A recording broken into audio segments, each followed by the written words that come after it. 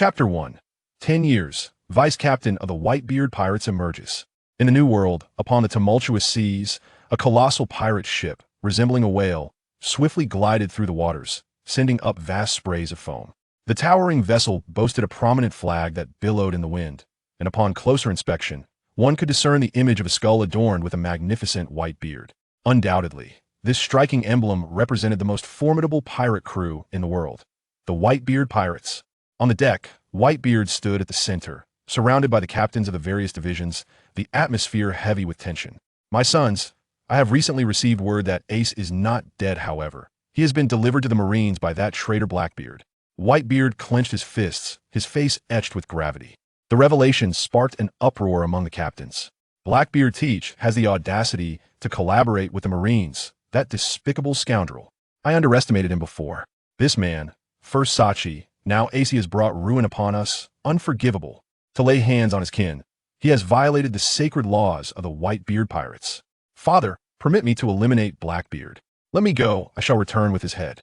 The captains displayed cold, determined expressions, vowing to eliminate the disgrace that was Teach. Yet Whitebeard unexpectedly shook his head. Tightening his fists, it was his failure to prevent Ace from seeking revenge on Blackbeard that had led to Ace's capture. Such a tragedy must not repeat itself. Overcome with emotion, Whitebeard began to cough violently. "Father, what ails you? Father, are you well?" The captains, witnessing the worsening condition of their leader, expressed their concern. "Cough, cough, cough. My sons, Blackbeard Teach is exceptionally adept at concealing himself, and is treacherous in nature. I cannot entrust this mission to any of you. Moreover, the crux of the matter lies in Ace's identity. Ace is the son of Pirate King Roger, and I am certain Sengoku will publicly execute Ace. A great war with the Marines is now inevitable. At such a time, we must avoid unnecessary complications." Whitebeard declared solemnly. Upon hearing his words, the captains fell into a contemplative silence. He was right. With Sachi gone and now Ace, the Whitebeard Pirates could scarcely endure the loss of another member, a cruelty too harsh for their father to bear. Particularly as Whitebeard's health continued to deteriorate, he could not withstand any further distress. Seeing the worry etched on the faces of the captains, Whitebeard forced a hearty laugh. "Kuahaha! Look at you all fretting. Fear not. I shall avenge Blackbeard Teach in due time. However, our primary focus must be directed towards the impending Great War. In the time leading up to the battle, I will seclude myself for healing and recuperation. Before my return, you must refrain from engaging in conflict with other factions. I shall appoint Vice Captain Wang Yu to oversee all matters aboard the ship. You must respect him as you would respect me." Whitebeard commanded. Upon hearing Whitebeard's words, the captains were taken aback. Vice Captain Wang Yu? They had heard their father mention this individual before, rumored to possess formidable combat abilities, yet they had never laid eyes upon Wang Yu. Some captains even suspected their father was jesting. Now, with the mention of Vice Captain Wang Yu, they realized that the Whitebeard Pirates truly had such a figure among them. The prospect of this enigmatic vice captain finally emerging stirred excitement among the captains. "Father, so everything you mentioned was indeed true. We must meet Vice Captain Wang Yu at once." "Indeed, I eagerly anticipate meeting him. He must be a venerable elder, akin to your age, with great wisdom. Such a person's presence is bound to astonish all. Perhaps he is a wielder of Conqueror's Haki." "Father, you mentioned he has been training in the Forbidden Zone for a decade. Has his strength now surpassed yours?" "Ha ha ha." Hearing the captain's exuberant chatter, Whitebeard grinned broadly, pointing towards a small boat approaching in the distance. "Do not rush, he shall arrive shortly. You will soon discover what manner of person he is." Whitebeard teased, intentionally keeping them in suspense. As the small boat drew near, Wang Yu's figure materialized before them. The captains, who had anticipated a venerable elder, were collectively taken aback. A youth of 16 or 17 years, tall and lean, donned flip-flops, his clothing and face smeared with dirt, a hoe slung over his shoulder, and a hammer in hand. He ambled casually, utterly devoid of any aura of a formidable warrior. Is the vice captain so young? And he appears rather weak. Not only does he look feeble, but his attire is peculiar. Could the hoe and hammer be weapons? Or does the vice captain have a penchant for environmental conservation? Meanwhile, Wang Yu began to scrutinize the crowd. Marco, Jozu, Vista's face was familiar, yet this was their first official meeting. Remarkably, it had already been 10 years since his arrival in this world. Naturally, he possessed a system, albeit an incomplete one. Upon his arrival, he had received a seedling and a hammer, the purposes of which were left to his imagination. The hammer was exceedingly hard, Yet even now, Wang Yu had not discerned its true utility. The seedling, once planted, had grown daily, bestowing him with minor increases in basic attributes, though the accumulation was minimal. Over the past decade of toiling in the fields and catching bugs, he had barely reached the level of a Yonko. As for why he had become the vice captain of the Whitebeard Pirates, it was because upon finding this uninhabited rear mountain after crossing into the territory of the Whitebeard Pirates, he had planted the seedling there and allowed it to grow in silence. One fateful day, Whitebeard, inebriated, had stumbled upon him in the rear mountain, and upon discovering Wang Yu, had insisted on recognizing him as a son. Ridiculous! For the sake of a traveler's dignity, Wang Yu resolutely refused to acknowledge him as a father. Thus began a scuffle between them, although Wang Yu was not particularly strong at the time. The hammer's hardness, combined with Whitebeard's drunken state, meant he did not exert his full strength. Wang Yu had managed to inflict a significant dent on Whitebeard's cloud-like mane. Impressed by Wang Yu's terrifying combat prowess, Whitebeard had promised him fine wine and meat daily, ensuring no one approached him, and thus Wang Yu agreed to serve as the vice captain, referring to Whitebeard as his brother.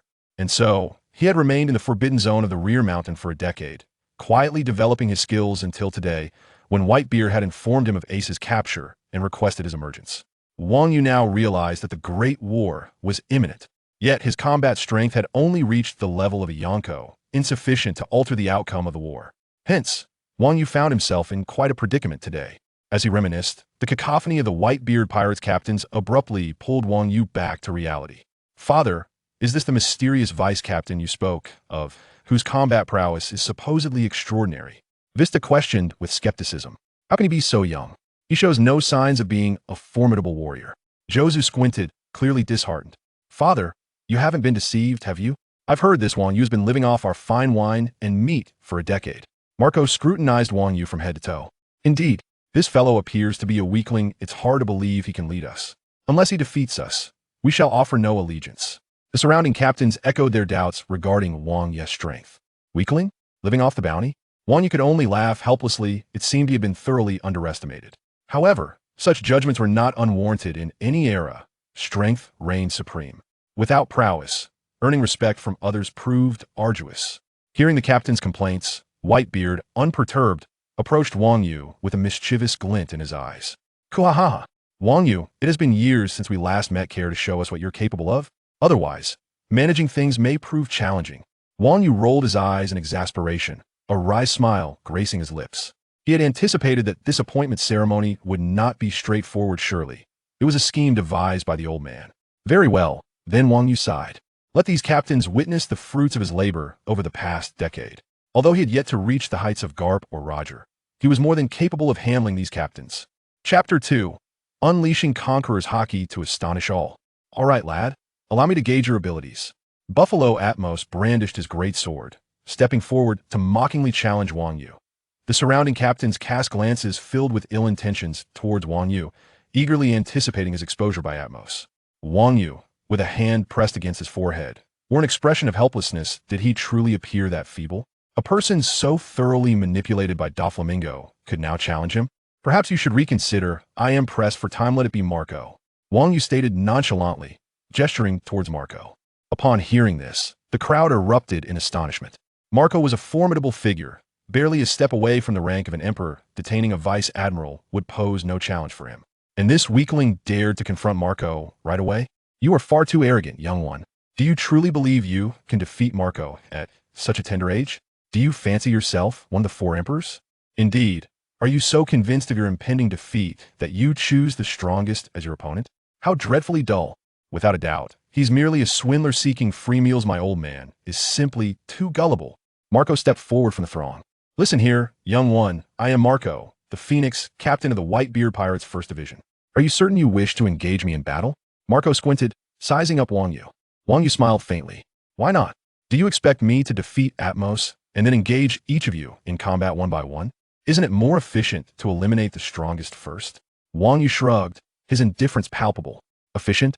Marco's lips twitched. How could he, the Phoenix, be associated with the term efficient? In that moment, he felt a profound sense of indignity.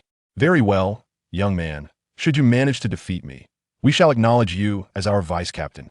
With that, a pair of wings wreathed in blue flames materialized behind Marco. Is he truly invoking the Phoenix flames? Marco is making quite the fuss over this. Izo remarked in disbelief. Let's place a wager on how long this brat can endure. Haha. Atmos flashed a knowing smile. I wager 1,000,000 berries that this kid won't last 2 seconds. Jozu exclaimed excitedly. Haha. You are far too generous, Jozu. I wager 2,000,000 berries that he will be defeated within 1 second. Marco will obliterate him in under a second, and I shall share the winnings with you. Haha. Vista chimed in, equally exhilarated. The surrounding captains, reveling in the spectacle, began to place their bets. Upon hearing the stakes, Wang Yu felt a surge of enthusiasm. I shall wager 1,000,000 berries, as well should Marco lose. All your money will belong to me. Sound fair? Wang Yu's lips curled upwards as he spoke confidently. At his words, the captains exchanged peculiar glances, but after a brief pause, they accepted the wager. Bluffing. Very well, we accept the wager. Marco, it's up to you, no annihilate him. The captains urged excitedly. Marco's eyes brimmed with disdain. Arrogant little brat. Old man, keep an eye out and ensure I don't accidentally kill him. Though Wang Yu was a trickster, he was not deserving of death. Marco had no intention of killing him. Kuha! Marco, unleash your full strength in this battle. Whitebeard said, his eyes narrowed in a broad grin. With Whitebeard's assurance, Marco felt unencumbered. All right, young one, today is your unfortunate day. Under the gaze of all present, Marco suddenly struck, his massive fiery wings flaring into motion. In the next instant, Marco's form shot forth like an arrow, slicing through the air towards Wang Yu with terrifying speed. The sheer velocity seemed to tear through space itself, producing an eerie sonic boom in the atmosphere. How swift! The captains gasped in astonishment. The speed was so overwhelming that it was nearly imperceptible to the naked eye. One had to rely on observation hockey to catch a glimpse of Marco's position. This is splendid. I am bound to win a fortune. Marco will undoubtedly defeat Wang Yu in under a second. Vista declared, his excitement palpable. In the blink of an eye, Marco arrived before Wang Yu, his phoenix claw raised high, preparing to strike. Faced with Marco's lightning-fast attack, Wang Yu exhibited not a trace of panic. He merely narrowed his eyes slightly, fully aware of the trajectory of every movement. A thick layer of black armament hockey rapidly coalesced around Wang Yu's arm, resembling a robust suit of armor, casting an eerie black sheen in the sunlight. With a mere lift of his hand, he intercepted Marco's kick. In the next moment, their fists and feet collided. Boom! The violent clash erupted with a thunderous roar. The shockwaves generated by their terrifying powers radiated outward, akin to a tempest, causing the massive ship to sway perilously. The surrounding captains were left utterly dumbfounded. Goodness, he blocked it. Marco's powerful strike was thwarted. I must be mistaken. Vista, who had been mocking moments before, now wore a bewildered expression. This is the clash of top-tier flowing cherry armament hockey. This kid has actually mastered flowing cherry. Izo exclaimed, his eyes widening in disbelief. Could it be that what the old man said was true? He truly is a master? Jozu pondered, his expression rife with skepticism. Marco, too, was rendered speechless, his face a mask of astonishment. He never anticipated that this young lad would defy expectations. Amidst the astonishment, Wang Yu moved once more, unleashing his terrifying conqueror's hockey to its fullest extent. The previously stable Moby Dick quaked once more as conqueror's hockey swept through the surroundings. The captains of the Whitebeard Pirates, having followed Whitebeard for so many years, were well aware of the existence of conqueror's hockey. Upon sensing Wang Yu's conqueror's hockey, they were left in utter shock. Conqueror's hockey, said to appear once in 100,000 people, is manifesting from this seemingly weakling? Incredible. This mere boy in his teens possesses conqueror's hockey? What's more, his conqueror's hockey is remarkably potent. Even I, Atmos, feel a slight dizziness. As Marco sensed the overwhelming conqueror's hockey emanating from Wang Yu, he was astounded and hastily flapped his wings, preparing to flee. Yet Wang Yu would not allow him to escape so easily. The terrifying conqueror's hockey began to coil around Wang Yu's fist, visible to all present. The intangible conqueror's hockey materialized, and through observation hockey, one could perceive the dense conqueror's hockey transforming into swirling wooden dragons encircling Wang Yu's fist. Marco stood frozen, completely dumbfounded. Was this not the very technique of conqueror hockey that only the old man could wield? This was the pinnacle of conqueror's hockey manipulation, a hallmark of a top-tier warrior's offensive technique. A mere youth of 16 or 17 possessed such formidable power. Were it not witnessed firsthand, who would believe it? With a thunderous crash, a fist struck out, causing the very fabric of space to tremble and warp. Even the deck beneath Wang Yu's feet fractured under the terrifying pressure of that blow. Marco, Invoking the full extent of his phoenix flames, instinctively crossed his arms before him in a defensive posture. Yet, even against such a dreadfully powerful strike, Marco was sent hurtling backward, akin to a kite severed from its string, careening across the deck and creating several large craters before finally coming to rest. Silence. An oppressive silence enveloped the atmosphere of the deck. The captains of the Whitebeard Pirates exchanged astonished glances, swallowing nervously, their expressions exaggerated, all rendered momentarily speechless. After a prolonged pause, Jozu's trembling voice broke the stillness. This is the Conqueror's Haki. A teenager, yet capable of wielding the Conqueror's Haki. Undoubtedly. A youthful emperor surpassing even Shanks has emerged. Jozu's lips quivered as he spoke. A monarch in their teens. This level of talent is almost unfathomable. Marco reflected, noting that while he could trace the origins of his father's strength, Wang Yu's innate abilities defied all logic. Vista swallowed hard. Envy etched across his face as he remarked, Chapter 3, Do you consider me Kaido's apprentice? As Marco staggered to his feet, he became aware of a slight sheen of cold sweat emerging on his forehead, a realization dawning upon him. Fortunately, he had summoned his phoenix flames at a critical moment, minimizing the damage he sustained. Otherwise, he might have truly found himself with broken ribs. I concede. Though I am confident I could delay you for a few more minutes with my phoenix flames, it is entirely unnecessary, no matter how long I prolong this. Victory remains out of reach, Marco sighed, raising his hand in resignation with a rueful smile. It is indeed the truth. Marco possesses a clear understanding of his own position, half a step from the royal level. Yet, it is this very half-step that renders him incapable of triumphing against those of royal caliber. His admission of defeat, while unexpected, was anticipated by the surrounding captains. The disparity in strength between Marco and Wang Yu was glaringly evident. They were comrades aboard the same ship, and thus, there was no necessity to continue the conflict. In the face of a royal contender like Wang Yu, conceding was, without a doubt, a sagacious choice. Haha. Now, can you all acknowledge Wang Yu's prowess? Whitebeard's hearty laughter echoed throughout the Moby Dick. The captains, now realizing the gravity of the situation, touched their foreheads in an apologetic manner towards Wang Yu. Well, we apologize. You are more than qualified to be our vice-captain. It seems we were overly suspicious. Alas. Your aura of strength is so formidable that our observation Haki couldn't even detect it. Your skill in concealing your presence is truly remarkable. Wang Yu, however, remained unfazed by their sentiments, understanding the forthright nature of these captains, who preferred to express their doubts directly rather than beat around the bush. He found their honesty rather endearing. It's nothing, Wang Yu replied nonchalantly. Yet, a moment later, a smile graced his face as he shifted the conversation. However, you all owe me quite a sum of money now, haha. I shall graciously accept it. Wang Yu cheerfully remarked, for money is a constant in any world. And he had no intention of shunning it. He bent down to collect the wagered berries scattered on the ground, only to be halted by a strong grip. Haha. Wang Yu, you cannot take this money. The damage caused during your battle with Marco necessitates its confiscation. Whitebeard proclaimed with a hearty laugh. Wang Yu's mouth twitched in response. This old man was obstructing his financial gains. After the laughter subsided, the surrounding captains began to speak. Vice Captain Wang Yu, how is it that you possess such formidable combat strength at such a young age? Do you have some secret method? Indeed, Vice Captain Wang Yu. You must possess some extraordinary technique. Could you possibly share it with us? Even if you cannot impart your secrets, any guidance to enhance our combat abilities would be immensely appreciated. Clearly, they believed that Wang Yu's exceptional combat prowess stemmed from not only innate talent, but also some unique methodology. They had previously sought Whitebeard's counsel for improving their strength. But while he was well-versed in sharing his drinking experiences, teaching his crew to enhance their combat skills was an entirely different matter. Today, upon witnessing Wang Yu's capabilities, they realized a new beacon of hope had emerged. Amidst a multitude of inquiries, Wang Yu found himself utterly perplexed, casting a desperate glance towards the old man with the white beard. Yet, little did he anticipate that this old coot would not only refrain from offering assistance but would exacerbate the situation. Ha ha ha. It appears that today's introduction ceremony for the vice-captain is quite amicable. You must earnestly seek guidance from Vice-Captain Wang Yu, for this lad excels in imparting knowledge.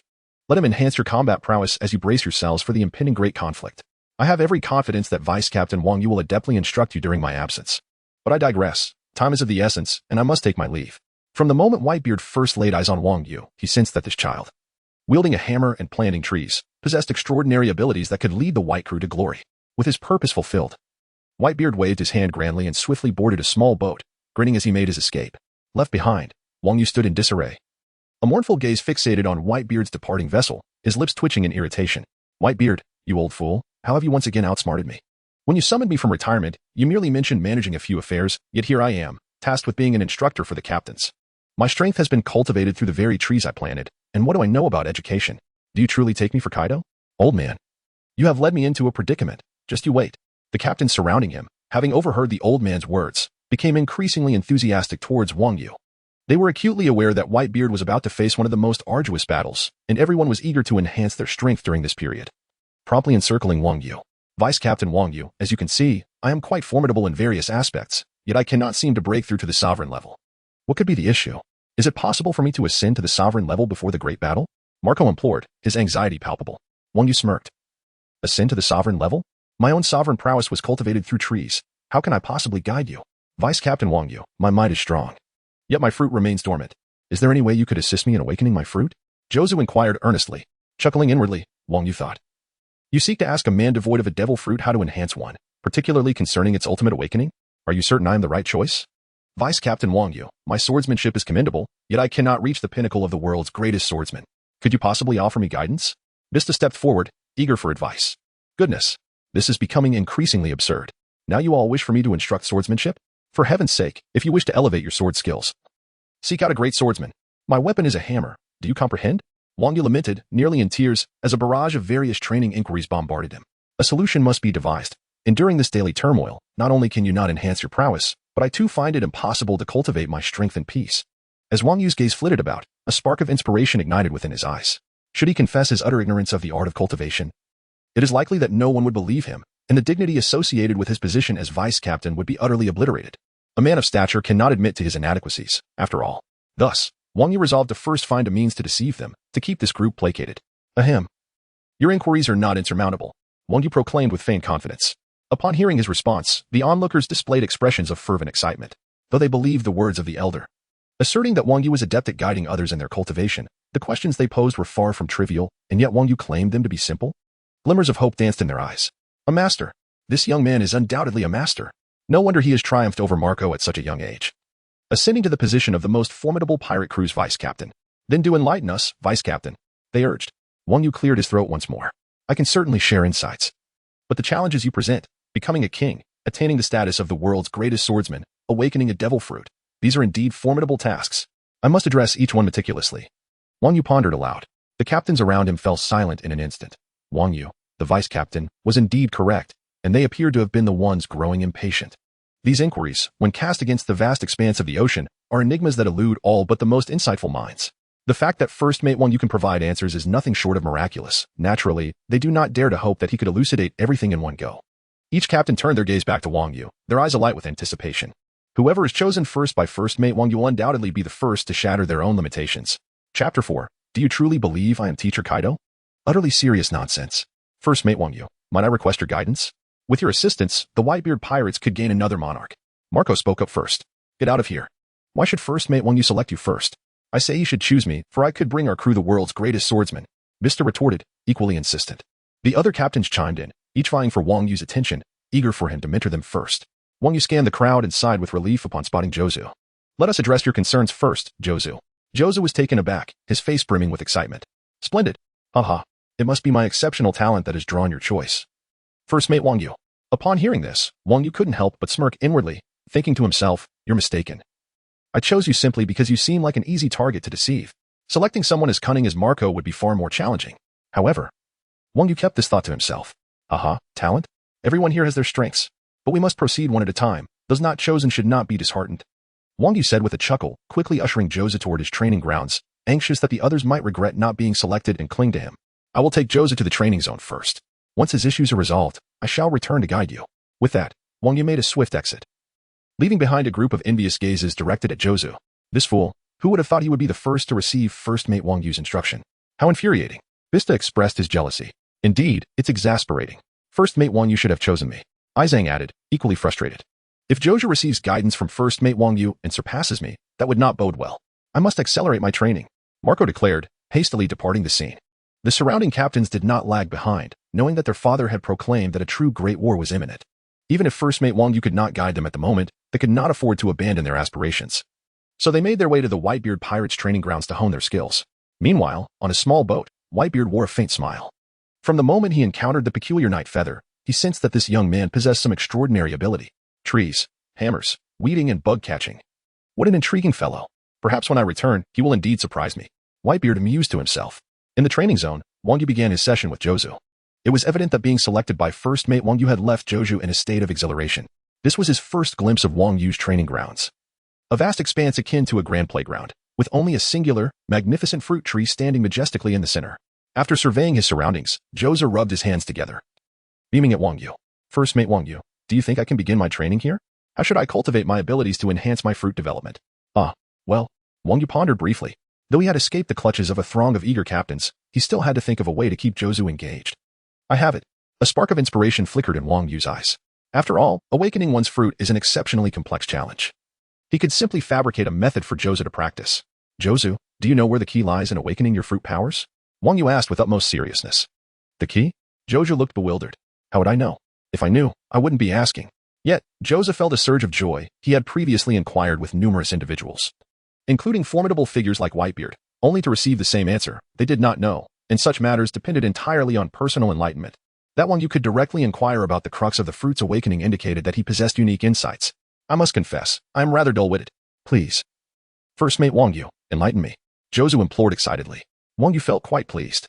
Since Jozu was unaware of the key, it would be easier to lead him astray. Listen closely, Jozu. Wang Yu's expression turned serious. Jozu, in turn, straightened up, adopting the earnest demeanor of a student listening attentively. From my years of experience, if one wishes to enhance their fruit development capabilities, one must improve their physical strength, consistently pushing their limits to facilitate the fruit's growth. Wang Yu proclaimed earnestly. Jozu stood speechless, utterly astonished by this revelation. Observing Jozu's reaction, Wang Yu felt a twinge of doubt. Had he been a bit too casual in his assertions? The realm of physical prowess and the development of abilities are entirely distinct matters. Although Jozu may appear somewhat simple-minded, he is by no means a fool. Could it be that his true intentions might be revealed? To his astonishment, at that very moment, Jozu's eyes brimmed with tears of excitement. Captain Wang Yu, I have attained enlightenment. I have finally grasped the truth.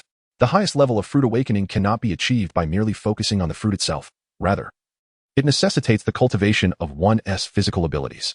He reflected on the formidable figures who had awakened their fruits. Each one possessed an inherent strength that was undeniably impressive. Only with a robust physique can one's mental fortitude flourish, thus transcending the limitations imposed by the fruit and reaching the pinnacle of awakening. The path is astonishingly simple. Yet I failed to realize it. Jozu exclaimed, striking his own head in fervor. Wang Yu stood momentarily stunned, never anticipating that a casual remark of his could resonate with such profound logic. He pondered whether his accidental insight had genuinely struck a chord or if Jozu's intellect was simply a source of concern. Nevertheless, such musings were of little consequence. What mattered was that he had successfully distracted Jozu, granting him respite from interruptions for the next few days. He could now indulge in much-needed rest and attend to his gardening, relishing the return to a tranquil life. So, Jozu, why don't you take a jog around the courtyard until you reach your physical limits? I shall take my afternoon nap now and return to my dormitory for some rest. With that, Wang Yu departed for his much-deserved slumber. As Jozu watched the captain's retreating figure, it bore the grandeur of a mighty mountain. He bowed deeply, acknowledging the greatness of Wang Yu, the vice-captain, truly a remarkable individual.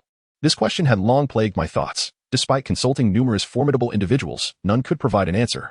Yet, merely with a glance, Vice-Captain Wang Yu revealed the crux of the matter to me. No wonder, at the tender age of 16, he has attained the terrifying combat prowess of a 4-emperor-level warrior, becoming an extraordinary being. With such a hidden master as Wang Yu by their side, I, Jozu, firmly believe that our Whitebeard Pirates will assuredly claim ultimate victory in the forthcoming Great War. Without further ado, Jozu began to run energetically in the courtyard. Although he appeared somewhat cumbersome, his immense strength allowed him to sprint with the swiftness of lightning, maintaining this pace for an entire hour. Eventually, Jozu reached the limits of his endurance, panting heavily before collapsing to the ground. Gasping for breath, he thought, this must be the threshold of physical exertion. It truly is quite uncomfortable. At that moment, Jozu felt a parching thirst and, upon glancing upwards, noticed a colossal fruit tree towering above him. I'm feeling quite thirsty. Perhaps I should sample one of the fruits. Vice-Captain Wang Yu would surely not begrudge me this. Chapter 5, System Upgrade, Master Blacksmith. With this thought, Jozu plucked a peculiar fruit from the tree, resembling a stone in appearance. Nevertheless, he paid it little mind and promptly bit into it, chewing eagerly. Vice-Captain Wang Yu, such a remarkable figure, has rather subpar provisions. This fruit is exceptionally tough. Soon after, a wondrous force began to flow through Jozu's body, and the fatigue that had previously enveloped him vanished in an instant. Although the fruit was somewhat hard on the teeth, it certainly replenished his energy significantly. Jozu couldn't help but marvel. Meanwhile, in another part of the vicinity, the drowsy Yu was roused by a mysterious voice resonating in his mind. Ding.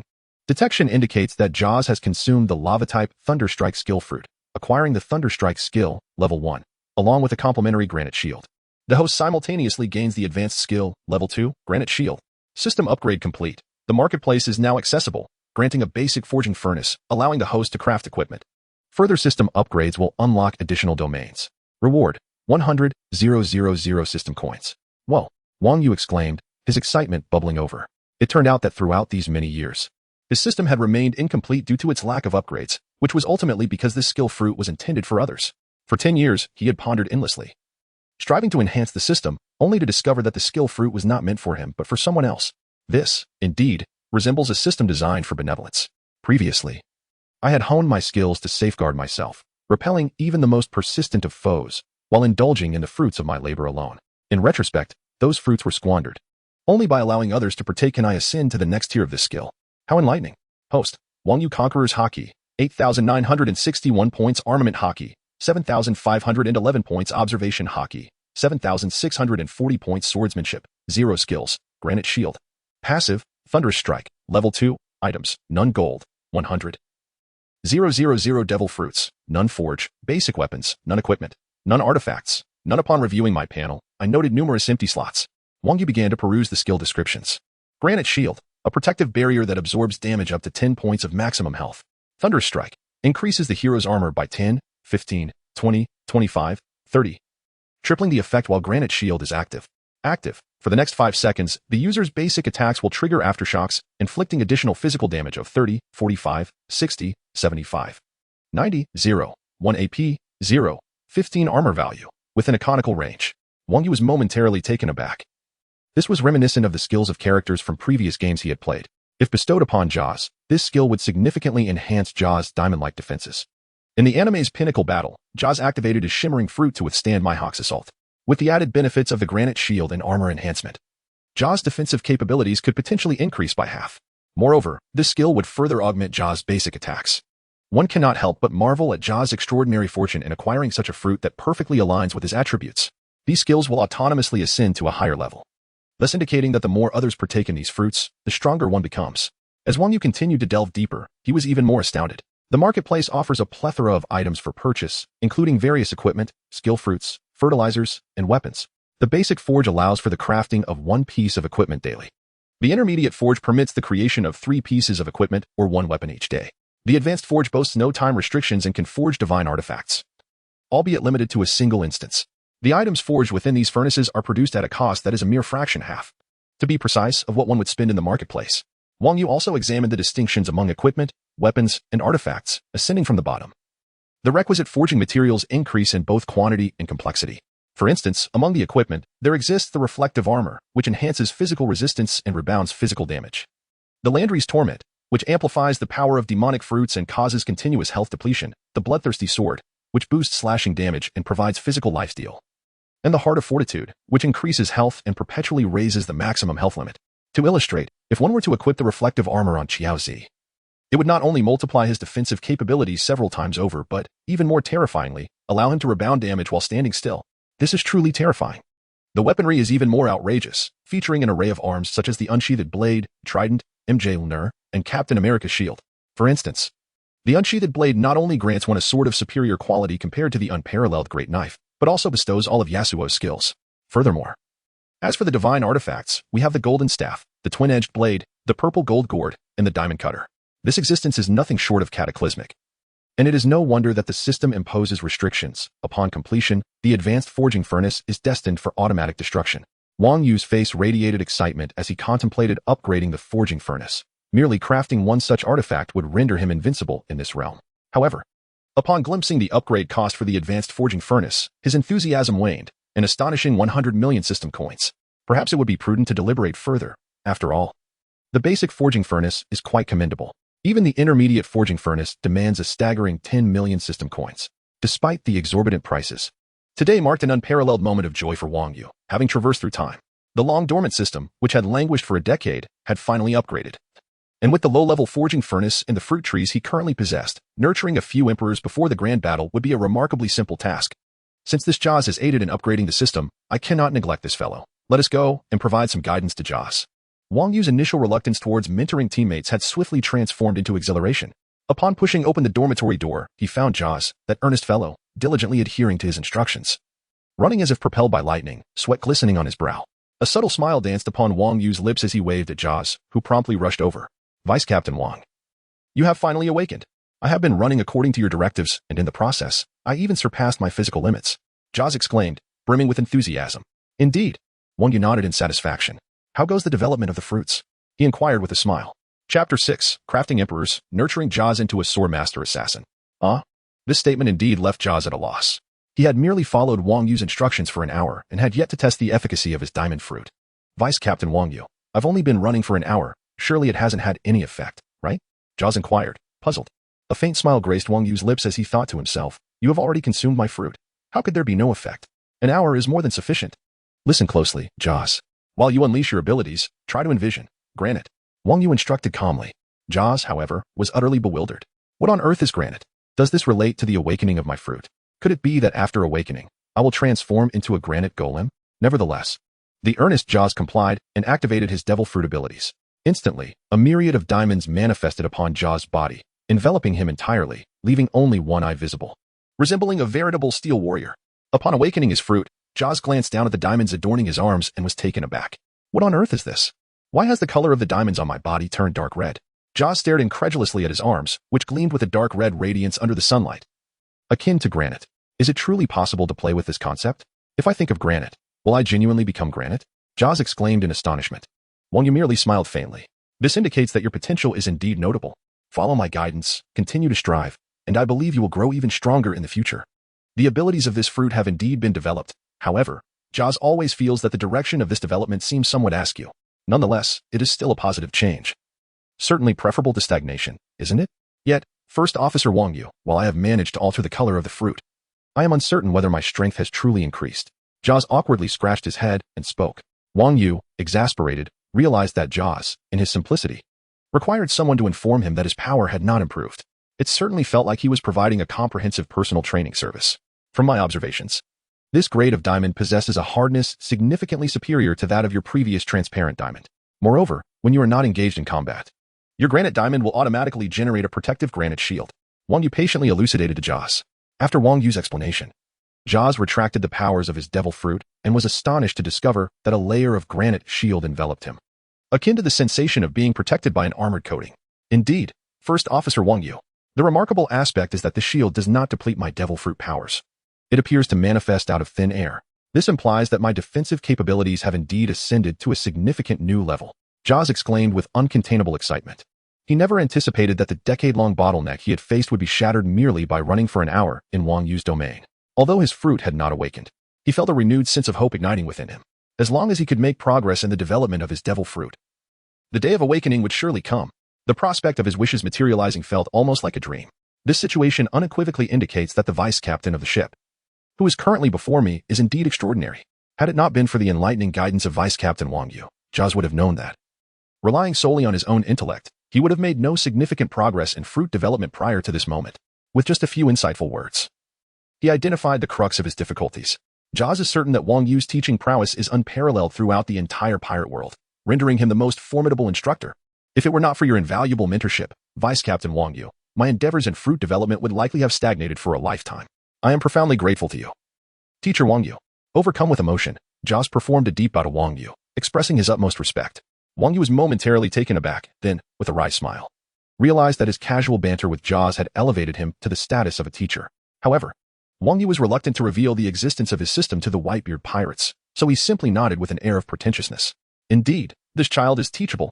While I may have guided you, it is your own diligence, Joz, that has played an equal part in this achievement. Wang Yu remarked with a calm demeanor.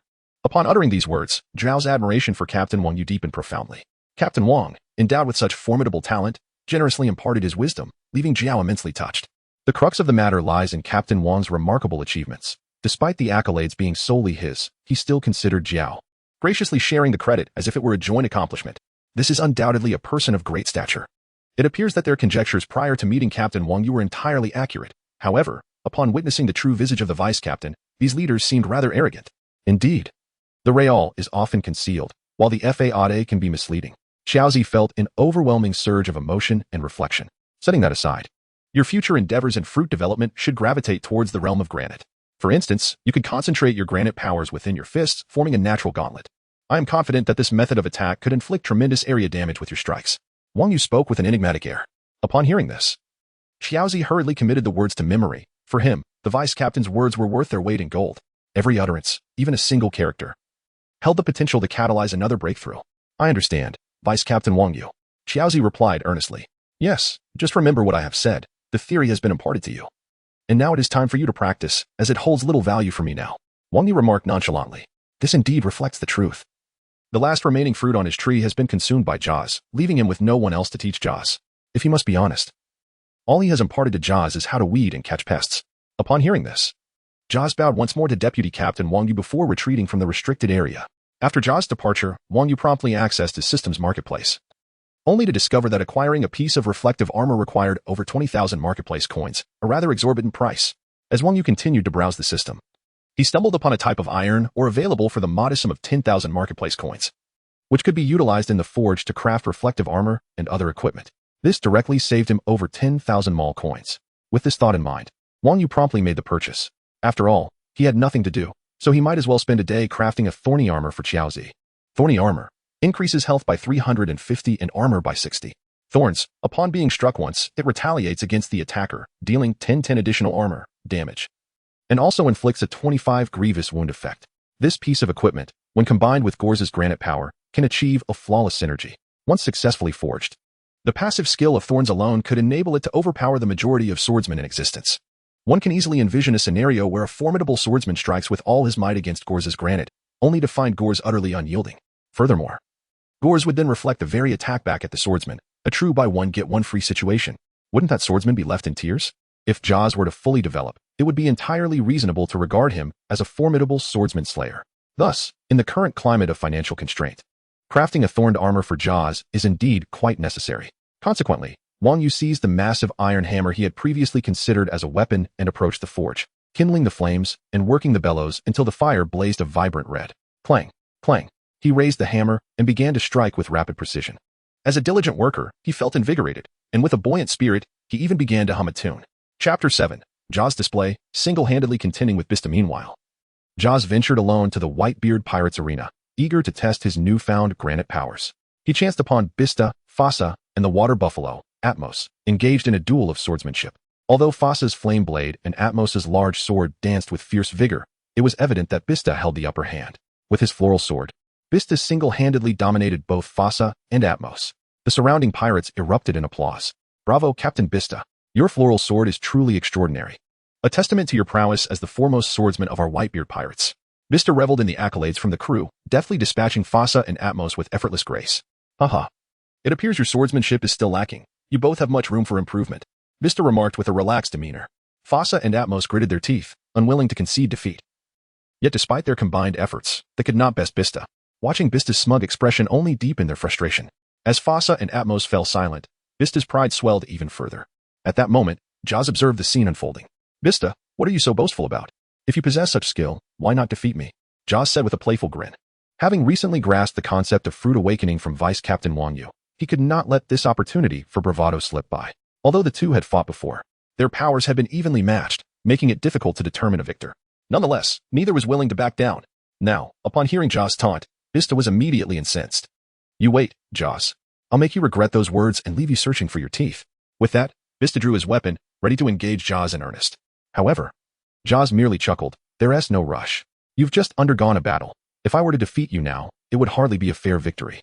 Rest for half an hour, regain your strength, and then I shall show you what I can do. Joz declared confidently, exuding an air of assured triumph. Vista's anger intensified. He perceived Joz's words as a slight. Yet no matter how Vista protested, Joz remained steadfast in his refusal to fight at that moment. After all, having a chance to best Vista was a rare opportunity, and being accused of an unfair victory would be a tremendous loss for him. Thus, half an hour passed before Joz finally agreed to the duel. You think highly of yourself, Joz, to require me to rest for half an hour. Just you wait. We will settle this once and for all. As soon as the time was up, Vista leaped onto the dueling stage, urging Joz to engage. However, Joz remained unfazed, flashing a grin. Ah, Vista, you possess a rather misguided confidence in your abilities. Previously, I might have hesitated to claim victory over you, but do remember, I have undergone special training with Vice Captain Wang Yu today. Defeating you will be as easy as child's play, Joz proclaimed, brimming with pride. Vista was aware of this, yet, considering that Joz had spent less than half a day with Captain Wang Yu, it was simply inconceivable for Vista to believe that Joz could achieve significant progress in such a brief span of time. Joz, while it's true that Vice Captain Wang Yu possesses considerable skills, I refuse to believe he could teach you enough in just half a day to defeat me. Given your lack of talent, I doubt you could even manage to frustrate Vice Captain Wang Yu. Vista jested at Joz. Upon hearing this, Joz was immediately incensed. Vista, do you still look down on others? Today, I shall show you whether Vice Captain Wang Yu is capable of imparting knowledge to me. With that, Joz swiftly retrieved a pre-prepared rope from his waist and handed it to Atmos and the others beside him. Find my right arm, and I shall defeat Vista with just one hand, Joz declared resolutely. At the side, Atmos and Fasa were both taken aback.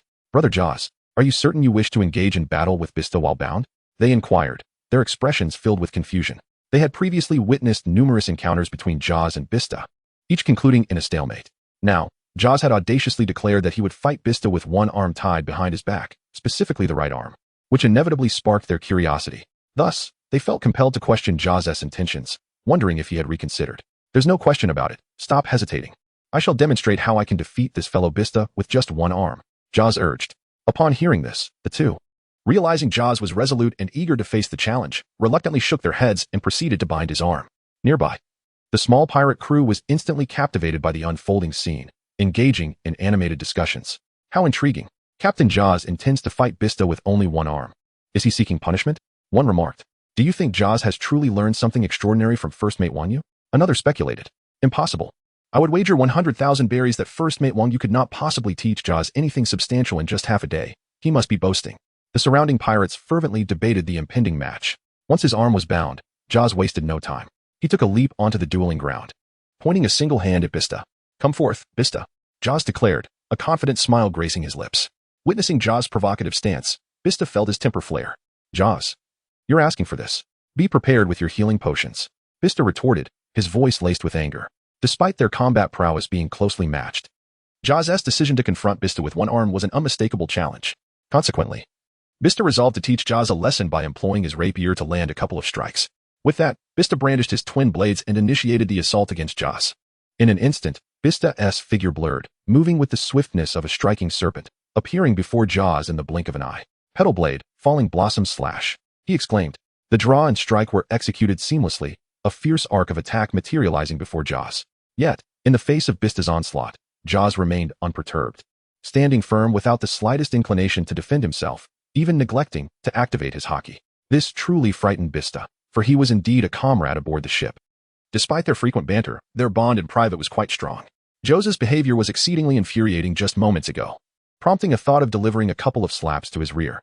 However, I never intended to inflict serious harm upon him. As the strike approached Jozu, he remained utterly motionless, which only heightened Vista's urgency.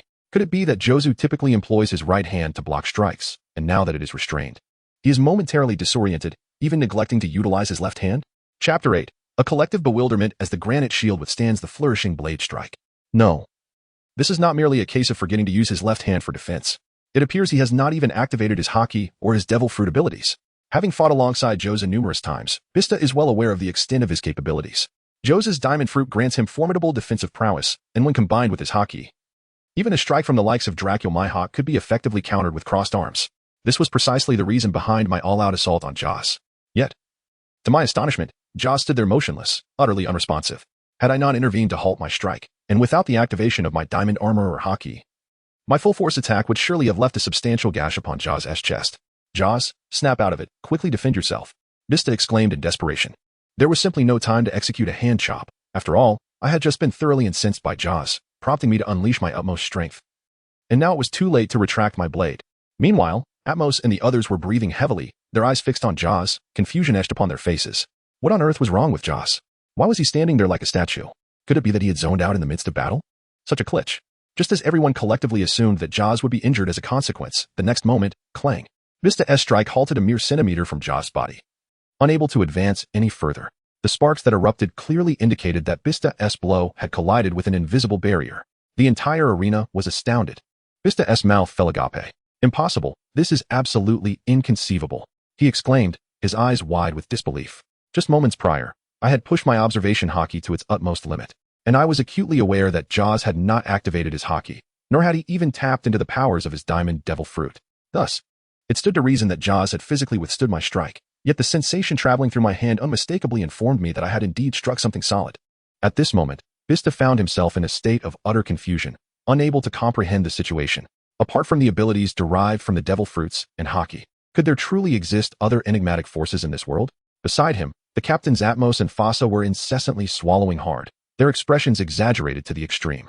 From their perspective, Jozu had withstood Vista's attacks solely with his body, thus rendering them even more astounded than Vista himself. How could this be? Jozu remained immobile, not even utilizing haki. Yet he blocked the blow with sheer flesh? The water buffalo, Atmos, widened his eyes in disbelief. However, I distinctly witnessed sparks flying from the collision. How could it have been mere flesh? Has Jozu cultivated an indomitable physique? Fasa's face was a mixture of astonishment and suspicion. The surrounding pirate subordinates were equally dumbfounded, rendered motionless in a state of stupefaction. If even the captains were at a loss, it was only natural that they would be even more perplexed. The pirate who had wagered 100,000 berries on Jozu's defeat now bore an expression of utter strangeness. A strong premonition stirring within him that he was about to lose that sum. On the battlefield, sensing the peculiar reactions of those around him, Jozu erupted into exuberant laughter. Ha ha ha, Vice Captain Wang Yu, you truly do not deceive me. This granite shield is indeed quite effective. Vista, let us continue. Jozu proclaimed with enthusiasm. Vista momentarily found himself in a state of bewilderment. What on earth is this? A granite shield? However, before Vista could fully comprehend the nature of this granite shield, Jozu once again unveiled his newfound abilities. Before him, Jozu activated the powers of his devil fruit, and a layer of deep crimson armor materialized, enveloping his entire form. This armor, shimmering under the sunlight, radiated a dark red glow, exuding an aura of impenetrable strength. The pirates, who had just recovered from the shock of Jozu's mysterious shield, redirected their attention to Jozu's figure once more. Could it be? What is happening now? Has Captain Jozu truly awakened his devil fruit powers under the rigorous training of Vice Captain Wang Yu? It hardly seems so. If he had awakened, the objects he touched would also transform into diamonds. Based on the current circumstances, it appeared that Jozu's abilities had mutated. Mutated? A wave of astonishment and skepticism swept through the onlookers. Meanwhile, in the duel arena, after completing his transformation, Jozu flashed a smile at the dazed Vista. Ha ha ha, brother Vista. The battle commences now, Jozu proclaimed with excitement. Vista's lips twitched. So, the strike he had just delivered did not qualify as combat, did it? Without allowing Vista a moment to ponder, Jozu launched a powerful punch directly at him. Boom! Vista drew his twin blades, enveloping them in haki to assume a defensive stance. The force of Jozu's strike collided against Vista's blades, sending him staggering back 2 steps. Utilizing the momentum from Jozu's assault, Vista firmly planted his feet and soared into the air once more. His agile figure danced across the sky, and the sword in his hand gleamed brilliantly under the sunlight. In the next instant, Vista's sword traced bizarre arcs through the air. The spectators, including Atmos, displayed expressions of astonishment. Vista was about to unleash his ultimate technique. Atmos exclaimed in shock. Was this the first time he had witnessed Vista resorting to such measures in the duel arena, compelled to this extent by Jozu? Fasa squinted his eyes and remarked. The other pirates were equally transfixed by the unfolding spectacle. It had been quite some time since the duel arena had witnessed such an exhilarating confrontation. Rose dance. You must be cautious, brother Jozu. Vista shouted from the sky. The slight upward curve of Vista's lips indicated his confidence in this technique. He even began to caution Jozu to be on guard. As he wielded his dual swords, an abundance of crimson rose petals cascaded from the heavens. If one were to regard these merely as beautiful petals, they would be gravely mistaken. This was the ultimate secret of the flower sword technique, concealing fearsome swordplay amidst the delicate petals, leaving the adversary ensnared beneath them with no avenue for escape. This is an extraordinarily sophisticated swordsmanship. In response to Vista's warning, Jozu did not take it to heart. Instead, he revealed a glimmer of excitement in his eyes. Simultaneously, a bold notion suddenly dawned upon Jozu. If he were to forego the use of haki and directly harness the power of his devil fruit, would he be capable of withstanding Vista's formidable attack in his current state?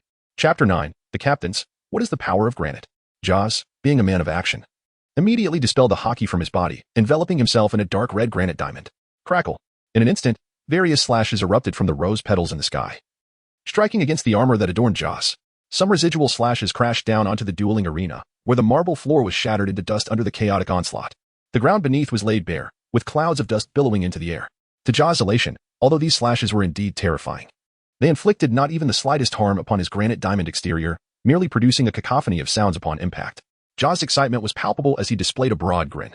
Ha ha ha, Vice Captain Wang Yu did not deceive me. My defensive capabilities have indeed been greatly enhanced. To withstand Vista's ultimate move without haki, does this imply that I could even defeat my hawk? Jozu exclaimed with fervor. Jozu's exuberance was palpable, while Vista in the sky felt utterly despondent. Naturally, Jozu's words reached Vista's ears, incensing him further. The most infuriating aspect for Vista was Jozu's audacity to face his most fearsome strike without haki. Was there anyone more contemptuous? His ultimate move was merely a test of Jaw's defenses, was it not? Vista berated himself for being foolish enough to warn Jaws about his attack, only to find that Jaws could effortlessly withstand it without haki. The thought made Vista's face burn with humiliation. He felt utterly embarrassed. The spectators, Atmos and Fasa, were equally incredulous. Is this the capability of Jaws after the mutation of his devil fruit? It's utterly terrifying.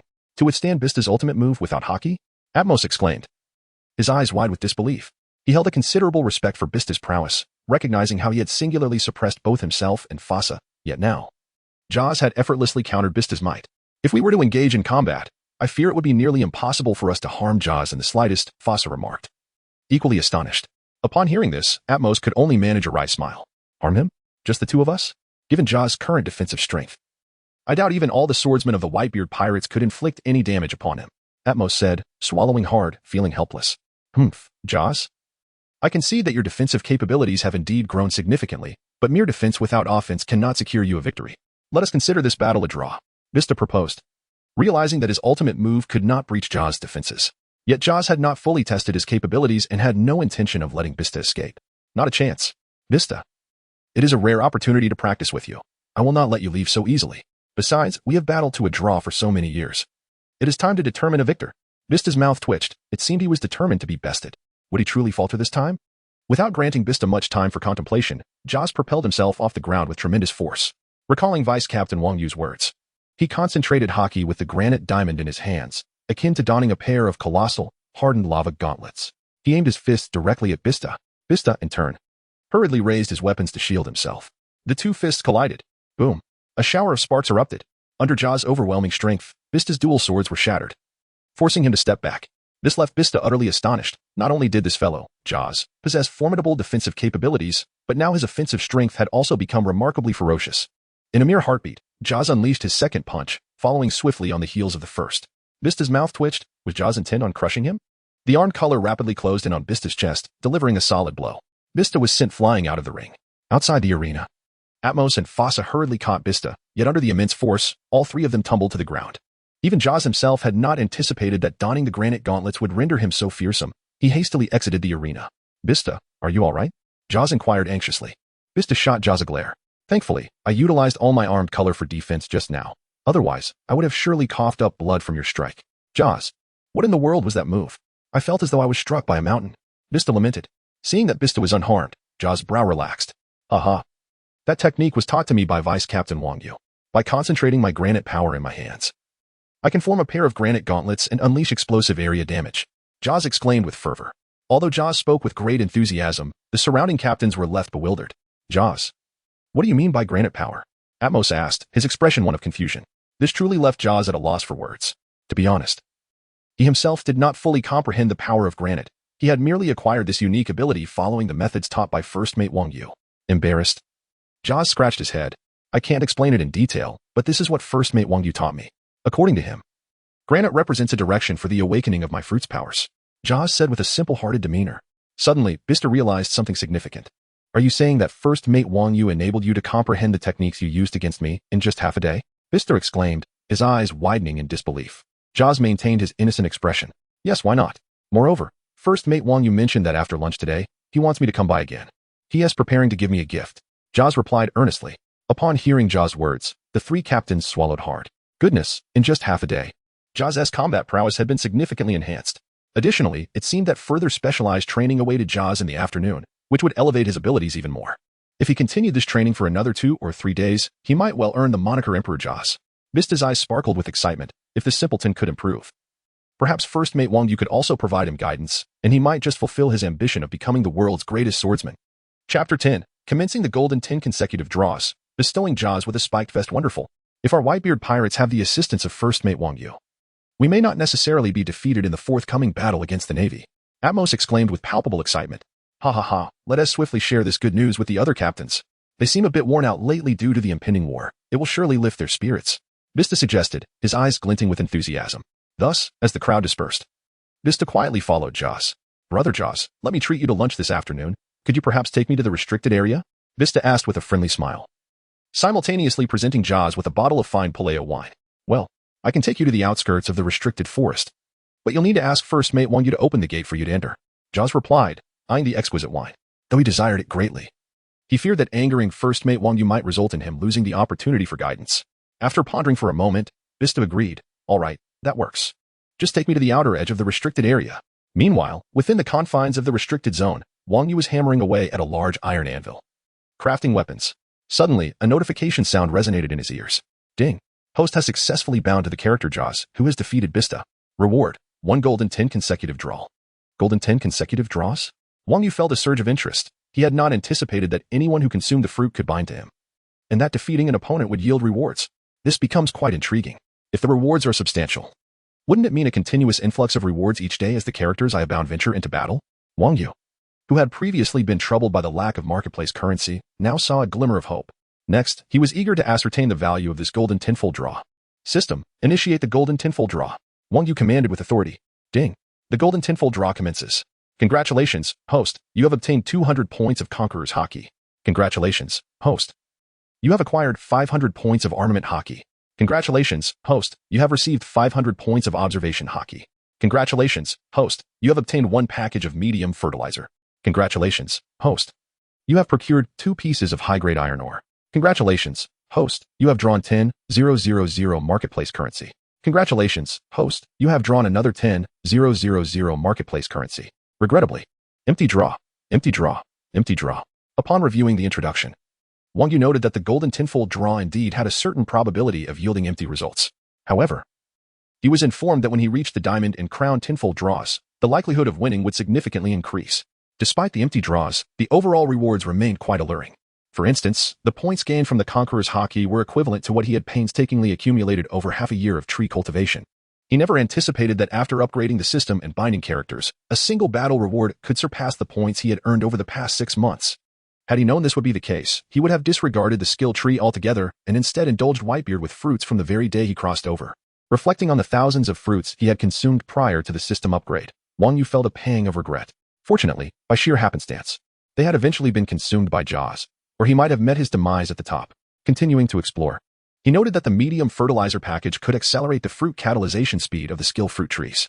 Such items were available in the marketplace, though 1 medium fertilizer package cost a steep 20,000 marketplace currency. Moreover, the high-grade iron ore was essential for crafting equipment and weapons, potentially saving him a significant sum in crafting expenses.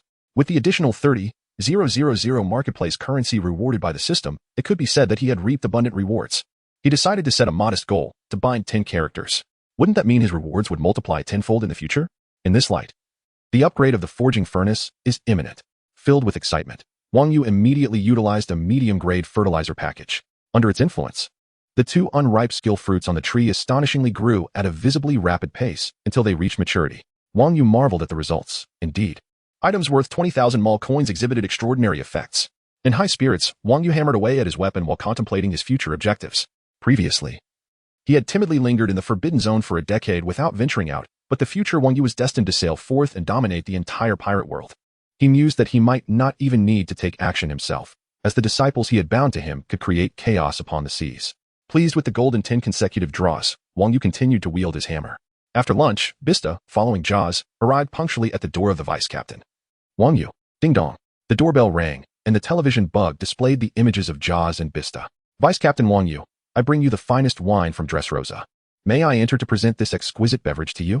Vista removed his hat and bowed deeply, speaking with utmost humility. In Vista's mind, individuals of Wang Yu's caliber generally preferred solitude, and he feared being unceremoniously dismissed. Furthermore, Wang Yu had previously indicated that he would provide guidance one at a time. Thus, Vista felt it might be somewhat impolite to intrude. In truth, Vista was overthinking the situation. The imparting of profound skills was merely a whimsical notion of Wang Yu's after consuming the fruit. Moreover, Wang Yu had initially requested solitude because he felt incapable of enhancing the captain's combat prowess.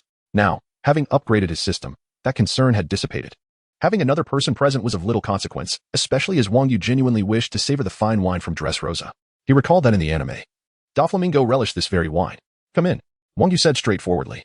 Vista was taken aback, astonished that someone of Wang Yu's stature could be so approachable. He promptly followed Jaws into the Forbidden Zone, where, like Jaws, Vista was filled with curiosity about everything inside. By the way, Jaws, I have prepared your gift, Wang Yu remarked casually. Upon hearing this, Jaws felt a surge of excitement. Really, Vice-Captain Wang Yu? That is wonderful. Although he was uncertain of the gift's nature, Jozu was confident it would pertain to enhancing combat strength and be remarkably effective. His face flushed with exhilaration.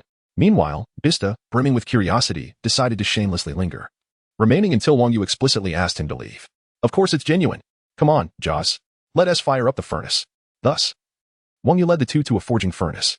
Although its exterior appeared quite rustic, the temperature around it surged by several degrees as they approached, indicating its extraordinary nature. After extinguishing the fire, Wang Yu extracted a vibrant red iron armor from within and doused it with cold water to restore its temperature to normal. This is the steel vest I forged for you. Put it on, Jozu, Wang Yu murmured. A steel vest? Adorned with spikes? You want me to wear this? Jozu stared at the spiked armor, incredulous. He had anticipated that the gift from Vice Captain Wang Yu would significantly enhance his combat prowess. However, he never imagined it would merely be a set of spiked steel armor. In this world, not to mention the formidable beings of the New World, even a small pirate with a bounty in the millions could easily destroy steel. The vest indeed feels somewhat superfluous, if one were to identify its sole purpose. It might well be its design, resembling a prickly hedgehog, which offers a mere scratch to the diamond-like physique during combat. Chapter 11. It's embarrassing if you can't even best the world's greatest swordsman. Beside him, Vista could barely suppress a chuckle upon witnessing this. Jozu, why are you still dawdling? Hurry and put it on. This is a special gift from Vice Captain Wang Yu, he exclaimed. Once you don it, you'll undoubtedly look incredibly impressive in battle, Vista said with a hint of schadenfreude. Jozu merely shot Vista a glare, but silently accepted the iron vest that Wang Yu had handed him. After all, it was a present from the Vice Captain, and he dared not show any discontent. Thus, Jozu forced a smile that was more pitiable than tears, holding the iron vest while his heart wept silently. Just as Jozu was enveloped in his gloom, something miraculous occurred. Upon contact, the iron vest automatically adorned Jozu's frame, and then it vanished, merging seamlessly with his body. What the?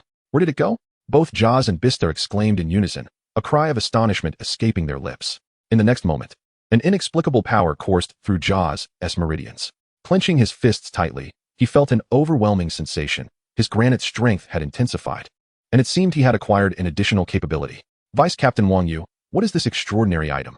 I feel my granite power surging, Jozu expressed, a mixture of confusion and excitement illuminating his face. Vista, too, was captivated, staring at the spot where the vest had vanished, his expression one of sheer disbelief.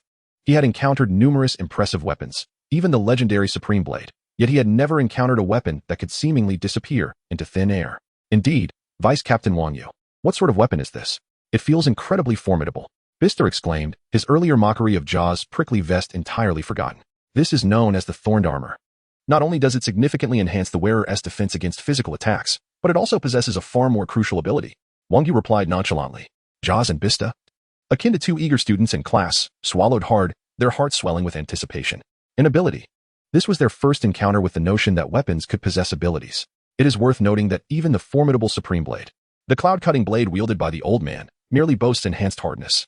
The ability in question causes any individual who strikes the wielder with a physical blow to suffer a retaliatory attack. Furthermore, this counterstrike inflicts wounds that are notoriously difficult to heal.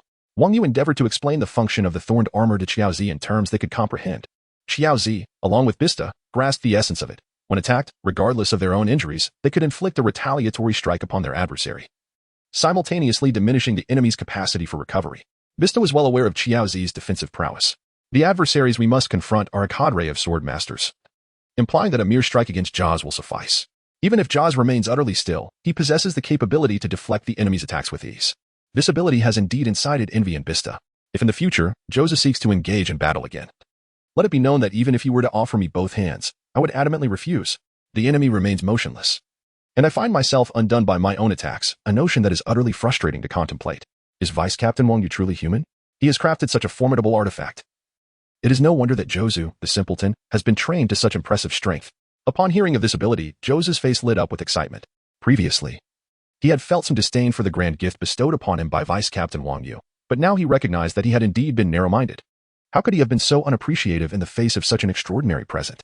Vice Captain Wang Yu, I am profoundly grateful. I had no idea you were a top-tier craftsman.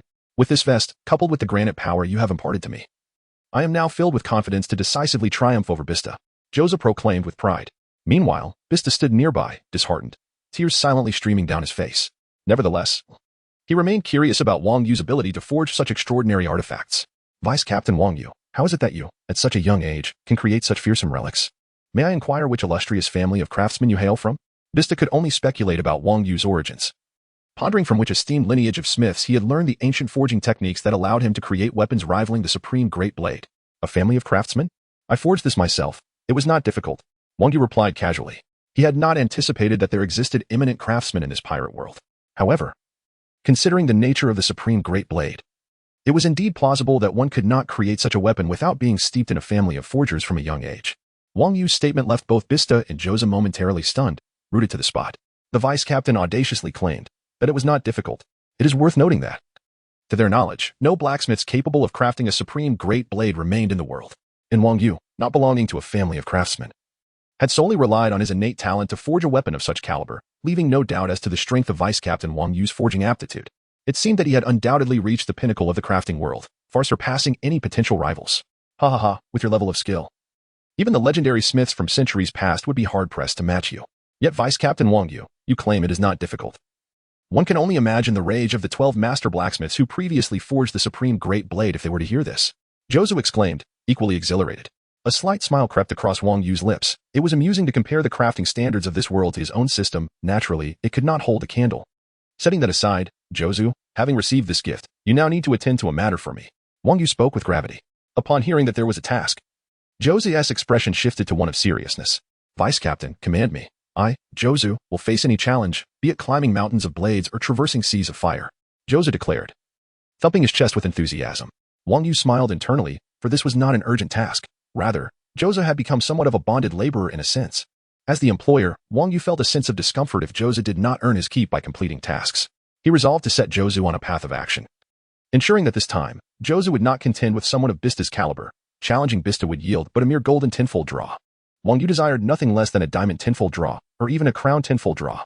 After much contemplation, he concluded that there was one man most suitable to serve as Jozu's experienced mentor. I have recently received intelligence that certain members of the 7 warlords wish to ally with the Navy against us. Go and teach that Mihawk a lesson. Then convey to him that should he dare assist the Navy against us, he shall not escape unscathed. Wang Yu said, a smile playing on his lips. Upon hearing those words, Vista's eyes widened in astonishment, his expression peculiar. The 7 warlords, Mihawk?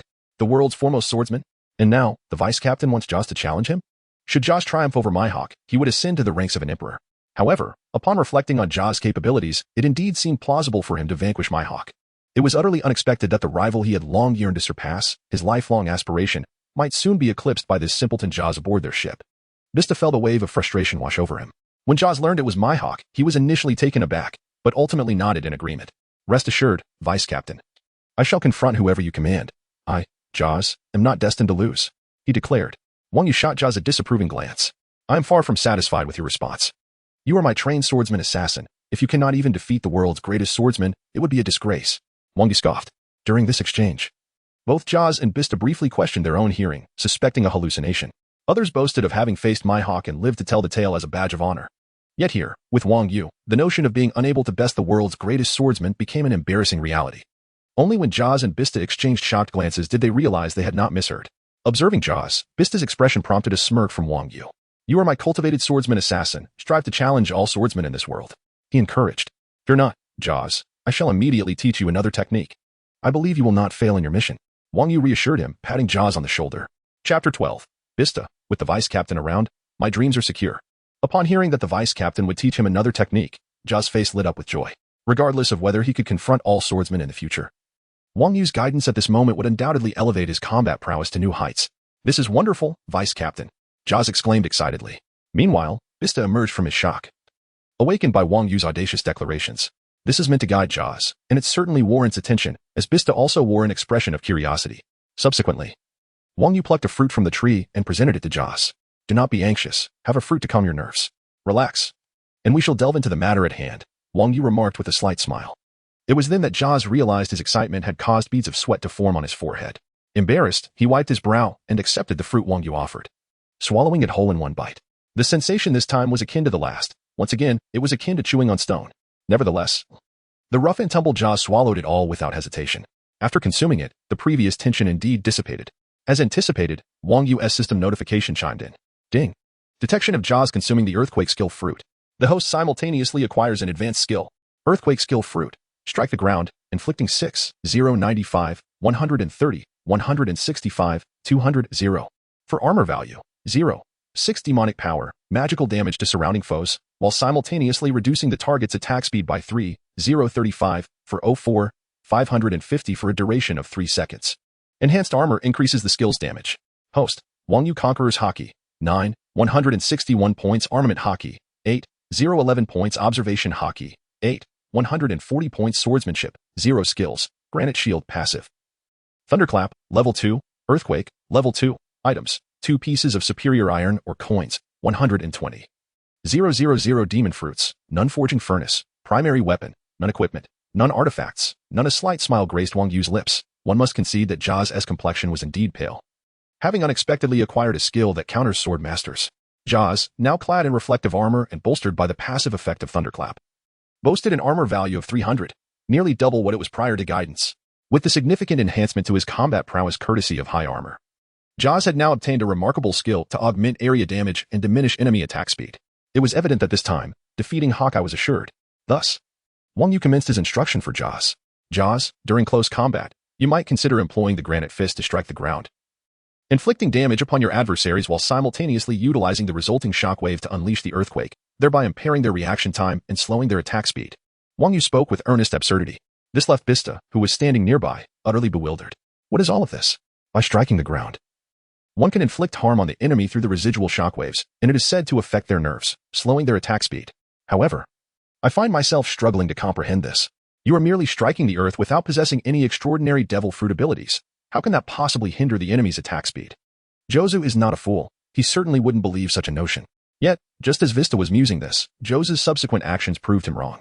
Jozu struck his own head vigorously, appearing to have an epiphany. So that's how it is. Deputy Captain Wang Yu, I understand now. I truly understand. Vista felt as if his worldview had shattered completely. Is this a joke, Jozu?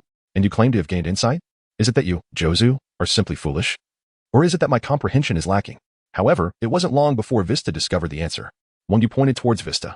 Before you engage in battle with my hawk, the world's greatest swordsman, you need to practice the earthquake technique I taught you. Why not use Vista as your test subject? Wang Yu said with a smile. Upon hearing this, Vista readily agreed. He was curious to see just when Jozu would manage to master such an unfounded technique. All right, Vista, will be your first test. Be careful now, my brother Vista. Jozu replied with a grin. In the next instant, as soon as he finished speaking, Jozu propelled himself forward with immense force, akin to an arrow released from a bow, rushing towards Vista with great speed.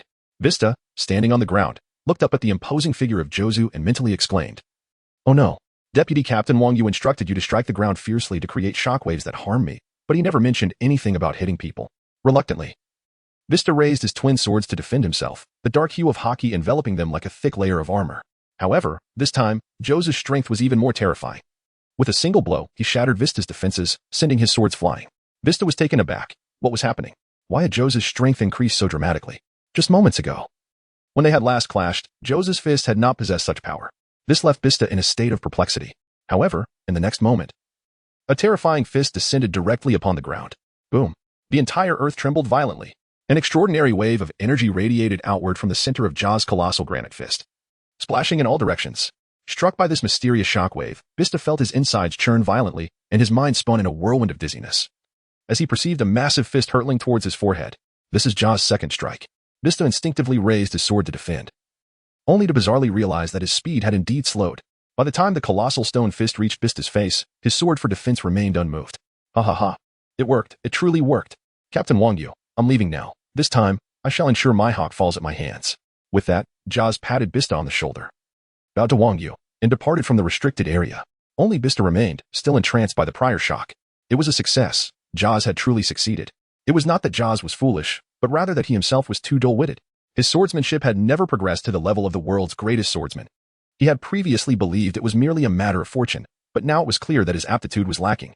Reflecting upon it now, he realized how foolish it was to have thought so highly of his own skills and talent. "Vista," Wang Yu called, noticing Vista lost in thought, and hurried to remind him. Just then, Vista snapped out of his daze and immediately bowed at 90 degrees towards Wang Yu. "Captain Wang Yu, now that Jozu is gone, please, guide me as well. I recently acquired a batch of fine wines in Dressrosa. I will cover your drinks in the future, and they shall undoubtedly be the finest in the world." Vista bowed his head humbly as he spoke. Although this was somewhat shameless, seizing the opportunity from his fellow brothers, he could not help it. His desire to become the world's greatest swordsman was too great. Without Captain Wang Yu, he knew he would not succeed. So he had to be unashamed. The sudden bow startled Wang Yu, but he did not mind taking on another pupil. The more laborers there were, the greater his rewards would be. Besides, there was still a fruit on the tree. Even if Vista refused, he would make him partake. All right, seeing your filial piety, I shall offer you some guidance. Wang Yu feigned mastery and nodded. Upon hearing Captain Wang Yu's promise, Vista was overjoyed. This was a man capable of effortlessly guiding Jozu to victory over himself, a man who could craft a supreme blade of unparalleled quality. Now, with the promise of guidance, there was no doubt that his combat prowess would soar to unimaginable heights. The position of the world's greatest swordsman, a lifelong dream, was finally within reach.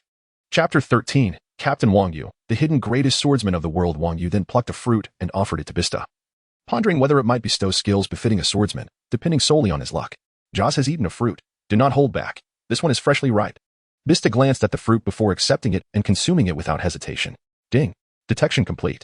Vista has consumed the Sword Soul category, acquiring the skill Errant Blade level 1. The host synchronously gains the advanced skill Errant Blade level 2. Rewards include the passive skill Path of the Hunter, Dual Spirits, which enables life from death. Additionally, the host receives 1,000 swordsmanship points. Gifted skill, Dual Spirits. When wielding dual blades, the user's every second attack inflicts 50 magic damage. Path of the Hunter, life from death. The user's critical hit rate is doubled, but critical damage is reduced by 10. Errant Blade, a forward strike causing 20, 40, 60, 80, 100, 105 AD physical damage. Upon hitting, Errant Blade accumulates a stackable effect. Upon reaching 2 stacks, it propels the hero forward with a whirlwind that stuns enemies for 0.75 seconds, inflicting 20, 40, 60, 80, 100, 100 AD physical damage. Host, Wang Yu Conqueror S Hockey, 9,161 points. Armament Hockey, 8,011 points. Observation Hockey, 8,140 points. Swordsmanship, 1,000 skills. Granite Shield passive. Thunderstrike, level 2. Earthquake, level 2.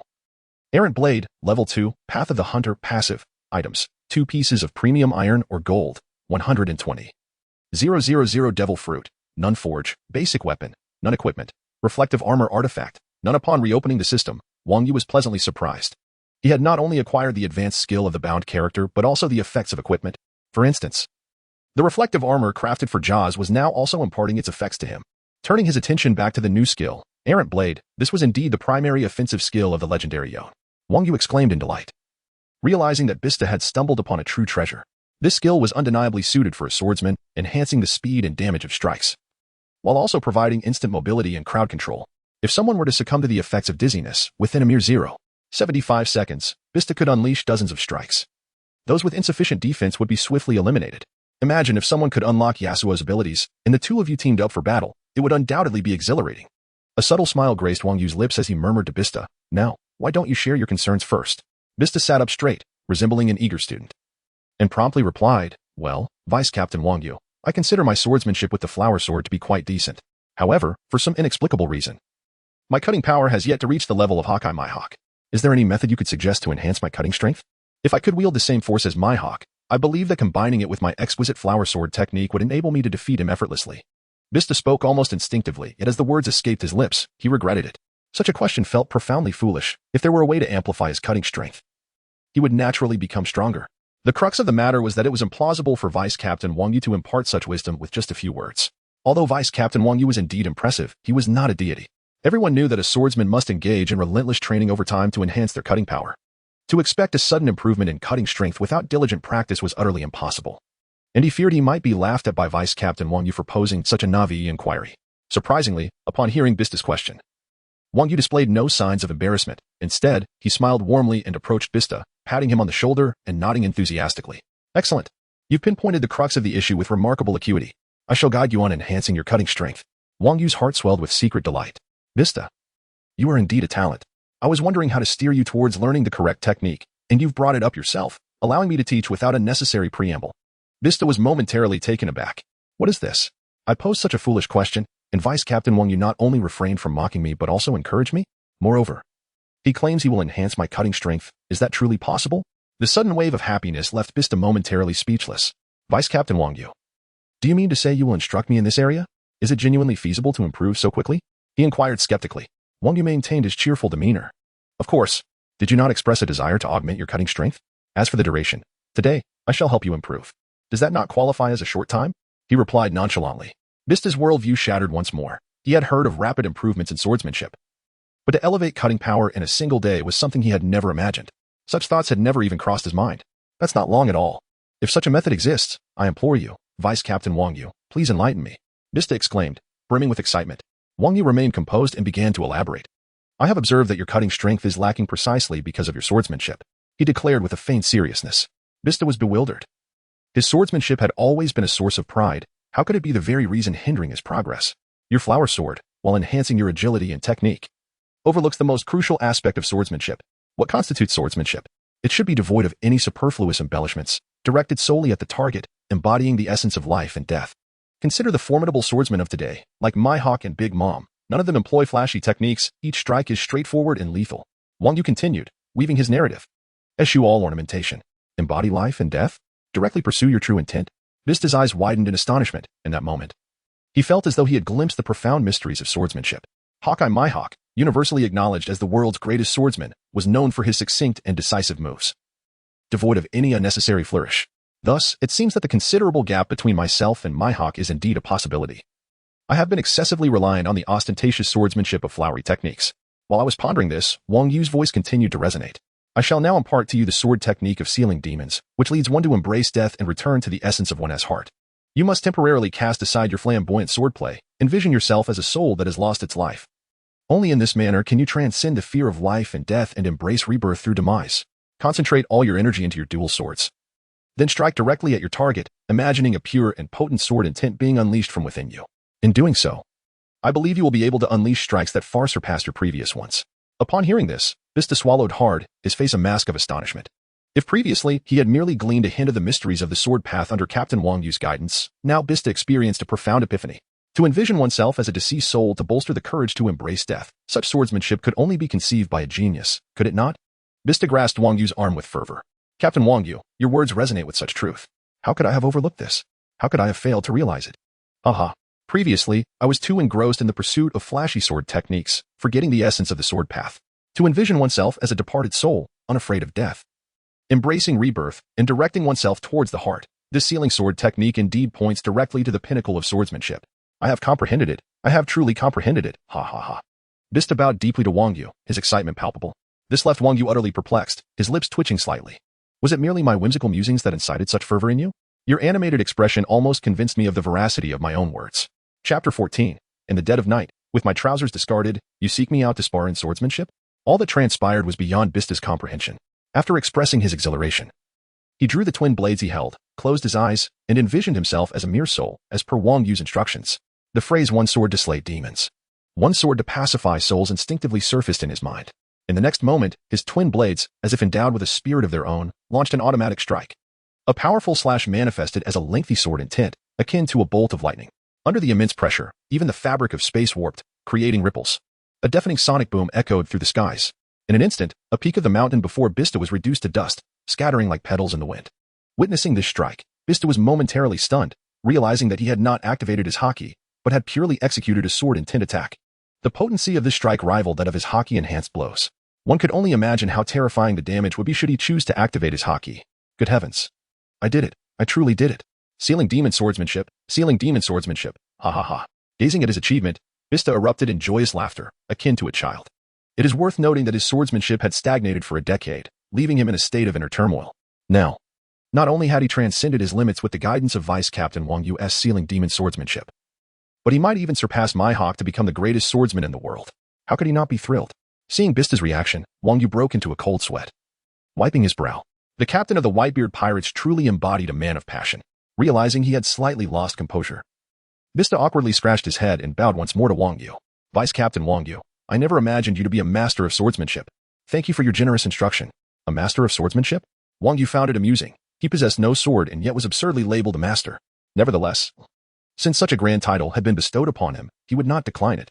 Indeed, aside from the level you currently possess, you should strive for further advancement. After you have unleashed the sealing demon slashes multiple times, you may attempt to release a more wondrous sword intent capable of stunning and knocking back your foes. Wang Yu stated earnestly. So this technique is called the errant jade cut. Vista mused, though the notion of knocking back and stunning was entirely new to him. Despite his years in the swordsman's circle, yet he dared not harbor any doubt towards Vice Captain Wang Yu any longer. Having witnessed the power of the sealing demon swordsmanship firsthand, he regarded Wang Yu as a divine swordsman. The so-called greatest swordsman in the world, Mihawk, merely claimed that title during Wang Yu's decade of seclusion. Should Wang Yu choose to pursue that title, Mihawk would be utterly eclipsed. I understand, Vice Captain Wang Yu. I will certainly strive to advance as you advised, Vista respectfully declared. Good. Wang Yu nodded in satisfaction. Regarding the knockback version of the errant jade cut, you may spar with the captains. This will accelerate your comprehension, he reminded. Vista, now firmly bound to Wang Yu, could not afford to be idle. He needed to seize the opportunity to earn rewards. Thus, Wang Yu refrained from further guidance, allowing Vista to gain insight through combat. Vista, brimming with excitement, proclaimed, I understand. Vice Captain Wang Yu, I shall send fine wine to you daily. I must seek companions to practice the upgraded errant jade cut. I shall take my leave. It was crucial to respect the time of a master. Lingering unnecessarily would waste Wang Yu's valuable time, and Vista felt a twinge of embarrassment. Very well. Off you go. Wang Yu waved his hand. Wasn't this the mindset expected of a diligent laborer? Eager to reward himself. He hummed a cheerful tune as he approached the forge. Vista's passive ability, which enhanced critical hit chances, was rather wasted since he lacked critical hit equipment. Having reached the crafting limit for the day, Wang Yu resolved to create a critical hit piece for Vista the next day. As for which critical hit equipment to choose, he began searching through his system. The Infinity Blade, perhaps. Alas, this version required a 60 critical hit chance to trigger additional critical damage. And the damage was not as high as before. Continuing his search, Wang Yu's eyes suddenly lit up. To his surprise, he discovered that his system still contained the Electrocution Blade, an item long removed from the game. The Electrocution Blade, officially known as the Static Blade, boasted an attack speed of 40, a critical hit chance of 25, and a movement speed of 7. Its unique passive, Energy Accumulation, allowed movement and attacks to accumulate energy for a subsequent attack, while its other passive, Electric Strike, dealt an additional 120 magic damage, capable of bouncing to 7 targets. This electric shock ability is indeed the essence of this equipment. It not only inflicts 120 magical damage, but more terrifyingly, this damage can trigger critical hits. Envision this. In the heat of battle, Vista unleashes a flurry of lightning upon his foes, causing widespread magical critical strikes. What a breathtaking spectacle that would be. Even a contender of the 4 Emperor's caliber would find it impossible to completely withstand the magical onslaught of the electric blade. Furthermore, this equipment will significantly enhance Vista's attack speed, critical hit rate, and agility, making it perfectly suited for a swordsman of his caliber. Wang Yu nodded in satisfaction, secretly planning to forge an electric blade for Vista the following day. Overall, he felt quite content with today's endeavors. Now, he simply awaited the rewards from the character he had bound to himself. Hence, Wang Yu returned to his dormitory, humming a cheerful tune. Meanwhile, Vista, having received Wang Yu's guidance, was filled with excitement. His combat prowess had greatly increased, and he felt the urge to boast to someone. Otherwise, he would feel quite miserable. After pondering, he concluded that only Marco could pique his interest among the captains of the Whitebeard Pirates. Engaging in a spar with Marco might even lead him to grasp the true essence of the Rokushiki technique. Thus, Vista eagerly made his way to Marco's dormitory, knocking fervently on the door. When Marco cracked the door open, revealing half of his face, he frowned upon seeing Vista. Vista, what brings you here at this hour? I was just about to get undressed when you knocked, Marco complained. However, Vista wore a broad smile. Hey, Marco, my brother. I've learned a new move. Let us spar. Upon hearing this, Marco's expression shifted to one of incredulity. Get lost. At this late hour, I'm already undressed. You think it's appropriate to ask me to spar? Someone might think we're engaging in something more intimate. Chapter 15. Marco's head is spinning. Is this really Vista? With that, Marco attempted to close the door, but Vista swiftly prevented him from doing so. At that moment, Marco felt a surge of panic. Could it be that this Vista truly had an issue? Is this a direct confrontation that is about to unfold? Marco has resolutely decided that if Vista comes at him head-on, even though they have been brothers for many years, he must deliver a phoenix mark to his face, for he cannot allow his integrity to be compromised. Brother Marco, I am genuinely here to spar with you. Today, I learned a technique from Vice Captain Wang Yu, and I feel I am on the verge of becoming the world's greatest swordsman, Vista proclaimed proudly. Upon hearing this, Marco let out a sigh of relief, but soon turned to mockery. Ha ha ha, Vista, I'm not trying to belittle you, but with your skills, you might manage a few exchanges with Hawkeye my Hawk, yet surpassing him? I doubt you will ever achieve that in your lifetime. So, brother, if there is nothing pressing, let us just retire for the night. Dreams hold everything, after all. Haha. Marco patted Vista on the shoulder, attempting to console him. Vista, however, found this unacceptable. I already stated that I have grown stronger because of the technique I learned from Vice Captain Wang Yu. How can you doubt that? He could tolerate being underestimated, but he would not stand for any slight against Vice Captain Wang Yu. Marco, what do you mean by that? Are you suggesting that Vice Captain Wang Yu lacks teaching ability? I assure you, with his guidance, even a pig could soar through the skies. Today, you must spar with me, or I will ensure you cannot sleep tonight. Vista retorted, his anger palpable. Marco stared in bewilderment at the direct confrontation. What had he said? Vista seemed as if he had consumed gunpowder, and now he was blaming Marco for not allowing him to sleep. Well, you shouldn't blame me for criticizing you, Vista. All right. I am willing to spar with you. However, since you claim to have grown stronger, how about we make a wager? Whoever loses shall pay for a year's worth of drinks and a sum of 10 million berries. A sly smile crept across Marco's lips.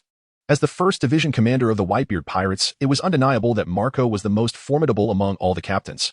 Since Vista was so eager to engage and boasted about being the greatest swordsman, then let us battle. But, if you lose, you must compensate me with drinks and treasures. What do you say, Vista? Marco anticipated that Vista would hesitate upon hearing the stakes, but to his surprise, Vista confidently thumped his chest. Very well, it is a deal. We shall meet at the dueling grounds, Vista proclaimed with great assurance. This took Marco by slight surprise. Could it be that Vista had indulged a bit too much? Did he truly believe he could best Marco? Nevertheless, one should never squander an opportunity that presents itself, and Marco promptly donned his trousers, following Vista into the arena. Upon arriving at the Colosseum, Marco wore a broad grin, exuding a carefree demeanor. Vista, the stakes have been set, should anyone fail to adhere. They shall be labeled a turtle. Marco jested, his tone brimming with mischief. Enough chatter, Marco, let us begin, Vista declared, brimming with confidence. Marco, however, remained vigilant. Although he was the most formidable among the captains, he knew that Vista's combat prowess was not to be underestimated. With that, he unleashed his phoenix flames. Summoning a pair of azure wings that sprouted from his back. Harnessing the power of flight, Marco maneuvered through the air with remarkable agility. In an instant, he materialized before Vista, lifting his foot high and, propelled by tremendous momentum, delivered a powerful kick. The formidable claw of the crane loomed larger in Vista's vision, prompting him to instinctively grasp his twin swords, enveloping them in haki, and assume a defensive stance. The clash resounded with a thunderous boom as sparks flew. Under the sheer force of Marco's kick, Vista was forced to retreat several steps. Ha ha, Vista. I expected some improvement from you, yet here you are, unchanged. At this rate, victory eludes you, Marco taunted from his aerial vantage point. However, Vista did not respond, leaving Marco perplexed. Upon a closer inspection, he discerned that Vista appeared somewhat transformed. To live in pursuit of death, to live in pursuit of death, Vista murmured, his lips curling into a determined grin. In the next instant, wielding his dual blades, he surged toward Marco with astonishing speed, leaving behind a flurry of afterimages in his wake. This left Marco in a state of perplexity. Hey, Vista, he said, you're not seriously considering a direct confrontation with me, are you? Do not forget that my dual-color dominance surpasses yours. And I possess the abilities of the mythical phoenix. Are you certain you wish to engage in this manner? Very well, if you desire to concede so swiftly. I shall not hold back, Marco replied with a smile. After spending so many years aboard his ship, both individuals were acutely aware of each other's strengths. For Vista to defeat Marco, whose overall prowess was superior, the only viable strategy was to avoid a head-on clash and instead leverage his exceptional swordsmanship to seek opportunities. Employing softness to overcome hardness, achieving victory with minimal effort. This understanding had nearly become a consensus. Marco found Vista's choice to confront him directly somewhat puzzling. Nevertheless, eager to secure his reward, Marco had no intention of holding back. Ascending into the skies, Marco transformed into his most formidable hybrid form, with undying flames coalescing beneath him, warping the very fabric of the surrounding space. My dear Vista, I apologize, but this wager belongs to me, Marco, he proclaimed. Beware, the phoenix stamp, with a resounding shout. A powerful shockwave surged forth at supersonic speed, hurtling toward Vista, distorting the air in its wake and producing a deafening sonic boom. It is worth noting that in the anime, Marco utilized this very technique to overturn Big Mom's ship, demonstrating its terrifying potency. As he unleashed this move, a confident smirk graced Marco's lips. Barring any unforeseen circumstances, victory was assured. Vista, instead of employing his usual evasive tactics, chose to confront Marco head-on, seemingly in no hurry to concede defeat. In the face of Marco's formidable onslaught, Vista exhibited not a trace of trepidation. Rather, he mirrored Marco's demeanor with a subtle smile. Embracing a philosophy of living boldly, unafraid of death, was exhilarating. This was the essence of the swordsmanship. All those years spent honing his craft now felt utterly wasted. In an astonishing display of resolve, Vista grounded himself and faced the phoenix stamp, channeling his strength into his dual blades, unleashing a strike known as the mistaken Jade Cut. Steel Tempest. In an instant, the fierce slash surged toward the phoenix stamp above, resulting in a cataclysmic clash of powers that erupted overhead, sending terrifying shockwaves rippling in all directions. After a brief standoff, Vista's mistaken Jade Cut shattered Marco's indomitable phoenix stamp, propelling him skyward at an alarming speed. Upon witnessing the dismantling of his prideful attack, Marco's jaw dropped in disbelief. Wait, am I seeing this correctly? When did Vista's sword intent become so potent? Marco exclaimed, astonished. Chapter 16, Marco's Defeat. From now on, call me the Demon Slayer Vista. In a flash, the terrifying slash reached Marco, who realized too late that evasion was futile, prompting him to activate his haki. Bang! The overwhelming sword intent shattered Marco's phoenix flames, delivering a crushing blow to his shoulder. Marco was sent crashing to the ground, leaving a deep gash, yet thanks to the healing properties of his phoenix ability, the wound began to mend at a visibly rapid pace. Though Marco sustained minimal damage, he was nonetheless taken aback by Vista's formidable strike. Incredible! How could he break through my phoenix ability? Even those of admiral caliber would struggle to disperse my flames. What is this Vista? Just now, the terrifying sword intent he unleashed feels distinctly unlike the techniques of the flower sword. As I ponder this, Vista rushes towards me at breakneck speed, his twin blades dancing with relentless fury. One strike purges evil, while the other pacifies souls. In the brief span of a second, countless afterimages materialize before Marco. Activating his haki, the two engage in fierce combat. Their fists and blades collide, producing a myriad of sparks that float through the sky. While even the air is ignited by the rapid friction of their assaults, Marco senses that Vista's attacks are indeed different from before. Each pair of strikes seemingly infused with a magical potency reminiscent of the powers granted by a devil fruit. Vista, what exactly have you learned from first mate Wang Yu? Marco inquires, bewildered. Yet, Vista pays no heed to Marco, instead murmuring incoherently to himself. To lie from death, to launch, to daze, to launch. To daze. Suddenly, a thunderous roar pierces the air. Iron Gale. A precise strike of the errant jade cut arcs directly towards Marco. Marco's lips twitch in irritation. Not again. Thankfully, my devil fruit ability is defensive in nature. Otherwise, I would truly be skewered by you. Cursing under his breath, Marco hastily activates his defenses. Watching as an array of peculiar azure flames envelopes him. Immortal Thistle, he bellows. Just as Vista is about to strike Marco, a circular shield of flames materializes before him. This technique had once withstood even Kaido's scorching breath in the manga. As the flame shield takes form, Marco beams with pride. Boy, I acknowledge your sword intent is formidable. Yet this immortal thistle is not something you can easily breach, Marco proclaims confidently. However, scarcely has he finished speaking when the terrifying sword intent pierces through Marco's azure flame shield, causing the flames to dissipate into nothingness. What a slap in the face. If Vista's slash had merely been a straightforward haki attack, that would have been one thing, but infused with the essence of the errant jade cut. It effortlessly dismantles Marco's defenses. Consequently, a fresh wound appears on Marco's shoulder, compelling him to once again summon the flames of the immortal phoenix for healing. As Marco contemplates how his immortal thistle could falter so, feeling utterly humiliated, Vista's subsequent words nearly drive Marco to the brink of rage. No, this simply won't do. This is far from the advanced launch version that first mate Wang Yu described. Vista murmurs to himself. Marco spirals into despair, his lips twitch incessantly, his gaze brimming with a murderous intent towards Vista. What have you reduced me to, only to declare it insufficient? Are you not satisfied? Must you truly beat me to death for your own pleasure? Marco, feeling utterly defeated, was on the verge of conceding when Vista unleashed his third erroneous jade slice. May the spirit of Ionia guide you, Vista exclaimed almost instinctively, though he himself was uncertain of the reason behind those words. What spirit? Marco queried, confusion evident on his face. In an instant, he witnessed Vista's figure teleporting, accompanied by a terrifying gust of sword wind. What the? Teleportation? Marco blurted out, his instincts kicking in. Before he could even process Vista's sudden appearance, he was violently propelled into the air by that forceful sword wind. His mind went blank. When Marco finally regained his senses, he discovered he was plummeting from the sky, with Vista's twin blades poised threateningly at his neck, a triumphant smile adorning his face. Marco, this battle is mine, Vista declared with a slight smirk, reveling in his victory. I lost? It dawned on Marco that he had briefly lost consciousness. And in that fleeting moment, Vista had decisively bested him. What kind of technique could possibly render someone unconscious? He had never encountered such a thing before. Vista, what was that move? I felt like I briefly lost consciousness, Marco asked, bewildered and intrigued. Ha, that was my new sword technique. You lost consciousness because you fell victim to my erroneous jade slice, Vista explained with enthusiasm. Erroneous jade slice? Is that the new move you learned from Vice Captain Wang Yu? Marco murmured, having never heard of such an attack before. Vista beamed with pride. Indeed, this erroneous jade slice is a demonic sword technique taught to me by Vice Captain Wang Yu. It aims directly at the target, embodying a swordsmanship that embraces death to achieve life, far surpassing the flowery techniques I previously mastered, Vista exclaimed, brimming with excitement. Now that he had defeated Marco, he believed he was on the cusp of becoming the world's greatest swordsman, especially with the gift Vice Captain Wang Yu promised to present him the following day. He was confident his combat prowess would soon eclipse even Mihawk's. He envisioned himself as the undeniable world's greatest swordsman, demonic Vista. Marco was astonished by Vista's words. He had never anticipated that Vice Captain Wang Yu possessed such swordsmanship skills, and that in merely half a day's time, he could elevate Vista to the point of defeating him. Well, Vista, if that's the case, Vice Captain Wang Yu is incredibly impressive. Your combat capabilities have been enhanced significantly in just half a day, Marco exclaimed, astonished. Vista waved his hand dismissively. Ah, that's not even the most impressive part. Do you know Jozu? Vista inquired. Marco suddenly recalled that he hadn't seen Jozu all afternoon. What happened to Jozu? Marco asked curiously. That guy was sent by Vice Captain Wang Yu to take on Mihawk, Vista replied with a wry smile. Chapter 17. Draw the tremor fruit. Marco's eyes widened in disbelief. Mihawk? You mean the world's greatest swordsman, Mihawk? Marco exclaimed incredulously. In Marco's mind, although Jozu's diamond abilities could counter Mihawk's attacks, defeating him seemed utterly impossible. The prestige of the world's greatest swordsman was immense. Mihawk had likely already attained royal-level strength.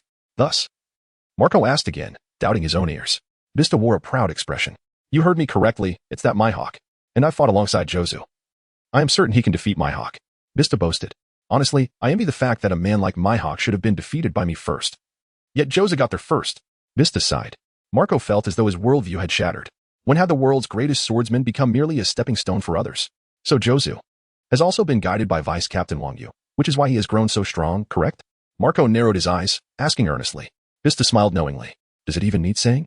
That blockhead Jozu would likely never have progressed without Vice Captain Wang Yu's guidance. Ha ha ha. Vista laughed heartily. Marco swallowed hard. If what Vista claimed was true, it meant that Vice Captain Wang Yu had cultivated a royal-level swordsman and the strongest vice-level swordsman in just a day's time. Even under the most conservative estimation, Vista is categorized as the strongest subordinate under an emperor rather than being an emperor himself. However, it's quite possible that Vista has already attained the power level of an emperor at this very moment. This is truly terrifying. Having followed Whitebeard for so many years, I am acutely aware of the arduous journey to becoming an emperor. Across the vast ocean, after years of relentless battles, only 4 emperors have emerged, each reigning supreme over their own domain. Yet, our own Vice Captain Wang Yu, astonishingly, has managed to cultivate a semi-emperor in just one day. Indeed, this is akin to being a master of creation. In comparison to such extraordinary prowess, the so-called devil fruits and technological advancements pale in significance. Marco rose abruptly, realizing he must seek guidance from Vice Captain Wang Yu, once regarded as the most formidable member of Whitebeard's crew. He now found himself diminished in stature after just one lesson from Wang Yu. If I do not receive guidance from Vice Captain Wang Yu, it is likely that within a few days, my ranking among the Whitebeard Pirates would plummet to the very bottom. Upon noticing Marco's unusual demeanor, Vista promptly grasped his arm. Marco, what is the matter?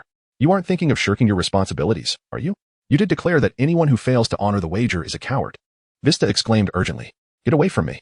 When I, Marco, speak, my words are as binding as a nail. Do you think I would default on a wager? I am merely seeking Vice Captain Wang Yu for his guidance. If I do not receive it soon, I may lose my position as the second in command. Marco retorted irritably. Seeing Marco's frustrated expression, Vista couldn't help but chuckle. He remembered the time he was defeated by Jozu and felt intense anxiety and jealousy. Now, he finally shared that sentiment with someone else. How amusing. Yet, Vista did not release his hold. Marco, you cannot go over there now. Just look at the time. If you disturb Vice Captain Wang Yu's rest, can you bear the consequences? Vista cautioned. After all, it was only after learning of Vice Captain Wang Yu's prowess from Vista that Marco had become so eager to seek him out. Marco's offense against Wang Yu was of little consequence to him. However, Vista was genuinely apprehensive that if this matter were to involve him, the repercussions would be dire. It was only upon Vista's reminder that Marco regained his senses, vigorously smiting his own head. Indeed, if you hadn't mentioned it, I might have erred gravely. Your foresight is commendable. I shall pay a visit to Deputy Captain Wang Yu first thing in the morning. Marco replied, feeling quite embarrassed. In his eagerness to seek guidance from Deputy Captain Wang Yu, he had completely overlooked this crucial detail. If it weren't for Vista's intervention, provoking First Mate Wang Yu's displeasure might have rendered me the weakest captain in the crew. Thus, it is best to return to the dormitory and hand over what you owe me from our wager. Vista chuckled. Even among brothers, debts must be settled. Having finally seized an opportunity to outsmart Marco, Vista certainly would not let it slip away. Marco, feeling helpless, accompanied Vista back to their quarters, where he surrendered his lost wager. After bidding Vista farewell, Marco found himself unable to sleep, filled with excitement. If First Mate Wang Yu truly possesses such formidable teaching abilities, it could very well render the entire Navy incapable of contending with the Whitebeard Pirates, regardless of the circumstances. Tomorrow I shall do whatever it takes to impress First Mate Wang Yu and receive his guidance. I am merely a step away from the royal level, and my talent is no less than that of Jozu or Vista. I firmly believe that with First Mate Wang Yu's final push, I too can ascend to the royal tier. With this thought, Marco could not help but swallow hard in anticipation, his face alight with enthusiasm. The royal level. It is indeed the royal level. Thus, Marco spent the entire night consumed by excitement, failing to find slumber. The following morning, as golden rays of sunlight streamed into Wang Yu's dormitory, he stretched languidly and opened the window, welcoming a refreshing breeze. Simultaneously, a pleasant notification from the system chimed in. Unread messages. Ding. The system detected that the host is bound to Vista, who has defeated Marco, rewarding you with 5 golden draws. Oh, Vista is quite prompt, displaying a commendable work ethic. Very good. Since the rewards have arrived, there is no reason to let them go to waste. System, commence the draw. Ding. The golden 10 draw begins. Congratulations, host, you have received 400 points in Conqueror's Hockey. Congratulations, host, you have obtained 300 points in Armament Hockey. Congratulations, host, you have acquired 200 points in Observation Hockey. Congratulations, host, you have received the equipment, Landry's Torment. Congratulations, host, you have obtained 1 medium fertilizer pack. Congratulations, host, you have acquired the Tremor fruit, ignoring the adverse effects of the sea. Congratulations, host, you have drawn 20,000 shopping coins. Congratulations, host, you have drawn another 20,000 shopping coins. Regrettably, empty draw. Empty draw. This time, the golden 10 consecutive draws yielded numerous unexpected delights. For instance, the Torment of Landry, whoever equips it will significantly enhance the power of the Devil Fruit, as well as greatly increase the sustained damage output, making it quite a remarkable reward. Even more exhilarating for Wang Yu is the fact that he has drawn a Devil Fruit this time, specifically the ability of Whitebeard. The most destructive of the Paramecia-type fruits, the Tremor Fruit. This time, his own strength has once again achieved a massive enhancement. Host, Wang Yu Conqueror's Haki, 9. 563 points Armament Haki, 8. 314 points Observation Haki, 8. 342 points Swordsmanship, 1. 000 skills, Granite Shield Passive, Thunderous Strike, Level 2, Earthshaker. Level 2, Jade Cleave, Level 2. Path of the Hunter, Passive, Items, 2 high-grade Iron Ores, Liandry's Torment, 1 pack of medium-grade Fertilizer Gold Coins, 120. 000 Devil Fruit, Tremor Fruit Forge, Basic Weapon, None Equipment, Thornmail Artifact, None an unexpected delight greeted Wang Yu early in the morning, leaving him in high spirits as he hummed a tune while rising from bed. Chapter 18. Marco, a mask can enhance my strength? Meanwhile, outside the restricted zone, Vista and Marco had been waiting for quite some time. The moment Wang Yu opened the door, he was startled. A disheveled figure with dark circles under his eyes stood furtively at the entrance of the restricted zone, resembling a refugee. A beggar? I still have a couple of steamed buns left. Let me fetch them for you. Marco was dumbfounded by Wang Yu's words. Me? A beggar? Wait, Vice Captain Wang Yu, it's me, Marco. Marco hastily clarified. Upon closer inspection, Wang Yu realized it was indeed Marco. Marco, what happened to you? You look like a ghost, Wang Yu remarked, scrutinizing him with a puzzled expression. Marco sighed in exasperation. After hearing Marco's explanation, Wang Yu finally understood. It turned out that after hearing from Vista about Wang Yu's extraordinary teaching abilities the previous day, Marco had been too excited to sleep, unable to contain his anticipation. He had rushed over and waited outside Wang Yu's restricted zone all night. So, may I come in, Vice Captain Wang Yu? I even brought you a gift, my entire life savings. Marco grinned ingratiatingly. Behind him stood a chest overflowing with gold, silver, and treasures. This Marco has audaciously gifted himself a sum of money. Should others discover this, what would become of propriety? Wang Yu cautiously peeked outside, ensuring no one was present. And he exhaled a sigh of relief. If such matters remain concealed, I find them rather appealing. Come in, Wang Yu declared with satisfaction. After placing all of Marco's gifts into his little treasury, he emerged contentedly. What brings you here, Marco? Do you require my assistance? Wang Yu inquired. Marco hastily responded. It is this, Vice Captain Wang Yu. Might you consider imparting some of your wisdom to me? I assure you I shall honor and respect you in the future. Marco's face was adorned with a broad smile. It turned out to be this matter. It appeared that Marco was already aware of Wang Yu's teaching prowess, though it remained uncertain if the other captains were similarly informed. Regardless, Wang Yu still possessed a package of intermediate fertilizer and was not averse to bestowing a fruit upon Marco. The more individuals he bound to him, the greater his rewards. Wang Yu had already tasted the sweetness of this endeavor. However, he feigned a look of great difficulty. You put me in quite the predicament, after all. I previously stated I would instruct one at a time. Yet, considering your filial piety, I shall offer you a few words of guidance, which I do not mind. Upon hearing this, Marco's heart soared with joy. Nurturing a semi-emperor in a single day, even a couple of insights from Wang Yu would undoubtedly yield immense benefits. Thank you, Vice Captain Wang Yu. I am truly grateful, Marco exclaimed, visibly thrilled. Wang Yu then utilized the intermediate fertilizer within the system, and to his delight, 2 substantial fruits materialized on the skill tree. Truly, the intermediate fertilizer is a remarkable item, Wang Yu mused internally. He even contemplated acquiring additional fertilizer packages to produce more skill fruits, binding these captains to him. The more one invests, the greater the harvest. This is indeed worth considering. For now, let us first provide some guidance to Marco. Well, let us discuss your training issues, Wang Yu said with a serious expression. Marco, filled with excitement, swallowed hard and spoke earnestly. Vice Captain Wang Yu, as you can see, my might, my fruit, and my martial arts are all quite formidable. Yet I cannot fathom why I remain just shy of the imperial level. What is it that I am lacking? Marco lamented. Wang Yu pretended to ponder for a moment, then retrieved a fruit from a tree. Do not be anxious. The issue you mentioned is not insurmountable. First, have a fruit to calm your nerves, Wang Yu said nonchalantly. I jest, even someone as dense as Jaws, under my guidance, managed to reach the imperial level with just a slight nudge. Thus, elevating someone like Marco, who is on the brink of that level, should pose no challenge. Upon hearing this, Marco's eyes lit up with excitement as he eagerly bit into the fruit, hardly noticing its flavor. After finishing the fruit, Marco turned to Wang Yu. Vice Captain Wang Yu, what exactly should I do? I have been trapped at this realm for over a decade. If you can help me attain the imperial level, you shall be like a second father to me, Marco exclaimed with enthusiasm. Wang Yu, upon hearing this, rolled his eyes in exasperation. Second father? Let's refrain from that. I prefer the title of Vice Captain, Wang Yu retorted, somewhat annoyed. He then opened his system, and indeed, the description of the fruit Marco had consumed appeared. Detected that Marco has consumed the Glacier Storm skill fruit. Binding to character Marco. Glacier Storm skill fruit summons a powerful rainstorm mixed with ice and hail in the target area, expanding its range over 1.5 seconds, inflicting 125 AP magical damage per second to enemies within the area, while also applying a freezing effect that slows their movement and attack speed by 203,040. The Glacier Storm. The ultimate move of the Ice Crystal Phoenix, it must be said, Marco's luck is indeed quite remarkable.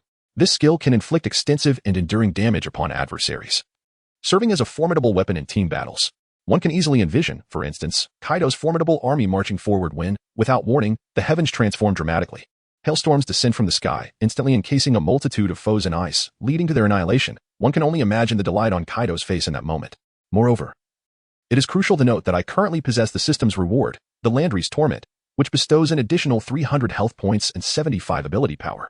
This significantly enhances the user's defensive capabilities, as well as their control over the Devil Fruit. The skill incinerates the target for 3 seconds, inflicting magical damage equivalent to 1.5 times the target's maximum health per second. This additional damage escalates to 2.5 times when combating units with impaired mobility. This equipment, when paired with Marco's Glacier Storm, is simply a perfect match. The continuous damage is maximized, and coupled with the skill that reduces maximum health, it proves to be exceptionally effective against those with substantial health.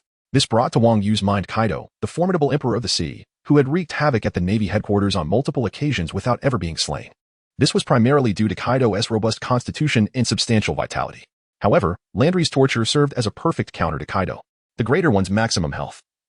The more damage Landry inflicted, even someone as powerful as Kaido would struggle to endure if ensnared in this icy tempest for long, especially under the torment of Landry. Excited, Wang Yu promptly retrieved the pain mask of Landry's torture from the system and presented it to Marco. Host, Wang Yu Conqueror's Haki, 9,563 points Armament Haki, 8,314 points Observation Haki, 8,342 points Swordsmanship, 1,000 skills, Granite Shield. Passive, Thunderstrike, Level 2, Earthquake, Level 2. Errant Jade Cut, Level 2, Path of the Hunter, Passive, Glacier Storm, Level 2, Items, 2 pieces of high-grade iron or coins, 120. 000 Devil Fruit, Trimmer Fruit Forging Furnace, Basic Weapons, None Equipment, Anti-Armor, Landry's Torture Artifacts, None. Marco, with a puzzled expression, inquired curiously, Wang Yu. What is the purpose of this mask? Wang Yu responded with a knowing smile, adopting an air of superiority. It seems you are yet to hear of my forging prowess. This is an equipment specially crafted for you. Wear it. I assure you, your control over your devil fruit will ascend to new heights, he said with a calm demeanor. Marco was left in a state of bewilderment, asking, You want me to wear a mask? On his face, the mask proved to be cumbersome during battle. Moreover, it seemed to enhance his control over the devil fruit powers. Marco wore a dubious expression. While he could trust that Vice Captain Wang Yu could guide individuals to enhance their combat prowess, he found it utterly implausible that a mere mask could augment a user's mastery over their devil fruit abilities. In the world of pirates, the only way to improve one's devil fruit capabilities was through diligent training. This was indisputable. If such enhancements could be achieved merely through a piece of equipment, then whoever could forge such an item would undoubtedly reign supreme. Despite his skepticism regarding the mask, Marco recognized it as a gift from Vice Captain Wang Yu and reluctantly decided to wear it. Chapter 19, Teaching Marco the Glacier Storm. Vista's jealousy at that moment. A miraculous occurrence unfolded. The mask on Marco's face seamlessly melded with him, vanishing without a trace. In its place, a refreshing energy coursed through his body. This sensation was entirely new to Marco, who curiously touched his cheek. Vice Captain Wang Yu, the mask actually disappeared on its own? Marco exclaimed in astonishment. Wang Yu shot him an exasperated glance. It didn't just disappear, the mask has integrated with your body. Upon hearing this, Marco experienced a revelation. The ability for crafted equipment to merge with its user was undoubtedly extraordinary.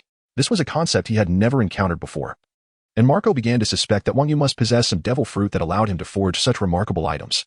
The notion of an item automatically merging with one's body was impressive in itself. However, before Marco could test his devil fruit powers, Wang Yu spoke again. Regarding your inability to become a king, I have found the solution. While you are balanced in all aspects, there is nothing particularly outstanding about you. Therefore, I believe you should focus on your devil fruit abilities and develop a formidable technique. For instance, try infusing your phoenix flames with freezing power. Let the freezing power be the primary attack while your immortal flames provide persistent damage, allowing your frozen flames to rain down and inflict widespread, continuous harm. Wang Yu began to speak earnestly. Marco squinted his eyes in disbelief. What? Did I hear you correctly, Vice Captain Wang Yu? You want my immortal flames to incorporate freezing power? Do you truly think I am Admiral Akiji? This sounds quite dubious. Marco wore a look of confusion. Deputy Captain Wang Yu, your suggested path seems promising. But we can only consume one devil fruit. How could I possibly possess the power of Admiral Akiji? Marco voiced his bewilderment. Wang Yu glanced at Marco and shook his head inwardly, realizing that among the captains, Marco was indeed the most skeptical and difficult to persuade. Why ponder so much? The teacher instructs you to learn, so learn you must. Why present me with questions? He had no choice but to continue his persuasion. Marco, you must not misunderstand. The power of ice does not solely belong to those who have consumed the ice fruit. You should be aware of Ace, who consumed the flame fruit yet wielded the power of fire. Can you claim others cannot possess the power of flames? Wang Yu elaborated. Marco contemplated this and realized the truth in it. Many wielders of fire existed, such as the Yonko Big Mom, Kaido, and even his own shipmate, Flame Blade Sabo. It was clear that one did not need to consume the flame fruit to control fire. Yet, a nagging feeling persisted that something was amiss, leaving him no choice but to seek Wang Yu's guidance. However, Deputy Captain Wang Yu, it seems rather challenging to possess this ice power without consuming a devil fruit. Marco scratched his head in contemplation. Challenging? Have you even attempted it? What a preposterous claim. Wang Yu frowned. Marco was startled. If he angered Deputy Captain Wang Yu, he would have no one to mentor him in the future. He awkwardly replied, well, I haven't tried that. However, since you have guided me, I shall endeavor in this direction. Marco replied with a forced smile. That's the spirit. Worry not. I am well aware of your Phoenix abilities. Your stagnation arises from the next developmental stage of your devil fruit, which you have yet to comprehend. It pertains to the development of ice attributes within your fire. You must strive in this direction. I believe in you. Wang Yu encouraged, patting Marco on the shoulder. Still somewhat skeptical, Marco decided to follow the path suggested by Deputy Captain Wang Yu. I understand, Deputy Captain Wang Yu. I shall take my leave now. After saying this, Marco stepped out of the restricted area. Shortly thereafter, he encountered Vista, who was approaching with great enthusiasm. Upon seeing Marco, Vista instantly realized that Marco must have gotten a head start with Deputy Captain Wang Yu. Hey, Marco, you sly fox. Did Deputy Captain Wang Yu give you some guidance this early in the day? Come on, spill the beans. What did you learn from him? Vista jested. However, Marco did not share in the merriment, wearing a contemplative expression. Just now, Deputy Captain Wang Yu told me to find a way to possess Akiji's powers. Doesn't that sound a bit far-fetched? Marco replied, exuding a sense of helplessness. He had expected Vista to share his sentiments, but to his surprise, Vista immediately began to lecture him. Marco, you truly are a fool. Is there even a need to think about this? It is entirely reasonable. Vista chastised him. What? A fool? Marco's mind was filled with questions. How could it be reasonable for someone to possess a second devil fruit's powers? Vista. My devil fruit is the mythical Zoan Phoenix fruit, which has nothing to do with Akiji's ice powers. How can you expect me to practice this? Marco lamented. That's why I call you a fool. You should not be fixating on how to practice. Vista retorted. Deputy Captain Wang Yu directed you towards a specific goal, so pursue it. If you truly understood the path of fruit cultivation, you wouldn't have remained stuck at the Emperor level for so many years. Upon hearing this, Marco found himself at a loss for words. He realized he lacked understanding of the cultivation path. Vista continued, what kind of person is Deputy Captain Wang Yu? His guidance will never be misguided. If you could comprehend his teachings, you would have ascended to an emperor long ago. Look at me and Jozu. I gained the ability to knock back opponents, while Jozu acquired the ability to rebound attacks. These unique abilities have been realized, have they not? If you ultimately fail, it only reflects your own ineptitude and is unrelated to Deputy Captain Wang Yu. He took the time to guide you, and you still harbor doubts? I could just slap you, Vista exclaimed. Feeling the weight of Vista's words, Marco stood frozen in place. Though harsh, they bore a kernel of truth. What kind of person was Deputy Captain Wang Yu? If he could comprehend him, it would be unusual indeed. Reflecting on his previous doubts about Deputy Captain Wang Yu, Marco felt a flush of embarrassment, grateful that Vista had roused him from his stupor. Vista, I get it now. I understand. Deputy Captain Wang Yu has been sincerely teaching me, and I shouldn't have questioned his guidance. Marco declared. I want to say another word. I will now attempt to see if I can manifest the ice attributes within the Phoenix flames. With that, Marco gathered a vast amount of blue flames, concentrating them in the sky. He envisioned possessing ice abilities, directing the icy flames downward. Under Marco's control, the sky erupted in flashes of lightnings, and the blue flames radiated a terrifying chill, freezing the atmosphere. The temperature plummeted dramatically, and soon, a torrential hailstorm began to form, descending from above. The sound of hail pummeling down echoed through the air, accompanied by the howling winds and torrential rains. The fearsome chill swiftly transferred from the sky to the ground, and a barrage of hailstones relentlessly bombarded the area within a kilometer radius. Amidst the relentless hailstorm, a sinister erosion power, reminiscent of Landry's torment, permeated the atmosphere. The once majestic peaks, under the weight of this chilling dread, were grotesquely transformed into gorges. As I cast my gaze across the landscape, snow swirled in a tempest, and glaciers stretched endlessly, rivaling the ice age of the illustrious blue pheasant. Before the terrifying hailstorm, Vista's eyes widened in disbelief. He had never fathomed the formidable prowess imparted to Marco by first mate Wang Yu.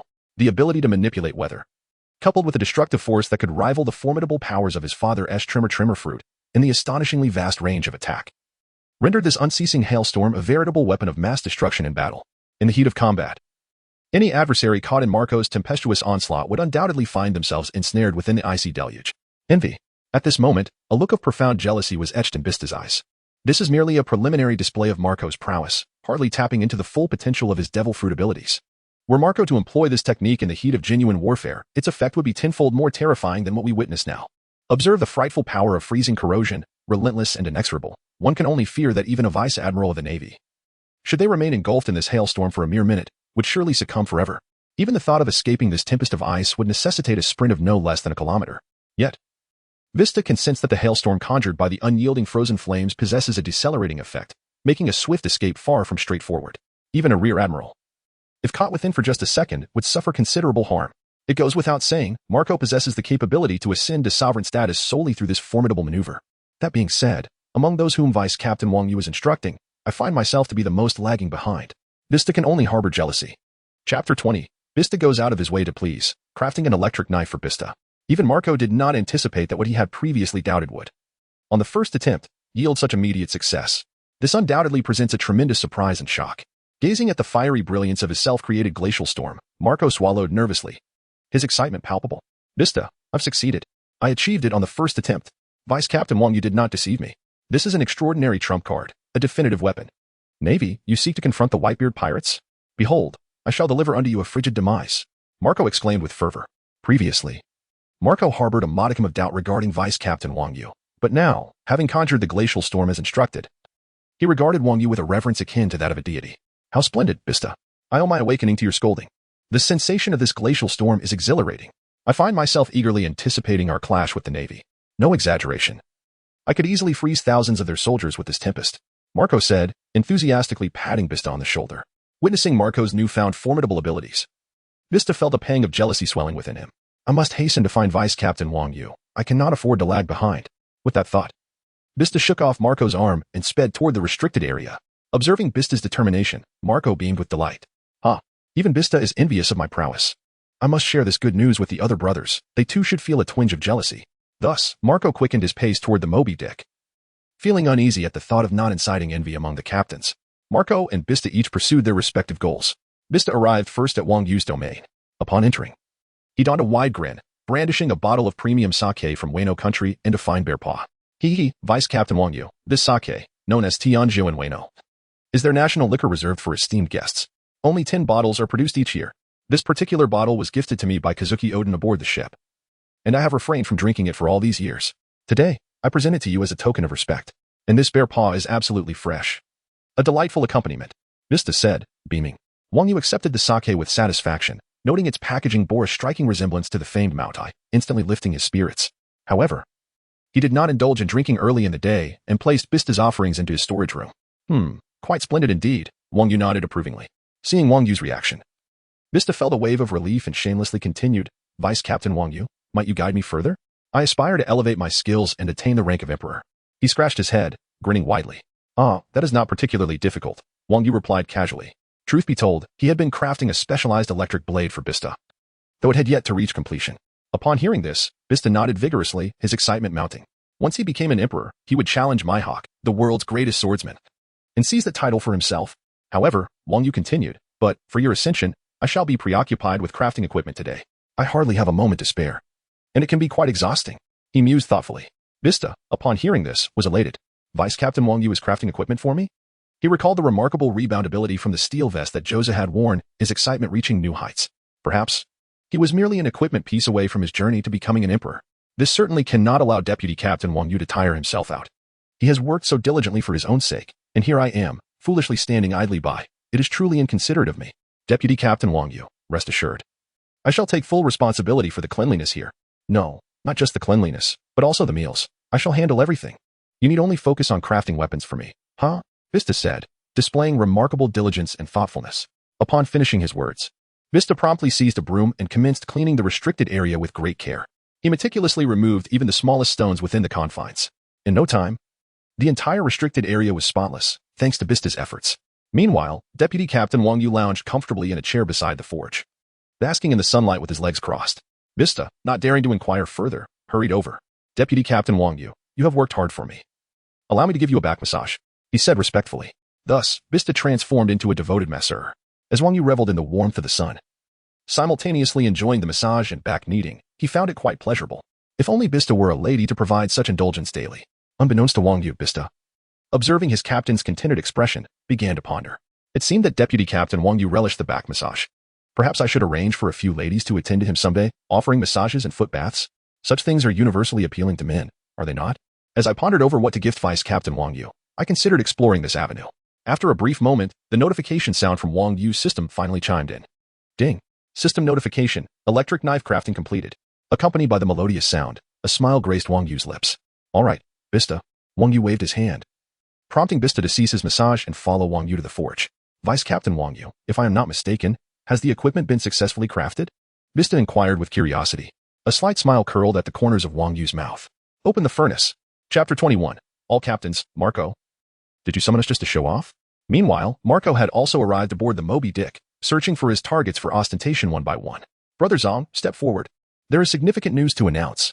Brother Clayjo, come here. Important matters are to be revealed shortly. For Make, Atmos, you two weigh over 1,000 pounds combined. Are you not uncomfortable lying in bed together? Hurry up, something big has occurred. Marco continued to reach out to his targets for display. Thus, Marco summoned all the captains aboard the ship, his face betraying an air of urgency.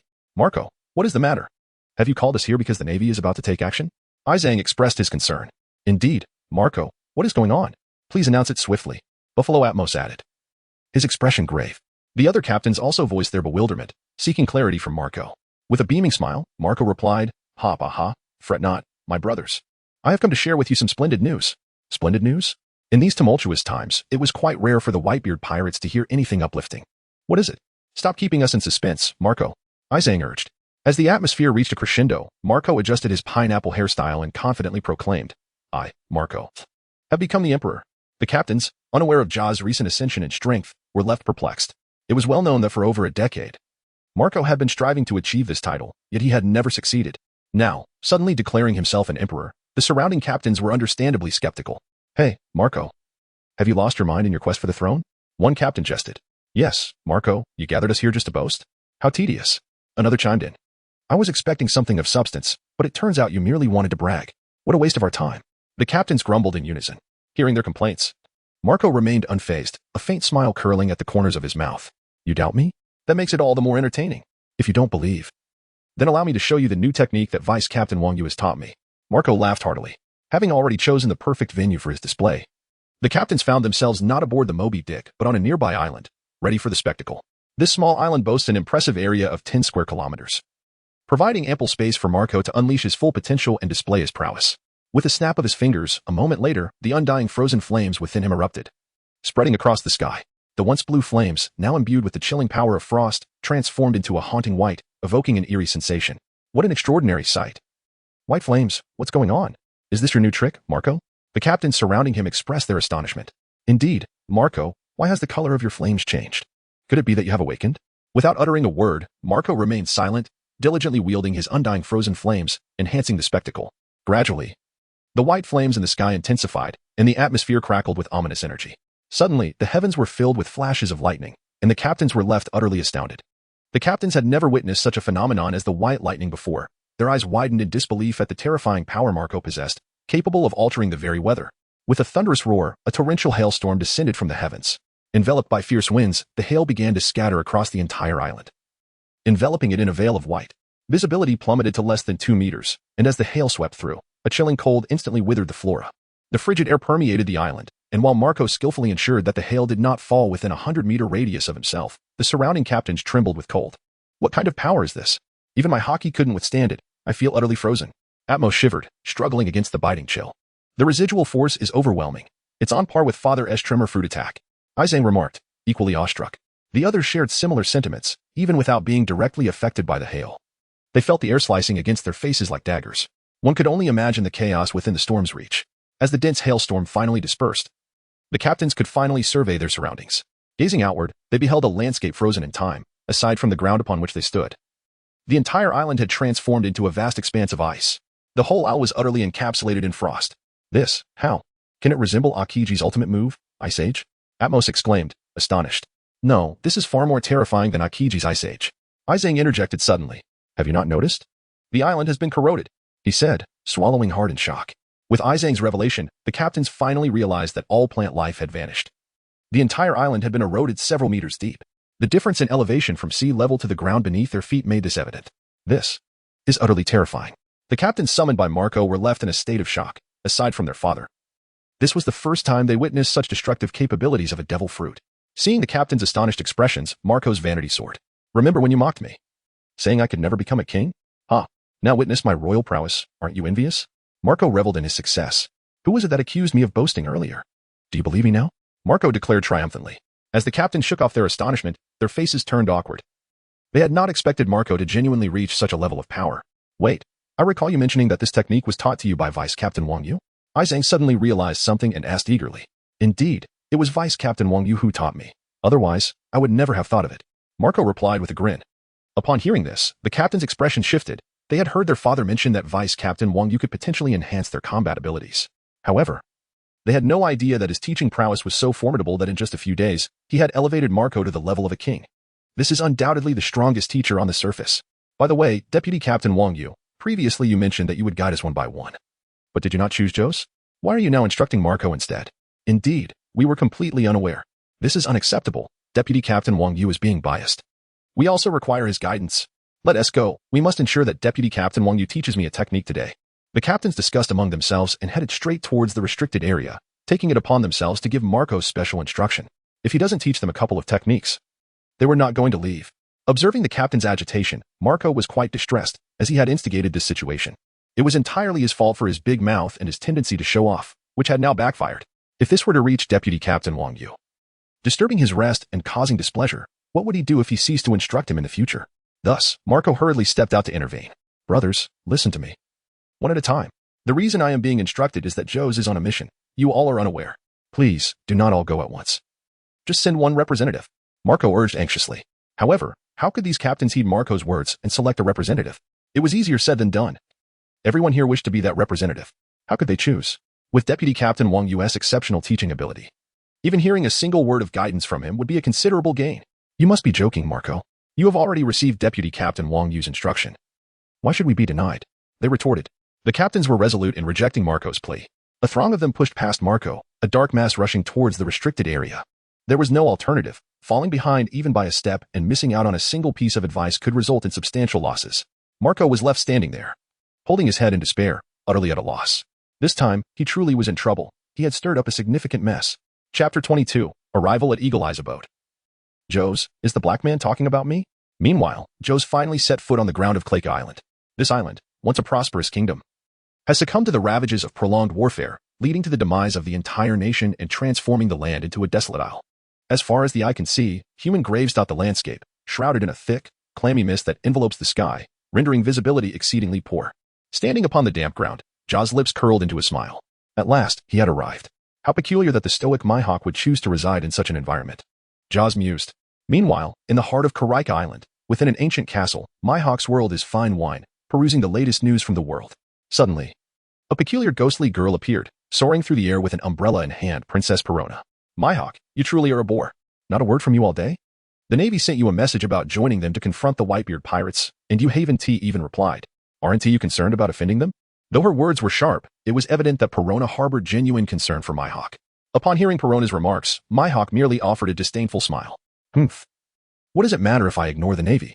My status as a Shichibukai is not bestowed by them, but earned through my own strength. Mihawk's assertion held truth. The Navy enlists certain pirates as Shichibukai partly for their utility, yet also because they are at a loss in dealing with such formidable adversaries.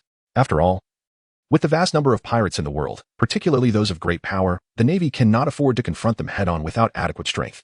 So, you are not going then? Perona queried with curiosity. Mihawk responded with an enigmatic smile.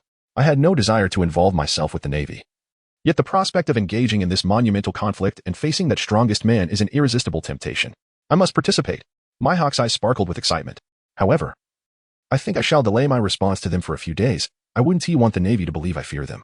He added with a smile as he savored his red wine. Perona shook her head with a sigh, acknowledging the eccentric nature of Mihawk's character. Having promised to assist the Navy, one would think he would refrain from antagonizing them, yet if it weren't for the formidable strength of the individual before him, he might have faced demise 100 times over due to his haughty demeanor. Mihawk, your temperament is truly peculiar. Are you not aware that no one is inclined to converse with you? Perona pouted in the sky, expressing her grievances. However, the stoic Hawkeye's Mihawk chose not to respond further, abruptly halting his indulgence in fine wine and setting down the newspaper. What is it? Perona inquired with curiosity, noticing the unusual behavior of Mihawk. How rare. A visitor has arrived. Mihawk's eyes suddenly sparkled with intrigue as he squinted through his observation skills. He could not pinpoint the identity of the newcomer, but he was certain of one thing. The arrival was undoubtedly formidable, promising an engaging encounter. Upon hearing this, Perona's expression mirrored his excitement, and she darted eagerly towards the castle's exit. Ha ha. Wonderful. Finally, someone to converse with. The whimsical Perona dashed out before Mihawk could react. Meanwhile, Jozu had traversed a distance of 4 to 5 kilometers through the forest when he was suddenly met with the sound of hurried footsteps.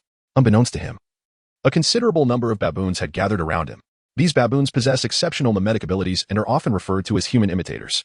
During the tumultuous wartime of this nation, they adopted the appearances of humans, donning armor and wielding weapons, their temperaments notably volatile. At this moment, the baboons brandished their weapons, casting fierce glances at Diamond Jaws. Brandishing their arms and roaring incessantly, it was evident that they were far from welcoming Jaws. Curiously, Jaws surveyed his surroundings, his expression tinged with mild astonishment. These must be the legendary human imitators. Indeed, they have imitated remarkably well, especially that enormous baboon, which wielded a long sword remarkably akin to that of Dracula Mihawk. How intriguing, Jaws remarked with a playful tone. After a hearty laugh, he continued his stroll, dismissing the baboons entirely. However, this disregard incensed the baboons further. The colossal baboon king let out a series of roars, and the remaining baboons, as if receiving a command, charged at Jaws with their weapons in hand. Various armaments, long swords, forks, clubs, massive hammers, and scythes came crashing towards Jaws' head. Any ordinary person would likely be terrified at such an assault, yet Jaws remained unfazed, watching as the baboons aimed their strikes at him. Preposterous. I, Diamond Jaws, a man destined to confront Mihawk, would become a laughingstock if I had to resort to dealing with these baboons. At that moment, Perona happened to pass by and witnessed the baboons raining blows upon Jaws' head, seemingly oblivious to the impending danger. She hurriedly shouted, Jaws, be careful. The island was inhabited solely by herself and Mihawk, and given Mihawk's solitary nature, she relished the arrival of a third party. If this individual were to meet an untimely end, she would surely perish from boredom on this island. Thus, Perona urgently warned Jaws, yet he remained absorbed in his stride, too distant to hear her cries. Oh no, oh no. She lamented, her forehead in her hands, filled with exasperation. Initially, she believed this imposing figure would soon meet his demise, but to her astonishment, she discovered that his resilience was akin to that of a fortress. As the weapons collided with Jaws' body, the forest reverberated with the cacophony of impacts, sparks flying from his head. The sheer force of the blows stirred up clouds of dust around him. Remarkably, Jaws had yet to activate his haki and remained unscathed. These creatures are but weaklings. They couldn't even breach my granite shield. Jaws shrugged, continuing on his path. Who on earth is this man, capable of withstanding such terrifying assaults? Perona exclaimed in disbelief. At that moment, Jaws noticed a little girl in the distance, holding an umbrella, seemingly speaking towards him. Is she referring to me? He pondered, glancing around and realizing he was the only man present, confirming it was undoubtedly him. This is a healthy weak complexion. How could it be deemed dark? Chapter 23, The Hypocritical Eagle Eye and the Hidden Beauty. With an expression of indignation, he directed a furious glare at Perona, his lips twitching in agitation. The surrounding baboons, witnessing their attacks fail, exhibited a bewildered demeanor. The baboon king stared at Jaws in astonishment, unable to sense any formidable aura emanating from him, and roared once more. Suddenly, the baboon king wielded his long sword, executing a full 360-degree swing before delivering a powerful strike aimed at Jaws' head. The thunderous slash generated a blade's radiance. Were it not witnessed firsthand, one could scarcely believe a baboon could comprehend human swordsmanship and unleash a strike imbued with sword intent. Perona, witnessing the baboon king's assault on Jaws, urgently called out to him. I'm talking to you, dark-skinned man. Be careful, be careful. She reiterated. This baboon is no ordinary creature. Particularly this colossal baboon king, whose mentor is none other than the world's foremost swordsman, Dracula Mihawk. Thus, the combat prowess of this baboon king is extraordinary. It could easily overpower 100 typical baboons, and even a pirate worth 1 or 200 million berries would succumb to its might in mere moments. Even those who were typically unperturbed would think twice before provoking this formidable baboon king, which is why Perona doubts that Jaws can withstand its thunderous strike. Upon hearing Perona's words, the veins on Jaws' forehead bulged prominently as he clenched his fists tightly, his anger causing his lips to twitch in frustration, leaving him momentarily speechless. I have stated that my skin is a healthy shade of wheat, but this peculiar little girl must surely be colorblind. At that moment, the baboon king unleashed a thunderous slash that struck Jaws directly across the neck. Boom, accompanied by a resounding thud. The dust beneath Jaws' feet was propelled several meters into the air. Jaws took the full brunt of the blow, yet he appeared unfazed, while the enormous blade in the baboon king's grasp bore a significant gash from the impact. Witnessing this spectacle, Perona exclaimed in astonishment, covering her mouth with her hand. her eyes wide with disbelief as she gazed at the man before her. Who is this man, truly? It is known that the Baboon King has mastered some of the swordsmanship of the formidable Dracula Mihawk, although it is merely the most fundamental of techniques. He can effortlessly slay a pirate with a bounty exceeding 100 million. Yet, the man before me did not even attempt to parry and still managed to withstand the onslaught? Such a formidable pirate could hardly be a mere minor character. Rather, he must be a renowned figure in the world of piracy. Perona frantically recalled that her former captain, Gecko Moria, had spoken of a captain from the Whitebeard Pirates, a man with dark skin, a robust physique, and terrifying defensive capabilities. She had even seen a photograph of him. Now, upon reflection, it was clear that the man before her was none other than Diamond Jozu. Meanwhile, upon witnessing the unscathed man before him, the Baboon King realized that this individual was far from an ordinary pirate. The innate fear animals possess towards the strong caused a look of sheer terror to flash in the Baboon King's eyes, accompanied by a peculiar, screeching sound of fright. The massive sword he had previously wielded slipped from his grasp, crashing to the ground with a resounding clatter. At that moment, Jozu, known as the Black Man, was engulfed in a state of fury, frustrated by the absence of an outlet for his anger. The Baboon King, obliviously stepping into his path, became the perfect target for his wrath. Raising his powerful, fist-sized hand, Jozu unleashed a punch aimed directly at the Baboon King. With a thunderous roar, his iron fist sliced through the air, generating a fierce wind. The impact struck the Baboon King squarely on the head, sending his eyes flying from their sockets. The sheer force propelled his body skyward before it plummeted back to earth, creating a cloud of dust upon landing. The unfortunate Baboon King was rendered unconscious by the sheer might of Jozu's blow. The other baboons, witnessing such brutality, were struck with disbelief. Overwhelmed by their primal fear of strength, they dropped their weapons and fled in a panic. In an instant, the forest floor was littered with discarded arms. As the baboons fled, wailing as though they had encountered a demon. But no sooner had they taken a few steps than a barrage of ricochet attacks rained upon them. In moments, the entire group of baboons lay sprawled on the ground, utterly incapacitated, perplexed by the nature of the assaults that had befallen them. Their expressions were a tapestry of shock, fear, and confusion. In a mere heartbeat, all the baboons that had dared to confront Jozu had been vanquished. Satisfied, Jozu turned his gaze skyward towards the ghostly Princess Perona. Jozu, it's truly you. What was that ability? How did all those baboons fall so suddenly? Perona exclaimed, her eyes wide with astonishment. Ah, that is of no concern to you. Are you acquainted with the master of this island, Mihawk? Jozu replied, a hint of skepticism in his tone, as a bold hypothesis began to form in his mind. Could it be that the illustrious Hawkeye's Mihawk was not as serious as he claimed, professing a love for solitude while secretly harboring a hidden companion? Before Perona could respond, a commanding voice interrupted. I thought I recognized you, the infamous Diamond Jozu. Hawkeye's Mihawk, you have finally arrived. This Jozu is formidable, his abilities, however.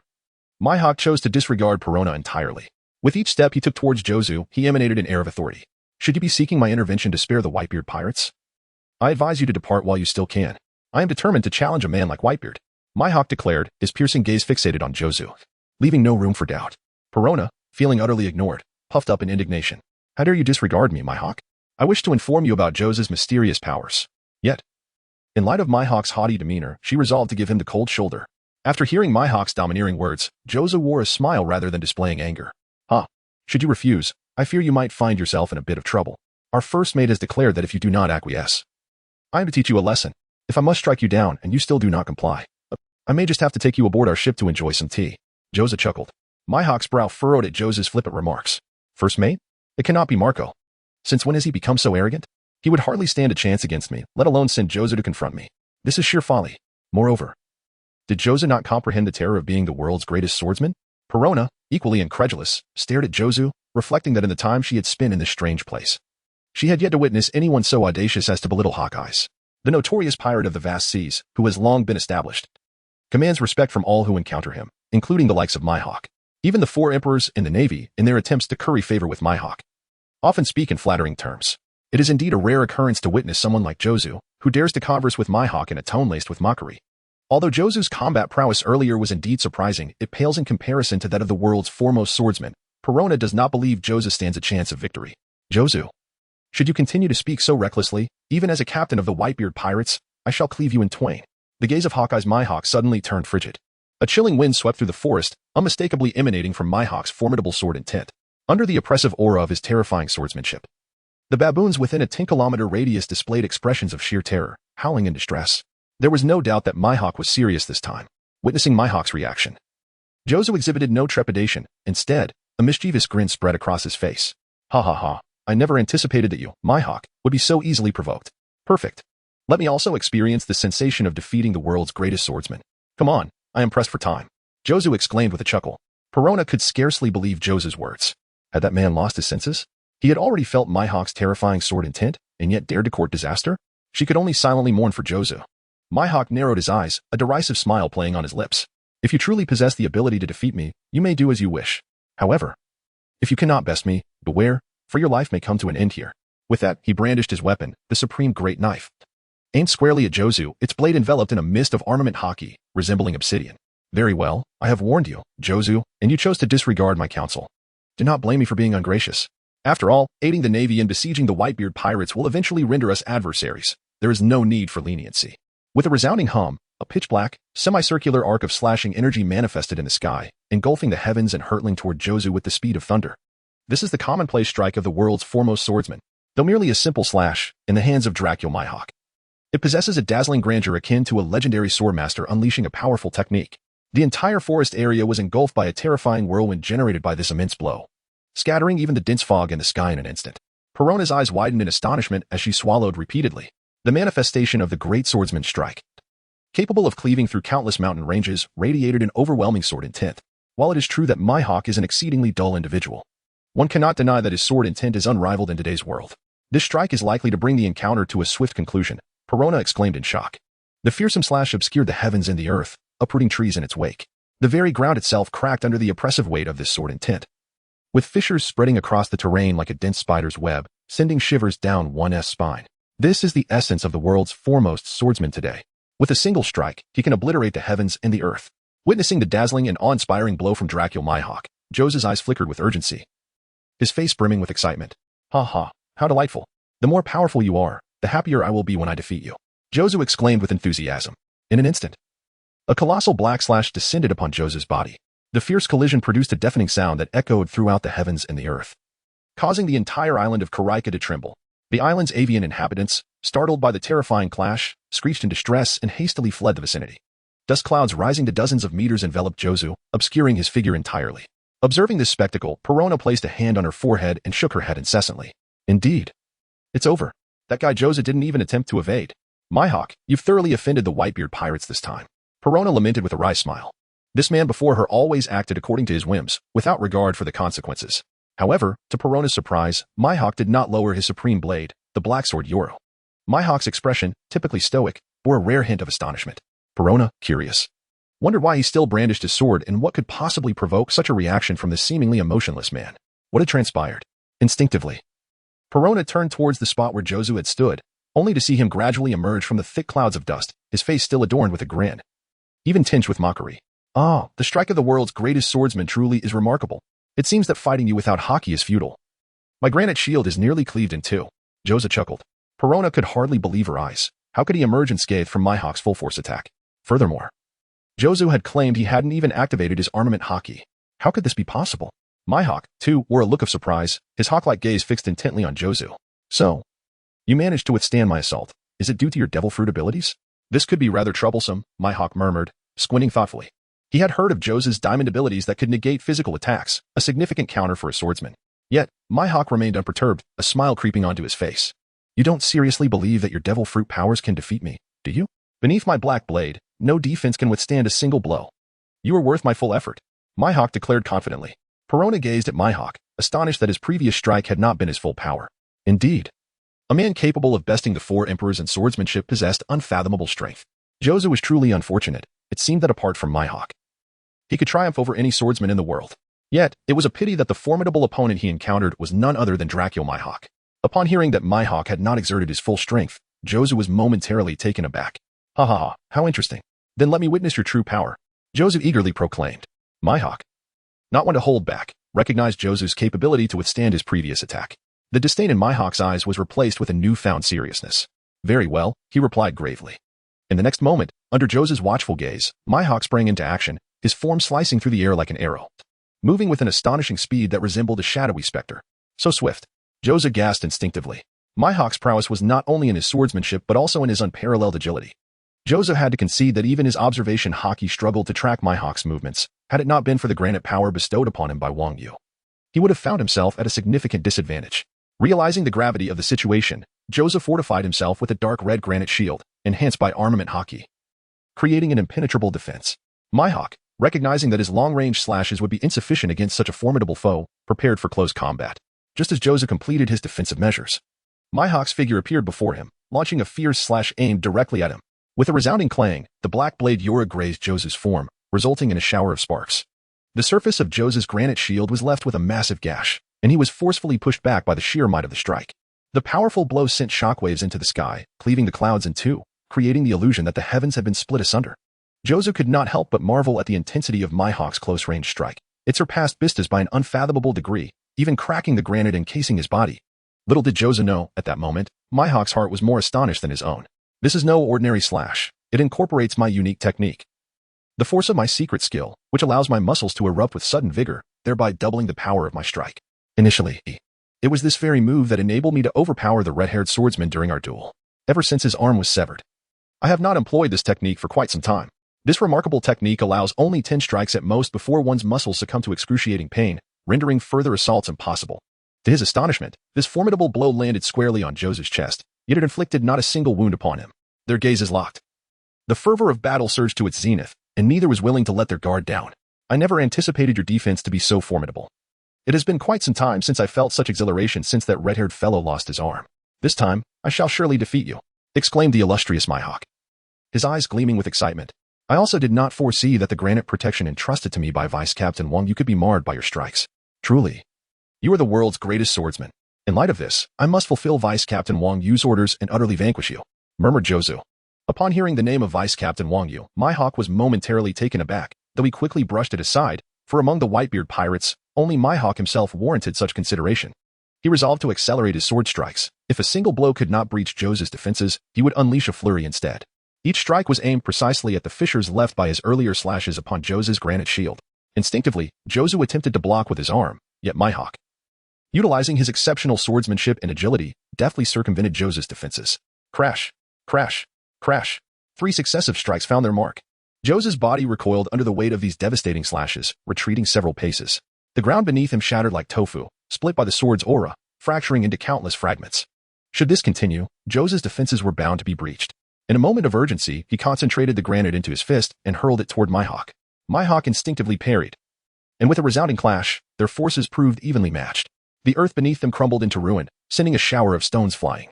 Mihawk was once again taken aback. While he could rationalize Jozu's defensive capabilities, he was perplexed by the sudden strength of Jozu's offensive power. The might of this punch rivals that of my own slashes. Is it true that a captain from the Whitebeard Pirates possesses such strength? Perona, standing nearby, widened her eyes in astonishment. Many have come here to challenge Dracula Mihawk. Yet none, aside from the red-haired emperor, have been able to withstand Mihawk's strikes like Jozu can.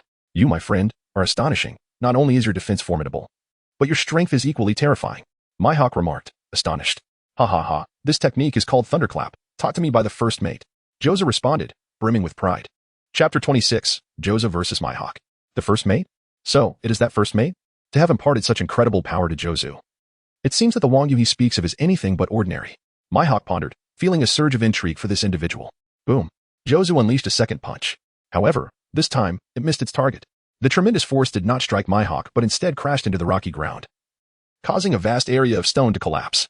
A massive pit, hundreds of meters deep, was forcibly created by Jozu's strike. Perona stood by, spellbound. Her throat dry as she stammered, is this what divine beings battling looks like? No wonder Jozu can trade blows with Mihawk. His strength is simply overwhelming. Yet, Mihawk smiled faintly. Regrettably, while your first mate has indeed enhanced your strength, he has not improved your agility. This time, victory is mine. I have no desire to engage in a mere exchange of blows. My ultimate goal is to concentrate my power and shatter your defense. With unparalleled agility, Mihawk moved like a phantom, aiming once more at the fissure in the granite where Jozu had previously struck. Jozu attempted to intercept, but Mihawk avoided direct confrontation altogether. Boom, boom, boom. With astonishing speed, Mihawk drew his blade, unleashing 3 strikes in the blink of an eye. The cracks on Jozu's body expanded significantly. Clearly, if he were to receive just 2 more blows, Mihawk would inevitably breach Jozu's defenses. Jozu staggered back a few steps but remained unperturbed, a confident smile emerging on his face. As expected of you, Mihawk. If I do not retaliate fiercely, you will indeed breach my defense. It is time for me to unleash my full strength. What does it matter if I lack agility? While first mate Wang Yu did not bestow upon me swiftness, he did teach me the ultimate technique to counter those of high agility. Jozu declared, the corners of his mouth curling upward. Mihawk regarded him with skepticism. Jozu, you have not yet unleashed your full power? Is that true? Just as Mihawk hesitated, numerous invisible slashes suddenly appeared in the sky.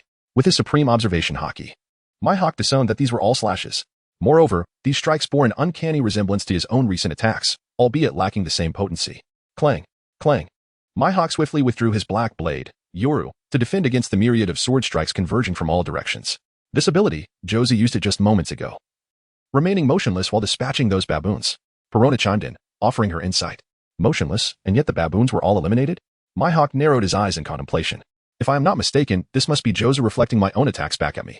This is indeed an exceedingly peculiar skill. Even the legendary sword strikes of the world's foremost swordsman can be imitated to a considerable extent, equating to the addition of a formidable swordsman-level ally. While simultaneously fending off his own rebound strikes, he must also confront Jaws, and undoubtedly, no matter how powerful the swordsman, they will find it overwhelming. Moreover, this rebound strike is formless and colorless. Should an ordinary swordsman encounter it, they might not even perceive the force of the rebound before meeting their untimely demise. Yet, how did Jaws acquire this skill? It has never been mentioned before. Could it be a new technique developed from the diamond fruit, previously undisclosed in battle? Hawkeye Mihawk remains puzzled. If this is indeed the case, it merely indicates that Jaws possesses an extraordinary talent for concealing his true strength. Before Mihawk could ponder further, Jaws seized the opportunity amidst Mihawk's assault and propelled himself skyward. Behold the ultimate technique entrusted to me by Vice Captain Wang Yu. Earthquake. Bow down before me. Jaws bellowed from above. Mihawk felt a prickling sensation at the back of his neck. Was this rebound attack not merely your ultimate technique? Are there other moves in your arsenal? Just as this thought crossed his mind, Jaws' fist, imbued with the power of granite, came crashing down before Mihawk. With a thunderous roar, the ground before Mihawk was forcefully dented by Jaws' strike, sending a multitude of stones flying and creating a vast crater. Perona looked on, her expression one of bewilderment. Did he miss? Under normal circumstances, a master like Jaws should not err. Mihawk was also slightly taken aback. If Jaws had aimed a punch at him while he was preoccupied with deflecting the rebound damage, he might indeed find himself overwhelmed. Now that Jaws had seemingly miscalculated, it granted him a momentary reprieve. Once he dealt with the rebound strikes, he could resume his assault on Jaws. Mihawk formulated his strategy. However, Jaws appeared to discern Mihawk's thoughts and flashed a grin, revealing his gleaming white teeth. Did you truly believe my attack was aimed at you? Jaws said with a cheeky smile. Observing Jaws' mischievous expression, Mihawk's instincts signaled impending danger. Sure enough, upon Jaws' stone fist colliding with the rocks, a wave of seismic energy erupted forth. The shockwave surged directly towards the formidable Hawkeye Mihawk. In an instant, Mihawk felt his internal organs churn violently. He attempted to counter the rebounding slash before him, only to bizarrely discover that his own speed of attack had inexplicably diminished. Mihawk was struck with disbelief. How could this be possible? Meanwhile, Jaws did not grant Mihawk a moment's respite to ponder. He murmured to himself. As steadfast as a rock, gathering an even greater force of granite atop his clenched fist, augmented by his haki, it resembled a colossal steel gauntlet. He struck Mihawk with a devastating blow. This time, with my thunderclap, let us see how you evade. Jaws remarked with a wry smile, his lips curling upward. Under the influence of Jaws' various abilities, Mihawk found himself in a precarious position, desperately defending against the backlash from his own armor, which manifested as small slashes directed at him. Should he choose not to evade, though he would not perish, he would undoubtedly sustain injuries. Simultaneously, Jaws' thunderclap crashed down upon Mihawk with tremendous force. At this juncture, Mihawk's situation was exceedingly awkward, preoccupied with the threats from the east, leaving him vulnerable to the dangers from the west. Chapter 27. Hawkeye's mightiest strike. Jaws transforms into a stone giant. The tumultuous shockwaves of the Jaws earthquake have collided with Mihawk, persisting for several seconds without respite. Under the debilitating effects of this seismic upheaval, the speed of Hawkeye Mihawk's attacks has been significantly hampered. With his assault velocity compromised, merely withstanding one side's onslaught is a considerable achievement.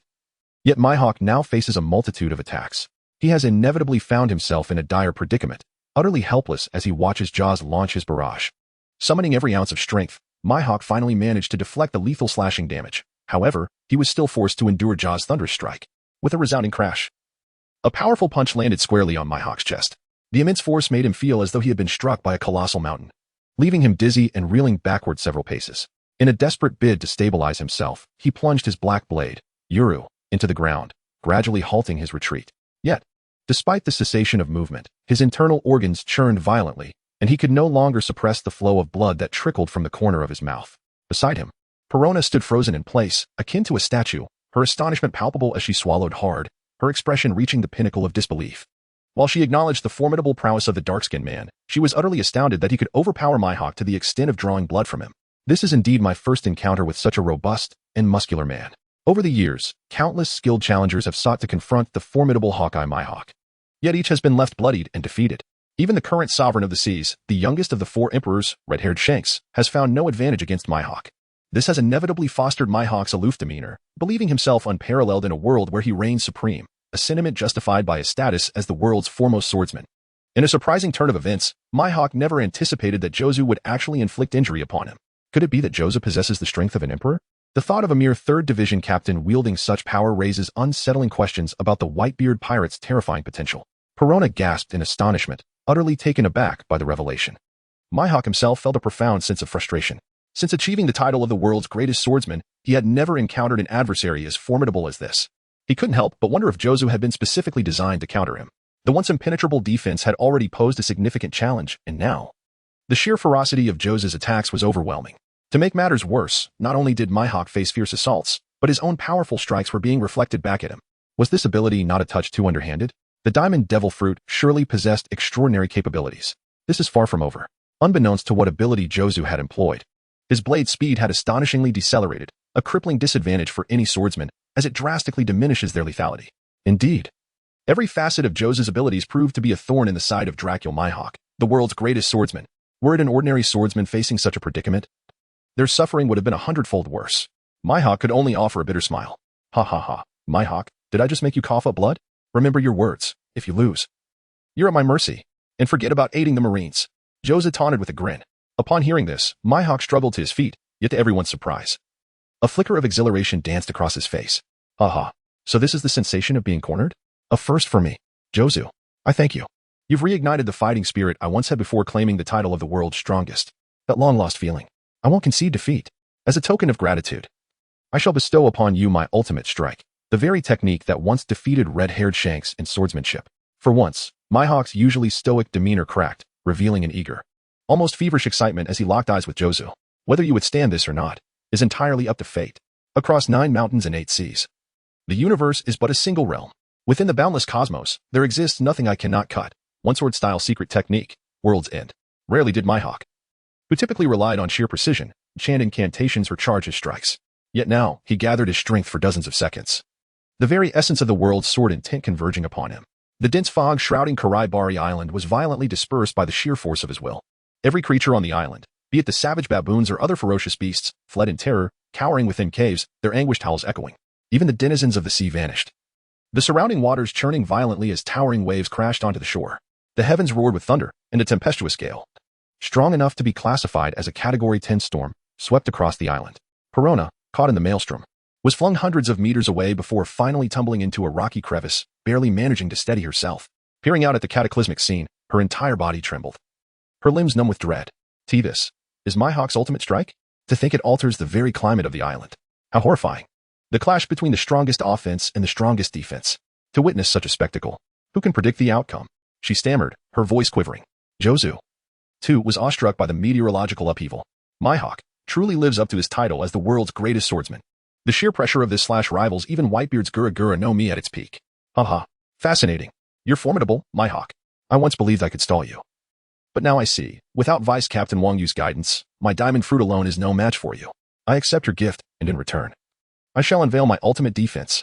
In an instant, Jozu's body became encased in a meter-thick shield of granite, his entire form shrouded in an obsidian-like armament hockey.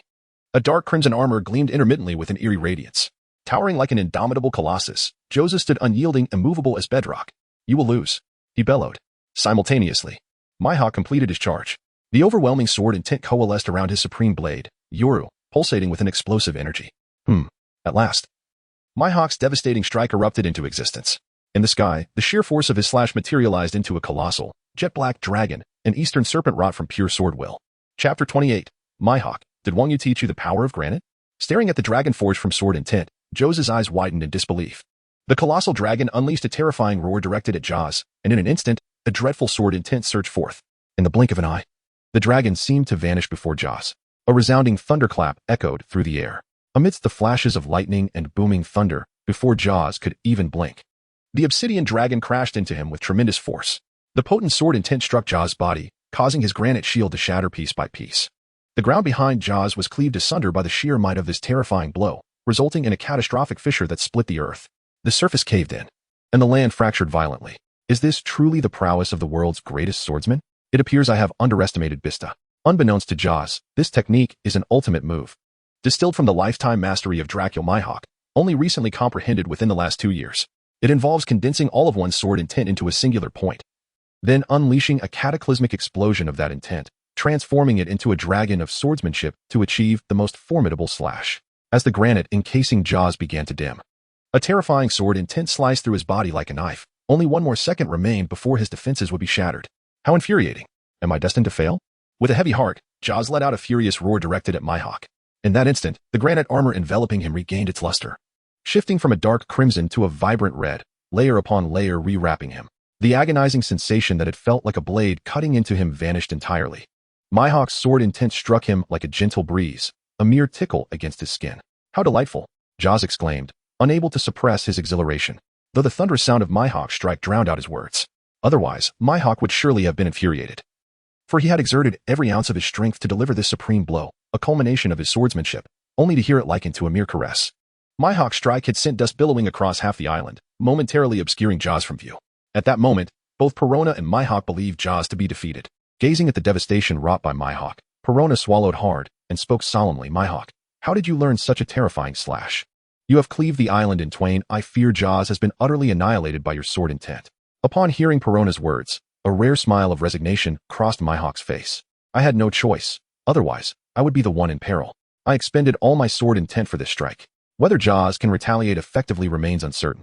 Joz is indeed a formidable opponent. He is the first to push me to this extent since I became a swordsman, Mihawk replied earnestly. No sooner had he spoken than a fierce slash materialized, similarly shaped like a dragon of sword intent, albeit considerably smaller in scale.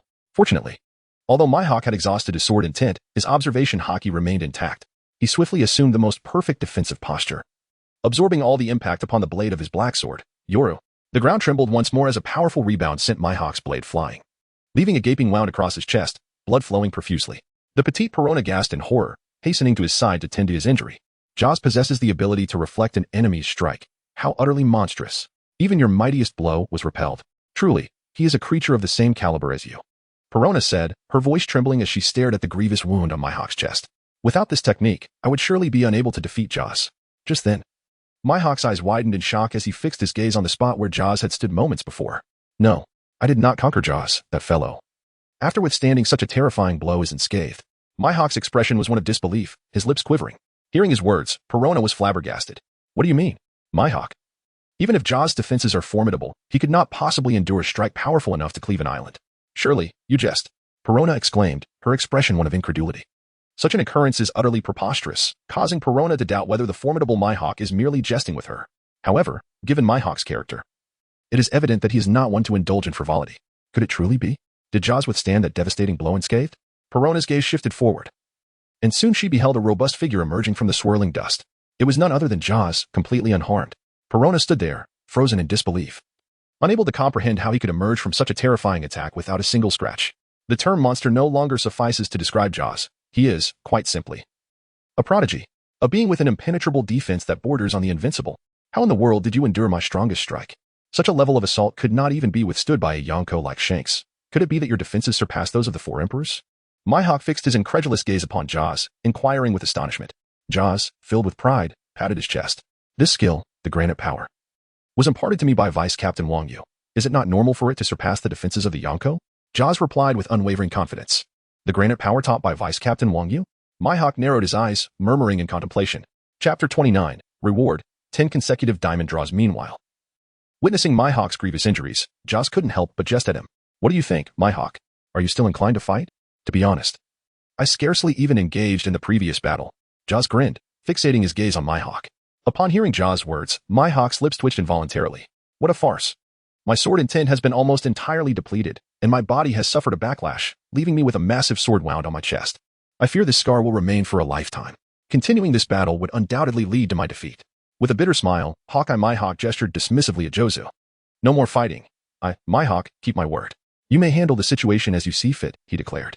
As the world's greatest swordsman, despite the loss, his spirit remained unbroken. That matters little. All you need to do is promise me that you will decline the Navy's invitation to encircle our Whitebeard Pirates, Jozu replied. Agreed. Mihawk responded earnestly. Having lost, he willingly accepted his fate. Then I shall take my leave. Haha. The power of granite bestowed upon me by Vice Captain Wang Yu makes combat exceedingly exhilarating. I emerged unscathed, relying solely on my reflective armor to inflict damage on others. It's exhilarating. Jozu laughed heartily, turning his back on Mihawk, preparing to depart. At that moment, however, Hawkeye Mihawk abruptly called out to the departing Jozu. Wait. Don't leave just yet. Mihawk said hurriedly. Jozu turned his head, bewildered, having just bested Mihawk, who had honestly agreed to his request. What could this mean? Is there something wrong? Are you unsatisfied and seeking another bout? Jozu inquired, eyeing Mihawk with confusion. Mihawk internally rolled his eyes. He was not foolish. Given that his most powerful strike failed to penetrate Jozu's granite-like strength, it was clear that any further struggle would yield the same outcome. Clearing his throat to mask his embarrassment, Mihawk hesitated. Let us not fight further. I have a favor to ask of you, he said. His face tinged with a hint of crimson. Meanwhile, Perona, standing nearby, wore an even more perplexed expression than before. Eagle-Eye Mihawk, who has always been unbearably proud, was inexplicably seeking assistance today. What on earth had happened? Each encounter seemed more absurd than the last. Jaws, equally bewildered, wondered, seek my help? What could Mihawk possibly require of me? Could it be that this man was a masochist, hoping I would strike him again? What is it, Mihawk? Jaws asked. His expression one of confusion. Mihawk paused for a moment before addressing Jaws.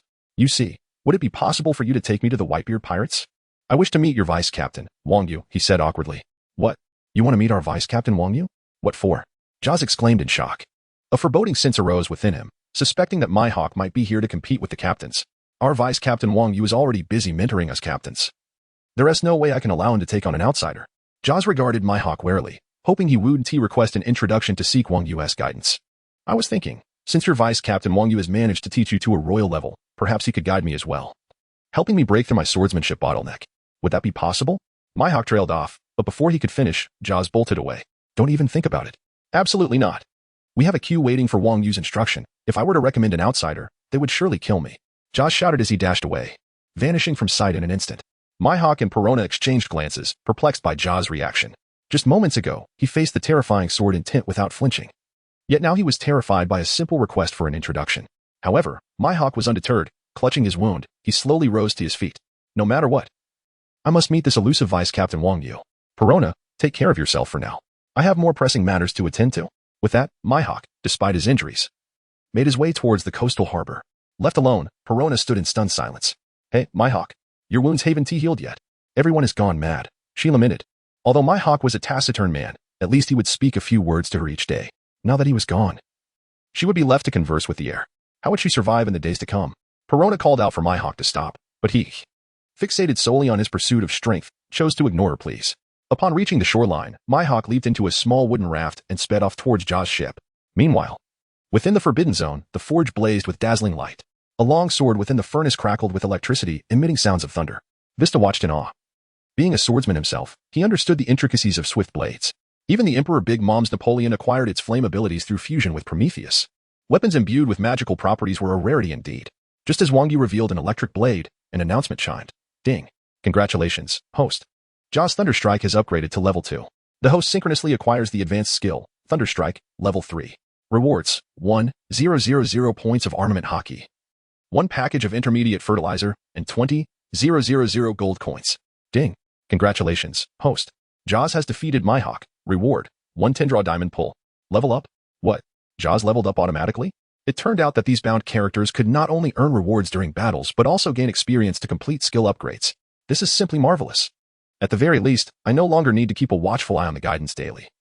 Those bound characters can autonomously hunt for rewards and level up while I bask in the sun at home, awaiting my spoils. How delightful. Chapter 30. Comprehending Kenbunchaku. Acquiring the glimmering fruit in the heart of steel. Simultaneously, Wang Yu initiated a 10-diamond draw. Ding. The 10-diamond draw commences. Congratulations, host. You have acquired 1,000 points in Conqueror's Hockey. Congratulations, host. You have obtained 500 points in Armament Hockey. Congratulations, host. You have gained 1,000 points in Observation Hockey. Congratulations, host. You have received the Heart of Steel. Congratulations, host. You have procured a pack of high-grade fertilizer. Congratulations, host. You have obtained the Glimmering Fruit, with the ability to ignore the adverse effects of the sea. Congratulations, host. You have drawn 100,000 mall coins. Congratulations, host. You have drawn 100,000 mall coins. Congratulations, host. You have acquired a prediction skill fruit. Congratulations, host. You have acquired a prediction skill fruit. Ding. Detection reveals that your Conqueror's Hockey has surpassed 10,000 points, reaching the pinnacle, unlocking the ability to comprehend Kenbunchaku. Kenbunchaku. This ability allows one to control their own aura. rendering opponents incapable of using observation haki to foresee the future. It is a derivative ability acquired after mastering Conqueror's haki to its utmost level. Wang Yu excitedly licked his lips. Not only do the captain's powers grow, but his own combat prowess has also undergone a qualitative enhancement. Indeed. The 10-diamond draw has not only elevated the quality of gifts, but also ensured there are no empty draws, filling his inventory to the brim. Gazing at his system panel, Wang Yu felt akin to a wealthy landlord, with over 300,000 coins at his disposal, feeling like a newly affluent individual. He promptly purchased various items from the mall, including borics, cooling water, and special ores. Now that he was no longer short on funds, it was only natural to equip these captains with better gear, thereby enhancing their combat effectiveness. Host, Wang Yu Conqueror's haki, 10, 563 points armament haki, 9, 814 points observation haki, 9, 342 points swordsmanship, 1, 000 skills, granite shield passive, thunderstrike, level 3, earthquake, level 2, jade cut, level 2, path of the hunt, passive. Glacier storm, level 2, items, 5 pieces of high-grade iron ore, cooling water, a bag of borics, 1 intermediate fertilizer package, 1 high-grade fertilizer package, heart of steel. 2 prediction skill fruits coins, 312, 800 devil fruits, quake fruit, glimmering fruit forge, primary weapons, none equipment, reflective armor, Landry's torment. Electric blade artifacts. None. Wang Yu then perused the information regarding the new rewards, the prediction skill fruit and heart of steel. The heart of steel significantly enhances the user's vitality and recovery capabilities, reminding Wang Yu of Kaido. Even more astonishingly, the heart of steel possesses a rather monstrous skill, Colossal Devour. Engaging in battle for 3 continuous seconds grants a passive enhancement to health. And the horrifying aspect is that this enhancement can continue indefinitely, without limit. This means, as long as the duration of combat is sufficiently prolonged, the user's health will expand infinitely. Consider Kaido, who has wreaked havoc at the Navy headquarters multiple times, each occasion leaving him battered yet unyielding. Was it not due to his immense health? With the passive enhancement of the Heart of Steel, his future health would undoubtedly surpass that of Kaido. Prediction skill fruit. This fruit can directly accelerate the ripening of a predetermined skill fruit. Upon reading this description, Wang Yu's eyes gleamed with excitement. He could hardly wait to test this prediction skill fruit. Meanwhile, as Wang Yu reveled in his excitement, Vista experienced a stark contrast in emotions. Observing Wang Yu wielding the coveted electric blade yet withholding it from him, Vista felt a profound torment within. Wang Yu. Vice Captain, Wang Yu, Vice Captain? Finally, Vista could no longer contain himself and, with a forced smile, reminded Wang Yu. Wang Yu, having snapped out of his reverie, found amusement in Vista's nearly drooling expression. Vista, this equipment is yours. It is called the electric blade. The wielder of this weapon will see a significant increase in attack speed and critical strike chance, with a certain probability of unleashing the power of lightning, Wang Yu declared earnestly. Upon hearing Wang Yu's description of the electric blade, Vista gulped in excitement. The ability to trigger lightning meant he was not only acquiring superior swordsmanship but also an extraordinary devil fruit ability. Vista hurriedly accepted the weapon. And much like the small reflective armor belonging to Jozu, the electric blade seamlessly fused with Vista's body upon contact, an extraordinary phenomenon. Instantly, Vista felt a newfound lightness in his form, accompanied by a refreshing current coursing through him. Yet, a trace of confusion lingered. May I inquire, Vice Captain Wang Yu, what exactly is a critical strike? Vista asked innocently, resembling a curious schoolboy seeking clarification. This, I indeed forgot to explain to Vista, so Wang Yu cleared his throat. Listen closely, Vista. The so-called critical hit means that your attack can inflict double the damage. Wang Yu spoke earnestly. Double damage from a single attack? Vista was utterly astonished. Isn't this exactly what the swordmasters have longed for? I am truly on the verge of ascension. Even if my hawk is extraordinarily strong, he surely cannot withstand my critical strike damage, can he? Even if the infamous Mihawk barely withstands my critical hits, my attack speed and the power of lightning are beyond what he can endure. This is splendid, Vice Captain Wang Yu. If that is the case, the title of the world's greatest swordsman will undoubtedly belong to me. How shall I unleash this lightning power and critical strikes? Vista exclaimed with enthusiasm. You need not concern yourself with that, Vista. Once you possess the electric blade, those abilities will activate automatically, albeit with a certain probability, Wang Yu murmured. Automatically triggering means I won't have to train anymore? Vista felt an overwhelming wave of happiness wash over him.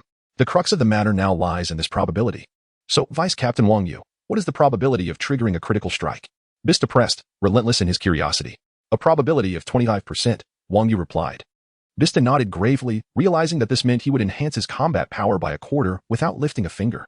Moreover, this does not even account for the increase in attack speed and the augmentation from lightning power. When all factors are combined, the results will undoubtedly yield an effect greater than the sum of its parts, even employing a multiplicative calculation. Vista conservatively estimated that, with this equipment, his strength could nearly double. Coupled with his skill, the Misty Blade, his combat power had, at the very least, tripled since Vice Captain Wang Yu's guidance began. Ha ha ha. This is marvelous, Vice Captain Wang Yu. With this equipment, I could surely entangle a Marine Admiral in battle, Vista exclaimed, bursting with excitement. However, Wang Yu furrowed his brow. Entangling an admiral is insufficient. Vista, you must become even stronger. At the very least, you must be able to defeat an admiral. I have more to teach you. Chapter 31. Wang Yu.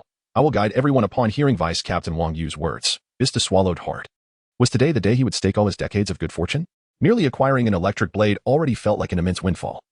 And now Vice Captain Wang Yu is willing to impart further wisdom? I must find a way to repay Vice Captain Wang Yu.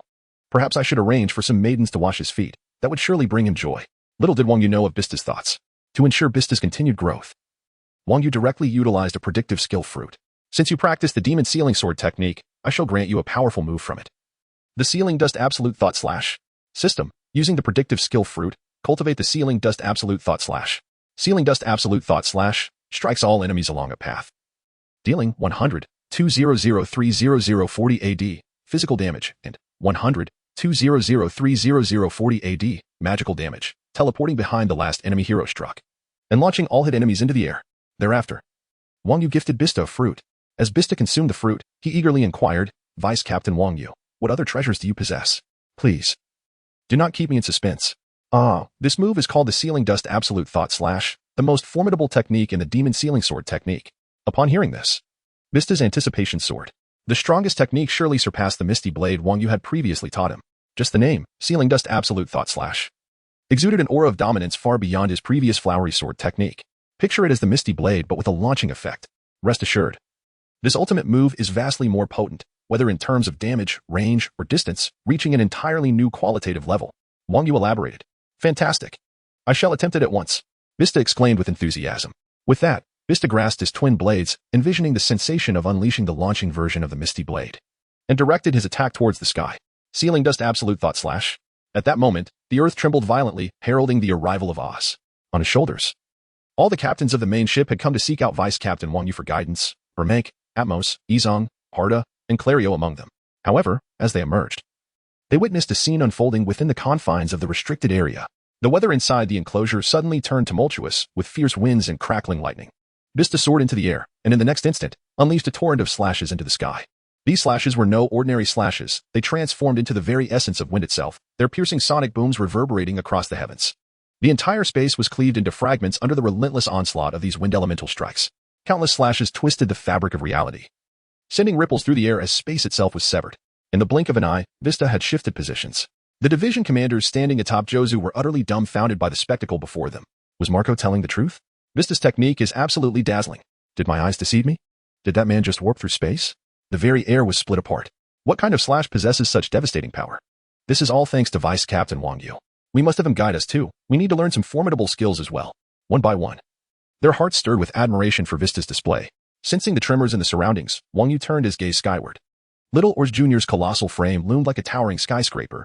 No wonder they could observe the courtyard from such a distance. Spotting Vice Captain Wang Yu, the commanders eagerly greeted him. Hey, Vice Captain, let us in too. With Wang Yu's permission, they swiftly entered the restricted area. The moment they stepped inside, the commanders encircled Wang Yu. Vice Captain, you're playing favorites. How could you only teach Marco and the others? That's right. We're Whitebeard Pirates commanders too, teach us as well. They clamored around him, pleading for guidance. Wang Yu's eyes shifted to Vista, who hastily waved his hands in denial. This wasn't me. It must have been Marco, that big-mouth fool blabbed about you. Vista hurriedly explained, fearing any misunderstanding that might lead Wang Yu to withhold future instruction. Marco. Wang Yu rubbed his temples. Indeed. Marco's voice was conspicuously absent from the crowd, likely too terrified to show his face. Surveying the sea of eager commanders, though slightly overwhelmed, Wang Yu remained unfazed. His system had bestowed him with an abundance of gifts, and sooner or later, he would have guided them regardless. Very well, he mused. Today, I shall grant them their wish. Silence. Wang Yu raised his hand, and the commanders gradually quieted under his command. I understand your sentiments. My negligence these past days is regrettable. Therefore, today, I shall offer guidance to each of you present. A faint smile played upon his lips as he spoke with calm assurance. What? Guidance for everyone? Though they had come seeking instruction. None had anticipated such an effortless agreement from Vice Captain Wang Yu. This has truly taken everyone by surprise. After a brief silence, the surrounding captains erupted into a flurry of excitement. Chapter 32. Zack's template. Has Little Oz soared into the skies? Surely, I must be mistaken. Everyone is involved. And this time, I am destined for greatness. Brahming's eyes sparkled with enthusiasm. How wonderful. I never anticipated that I would receive guidance from Vice Captain Wang Yu so soon. Buffalo Atmos was equally exhilarated. Once we all receive his mentorship, what audacious sea overlord would dare provoke our Whitebeard pirates? They shall find themselves regretting it. Yizeng chimed in with palpable excitement. Upon witnessing this, Vista's earlier pride dissipated in an instant, if all the captains were to receive Vice Captain Wang Yu's instruction. He genuinely feared being outpaced by his fellow captains. He resolved to double his efforts in training. Meanwhile, Wang Yu observed the captain's exuberant reactions with a faint smile. Their joy only served to amplify his own delight. Once these captains were bound to their roles, they became endowed with all skills and equipment, along with the ability to obtain a plethora of rewards, transforming them into veritable land barons. Come, Vista, fetch a table from my dormitory. Let us dine and discuss. Wang Yu suggested. Having spoken, he promptly accessed his system panel, revealing 2 bags of fertilizer within his inventory. One contained 2 intermediate fertilizer packs yielding 2 fruits, while the other held 10 advanced fertilizer packs, resulting in a total of 12 fruits, an ideal quantity to be evenly distributed among the 12 captains present. Without hesitation, Wang Yu proceeded to fertilize the system tree, which silently bore 12 magnificent fruits. The captains gathered around. Their curiosity piqued as they beheld the freshly harvested fruits. Despite their bewilderment, one by one, they consumed the offerings. Vice Captain Wang Yu, what kind of fruit tree is this? The taste of these fruits is reminiscent of mushrooms, remarked Harda, chewing thoughtfully. Isn't the fruit that Vice Captain Wang Yu cultivated supposed to be fruit trees? Mushrooms? No, this one I tasted. It has a flavor reminiscent of seafood, said the merman Naoer. I feel like I'm chewing rubber. It's utterly unpalatable, added Little Oz. The captains around them began to voice their evaluations of the peculiar fruit. Meanwhile, a continuous series of notifications echoed from Wang Yu's system. Ding. Congratulations to the host for binding Brayman K, the merman Naoer, and Coolier. Skills acquired. Brave Charge, Quirky, Biochemical Barrage, Mushroom Cultivation. Bramank's skill, Brave Charge, allows him to grapple an enemy, inflicting physical damage and pushing the target forward, with additional damage and a stun effect if they collide with terrain. Naoa, having consumed the Quirky skill fruit, gains the ability to leap and cannot be targeted, subsequently striking the ground to deal magic damage to nearby foes. Coolio, equipped with a cannon, has obtained the Biochemical Barrage skill, enhancing his attack range and dealing extra damage based on the target's maximum health. With this skill, Coolier can be likened to a living cannon for the Whitebeard Pirates. Moreover, with the captain's gunpowder barrel obtained by Yizong, Harda astonishingly drew Teemo's ultimate ability, Mushroom Cultivation. Little Oz consumed Jacques' skill, Rubber Slingshot, launching himself and sending enemies flying upon landing, dealing magic damage along with the knockback effect. Each captain, amidst their idle chatter, had acquired formidable abilities. This fruit tree I brought from the North Sea is truly extraordinary. Every fruit possesses a unique flavor. Wang Yu exclaimed with a smile. Upon hearing this, the surrounding captains finally grasped the essence of the situation. Indeed, it is a remarkable fruit tree. Atmos remarked. Forget about the fruit trees for now. Vice Captain Wang Yu, please guide us on how to enhance our strength. Yizong urged. Yes, Vice Captain Wang Yu, please teach us. Bray McKay echoed eagerly, nodding in satisfaction. Wang Yu observed the captain's eagerness. All right, I shall guide each of you individually, he declared solemnly. As soon as he finished speaking, the captains excitedly took their seats, resembling eager students awaiting a lesson. First, you, Little Oz. Wang Yu selected him, intending to present him with a gift shortly thereafter. How far can you leap? Wang Yu inquired directly. Leap? Vice Captain Wang Yu, I can jump 500 meters. Little Oz replied confidently. The crowd gasped in astonishment. Truly. Little Oz's immense physique allowed him to leap such a distance. What a testament to the ancient ruler, the Demon Clan. But Wang Yu shook his head in disapproval. That distance is insufficient, Little Oz. Given your stature, you should aim to leap several thousand meters. What? Several thousand meters? The captains were stunned, while the sentiment was expressed. Enhancing one's leaping ability was not an overnight endeavor. Is it customary for Vice Captain Wang Yu to be so audacious in his teachings? The captains looked at Vista, astonished. Vista scratched his head. Vice Captain Wang Yu has always been this bold in his teachings. It is your lack of insight that has led to your surprise. As the captains debated, Little Oz followed Wang Yu's instructions, bounding outside. Remember, Little Oz, envision yourself as a rubber band. Only then can you leap further. As soon as Wang Yu's words were uttered, Little Oz's massive form soared from the restricted zone. Boom. The powerful rebound shook the very ground of the area. His enormous figure blotted out the sunlight, casting the vicinity into shadow as Little Oz leaped. My goodness, Little Oz. Is he actually flying? The captains below gaped in disbelief, struggling to comprehend how such a colossal figure could take flight. With a thunderous sound, the earth trembled once more. Ultimately, in his extreme leap, Little Oz soared from one mountain peak to another. Upon landing, he was overwhelmed with excitement, causing the ground to tremble anew. Imagining myself as a rubber band truly worked. I never expected to leap so far. Vice Captain Wang Yu, you are incredible. Despite his massive size, Little Oz's mind resembled that of a child, bouncing with joy. The surrounding captains were bewildered. Vice Captain Wang Yu. How did you manage to impart such strength to Little Oz with just a single phrase? He's unquestioned in confusion. Wang Yu internally rolled his eyes. I can't very well reveal that I am a traveler from another realm, and that Little Oz consumed my skill fruit. Fortunately, at that moment, Vista stepped forward to address Izong. Best not to question it. With our intellect, we might never grasp the intricacies. If you truly understood, you would have surpassed yourself long ago and not sought guidance from Vice Captain Wang Yu, Vista explained. The surrounding captains nodded in agreement. Indeed. If they comprehended Wang Yu's thoughts, they would have become masters in their own right and would not require his guidance. Such an enigmatic matter. Even if Deputy Captain Wang Yu were to explain it to them, they would likely be at a loss for comprehension. Their sole responsibility is to attentively heed the words of Deputy Captain Wang Yu and strive to enhance their own strength. At this moment, Little Oz had returned. Aha. It feels absolutely delightful. My strength has truly surged. Deputy Captain Wang Yu, is there anything else you can guide me on to further enhance my abilities? As soon as Little Oz arrived, he immediately clung to Wang Yu, addressing him directly. Wang Yu continued to maintain an air of wisdom. Remember, Little Oz, when you descend, you can utilize your immense physique to crash down upon your enemies. I suspect they will be incapacitated by your sheer weight. Little Oz nodded vigorously in agreement. Furthermore, I have a piece of equipment to present to you, Wang Yu stated casually. The newly arrived captains, having never witnessed Wang Yu's gear firsthand, exchanged bewildered glances. Equipment? Wasn't Little Oz's giant axe quite adequate? Surely, Deputy Captain Wang Yu's equipment would not suit Little Oz. Thus, several captains voiced their confusion. What others might not know is that Vista had personally witnessed the gifts bestowed by Deputy Captain Wang Yu. You are woefully uninformed. The equipment gifted by Deputy Captain Wang Yu is not what the average person would define as equipment, Vista exclaimed. Do you realize that the gear bestowed by Deputy Captain Wang Yu not only enhances the user's combat prowess but also confers various abilities? Upon saying this, Vista cast an envious glance at Little Oz. Little Oz, you are indeed fortunate. Little Oz, upon hearing this, was filled with excitement and anticipation. However, the surrounding captains were left puzzled. Enhancing combat prowess, and it can also provide abilities? Could it possibly grant powers akin to a devil fruit? Vista, when did you become so grandiose in your claims? You can boast all you want, but we can't believe that Deputy Captain Wang Yu can guide us to elevate our combat abilities. Yet to think that a mere weapon could enhance our strength and bestow devil fruit-like powers is simply unbelievable. The captains dismissed with a wave of their hands. Let them doubt. They have yet to witness the world. Vista replied, brimming with pride. Under the gaze of the captains, Wang Yu produced an unusual object from his quarters. Resembling a pulsating steel heart, indeed, it was the heart of steel. This piece of equipment could increase the user's health by 800 points, provide a 200% health recovery rate, and indefinitely enhance the user's vitality during combat, granting a physique akin to Kaido. Little Oz, this is the gift I present to you. Accept it. Wang Yu smiled warmly. Since Little Oz had drawn the Zack template, he was indeed the most suitable captain for this piece of equipment, prompting Wang Yu to gift him the Heart of Steel, transforming Little Oz into a formidable shield for the Whitebeard Pirates.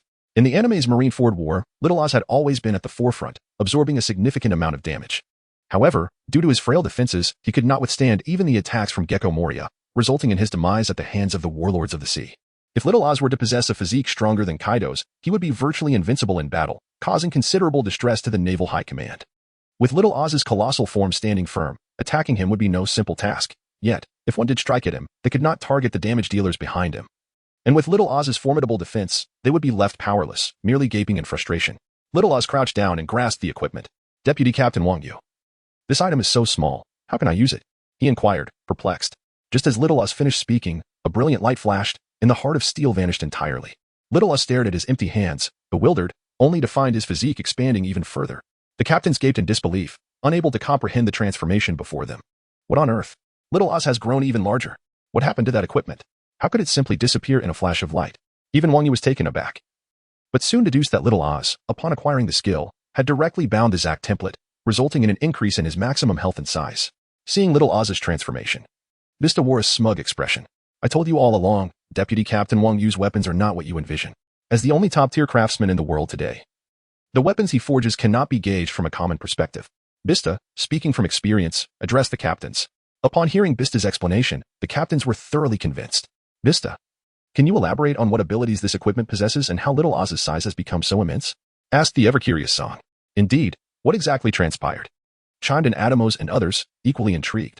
However, the captain's inquiries left Vista momentarily speechless. While he knew Wang Yu's equipment was extraordinary, he was genuinely unaware of the specifics regarding its capabilities.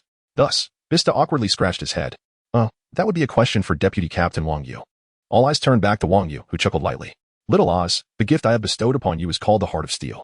Once utilized, It will significantly enhance your vitality and wound recovery speed. After stating this, he proceeded to demonstrate in front of the gathered audience. Using a small knife to slice Little Oz's toe. The wound, measuring a decimeter, astonishingly healed before their eyes in a matter of seconds, leaving no scar behind. The surrounding captains gasped in astonishment. The sheer speed of recovery was equivalent to consuming a powerful Zoan-type devil fruit. What a remarkable item. Even Vista cast an envious glance. Little Oz was ecstatic. With this ability, he could charge to the forefront without fear. This is incredible. Ace, wait for me. I will rescue you. Little Oz declared passionately. Moreover, the most formidable aspect of this equipment is that during battles, it will continuously enhance your vitality. So you must train diligently. Wang Yu advised earnestly. Little Oz nodded vigorously. With this single piece of equipment, his combat prowess had reached unprecedented heights, perhaps even enabling him to withstand the 3 calamities. Subsequently, Wang Yu introduced the abilities of the other captains. Ramek, you can utilize your momentum in battle to ram your enemies into submission. As for Meyer, being a fishman, you must become even more agile, refine your skin to its smoothest form to evade all incoming attacks. Harda, your weapon requires a touch of venom to amplify its potency. And you should also consider developing traps. Moreover, your petite stature is well suited for stealth operations. You might consider camouflaging yourself within the underbrush, achieving a state of invisibility. Wang Yu recounted the abilities of each captain, who, having previously witnessed his prowess, listened to the vice-captain's words with utmost deference.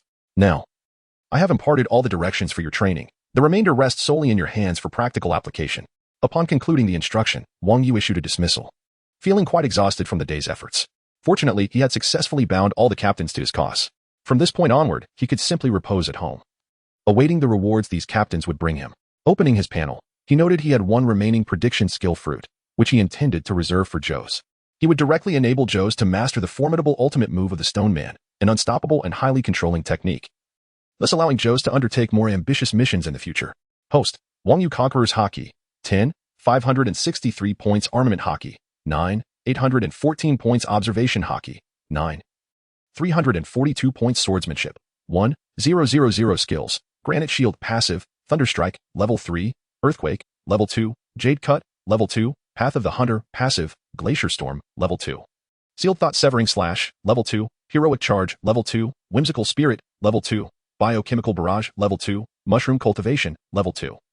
Rubber Slingshot, Level 2, Items, 5 pieces of high-grade iron ore, cooling water, 1 bag of borax for forging, 1 prediction skill fruit currency, 312.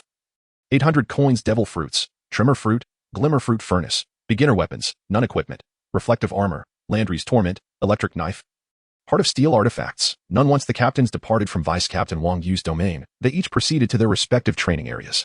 Vista, elated by the electric knife bestowed upon him by Wang Yu, eagerly sought to practice with Marco. As fate would have it, he encountered Marco just as he was approaching. Ha ha ha. Marco, let me show you the new abilities I learned from Vice-Captain Wang Yu. Shall we engage in a spar? It's the perfect opportunity to test your new skills in a real combat scenario. Vista exclaimed, eager to flaunt his newfound prowess. Yet, Marco appeared dejected, disregarding Vista's enthusiasm as his thoughts were solely focused on how to provide Vice-Captain Wang Yu with an explanation, hoping to avoid his displeasure. Vista, do you have any ideas on how to cheer up Vice-Captain Wang Yu? Marco inquired. Cheer up Vice-Captain Wang Yu? Vista smacked his forehead, realizing he had completely overlooked this matter. If only there were a way to bring joy to Deputy Captain Wang Yu, perhaps he would offer me more guidance, and I might truly soar to new heights. What do you think about retrieving the Poneglyph? As a formidable figure like Deputy Captain Wang Yu, he must hold a keen interest in such matters. Marco suddenly exclaimed. Upon hearing this, Vista slapped his forehead. Indeed, how could I have overlooked that? Since we are sworn enemies of the Beast Pirates, we should head over to Kaido's territory and seize the Poneglyph. Wang Yu will surely be pleased to learn of our success. And while we're at it, I wouldn't mind capturing a couple of lovely ladies. I find both Runty and Black Maria quite appealing, haha. Vista said with excitement, feeling that his strength would soon be on the rise. Chapter 35, Vista, let's capture Black Maria. The larger, the more interesting. I can understand Runty, but Black Maria, with her imposing physique, seems rather unsuitable, doesn't she? Marco inquired. What do you know? A larger physique adds to the allure. Just imagine lounging against the bosom of a magnificent beauty, sipping fine wine and basking in the sun. What a delightful life that would be. Vista grinned, a mischievous smile spreading across his face. Marco instantly grasped the sentiment, and the two were in perfect accord as they gathered their belongings and set off toward Wano. For the next 2 days, the captains diligently honed their abilities. On the outskirts of the Whitebeard Pirates' territory, atop the island of Bopi, Harda was brimming with excitement. Ha ha ha. The skills that Deputy Captain Wang Yu imparted to me are truly formidable. I doubt anyone would dare to provoke the Whitebeard Pirates again. Harda exclaimed with enthusiasm on Bopi Island. At that moment, a colossal pirate ship abruptly emerged within Harda's line of sight. The vessel's bow resembled that of a massive mammoth. The pirate flag, adorned with a pair of enormous ivory tusks, billowed gracefully in the wind. The colossal pirate ship is swiftly approaching the territory of the Whitebeard Pirates. Is this the mammoth? Damn it, I just mentioned that no one dares to provoke our Whitebeard Pirates, and already an unfortunate soul has appeared? Harda peered through the telescope once more, scrutinizing the scene with greater detail at close range. Jean Lamy, Cybus head, and Drought Jack. These scoundrels are here again to pilfer the minerals from the territory of the Whitebeard Pirates, all for the sake of artificial devil fruit materials. Harda exclaimed with indignation. Such incidents had occurred before, yet the Whitebeard Pirates couldn't possibly station commanders to oversee every region. Thus, in most cases, aside from eliminating minor pirates, these beast pirates managed to succeed. Whitebeard himself had once contemplated launching an assault on Kaido, but the latter's formidable natural defenses made any offensive nearly impossible, utterly infuriating. Today, I shall exact my vengeance. You seek to plunder resources from our territory? Then I shall confiscate every last item aboard your ship. A faint smirk curled at Haruda's lips. Soon, colossal shadowy mushrooms began emerging across the sea. Within minutes, an entire fungal formation had been deployed. Meanwhile, aboard the mammoth, Jack the Drought wore a savage grin. Haha. Word has it that Whitebeard has secluded himself. Now is the time to intensify our raids on his crew. Once we seize their resources, we'll wreak havoc upon these waters. Jack's metallic jaw clattered excitedly as he spoke. Beside him, Jinremy and Sheepshead showered him with sycophantic praise. Brilliant as always. Lord Jack, with Whitebeard absent, we shall bring glory to the beast pirates. Jinremy beamed. Let us hope for a battle. My horn blades thirst for blood. Sheepshead added with a chilling smirk. The presence of the mammoth had already triggered the Whitebeard Pirates' alarms. However, with other commanders too distant to respond swiftly, only Little Oars Jr. was within reach. Thus, Haruda and Little Oars Jr. stood as the sole defenders against the entire mammoth crew, tasked with safeguarding their territory's resources. Though alone for now, Haruda was resolute. He would not allow these marauders to prevail. After deploying his fungal array, he steered his small vessel straight toward the mammoth. Elsewhere, Little Oars Jr. received an urgent transmission from intelligence. Understood. Those damn beast pirates. I'll be there immediately. Await reinforcements? No need. The techniques Vice Captain Wang Yu taught me. I've been itching to test them. With that, he ended the call, leaving the intelligence officer exasperated. Lately, the commanders, Haruda, Little Oars Jr., their tempers flare hotter than ever. They stand no chance against Jack alone. Dispatch reinforcements at once. Aboard the mammoth, Sheepshead spotted Haruda's approaching vessel through his telescope. Lord Jack, a small ship approaches under the Whitebeard banner. Jack's eyes gleamed with malice. How many? Who leads them? Sheepshead's lips twisted into a mocking grin. Just Haruda. Ah, a fool rushing to his death. The entire crew erupted in laughter. Haruda? A mere 12th Division commander dares oppose me? Bring us alongside. I'll flay him alive to avenge our fallen brethren. Jack roared. A low-ranking commander, barely on par with a Flying Six, daring to challenge him? The insolence enraged him. Lord Jack. The helmsman accelerated toward the lone vessel. The pirates brandished their weapons, chanting in unison. Kill him. Crush him. Who does he think he is? Whitebeard himself. Fool. So eager to die? Haruda, undaunted by their jeers, smirked coldly. Humph. You still see me as the old Haruda? This time, none of you shall return. In recent days, I have diligently followed the guidance of Vice Captain Wang Yu in my training, and I can confidently proclaim that I have achieved remarkable success. Soon, this group of scoundrels will witness my true capabilities. The colossal mammoth, cutting through the ocean like a ferocious beast, while Harda's small vessel appears as a lamb awaiting slaughter. Will you not yield, you imbecile? Drought Jack's eyes widened with fury as he fixed his gaze upon Harda's small boat, astonished that Harda showed no intention of evading the might of the mammoth. Accelerate forward. Drought Jack bellowed, and the massive mammoth surged ahead with increased speed. Boom. The rapidly approaching mammoth collided head-on with the small boat, producing a thunderous sound as Harda's vessel was reduced to splinters, wooden planks soaring into the sky, witnessing the destruction of the small boat. The pirates aboard the beast pirates erupted in raucous laughter. Haha, what a fool, not even attempting to evade our mammoth. Chapter 36. Drought Jack stumbles upon a poisonous mushroom and loses his mind. Drought Jack ascended to the bow of the ship. His expression won a disdain as he beheld the wreckage of the small boat. How dare a mere 12th Division captain stand in my way? I'd rather summon your ship, Marco. No sooner had he spoken than Harda appeared at the stern of the mammoth, swiftly dispatching 20 pirates with a single stroke of his blade. Blood from the fallen members of the beast pirates flowed freely at the stern, mingled with their agonized cries. Upon hearing the commotion, Jack turned around and was struck with shock as he saw many of his artificial devil fruit users being easily slain by Harda. The very individuals he had painstakingly cultivated were falling in a heartbeat, causing veins to bulge on Jack's forehead as rage consumed him. In an instant, Jack transformed into a colossal mammoth, his immense size causing the entire mammoth to tremble. The ground shook as the enraged Jack charged toward Harda, causing the ship to sway violently. The pirates aboard the mammoth widened their eyes, fear etched on their faces. Lord Jack is furious. They whispered. It appeared that Harda was doomed. He had dared to ambush them and had provoked the wrath of Drought Jack, ensuring a grim fate awaited him. Cypress and Jean Lamy turned their gazes toward Harda, as if they were witnessing a condemned man. Harda is finished. I suspect Lord Jack will trample him into a pulp. Cypress remarked sympathetically. No, the enraged Lord Jack will surely use his tusks. I wager Harda will be impaled and bleed to death. Jean Lamy smirked, licking his lips in anticipation. The two began to speculate on the manner of Harda's demise.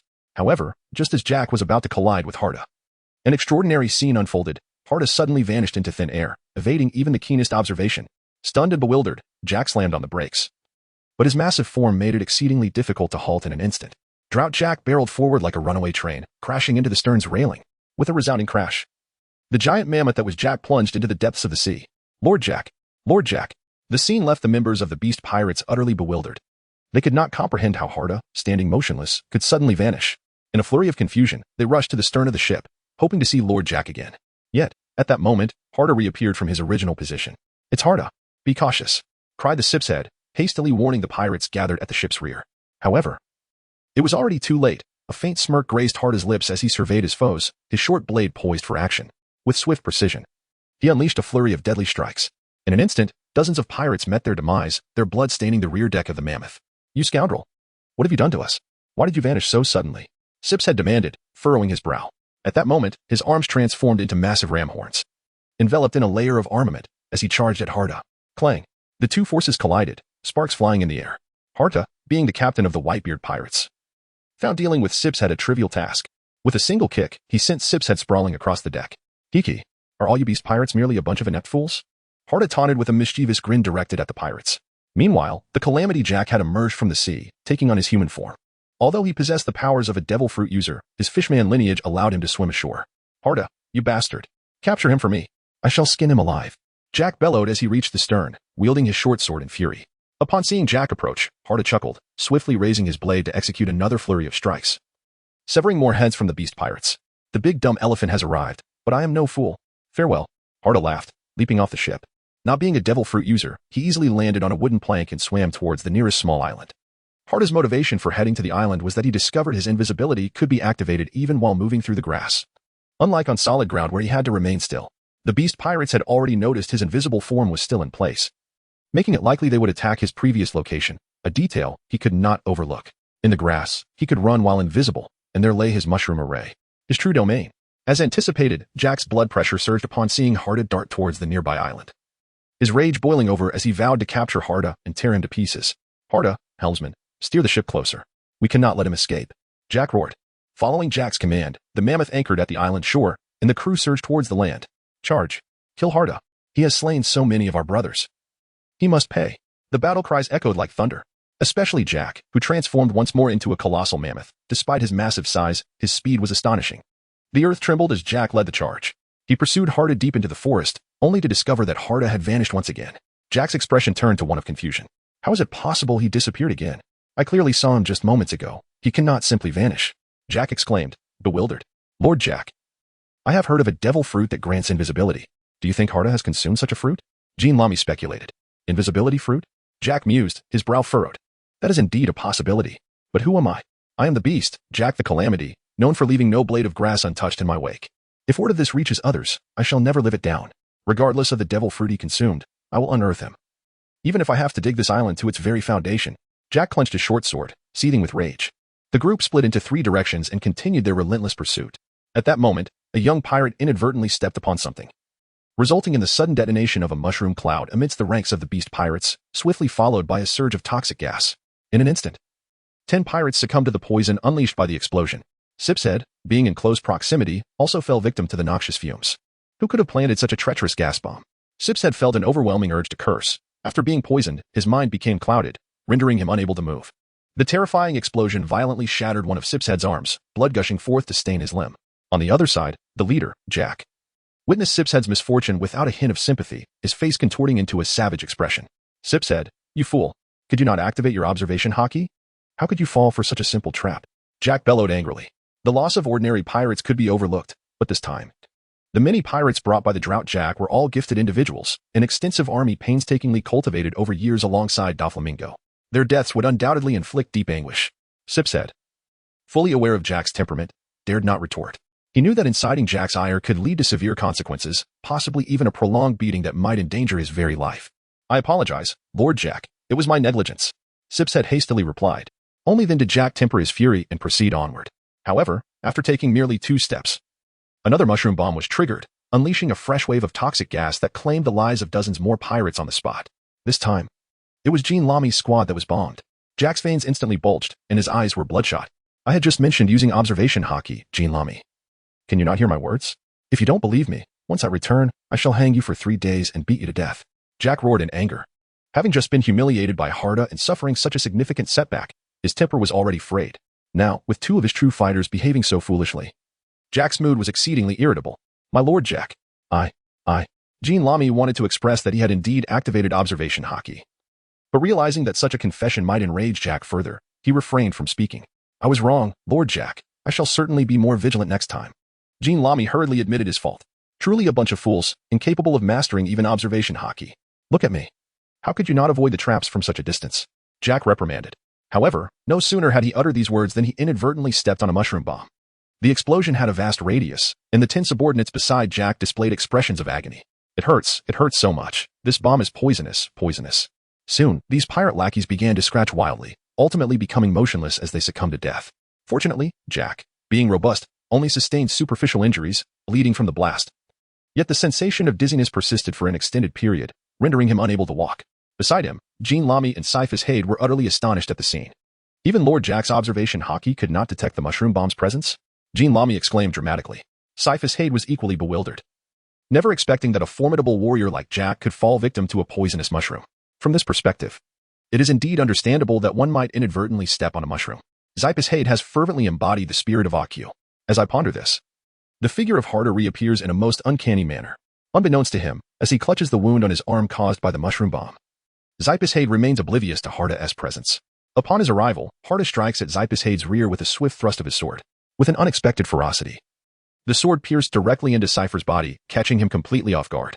The pain was immediate, causing him to leap up in agony. Ouch! It hurts. His scream resonated like that of a slaughtered pig, echoing across the area. The surrounding pirates of the Jack crew turned their gazes towards Cypher's, only to discover Harda's silhouette. Harda.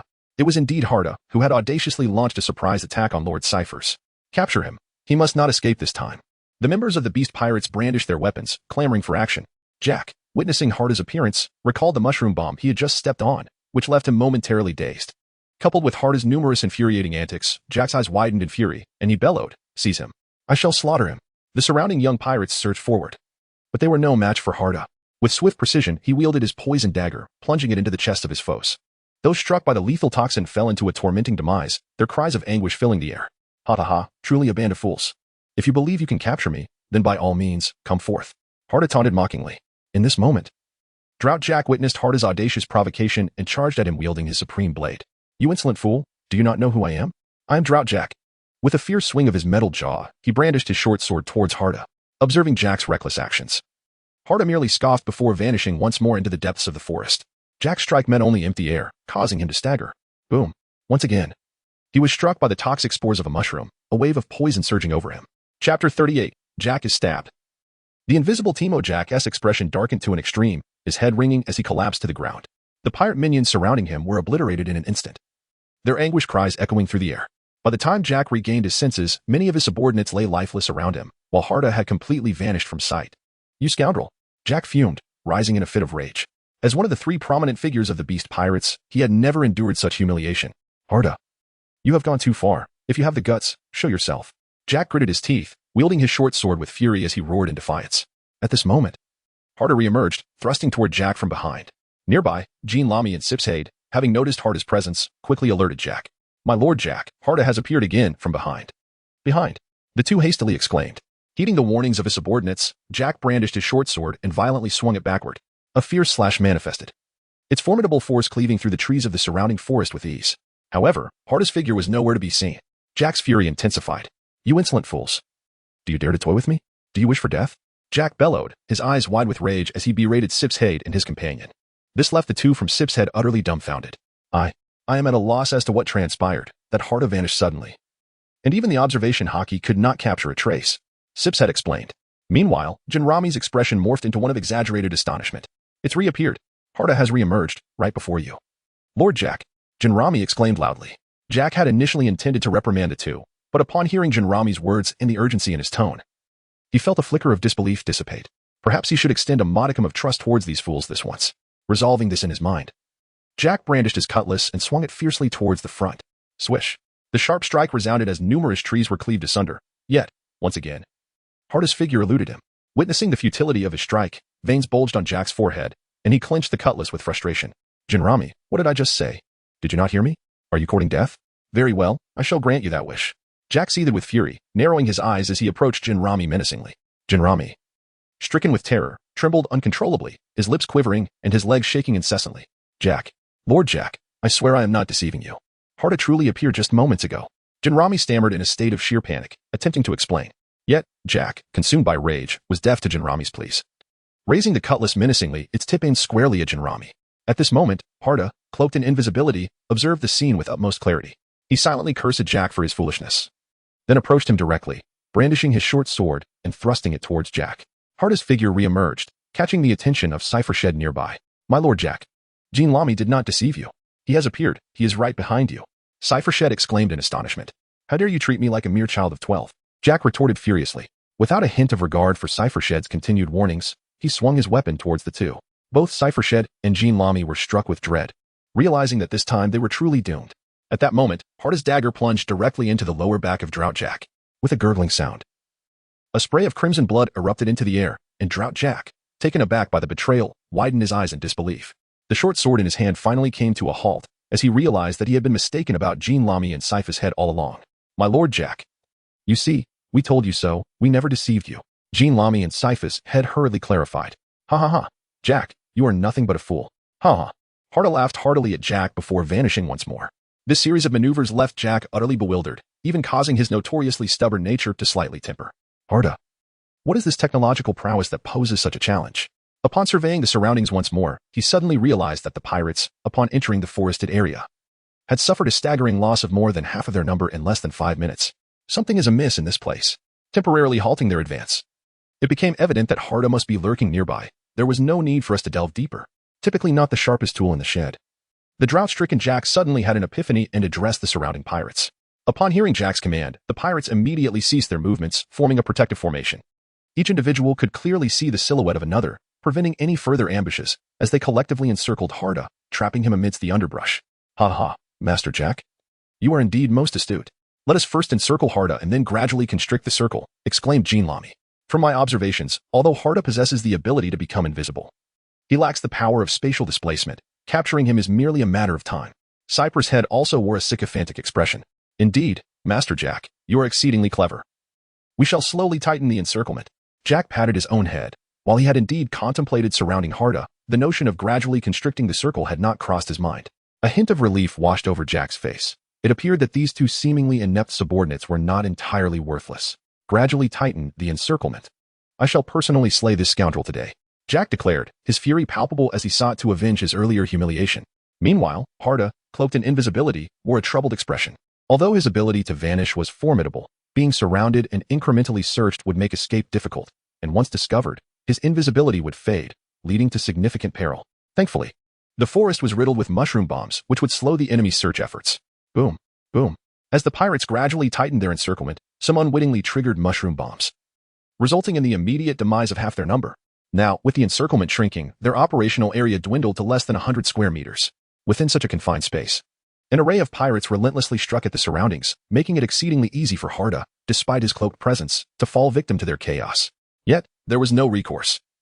Harda could only strive to evade the multitude of assaults. As time progressed, the encirclement tightened once more, leaving Harda with a mere 10 square meters of mobility. Observing this predicament, the notorious Jack the Drought erupted into laughter. Ha ha, Harda, I know you are within this range. I advise you to surrender now. Otherwise, my shotel will surely torment you, Jack proclaimed with a booming laugh.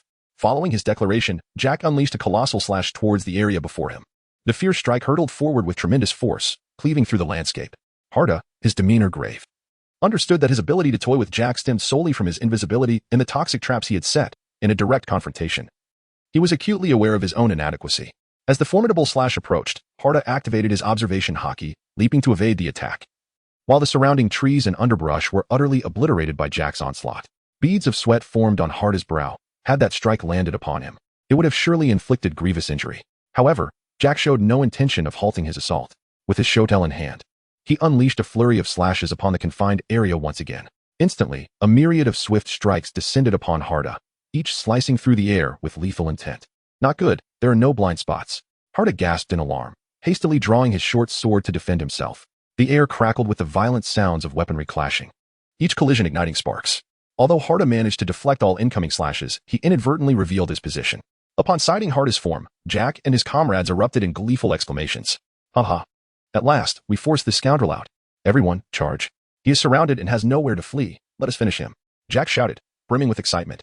The other pirates, filled with rage from the torment of Harda's poisonous mushrooms, brandished their weapons with reckless abandon, eager to retaliate. Charge. Let us avenge our fallen brothers. We cannot allow this wretch to escape. Their vengeful gazes fixated on Harda, each pirate yearned to cleave him in two. Believing that only through such an act could they quench their thirst for retribution. The clamor of battle intensified as Harda engaged with the throng of pirates. After successfully parrying the initial wave of attacks, he found himself besieged anew. From the fray emerged the formidable figures of his adversaries. The mighty ram's horn of Cyprius transformed into a razor-sharp weapon, enveloped in a dark hue of haki, charging fiercely at Harda. Simultaneously, the horns of the Goldremy elongated, becoming lethal instruments aimed directly at him. Harda quickly readied himself to counter, but the sheer might of his opponent sent his diminutive form hurtling through the air. As Harda regained his footing, the ground trembled once more. Before him, Jack had morphed into a colossal mammoth, trampling the earth and roaring fiercely as he charged at Harda. Recognizing the impending doom, Harda's heart sank. Should he be struck by this enraged behemoth, his fate would be sealed. Had he truly just begun to grasp the teachings of Vice Captain Wang Yu, only to face annihilation? Such an end would be tragically unjust. At this moment, the earth suddenly trembled once more, a movement unlike the previous quake caused by Drought Jack. This tremor resonated with a far more intense sound. Harda wore a bewildered expression. Was this an earthquake? Even Drought Jack appeared slightly dazed, questioning the situation. The sunlight that had once grazed the sky abruptly vanished, casting the surroundings into a profound darkness. As Harda gazed down at the enormous shadow looming over the ground, a smile crept across his face. The familiar silhouette is unmistakable. Little oars, how wonderful that you have arrived. Harda exclaimed with excitement. Upon hearing Harda's words, Jack also gazed skyward, and indeed, the enormous shadow cast upon the ground was none other than that of Little Oars. The members of the Beast Pirates were overtaken by expressions of sheer terror, their faces stricken with fear. What on earth is that thing in the sky? Judging by its appearance, could it possibly be the legendary race, the Demon Clan? Who would have thought we would encounter the Demon Clan here? Regardless of its race, its colossal form dwarfed even the transformed Jack by several magnitudes. Should it land upon us, we would undoubtedly be crushed into mere pulp. Chapter 40. Little Oars, a mere drought. Let me demonstrate my resilience, the members of the Beast Pirates wailed in despair, scattering in all directions. However, how could their fleeing speed possibly surpass that of the plummeting Little Oars? Rubber slingshot, let me show you scoundrels my new technique. Little Oars exclaimed with fervor from the sky. After many days of pondering over a training partner, he was finally presented with an opportunity to test his new skills on these unwary foes. As he contemplated, Little Oar's gigantic frame hurtled downwards towards the ground with tremendous force. Boom. The massive figure struck the earth, triggering a violent tremor accompanied by a thunderous roar, creating a vast crater upon impact. Clouds of dust enveloped the entire island in that instant. The smaller pirates had barely escaped the radius of Little Oar's descent, each one crushed into oblivion. Sipsis and Jinrami instantly rolled their eyes back and fainted on the spot. Even the Drought Jack was momentarily rendered unconscious, barely managing to crawl away from the immense body of Little Oars, gasping for breath. Upon emerging, Drought Jack was still in disbelief, thinking that his subordinates had not truly met with disaster. Sipsis, Jinrami, quickly deal with them, Jack bellowed. Yet, there was no response for an extended period. What are those two rascals up to? Little Oz merely shifted his body, casting a beaming smile at Jack. Are you referring to these two fellows? If so, I shall return them to you. Little Oz jested. Then, as if lifting two small chicks, he seized Syphus' head and Jean Lamy, hurling them towards the Drought Jack. The two of them flew through the air like cannonballs, hurtling towards Jack. At that moment, Drought Jack realized that two of his subordinates had been rendered unconscious by Little Oars, who had simply sat on them. Jack's anger surged, and the massive mammoth he controlled let out a deafening roar towards the sky. He then directed his fury towards Sip's head and Jean Lamy, delivering a powerful blow. With a resounding smack, the two were sent soaring into the air. Jack, you heartless brute. You treat your subordinates so harshly, Little Oars remarked with a sly grin. Aha. There's no helping it. This Jack is likely to be driven mad. You wish to kill me, but you cannot, now that my allies have arrived. Let us see how you fare. Harda taunted Jack boldly. Upon hearing this, Jack's expression twisted in discomfort, akin to tasting something foul. Indeed. Why was it so difficult to eliminate Harda? Previously, as one of the three calamities of the Beast Pirates, he had dismissed captains of such low caliber from the Whitebeard Pirates without a second thought. He never anticipated that dealing with Harda would prove so challenging. The more he pondered, the angrier he became. Is a mere Little Oars truly enough to defeat me? Do you think your mediocre skills can contend with my might? Drought Jack roared in fury. At that moment, the injured Sip's head and Jean Lamy limped back, surprisingly revived. We didn't expect a feint like that. But thankfully, we have awakened. Lord Jack, we come to assist you, they declared. Jack's face softened slightly with satisfaction. At least these two weren't entirely useless. You cannot handle Little Oars. Capture Harda for me, but remember, I want him alive. My intentions have changed. I desire not just Harda's life, but the exquisite pleasure of tormenting him. I trust that upon my return to Wano, my brothers Quinn and Jin will aid me in this endeavor. Jack's lips curled into a sinister smile. With one brother skilled in torture and the other in creating tormenting viruses, he was certain they could make Harda's life a living hell. Only then would he find solace and avenge past grievances. The two subordinates shared wicked smiles. At your command, Lord Jack, they exclaimed before charging towards Harda. Harda, can you handle this? Little Oars inquired. Fear not, I can dispose of these fools 100 times over. But you, Little Oars, what will you do against Jack? Harda replied with concern. Upon hearing Harda's words, a confident smirk appeared on Little Oar's face. You underestimate me, Harda. Do not forget I possess the heart of steel. My defenses rival Kaido's. I shall ensure Jack feels the weight of my resolve. Moreover, this is an excellent opportunity to gain experience and increase my health limits. Jack, overhearing this, was utterly bewildered. What is this? I am one of the 3 most prominent figures in the 4 emperors. And yet a mere Little Oars dares to look down upon me? Enough of this. I will swiftly eliminate you all from the Whitebeard Pirates. Jack bellowed in rage. In an instant, Drought Jack transformed into his mammoth form and charged at Little Oars. Each step sent tremors through the island, his haki enveloping his tusks, which gleamed like twin daggers under the sun. The speed and power were unparalleled. Jean Lamy and Sip's head were visibly excited upon witnessing Jack's ferocity. Ha! Let these weak captains witness the power of the 3 calamities of the beast pirates. Jean Lamy exclaimed eagerly. Indeed, a mere Little Oars, weaker than a warlord, shall be swiftly dispatched. Sip's head added with a sneer. To them, the giant Little Oars posed a significant threat to ordinary pirates. But they were part of the formidable 4 emperors. Any elite among them would dominate the Grand Line. How could they fear a mere giant from the demon tribe? Especially Drought Jack, who would likely obliterate Little Oars in an instant. As Jack charged, he collided with Little Oars, sending him staggering backward. Immediately, Jack shifted back to his human form, leaping forward to unleash a flurry of strikes with his short sword against Little Oars. Each cut landing with the ferocity of a storm, leaving multiple gashes upon Little Oars' body. Seeing his handiwork, Jack's lips curled into a mocking smile. Ha! The demon tribe is nothing but a farce. Their massive bodies merely serve as targets. Such a size has become your burden, Little Oars. Jack gloated triumphantly. Harda, witnessing Little Oars' plight, grasped his short blade, intent on aiding him, but was halted by Jean Lamy and Sip's head. Do not forget, your opponent is me, Harda. Sip's head grinned. If we can take down a captain of the Whitebeard Pirates, our names will resonate far and wide. Jean Lamy chimed in with a smile. With that, they unleashed a barrage of swift strikes towards Harda. Cling, cling, cling. Harda defended against the onslaught while remaining anxious for Little Oars. Little Oars, are you all right? Harda shouted urgently. Jack erupted in laughter at Harda's concern. Ha! Harda, are you jesting? After enduring so many strikes from me, Little Oars is surely on the brink of death, Jack proclaimed triumphantly. Just as Jack reveled in his triumph, Little Oars surprisingly rose to his feet, brushing off his wounds and smiling at Harda. Ha! Indeed, Harda, what a joke. How could such damage even threaten me? Little Oars nonchalantly remarked. Just as his words lingered in the air, an astonishing phenomenon occurred.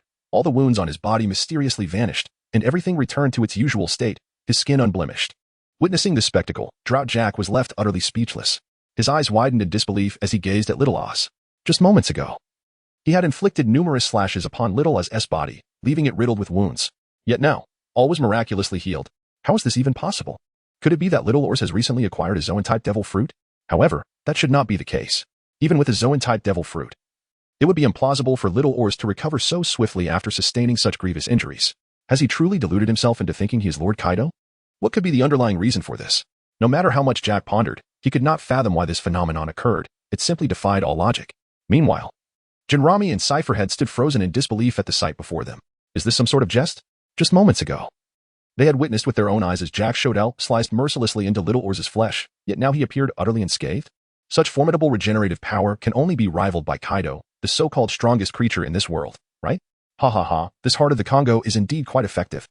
Prepare to meet your demise, Jack. Today, I, Little Oars, shall personally slay you, you foolish elephant. With that declaration, Little Oars unleashed a fierce strike with his great sword towards Jack. Although Drought Jack was bewildered by Little Oars' regenerative abilities, the battle was upon them. Leaving no room for contemplation, he swiftly brandished his short sword and retaliated against Little Oars. Boom! The clash of their weapons ignited a shower of sparks, as waves of power collided, sending a tremendous shockwave surging outward. The trees in the surrounding forest were ravaged by this powerful impact, leaving behind only solitary roots. Drought Jack felt a jolt ripple through his hands, his insides churning violently, and his fingers tingling as he nearly dropped his weapon. After the brief confrontation, Drought Jack was forcibly pushed back several paces. In stark contrast, Little Oars remained unscathed. Experiencing his own immense strength, a look of exhilaration spread across Little Oars' face. Haha. This must be what Captain Wang Yu referred to, an attack that can enhance my life limit. Not only is it immensely powerful, but I can also sense that as my vitality increases, I am growing significantly larger. The sensation of expansion is truly exhilarating. Jack, let us continue our battle. Little Oars declared joyfully, gazing at Jack. To Little Oars, Drought Jack appeared merely as an experienced fodder, and he was reluctant to let him go easily. At the very least, he wanted to accumulate a few dozen layers of Heart of the Congo to augment his life limit. Drought Jack was utterly astonished. Could it be? Little Oars, is he truly this strong? His power surpasses even my own, Drought Jack? Drought Jack was left completely flabbergasted, as Little Oars' defense and attack capabilities far exceeded his expectations. Witnessing Little Oars' prowess, Harda quickly dismissed any concerns regarding Little Oars' safety. It turns out that Little Oars requires no protection. Humph, since I need not worry about Little Oars, dealing with the two of you will be a breeze. A smile crept across Harda's face. He then vanished from his position once more. Cyphus and Jean Lamy furrowed their brows. Initially, they believed that as long as they could hold off Harda, the rest would be handled by Lord Jack. Once Lord Jack dealt with Little Oars, they would come to assist. At that point, Harda would be nothing more than a turtle in a jar. However, they never anticipated that Little Oars would be this formidable. Are you still capable of thinking? How about tasting my blade and experiencing it for yourself?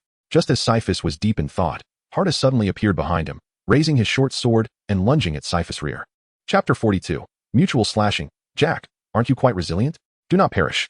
Observing Harda's presence behind Cyphus, Jean Lamy hurriedly warned, be careful, he's behind you. Jean Lamy urged desperately. Unfortunately, the warning came too late. If Jack's reflexes could withstand this strike, Cyphus, on the other hand, lacked such speed. In that instant, Harda's sword plunged directly into him. It hurts too much. Cyphus let out a blood-curdling scream, a torrent of blood gushing forth. This scene left Jean Lamy utterly petrified. The mere thought of being stabbed oneself was too horrifying to contemplate. The scenarios that unfolded thereafter were beyond his imagination. In a desperate attempt to prevent being attacked, Jean Lamy brandished his dagger and slashed at Harda. Whoosh! The blade cut through the air, yet it merely struck the void. After delivering a blow to Sip's head, Harda's figure vanished once more.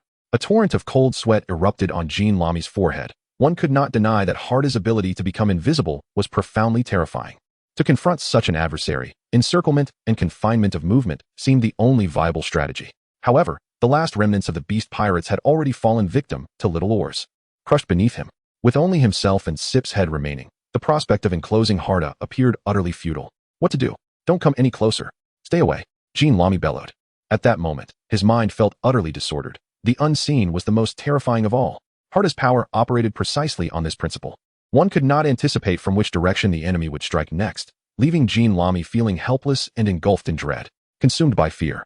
He lost all semblance of reason and began wildly slashing at his surroundings. A significant amount of his haki was squandered in vain. Observing Jean Lamy's frenzied state, Sip's head cursed under his breath. Fool.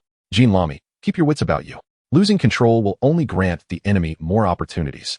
Yet, Jean Lamy could not heed such advice. After countless swings of his weapon, he was left panting heavily. Damn it, Harda. Where are you? Show yourself. He screamed hoarsely. At that moment, a figure abruptly materialized before him. I hear you're looking for me, Harda said with a slight smirk. Ah, Jean Lamy jumped up, shrieking in terror. His weapon fell to the ground in that instant. How dull. You've dropped your weapon, Harda remarked before vanishing again. Jean Lamy was left bewildered, questioning why Harda chose not to strike him. Beside him, Sip's head wore an expression of frustration. Having endured a stab himself, he wondered why Jean Lamy was spared. As he pondered, Harda suddenly appeared around Jean Lamy from all directions. Sip's head's complexion shifted dramatically. Behind you. No, to the left. Right. Wait, it's on the left. Upon hearing Sip's head's frantic directions, veins bulged on Jean Lamy's forehead. You bastard, which direction are you talking about? He retorted, filled with a sudden urge to eliminate Sip's head. It finally dawned on him why they had caused such fury in Lord Jack by revealing Harda's location. I am everywhere around you. Hee hee hee. Harda chuckled mischievously as he drew his dagger and lunged at Jean Lamy with force. Pain. It hurts too much. Another scream echoed across the sky. Upon witnessing the dismal performance of his two trusted subordinates, Lord Jack's head felt as though it would explode with rage. You two are truly imbeciles. He berated them. Little Oars, however, merely smiled. I suggest you manage your own affairs first. With that, he charged directly at Jack once more. Jack, no longer holding back, transformed into his half-beast form and retaliated fiercely against Little Oars. Both combatants, embodying tank-like resilience, engaged in a brutal exchange of blows. Whoosh, whoosh. Whoosh.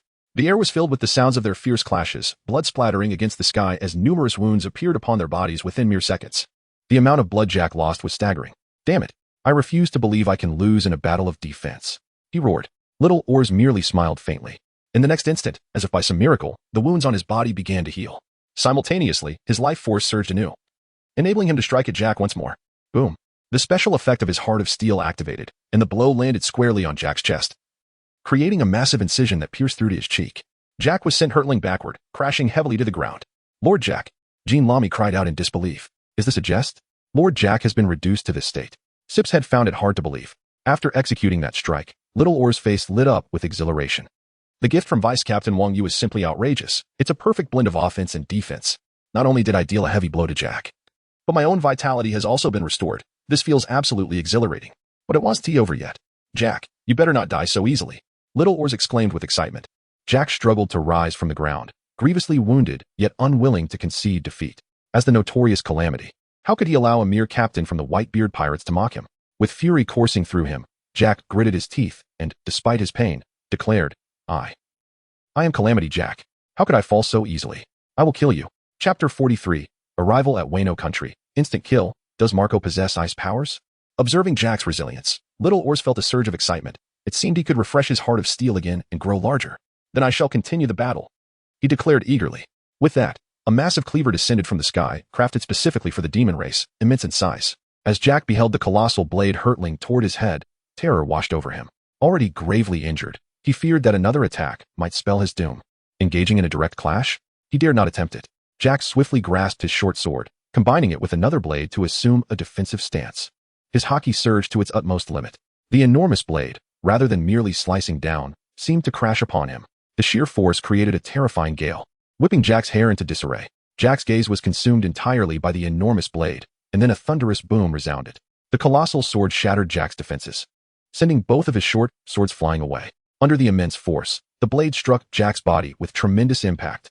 The armored color shattered instantly, scattering fragments all around. The violent blow created a massive fissure in the ground, stretching for miles. Jack tasted sweetness in his mouth before succumbing to unconsciousness. After delivering such a devastating strike, Little Oars felt his strength renewed. Just moments ago, he had remarked that Jack wouldn't fall, yet here he was, proving to be quite fragile. Looking down at Jack sprawled on the ground, Little Oars displayed a hint of disappointment. Meanwhile, Cypress and Jean Lamy were not faring any better. They were unable to locate Harda at all. The two were utterly disoriented by Harda's tactics, their bodies riddled with various wounds, eventually stepping on multiple poisonous mushrooms. Overwhelmed by toxins, they collapsed into unconsciousness. Ha ha ha, Brother Harda, who would have thought that Vice Captain Wang Yu's teachings would prove so formidable? Stealthy ambushes combined with mushroom traps have led these individuals to their demise. Little Oars praised. Upon hearing this, Harda reciprocated the compliment. I must say, the abilities imparted by Vice Captain Wang Yu are truly remarkable, resilient, and powerful. Your combat prowess has ascended several tiers. The two exchanged flattery until they finally noticed the multitude of beast pirates lying on the ground. They swiftly grabbed ropes and bound all of them. Let's hand these rascals over to Vice Captain Wang Yu. Perhaps if he's pleased, he might grant us further instruction, and we could revel in the experience. Little Oars exclaimed with excitement. Having tasted the sweetness of Vice Captain Wang Yu's guidance, he was unwilling to let such an opportunity slip by. Harda shared in the exhilaration. Indeed, these scoundrels dared to seize our resources. Let us bring everything aboard the mammoth to Vice Captain Wang Yu, ensuring he is well pleased. Harda echoed, filled with enthusiasm. This has indeed brought a shipload of supplies to the Whitebeard Pirates, and coupled with the drought-stricken captive, Jack, it has greatly enhanced the reputation of the Whitebeard Pirates. The two immediately struck a chord and headed towards the restricted area of Vice Captain Wang Yu. Meanwhile, Vista and Marco had also arrived at the perilous region of Wano Country. At that moment, the entire area was fortified with various types of cannons, meticulously manned by gunners who were ever vigilant, prepared to fire at a moment's notice. Today, it was Peggy Wan's turn to guard this formidable stronghold. Beside him, two rhinoceros Zoan wielders were fawning over him, presenting an assortment of exquisite delicacies and fine wines. Peggy Wan lounged in an ornate chair, casually tossing his half-purple hair, exuding an air of nonchalance. Guarding the perilous stronghold of Wano Country was indeed a monotonous affair, with the 6 flying squads stationed here. And given the formidable nature of this place, no one would dare approach unless they were reckless enough to possess the audacity of a bear.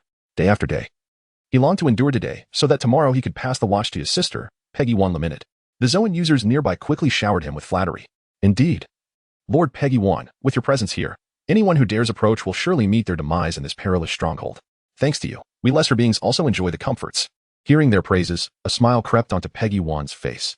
Despite the tedium of the location, it was hard to deny the pleasure derived from such admiration. Just as Peggy Wan and the pirates stationed at the stronghold were engaged in light-hearted conversation, the previously clear sky suddenly darkened. Flurries of snowflakes and small hailstones began to descend from above. The beast pirates were left bewildered. What is happening? How can it snow in the middle of summer? Peggy Wan stood from his chair, puzzled. Could it be the Navy? I recall Admiral Akiji possesses the power of ice. As he pondered, the sky erupted with thunder and lightning, and a fierce gale swept through the area.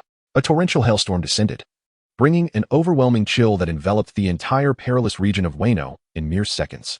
The biting cold was so intense that even the moisture in the air crystallized into ice, and small pirates were instantaneously transformed into ice sculptures. The expressions frozen on their faces, confusion, astonishment, shock, pain, and despair, were a haunting reminder of their last moments. In an instant, nearly all of the 2,000 pirates stationed at the stronghold met their doom. The gunners at the cannons, who had yet to fire a single shot, were also turned into ice statues. The vast stronghold was left with only a few formidable Zoan users and Peggy Wan. The few survivors felt an agonizing force within the icy realm, each second immersing them deeper into this corrosive power, subjecting them to relentless torment. Gazing at the frozen landscape surrounding them, they trembled in fear, instinctively exclaiming in quivering voices, terrifying, utterly terrifying. Who could possess such power? Have the Navy truly arrived? Chapter 44. Marco, quickly, tell me where your sister is. Even Peggy Wan found himself afflicted with numerous frostbite injuries, barely managing to withstand Marco's ice storm by transforming into his armored Spinosaurus form, enveloped in a cloak of haki. At that moment, a magnificent bird resembling a phoenix suddenly appeared in the sky, accompanied by a veil of frost trailing behind it. Undoubtedly, the source of the calamity that had befallen this place was the very bird soaring above. That individual is Marco, Peggy Wan exclaimed, his eyes wide with disbelief. But how could this be? Marco, with his devil fruit ability, is known as the Phoenix. When did he acquire the powers akin to Admiral Akiji? Could it be that the Whitebeard Pirates and the Navy have formed an alliance? Yet, such a notion seems implausible. Just recently, Lord Kaido had informed them that Ace would soon face execution. A fierce battle between the Whitebeard Pirates and the Navy was imminent, set to erupt within a matter of days. At this moment, an alliance between the Whitebeard Pirates and the Navy is utterly inconceivable.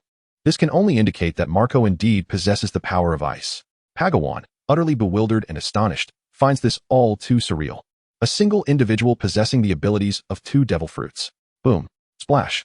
Splash. Before Pagawan could fully comprehend the situation, the few remaining gifted ones who had narrowly survived began to collapse one after another, falling heavily into the snow, and soon transforming into lifeless ice sculptures. Their expressions remained etched with agony and disbelief. As the colossal ice storm finally subsided, Marco reverted to his human form and descended gracefully from the sky, accompanied by a man clad in black attire, wielding a blade, who approached slowly. Pagawan gasped in horror. The newcomers were none other than Marco and Vista from the Whitebeard Pirates. The two exchanged light-hearted banter. Vista, it has been quite a few years since we last visited this place, hasn't it? Indeed, the last time was during our first encounter with Kazuki Oden. Ah, quite right. Now that we are here, aside from abducting individuals, I believe we ought to create quite a ruckus before departing, as a means of avenging Oden. Upon hearing their conversation, Pagawan felt a surge of urgency and hastily dialed a number, connecting directly to Kaido's stronghold within the haunted mansion of Onigashima. Cold sweat trickled down Pagawan's forehead as anxiety gripped him. If his memory served him correctly, it was currently Kaido's drinking hour. In such moments, if one has succumbed to intoxication and fallen into slumber, it is highly likely that the sound of the phone's ring goes unnoticed. At this juncture, within the haunted abode, Kaido clutches a colossal barrel filled with the national liquor of Wano, known as the Sake of the Heavens. It is said that each drop of this exquisite beverage is worth a fortune, yet Kaido drinks with utter abandon, showing no signs of remorse. He raises the immense barrel to his lips and begins to pour its contents down his throat. Gulp, gulp. As his throat convulses, the rich and fragrant liquor fills his belly, and Kaido succumbs to the effects of intoxication. The mighty Kaido, one of the four emperors, engages in a drunken revelry, carelessly tossing the barrel aside, shattering it into pieces. This formidable ruler of the seas lies sprawled on the ground, akin to a mere child. How utterly disappointing. How profoundly lackluster. Why is it so challenging even to embrace death? The young pirates surrounding Kaido, who have been delivering him drinks, observe his drunken antics. Beads of cold sweat forming on their foreheads, frozen in place like statues, paralyzed by fear. They recall the last occasion when Kaido was inebriated. An ill-fated pirate dared to advise him to take care of his health, and was promptly reduced to a pulp by a spiked club. At that moment, the telephone in the haunted house suddenly rang. BRRR, BRRR. Huh. Kaido squinted his eyes, furrowing his brow, and let out a slight grunt. Which insolent fool dares to disturb my drinking time? Unless it is of utmost importance, if you interrupt me, I shall surely flay you alive. Kaido roared with a fierce countenance. He then answered the call directly. Do you wish to die, daring to disrupt my drinking with your shout? Speak, what is it? Kaido reprimanded. On the other end, a frantic Peggy hurriedly reported to Kaido. My lord Kaido, the stronghold has fallen. Peggy said anxiously. What? The stronghold has fallen. Kaido's eyes widened in shock, the effects of alcohol dissipating. Speak, who did this? Kaido exclaimed, grasping a nearby spiked club with fury. Report. Report, my lord Kaido. It was Marco and Vista. For reasons unknown, a sudden blizzard struck, and we were completely encased in ice. Peggy said with great reluctance. What? Kaido's forehead throbbed with veins, his clenched fists cracking ominously. It cannot be. The Whitebeard Pirates. This point, however, Kaido has not considered. Logically speaking, the Whitebeard Pirates should be preparing for a grand confrontation with the Navy at this moment. Recently, it has come to light that Whitebeard himself has entered seclusion to recuperate from his injuries. During such a time, the Whitebeard Pirates would avoid making enemies if at all possible. How could they dare to provoke someone like myself? Furthermore, just moments ago, Pejuan mentioned that the pirates guarding the treacherous terrain were utterly annihilated by a blizzard. It is rather peculiar. Marco and Vista are well acquainted with Kaido. They could not possibly possess the power of blizzards. Are you certain it was the Whitebeard Pirates? Furthermore, what do you mean by the descent of ice and snow led to your annihilation? Marco and Vista lack any freezing abilities. Kaido inquired. Before he could finish his sentence, a series of agonizing wails echoed from his transponder snail. It turned out that Marco and Vista had already confronted Pejuan. Vista unsheathed his blade and struck heavily upon Pejuan's spiked back, causing the poor creature's sharp teeth to shatter into a multitude of fragments. Pejuan, you verbose creature. Let me pose a question. Where is your sister? Reveal her whereabouts and I shall spare you. Refuse to answer, and well. Vista taunted. Wiping his sword with a mocking tone. Transformed into a colossal spiked dragon, Pejuan collapsed to the ground, his body already ravaged by the icy powers, covered in wounds. Now, with his teeth utterly destroyed, he spat blood, a picture of utter disarray. My sister? How would I know where she is? Pejuan lamented, clutching his injured mouth. Indeed, this statement holds a kernel of truth. Although they are siblings, he is not privy to Runny's daily whereabouts. Peggy Wan had just stumbled to her feet when, in an instant, a shadow of a sword materialized before her, and she promptly lost consciousness. On the other end of the line, Kaido managed to grasp the situation, albeit vaguely. Hello, Peggy Wan. How are things? Were you ambushed? Speak to me. What is this freezing power all about? Furthermore, why were that scoundrel Marco and Vista seeking Runny just now? Kaido, within the confines of Onigashima, held his din mushy. His expression a mix of confusion and fury as he inquired. Chapter 45, Kaido's Fury, Thunderous Gossip. Did they dare to strike at me, Kaido? At that moment, the abruptly disconnected call was unexpectedly re-established, yet the voice that emerged was not that of Peggy Wan, but rather that of Marco. Marco was seen sitting atop the immense form of a Spinosaurus, holding the phone bug in his hand, a smile adorning his face. Hello, Kaido. Long time no see. That useless Peggy Wan has been dealt with, and he's currently seated beneath me, so he won't be able to answer your questions. But rest assured, I can provide you with the answers to your inquiries. Marco's laughter was chilling. The relationship between the two formidable Yonko crews had always been fraught, often characterized as adversarial, rendering Marco's lack of courtesy unnecessary. Upon hearing Marco's words, Kaido's expression darkened instantly. He had invaded his own stronghold and annihilated his forces stationed at the treacherous cliffs, an egregious transgression against the beast's pirates. It is worth noting that it had been decades since such a significant conflict had arisen between the two parties. During this critical period of enmity between the Whitebeard Pirates and the Navy, does the beast pirates truly seek their own demise by provoking us? Kaido remained silent, his expression dark and brooding, patiently awaiting Marco's words. This freezing power represents a new direction in the evolution of my Phoenix abilities. As for why I am targeting Runty, it is because Vista and I have plans to plunder some beautiful women and fine wines from Wano to bring back to the Whitebeard Pirates. That Runty, along with Black Maria, both possess admirable looks. Heh. They would make excellent additions as maids, Marco said with a mischievous grin. On the other end of the line, Kaido was utterly enraged upon hearing this, his eyes bulging with fury. What did you say? Kaido of the Beasts let out a thunderous roar. The sky above Onigashima was suddenly filled with flashes of lightning and thunder. Nearby, a trembling subordinate serving drinks looked on in terror at Kaido. Lord Kaido, please, calm down. The frightened subordinate stammered. Kaido chose to ignore him. How dare he suggest that he should temper his rage after such a profound humiliation? Who does he think he is? Gripping his kanabo tightly, Kaido unleashed a powerful blow into the surroundings. Boom.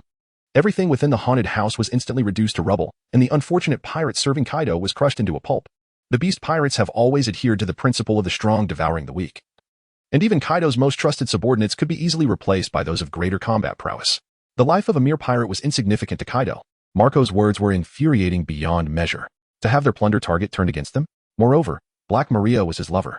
If she were to be taken away to serve someone else, what would become of his pride? Kaido had never endured such a humiliation in his life. Furious, Kaido picked up the transponder snail once more, his eyes cold as ice. Marco, I care not about the absurdity of your freezing power. How dare you aim your plunder at the beast pirates? I will ensure you perish here. Kaido's veins bulged as he spoke in a fit of rage. Upon hearing this, Marco and Vista laughed heartily, showing no fear whatsoever. We had hoped to glean information about Runty and Black Maria from you, but it seems you will remain silent. No matter, we shall search at our own pace. I wonder if Wano can withstand the chaos we brothers will unleash. As for your threat to kill us here, ha ha ha, we await your arrival. If you do not come, you are a coward, Kaido. Marco said, then promptly hung up the phone. To think that we would truly perish here? If it had been the two of them before, they might have hesitated in the face of the entire beast pirates.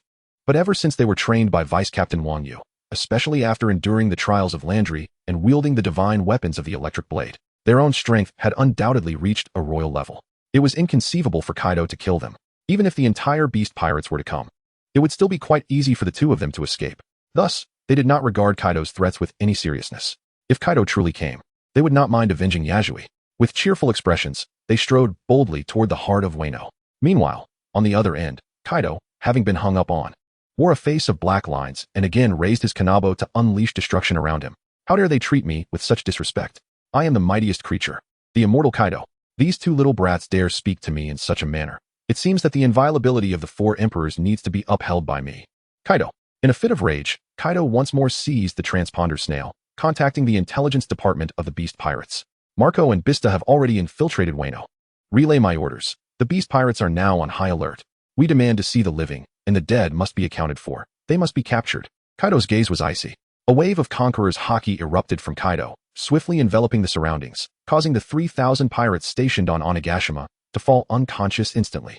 The personnel in the intelligence department, upon hearing Kaido's orders, widened their eyes in astonishment. Marco and Vista, mere captains of the Whitebeard Pirates, dared to provoke the entire beast pirates? They must greatly underestimate us. No wonder Lord Kaido is furious. The intelligence personnel quickly picked up their transponder snails, beginning to disseminate this critical information throughout the beast pirates. In the quarry, the Plague Doctor Queen was supervising the situation. Hurry and prepare my red bean soup. Red bean soup. Red bean soup, ha ha. This is a rare delicacy in this world. The rotund queen swayed his ample body, clearly in high spirits today.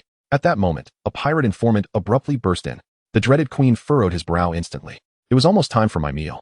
And you dare to intrude upon me now? Do you wish to tempt fate? Would you care to sample the effects of my latest viral research? His pleasant disposition disrupted. The dreaded queen's face contorted with fury.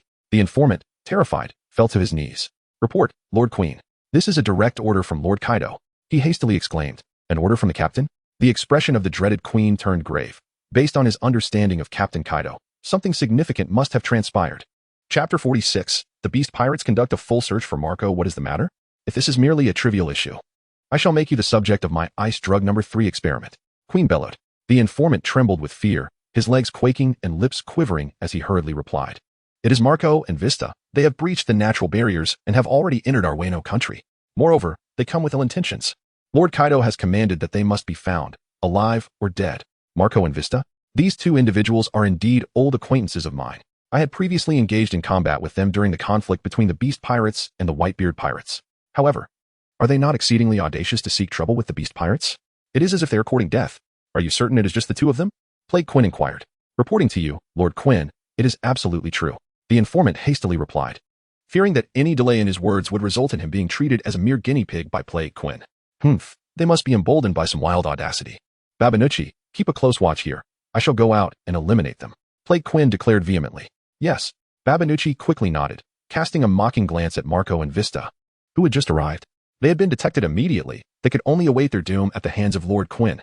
Subsequently, the gears of Quinn's mechanical arm whirred ominously as he boarded a dinosaur vehicle, racing outwards with fervor. Meanwhile, on the other side, the tall figure of Flame Disaster Jin, clad in a black mask, was in a prison, thrusting a roasted iron block towards a prisoner. Sizzle. Instantly, a thick cloud of burnt smoke erupted from the prisoner's chest, causing him to scream and then faint from the agony. Satisfied, Flame Disaster Jin nodded, reveling in the interrogation of others, which brought him immense gratification. At that moment, an intelligence officer suddenly burst in. Jin's eyes were instantly filled with bloodshot veins as he coldly fixed his gaze upon the intruding soldier. I am currently interrogating a prisoner, and you dare to disturb me? Jin's eyes were anything but friendly as he spoke. The intelligence officer hurriedly knelt on the ground. Report, Lord Enzai. This is a command from Lord Kaido. I cannot afford to be negligent. Lord Kaido's command. Jean paused his work, turning to look at the intelligence officer. Speak, what is it? He said coldly. Report, Lord Enzai. Marco and Vista have infiltrated Wano country, reportedly to. The intelligence officer hesitated. To do what? Hurry up and say it. Jean, unable to contain his impatience. Urge him on. Report, Lord Enzai, they intend to plunder our Wano country, taking away treasures, fine wines, and beautiful women. They claim they will take it all. The intelligence officer stated earnestly. Thus, Lord Kaido has ordered that anyone who encounters them must bring them back alive or find their corpses. Hearing of Marco's audaciousness, Jin's eyes widened in disbelief. As the vice-captain of the Beast Pirates, he was sworn enemies with Marco, the vice-captain of the Whitebeard Pirates. Now, upon hearing such arrogant words from Marco and Vista, he was infuriated to the point of grinding his teeth. In his fury, he ironically found himself laughing. You, Marco, dare to look down upon our Beast Pirates. This time, I shall ensure you return empty-handed. With that, the towering figure of Enzai unsheathed his long knife and strode out with resolute steps. Soon, he activated his devil fruit powers, transforming into a pitch-black wyvern. With the ability to fly, he was perfectly suited for the task of tracking down his foes. With a resounding roar, Enzai Jean flapped his wings slightly, stirring a gust of wind, and promptly vanished from sight. Meanwhile, the elites of the Beast Pirates across various locations received Kaido's orders. What a splendid opportunity! If I can take down that Marco, perhaps Lord Kaido will reward me with a grand display of victory. Fuzufu exclaimed excitedly. That Peggy one is truly the disgrace of the 6 flying brothers, annihilated without a single shot fired? Just wait until I, Lord Sasaki, find that damned Marco and Vista. I will chop them up and feed them to the fish. Sasaki scoffed, wiping his long knife. Those bastards dare to harm my little brother, Marco. I will crush you. You scoundrel. The furious sister, Runty, shouted, using her head to smash through a building, reducing it to rubble as she began to fervently search for Marco's whereabouts. On the other side, Marco and Vista were wandering about, unaware that they had already arrived in Burrow Town. The two of them casually entered a restaurant and began to feast with an air of confidence. At this moment, a group from the Beast Pirates abruptly intruded, with their leader being none other than Hold'em, who bore a lion's head upon his abdomen. In the hands of these pirates were images of Marco and Vista. Upon entering the tavern, they boldly seated themselves and began to indulge in the establishment's beverages. The patrons, startled, remained silent in fear. One particularly audacious pirate approached Marco and Vista directly. Listen well, he commanded. If you spot these two individuals in Burrow Town, you must report to Lord Hold'em without delay. Should I learn that anyone has seen them and failed to report, I shall have them hanged at the city gate. Haha. I trust you are all aware of the methods employed by the Beast Pirates. The pirate boasted arrogantly. In this nation, the true power lies with their captain, Kaido. As a result, the pirates of the Beast Pirates have long regarded ordinary people as inconsequential, reveling in their tyranny. After consuming a bottle of liquor, Hold'em smashed every wine barrel in the tavern. What kind of swill is this? How dare you sell such vile liquor? Seize this tavern owner and throw him in prison. He won't see the light of day until he pays 1,000,000 berries. Hold'em raged. Upon hearing this, the owner immediately fell to his knees, pleading for mercy. Please, my lord, this establishment has been selling this liquor for 100 years. It has always been a reputable brand. How could there possibly be an issue? However, the pirates of the Beast Pirates had no intention of showing mercy, laughing mockingly, fully aware that the liquor was indeed fine. Their only desire was to extort money from the tavern owner. Just as one pirate, shackles in hand, prepared to bind the tavern owner, a chilling presence suddenly materialized. In an instant, the pirate wielding the shackles was transformed into a frozen statue. Under the tormenting influence of Landry, within mere seconds, the pirate was reduced to nothing more than a skeletal remains. Who is it? This method is utterly terrifying, isn't it? The leader, Hold'em, was taken aback, feeling a tingling sensation on his scalp. The other lackeys hastily brandished their weapons, scanning their surroundings with expressions filled with dread. The more arrogant these individuals became when confronting civilians, the more timid they felt in the presence of greater power. Chapter 47. Vista unleashes his electric blades, Hold'em exclaims. Thunderfruit? Haha. A hearty laugh suddenly echoed through the air. It was none other than Vista, who was currently enjoying a drink. What splendid wine! Truly. Marco's abilities are remarkable. He can dispatch these lackeys effortlessly while merely savoring his drink. This power of his is simply delightful, Vista remarked with envy. Although his own combat prowess was formidable, he still had to engage in battle, unlike Marco, who could eliminate foes without lifting a finger. Just a moment, you mustn't intervene. Let me have my turn. The dual blades in my hands are brimming with electric energy, eager to unleash their potential. Vista insisted. You're quite the cunning one, Vistas. Thinking to claim all the glory for yourself after I take down one. Marco retorted, showing no signs of conceding. The two were wholly unconcerned about the Beast Pirates. And one by one, they began to bicker amongst themselves. Undoubtedly, in this moment, those pirates who had once been paralyzed with fear now appeared to them merely as inexperienced novices. As Hold'em observed their blatant disregard for him, a sense of embarrassment and anger surged within him. The onlookers had shifted their focus entirely onto Marco and Vista. Among them was a pirate who had previously delivered a portrait of Marco. Upon closer inspection, he leaped up in excitement. His face a mixture of terror and disbelief as he gazed at Marco and Vista, his lips quivering. Lord Hold'em, if I am not mistaken. Could these two possibly be Marco and Vista? The pirate stammered in shock. Hold'em was engulfed in confusion. Are you certain? The entirety of Wano is seeking these two, and they are brazenly dining in a restaurant, right under everyone's noses. He swiftly picked up the portrait for a closer look, and upon recognition, he gasped in astonishment. Indeed. The two before him were Marco and Vista. Lord Kaido has mobilized the entire army to hunt them down. It's Marco and Vista. We must surround them at once. Hold'em commanded urgently. The restaurant soon became inundated with pirates, effectively sealing off any means of escape. Some informants hurriedly reported Marco's location to other units. And a massive contingent of the beast pirates was advancing towards Burrow Town. The patrons inside the restaurant, terrified, began to flee, fearing that a fierce battle was imminent. And that a stray attack could cost them their lives. The once lively tavern was suddenly devoid of customers. Marco finally stood up slightly, shaking his head. You truly are a bunch of fools, wielding our portraits to search for us, and here I stand before you, yet you fail to recognize me? Marco chuckled bitterly. He never expected the beast pirates to be so incompetent. In truth, one could hardly blame Hold'em. After all, who would anticipate that Marco and Vista would exhibit such audacity? They brazenly revealed their whereabouts in front of the beast pirates, unafraid of inciting their wrath. Vista also stood up, a cold smile playing on his lips. Hold'em, I recall you being one of Jack's subordinates. Is there not a girl named Speed among you? Where is she? He turned to Marco with a mischievous grin. Aha. I remember Speed being quite attractive, and most importantly, she can serve as a mount. A delightful gift for first mate Wang Yu. How pleased he shall be to receive someone who can both ride and pamper him. Vista chuckled merrily. Upon hearing this, Marco patted his head. Vista, you truly are a genius. What a splendid idea. He laughed in agreement. Do you take the beast pirates for fools? Though my relationship with Speed is rather tenuous, daring to slander my comrades in front of me is a blatant affront to the beast pirates. Hold'em growled, his inner lion baring its fangs in a furious roar. His face contorted with rage as he drew his mechanical blade, his gaze icy. You lot, kill him. Hold'em barked, veins bulging on his forehead in fury. With a single command, a throng of pirates surged forward, weapons in hand, charging at Marco and Vista. Simultaneously, Hold'em brandished his mechanical blade, aiming a strike at Marco and his companions. Hellfire blade. The lion within him unleashed a colossal fireball, engulfing the mechanical blade in flames, enhancing its lethality. Marco and Vista exchanged glances, shaking their heads. You've squandered your chance. Initially, had you revealed Speed's whereabouts, you might have earned mercy, yet now you've chosen your own demise. Are all the true fighters of the beast pirates so reckless? Marco merely exerted a fraction of his power, a surge of white energy instantly ensnaring Hold'em's hellfire blade. Under the weight of Marco's formidable chill, the flames that once danced upon the blade were snuffed out in an instant. The mechanical blade, now encased in ice, plummeted to the ground in shards. Hold'em's face paled in disbelief.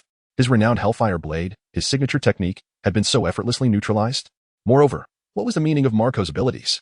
Was he not of the mythical Zoan, the Phoenix Devil Fruit? When did he acquire the freezing powers of Admiral Akiji? Before Hold'em could ponder further, Vista's figure flickered, and his dual blades gleamed ominously.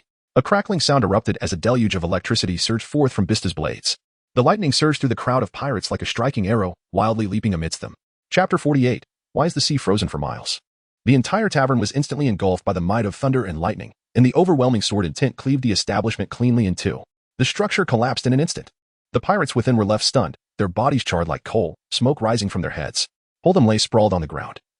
The lion within him reduced to cinders by the electric force, rendering him completely unconscious, weariness etched on his face. His eyes widened in disbelief, mouth agape. Vista, you are a swordsman, aren't you? You are not even a devil fruit user. When did you consume the thunder fruit? Hold'em muttered weakly, bewildered. If Marco possessed freezing powers, he could just about comprehend it as a transformation of a mythical beast. Yet Vista had fought against the beast pirates just a month ago, proclaiming his pursuit of the ultimate swordsmanship akin to Mihawk's, dismissing the notion of consuming any devil fruits. Has he truly abandoned his principles? This is not the thunder fruit. It is my swordsmanship, Vista declared, retracting his twin blades and wiping them clean, a grin adorning his face. Captain Wang Yu's teachings are indeed extraordinary. I have acquired the effects akin to the thunder fruit, and it manifests as a remarkably powerful area of effect magical damage. It is perfect for clearing the battlefield. Upon hearing Vista's response, Hold'em's eyes filled with confusion. Swordsmanship. He had witnessed many flames in swordplay. Yet, the notion of lightning entwined with swordsmanship was something he could only associate with the likes of Big Mom and Kaido among the four emperors. Has Vista reached such a caliber? With a mixture of perplexity and disbelief, Hold'em could no longer sustain himself and collapsed, succumbing to unconsciousness. Outside the tavern, the small pirates who had been clamoring just moments before were now left utterly dumbfounded as they witnessed the aftermath of the collapse within. Hold'em, Lord Hold'em has fainted. The enemy is too formidable. What should we do? Do not panic. I have alerted other troops, and they will arrive shortly. Our task now is to stall them. Yes, we must delay them as much as possible, avoiding conflict and biding time for the reinforcements. The surrounding pirates revealed expressions of sheer terror, stepping back in unison. Hey, Vista, what are you doing? Even Hold'em is incapacitated by your lightning. Could you leave me some opponents? Marco complained. Vista, grinning, replied, well, there's nothing I can do, brother Marco. It's not my fault that I strike faster than you. Marco, displeased by this, activated his abilities once more. Instantly, a tempest arose, and a massive dark cloud loomed above. Under its shadow, the pirates gazed skyward. Their faces painted with curiosity and astonishment. What is happening? Has the weather suddenly changed? But it is summer. How can a cloud appear? Is it the work of an extraordinary being altering the weather? Could it be Lord Kaido? Splendid. Lord Kaido has arrived. The previously bewildered pirates now believed that the enormous cloud above was conjured by their Lord Kaido, their expressions transforming into excitement as they began to cheer. Hearing the banner of the beast pirates, Marco shook his head internally, realizing that these pirates were indeed remarkably foolish. Suddenly, eerie white lightning crackled across the sky. Winds howled, and ice and snow intertwined. A vast area of hail formed upon the ground, a chilling aura spreading across a radius of 10 square kilometers. The observing pirates felt an overwhelming cold, their bones seemingly corroding. One by one, they collapsed, faces contorted in terror, wailing. No, this is not Lord Kaido. Who is responsible for this? I have heard tales that Admiral Akiji possesses freezing powers capable of encasing miles in ice. Could it be that the Navy has arrived? The pirates, one by one, expressed their anguish. Marco shook his head vigorously, deeming their actions not merely foolish, but rather excessively naive and endearingly innocent. Listen well, you fools. This is my new ability, Marco exclaimed with a scornful tone. In a mere span of 2 seconds, these pirates met their tragic demise within the icy tempest. Transforming into lifeless ice sculptures, each frozen in a pose of struggle, their mouths agape as if they wished to utter something before their end. Though their final words remained shrouded in mystery. Yet, from their myriad expressions, confusion, bewilderment, resentment, terror, and agony, one could surmise the turmoil within their hearts as they faced death. After this grim spectacle, Marco dusted off his hands and, with a playful grin directed at Vista, remarked, "You cannot blame me. After all, I was quicker to strike than you." Vista, visibly perturbed, retorted, "Marco, must you make such a grand show when dealing with a mere band of lowly thugs?" Marco, in his audacity, shamelessly unleashed his full power to snatch away individuals. "How brazen can you be, Marco? Playing like this will surely exhaust your devil fruit abilities before long. I wonder how you'll fare against Kaido later," Vista remarked with a scowl. Marco simply smiled. "You needn't worry about that, Vista. Vice Captain Wang Yu previously gifted me a magnificent mask, which not only enhances the potency of my devil fruit attacks but also extends their duration." Marco replied cheerfully. With both attack power and endurance amplified, it truly felt akin to wielding a weapon of the same caliber as his electric blade. The duo continued their journey, departing from the tavern in pursuit of enchanting companions. The immense icy expanse created by Marco left a profound impact on the locals. After Marco and his companions departed, the streets filled with diverse crowds, their gazes fixated on the several square kilometers of frozen terrain beside the tavern. Their expressions were exaggerated, utterly astonished. As they gulped in disbelief, who could have done this? In the midst of summer, a frozen domain has been conjured. More astonishingly, trapped within the ice are members of the Beast Pirates. Who dares to confront the Beast Pirates in Wano? Some individuals even noticed the tavern's interior, where a group of pirates lay scorched by lightning. The peculiar manner of their demise led to speculation. Had they perished at the hands of electricity? Who, then, was responsible for such a combination of ice and lightning? Ordinary citizens engaged in fervent discussions regarding the spectacle before them. Soon after Marco's departure, Speed, who was in Burrow Town delivering treasure, received news of the battle and hurried over. Concurrently, a massive wyvern in the sky promptly received intelligence from the Beast Pirates. Is it confirmed in Burrow Town? Excellent. I am not far from there. All combatants in the vicinity, detain Marco and his crew. I shall arrive shortly. After ending the call, the Flame Calamity accelerated his flight. Meanwhile, Queen, piloting his dinosaur vehicle, also received the news. In Burrow Town? It appears I shall arrive ahead of that scoundrel, Jean. And not far off, a multitude of 6 flying treasures is stationed. Marco and Vista, your doom is nigh. Queen exclaimed, his excitement palpable as he hastened his pace. Above, in the vicinity closest to Onigashima, the local populace fell into a state of panic. The cause was none other than the appearance of a colossal azure dragon overhead, its eyes resembling massive lanterns. Thunder cracked and dark clouds swirled ominously. A dragon! Run! Run for your lives! The citizens of Wano scrambled in terror, the once bustling streets now a scene of chaos and desolation. The enormous azure dragon let out a roar and then spoke in human language. Marco, Vista, you better brace yourselves.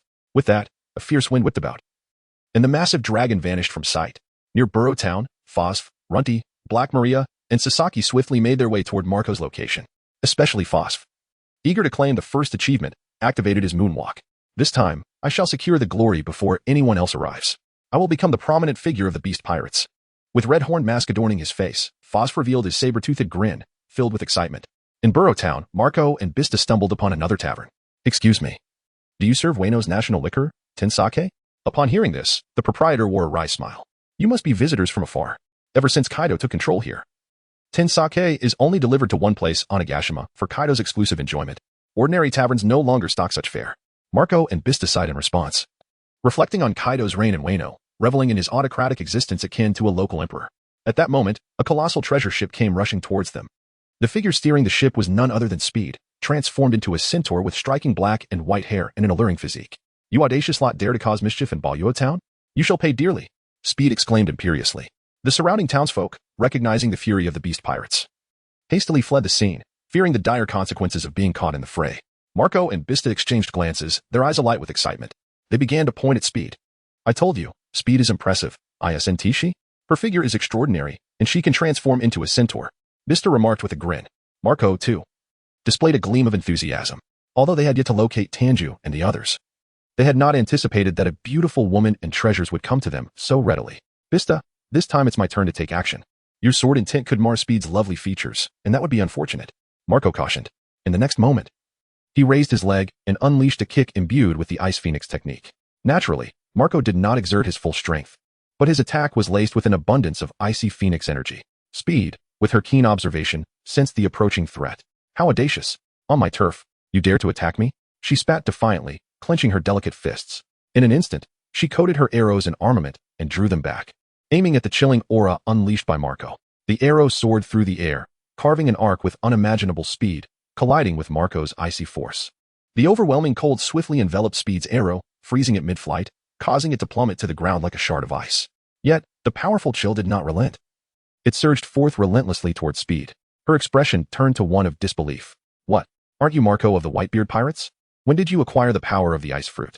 Her eyes widened in astonishment as she attempted to halt her advance, but realized it was too late.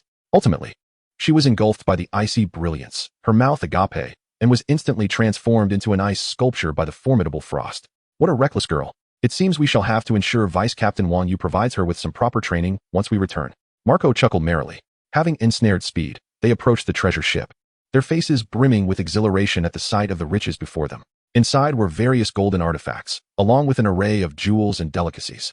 Ha! If we could seize several such treasure ships and present them to Vice Captain Wang Yu, how splendid that would be. Vista mused, his knife plunged into the bounty. At that moment, a chilling gaze suddenly emerged from a concealed dwelling nearby.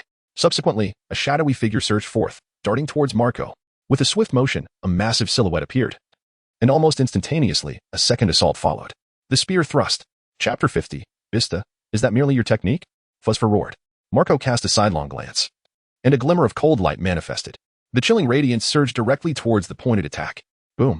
The formidable force of the finger, concentrated at a single point, unleashed a destructive impact, colliding directly with the icy brilliance. In a swift motion, the attack from Fusifer was effectively countered. Simultaneously, 3,000 elite pirates surged forth from all directions, encircling Marco and Vista. Among these were not a few distinguished members of the Beast Pirates. It appeared that even more forces were set to be drawn into the fray. However, this was of little consequence. The intention of coming to the Beast Pirates was to create considerable chaos. Fusifer, you cunning fiend, you must have laid your trap long ago. Speed was merely your bait, waiting for us to be lured by treasure before launching a surprise assault. Marco immediately discerned Fusifer's scheme. Despite having his plan unveiled, Fusifer showed no sign of embarrassment. Humph. It is merely a trivial skirmish. If I can truly deceive you, what does it matter if she perishes? It is a pity, after all, that success eluded me. It seems I must now fight with all my might, Fusifer declared, issuing an immediate command for the 3,000 pirates to mobilize. It would not be long before the main forces would arrive. At that moment, not only 6 flying brothers, but even the prominent figures and Lord Kaido could potentially join the fray, leaving him with little opportunity for glory. Eager to rise in rank, Fusifer resolved to confront Marco and his companions directly, aware of the strength of the two. Fusifer did not dare to underestimate them and immediately transformed into his hybrid beast form. Blade Spear. The armament color coalesced upon his short sword, transforming it into a black blade, which he aimed at Vista with a ferocious slash. In Fusifer's mind, as the 5th Division captain of the Whitebeard Pirates, Vista was indeed of similar caliber. Thus, he had devised a strategy to have the pirates of the Beast Pirates engage Marco while he dealt with Vista himself. Even if he could defeat just Vista, his achievements would be undeniably significant. Observing Fusifer, the power-hungry adversary, Vista smiled faintly. as a member of a rival Yonko faction. He had previously clashed with Fusifer, but only exchanged a few blows without revealing his full prowess. Now, he felt underestimated. It seemed imperative to eliminate Fusifer today, to make him recognize the chasm between their strengths. Consequently, Vista shifted his form and unleashed a swift strike, with the augmentation of his electric blade. Vista's attack was executed with astonishing speed, so much so that Fusifer's observation haki could not discern the unfolding events. The blade spear he had unleashed was effortlessly cleaved in two. In the next instant, Vista's figure flickered, akin to a specter, as he appeared before Fusifer. Fusifer's expression was exaggerated to the extreme, utterly astonished. The speed was simply too overwhelming. Even his observation haki failed to capture it. This technique indeed evokes memories of the Marine 6 styles. I was once a prodigy within the CP organization, and thus, I am exceedingly well acquainted with the Marine 6 styles. This method of instantaneous movement is strikingly similar to the technique known as Sara. Do you know how to execute it? Fusifu inquired, his brow furrowed in confusion. Sara? Vista hesitated for a moment before comprehension dawned upon him. It must be that his own speed was so extraordinary that Fusifu was unable to perceive it, leading him to mistakenly believe that Vista was employing the Marine 6th style. Sara, this is truly amusing. Is your Navy's 6th form merely a reflection of your rapid speed? Such a perspective is rather myopic. The enhancement of one's own agility and mastery of the demon-slaying sword technique, along with the electric blade, are significant factors at play here. Do not underestimate the added measure of agility as a swordsman, particularly one of my caliber. Further augmenting agility becomes an endeavor as daunting as scaling the heavens. Moreover, even the slightest increase in speed or strength can wield a decisive impact on the outcome of a battle. Some individuals find themselves unable to perceive even the most basic observations due to their opponent's marginally superior agility. Consequently, Vista launched into a flurry of taunts directed at Fusifer. This is not called Sara. This is merely my ordinary footwork. Vista chuckled. Just, your ordinary footwork? Fusifer narrowed his eyes, momentarily bewildered.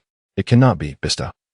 I distinctly recall our encounter a month ago amidst the clash with the Beast Pirates.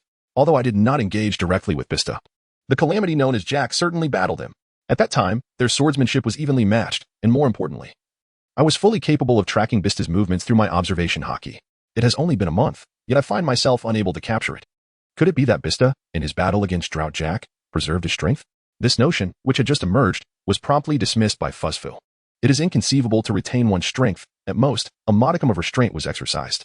Although Vista had left 2 scars upon Jack, Jack had also inflicted a wound upon Vista. There is no necessity to sustain injuries merely to conserve strength. Furthermore, as the 5th Division commander of the Whitebeard Pirates, if Vista were to hold back against his own crew member Jack during a confrontation, then it would be unfathomable for the Beast Pirates to have stood their ground against the Whitebeard Pirates for so many years without consequence. It is perplexing. This is utterly incomprehensible. Moreover, Vista harbored no intention of providing an explanation to Fusifer, and with a swift motion, he struck towards Fusifer. The speed of the blade was unparalleled, surpassing even Vista's own agility. Whoosh! A sharp arc manifested in the sky. This strike came without any forewarning. By the time Fujiwa managed to barely perceive it through his observation haki, the sharp slash had already materialized within a mere centimeter of his face, at the very limit of proximity. How unfortunate. This is utterly unavoidable. A surge of emotions coursed through Fusifer's heart. Immediately thereafter, a massive bloodstain appeared on his body. Splurt. A copious amount of fresh blood was instantly expelled from Fusifer's mouth. Fortunately, being a user of the animal-type devil fruit endowed him with the formidable vitality akin to that of a saber-toothed tiger. Otherwise, such a blow could have cleaved him in twain. How could this be possible? A multitude of question marks swirled above Fusifer's head. Chapter 51. Vista, to witness my sealing sword technique is your honor. Though I am a member of the 6 flying siblings, I am by no means akin to the likes of Page 1.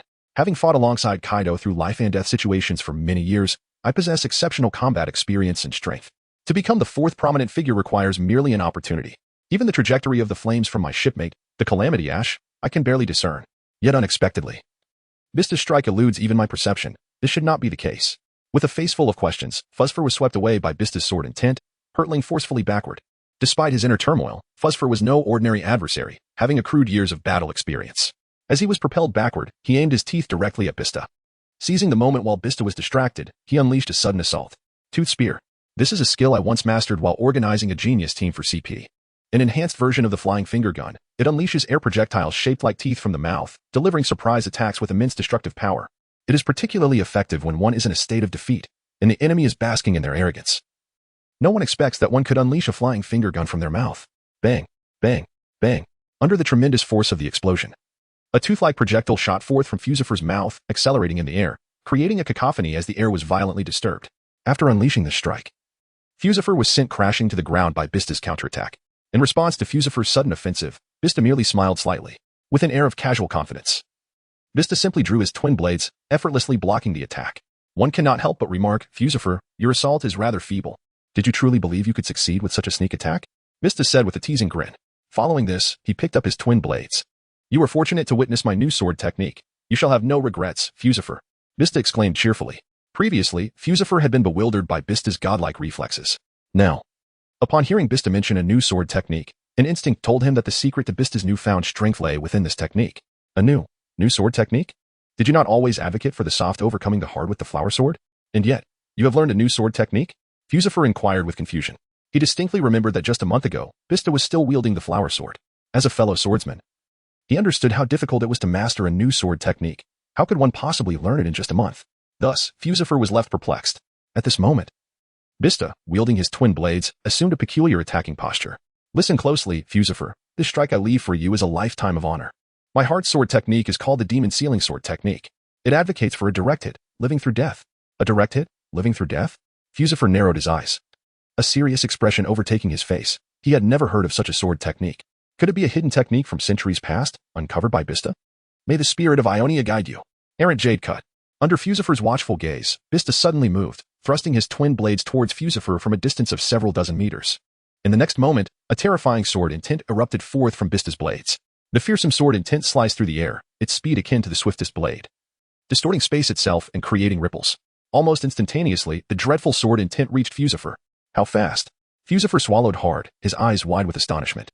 In terms of movement, speed of attack, and cutting power, he realized he had utterly failed. At such a close distance, the prospect of evasion had become utterly impossible. The only course of action left for Fusifer was to fortify his defenses to their utmost strength. In the final moment, Fusifer unleashed the entirety of his armament haki, enveloping his body in a pitch-black shroud akin to an impenetrable armor. Simultaneously, he transformed into the formidable saber-toothed tiger form, maximizing his defensive capabilities. Withstanding the strike and awaiting reinforcements was the sole endeavor available to him at this juncture. Ironically, Fusifer had originally come here to seize glory, yet unexpectedly found himself on the verge of losing his life instead. He had once hoped for his comrades to arrive later, but now found himself fervently wishing for their swift arrival. Meanwhile, on another front, Marco's battle commenced almost simultaneously with Vista's. Confronted by swarms of minions, Marco had no desire to engage in a protracted battle. Without hesitation, he transformed into his phoenix form, soaring into the sky while conjuring a frigid storm of glacial winds from his very being. The powers of frost coalesced into the shape of a phoenix egg. Ice crystal bomb. This is my signature technique, a gift for you all, Marco declared cheerfully from the skies. A chilling hum filled the air as an onslaught of frozen orbs descended from above, resembling a barrage of ice bombs. Each bomb, upon striking the ground, unleashed a surge of intense cold. As the chill descended, the pirates realized their doom was upon them, their faces betraying sheer terror. Such an icy cold? Were they to perish? The rumors proved true. This was the new ability of Marco. Flee, they thought. Yet, could they truly escape? The fearsome cold enveloped them from all directions, causing the temperature to plummet drastically. The once menacing pirates were instantaneously transformed into mere blocks of ice, pitifully frozen in their desperate escape poses. Remarkably efficient, Marco mused. Despite the slight inconvenience, it consumed far less energy than a glacial storm. He clapped his hands and chuckled, before casting his gaze towards Vista. Suddenly, Marco narrowed his eyes, activating his observation haki, and sensed various familiar presences surrounding him. These individuals included Sasaki, Runty, Black Maria, Red, who was later replaced by Drake, and, of course, the Plague Queen. A slight smile graced Marco's lips. Such familiar faces would make for an entertaining encounter. Chapter 52. Plague Queen. Do you take me for an experience point? Boom.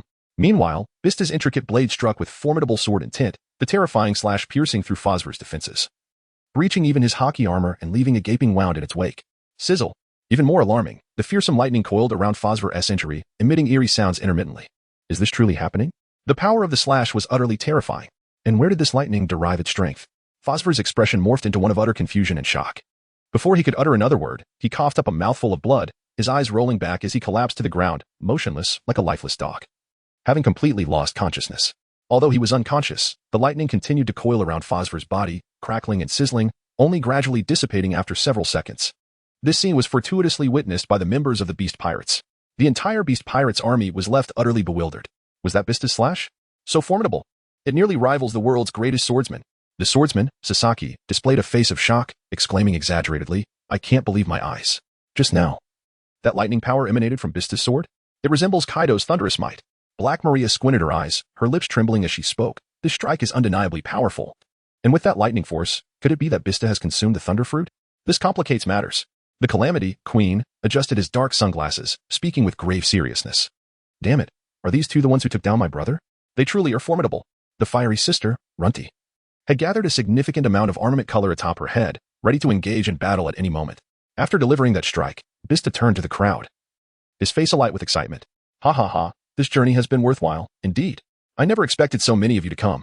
Vista grinned widely. Marco, smiling broadly, approached as well, facing the nearly 10,000-strong beast pirates without a hint of fear, mirroring Vista's laughter. Ha ha ha, I must say, the beast pirates are impressively quick with their reinforcements. Vista remarked. The previous fusif I had already given to you, but you must leave this Calamity, Queen, for me, Marco declared enthusiastically. Upon hearing Marco's audacious words, Vista shot him a disdainful glance. What do you mean you gave it to me? If I hadn't acted swiftly, would you have really been so generous? That's not how it works, Marco. How about this? Let us wager. If I flip this coin and it lands on heads, then the Calamity, Queen, is mine. If tails, he goes to you, Marco. What do you say? Vista proposed earnestly. Marco pondered for a moment, realizing that their dispute would lead nowhere, and nodded in agreement. Meanwhile, the Calamity, Queen, was incensed to see these two vying for him, his face turning crimson with fury, his fingers trembling. Although it seemed Marco and Vista had acquired extraordinary abilities, he certainly was not to be underestimated. What do you think you're doing? Do you see me as some trivial matter? Just because you've gained new powers, don't think you're invincible. Queen fumed. However, the two paid no heed to Queen's protests, tossing the coin into the air. With a resounding metallic clang, the coin fell, and Vista emerged victorious. Ha ha ha, Marco, you must accept your loss. This time it is I, Vista, who has triumphed, he declared jovially. Marco, disheartened by his ill fortune, begrudgingly accepted. Consider this your lucky day. Kaido will be here soon. Let's see who prevails then. The surrounding members of the Beast Pirates were increasingly irate. How dare you, Marco and Vista? What do you take the Beast Pirates for? It's as if you regard any member of our crew as mere playthings. You, the one who froze my brother, I will take vengeance for him, Runty shouted, her fists clenched tightly, roaring at Marco. Marco finally turned his gaze to her, recognizing the fiery sister, Runty, with her casual attire and mask. He then glanced over at Black Maria, finding her impressive stature rather appealing. Hiki, while I might not be taking down Queen, I can certainly find some lovely women to delight Vice Captain Wang Yu, Marco sneered. Runty, already on edge, could no longer contain her temper. Without awaiting Queen's command, she charged at Marco with a fierce headbutt. Boom. The impact surged toward Marco. He activated his immortal ability, allowing the blow to pass through the flames of his phoenix form. Although somewhat displeased, Queen tacitly permitted this behavior. Everyone, charge. Take down these bastards. Rest assured, Kaido will arrive shortly.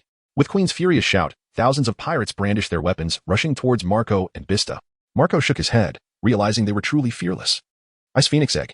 Marco soared into the skies, launching a flurry of phoenix eggs from his form. Sasaki gazed up at Marco with grave concern.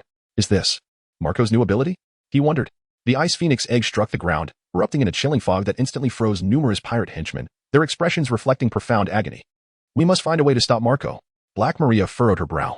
She then brandished her weapon, launching a fiery projectile towards Marco. My weapon can unleash flames. It should counter Marco's abilities. Once I suppress him, you all must restrain him. Remember, we only need to hold him until Kaido arrives. Black Maria commanded loudly. Afterward, she unleashed a fireball aimed at Marco in the sky. The intense fireball caused the surrounding temperature to soar dramatically, scorching the air in its wake.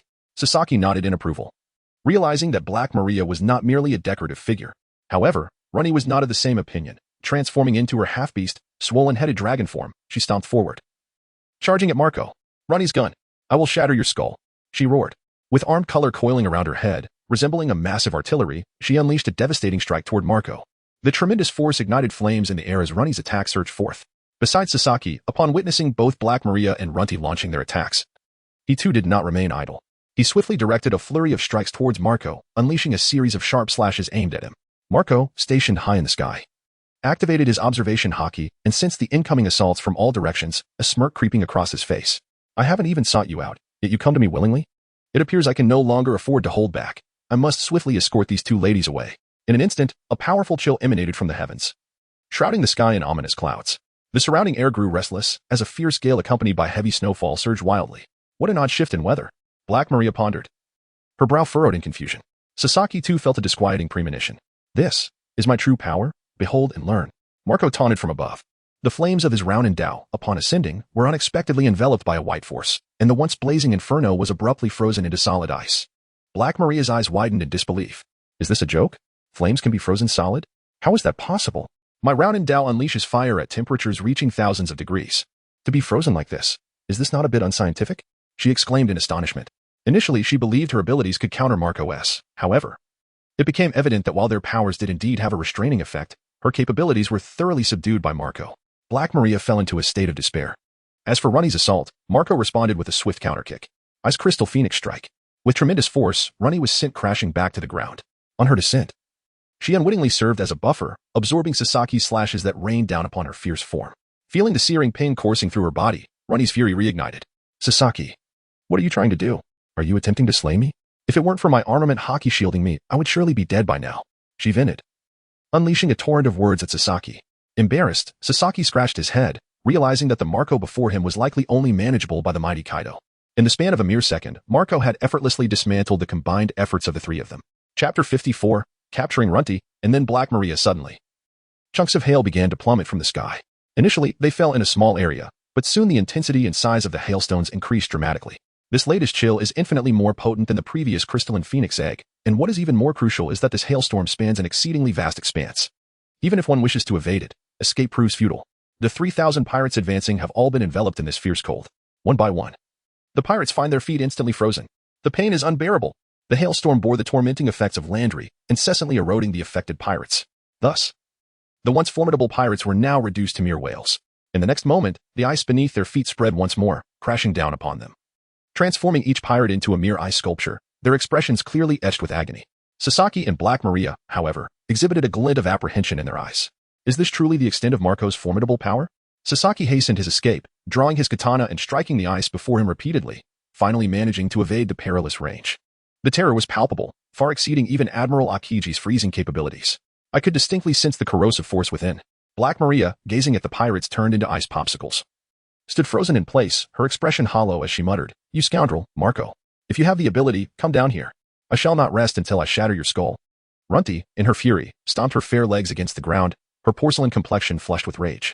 Marco smiled faintly. It seemed that even if he were to bring Runty back, First Mate Wang Yu would face quite a challenge. Otherwise, this unruly maid would not be easily tamed. Perhaps, before bringing this tempestuous girl back, he should first temper her fiery spirit? Contemplating this, Marco let out a cry like a phoenix and leaped from the sky, charging towards Runty's direction.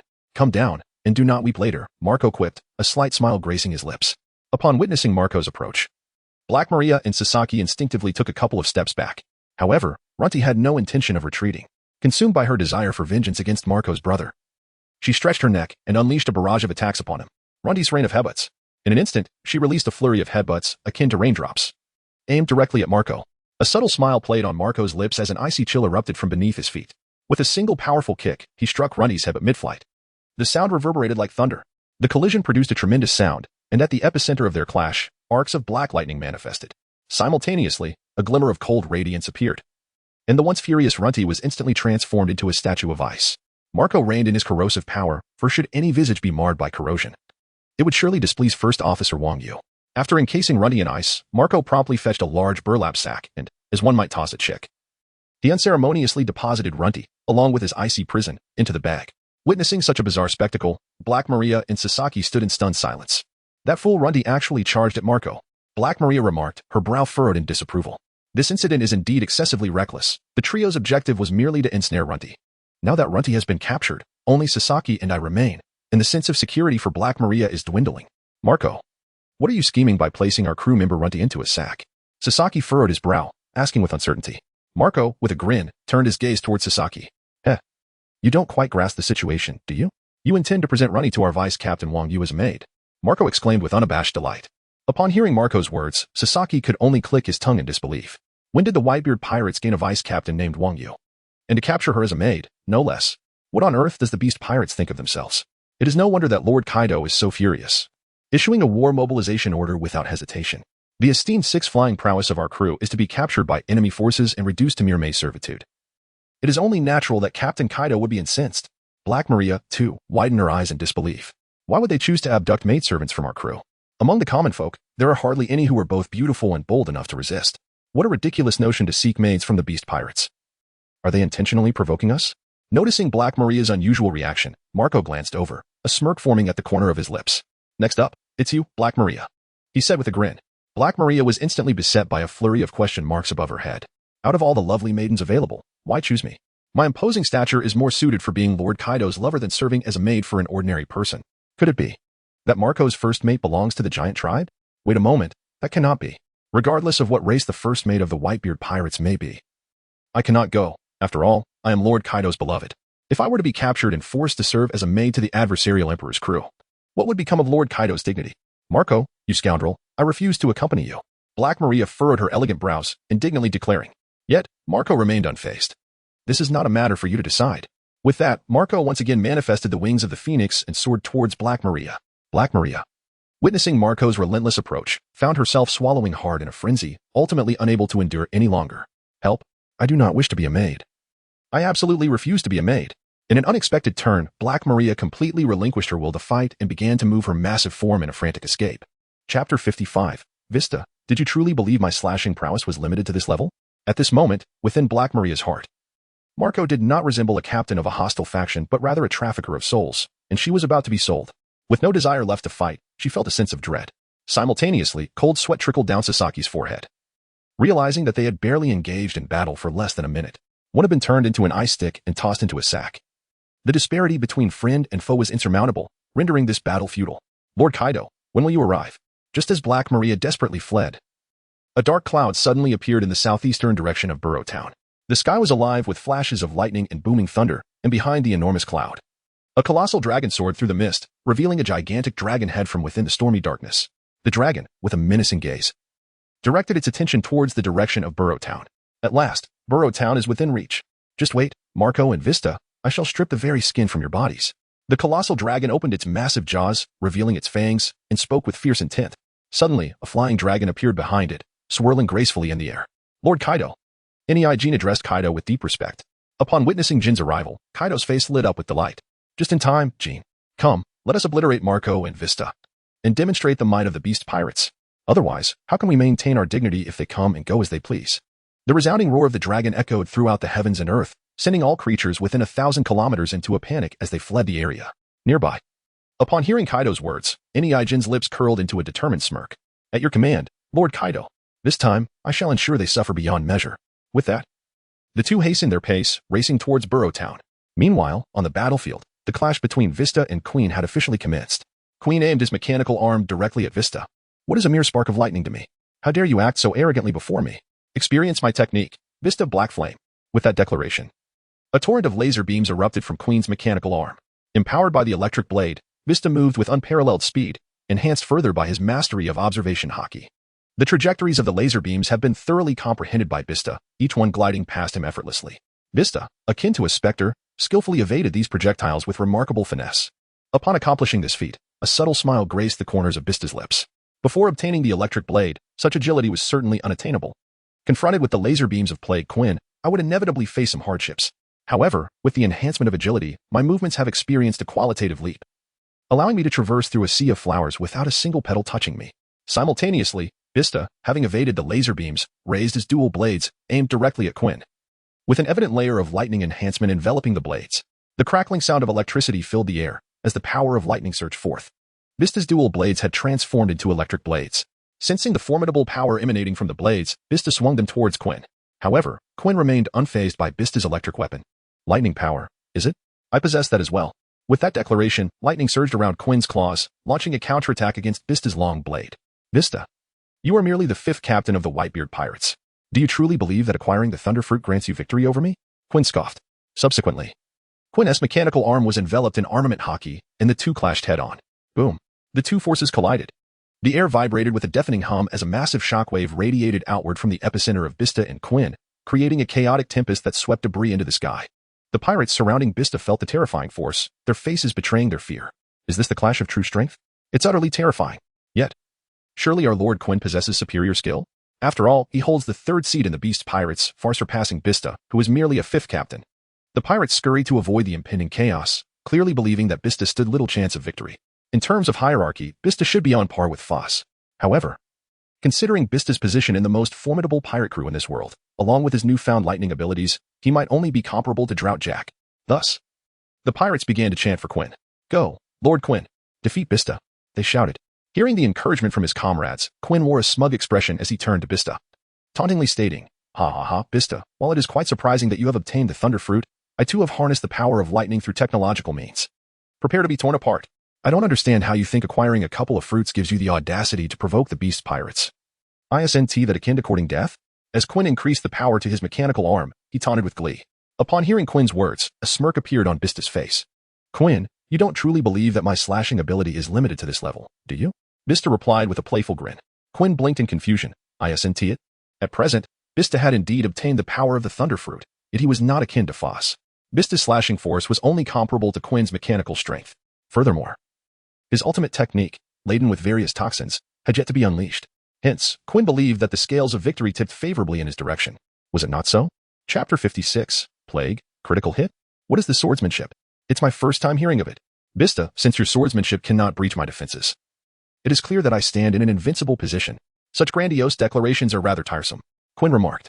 Upon hearing this, Vista shook his head slightly. Invincible position? That's laughable. Whether you can withstand this strike remains uncertain. Just as the words left his lips, the electricity previously released from Vista's dual blades inexplicably doubled in intensity. In an instant, these currents surged into Quinn's body. Zzz, zzz. Like a serpent of electricity, the terrifying current swiftly enveloped Quinn. Under the might of the powerful current, the entire structure of human bones became visible upon Quinn's form. The small pirates who had previously been cheering for Quinn now stared in wide-eyed astonishment at this scene. Momentarily rendered speechless. What is happening? Am I seeing this correctly? Lord Quinn has been subdued? The little pirates had barely uttered 2 sentences when the currents coursing through Quinn's body surged forth like a python, swiftly lunging towards them. Witnessing this scene, the little pirates were utterly petrified. This is a terrifying current that could electrify even Queen into a twisted form. If it struck them, would it not turn them to char in an instant? Run. Run for your lives. The horde of pirates, eyes wide with fear as if confronted by some monstrous entity, began to flee in a frenzy. Yet, how could these pirates possibly outrun lightning? The fearsome current surged upon them. Zzz. Zzz. As the crackling of electricity resonated, the skeletal forms of these pirates became visible, only to be instantly reduced to charred remains. This move must be the critical strike that Deputy Captain Wang Yu had once described to me. I never imagined that even electricity could serve as a form of critical blow. How terrifying. Vista exclaimed with excitement. Eventually, the current coursing through Queen dissipated significantly, and he laboriously turned his gaze towards Vista. You, scoundrel. Queen stuttered, his speech hindered by the effects of the electricity. Before he could finish, a powerful slash suddenly intensified. Boom. Previously, Queen's mechanical arm could barely withstand Vista's strike, but now it was cleaved in two. Numerous mechanical parts scattered from Queen's severed arm, and he was violently sent flying. The hefty form of Queen crashed heavily to the ground, stirring up a cloud of dust. With a severed arm, Queen staggered out of the pit, his mouth filled with dirt. He glared at Vista with a fierce expression, utterly bewildered, unable to comprehend how Vista had acquired such formidable combat prowess. Faced with Vista, Queen's face was a mask of shock and confusion. If one were to attribute the power of lightning to Vista, one might rationalize that he had consumed the thunder fruit. However, the enhancement in swordsmanship was simply too astonishing. The force of this strike, without exaggeration or disparagement, is undoubtedly far more formidable than that of Jin. Although I often engage in banter with Jin and we occasionally spar, even the blaze of disaster could not sever my mechanical arm with merely a single blow. Yet, this Vista, after just a month of absence, has remarkably advanced in swordsmanship, surpassing Jin's prowess. All of this appears rather perplexing. The art of swordsmanship, even with formidable talent, without the accumulation of battle experience and relentless personal training, it is evidently impossible to achieve significant improvement. Thus, one must conclude that Vista's swordsmanship is not the result of his own diligent efforts. This is undeniably more absurd. It is not a gradual effort. Can one truly enhance swordsmanship simply by consuming fruit? I cannot fathom it, utterly perplexed. Currently, Plague Queen feels her mind is in disarray. Vista, witnessing the power of his strike, was exhilarated to see that he had severed Quinn's mechanical arm right then and there. First Mate Wang Yu, the electric blade he crafted is truly formidable. If it does not land a critical hit, all is well, but once it does, it would undoubtedly leave the opponent utterly incapacitated. In that moment of critical strike, Vista is confident that even the renowned Hawkeye Mihawk would struggle to replicate such force. Why have you suddenly become so powerful? Is this strike your new technique? Plague Quinn inquired, tilting his head and gazing intently at Vista, puzzled. Since clarity eluded him, he decided to inquire directly of the individual involved. Curiosity piqued, Plague Quinn asked. Well, this is not a technique. It can only be considered a basic slash of my demon-slaying swordsmanship. If you insist on naming this move, let us call it a critical hit. Vista replied with a grin. Critical hit? What sort of swordsmanship is that? I have never heard of it before. Plague Quinn was once again bewildered. Yet, such a powerful sword technique ought to have some recognition. It is entirely inconceivable that I have never encountered it. It is truly perplexing. Initially filled with confusion, Quinn found himself even more bewildered after Vista provided an answer, leading him further into a state of perplexity. ultimately, unable to comprehend the situation. Quinn attributed the cause to Bista's deceit. Curse Bista, even if you choose not to divulge the truth.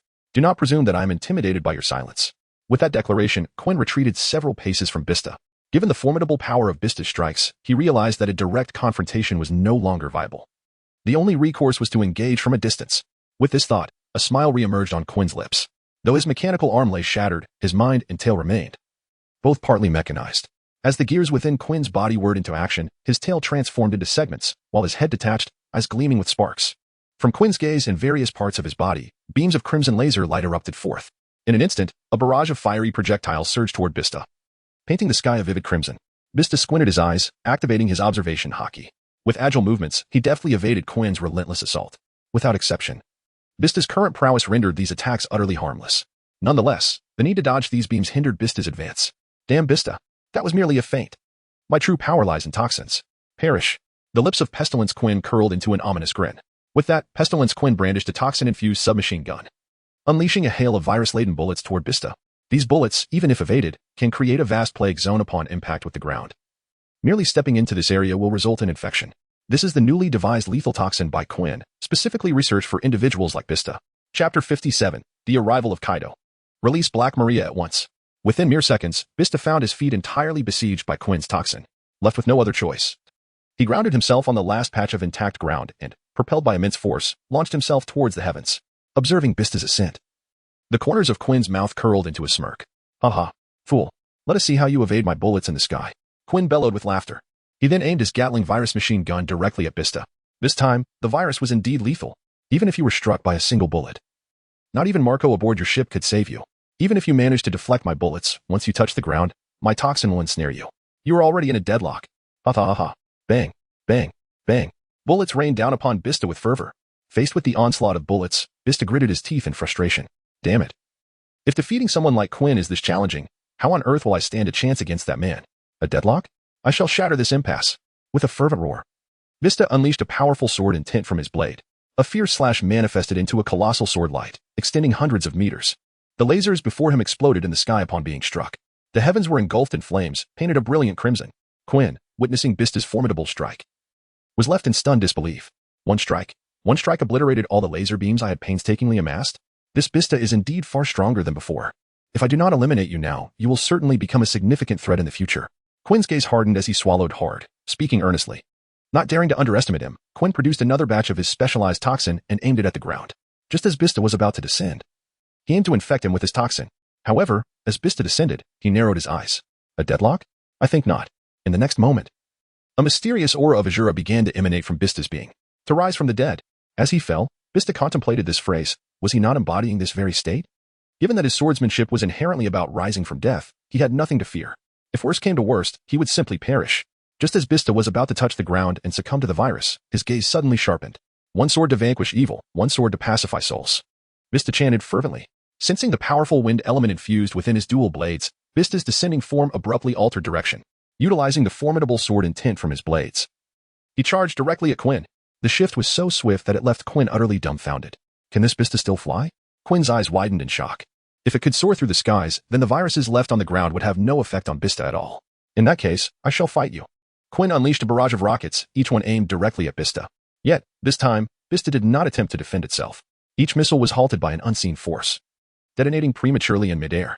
Cold sweat trickled down the back of Quinn's neck as his eyes bulged in disbelief. What is happening? Why are all my rockets exploding ahead of time? Utilizing his observation skills, Quinn could discern nothing, only feeling a mysterious gale rushing toward him. Could it be yet another strange technological phenomenon? Damn it.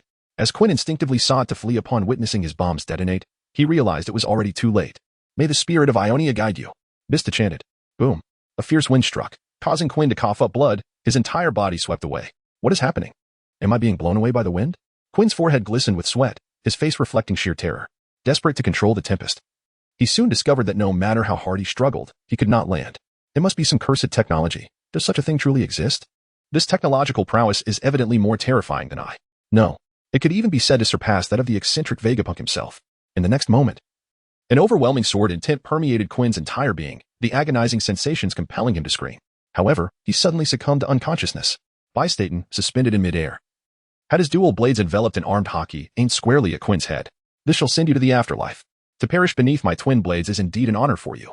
Meanwhile, Marco relentlessly pursued Black Maria, who was in a state of sheer panic. Stay away from me. Please. Black Maria cried out in anguish, yet no one was there to rescue her.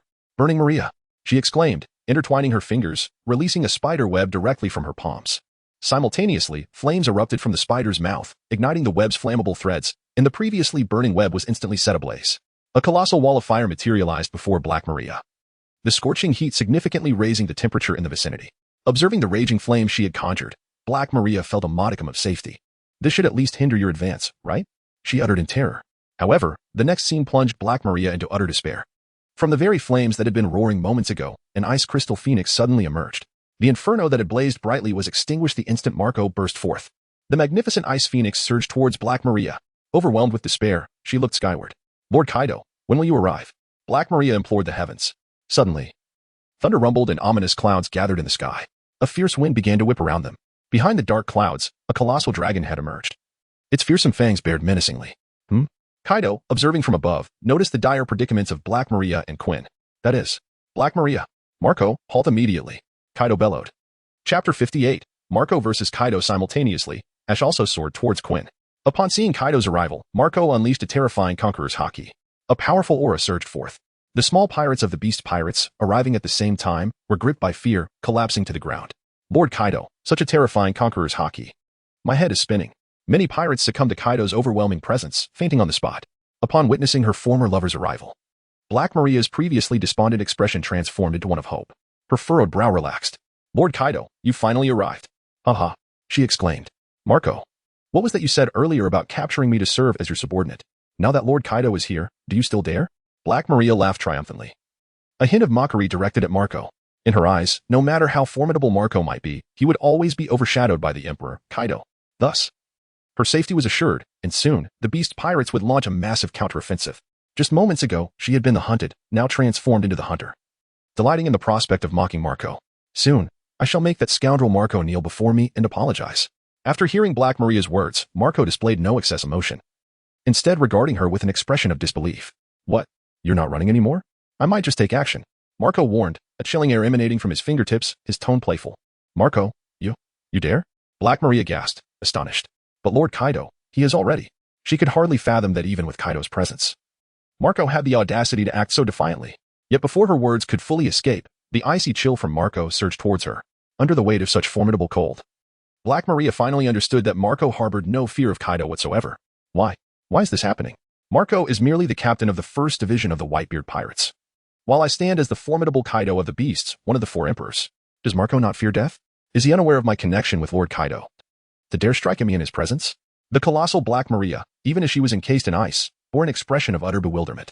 She simply could not fathom why Marco, that audacious fool, would so brazenly freeze himself before Lord Kaido.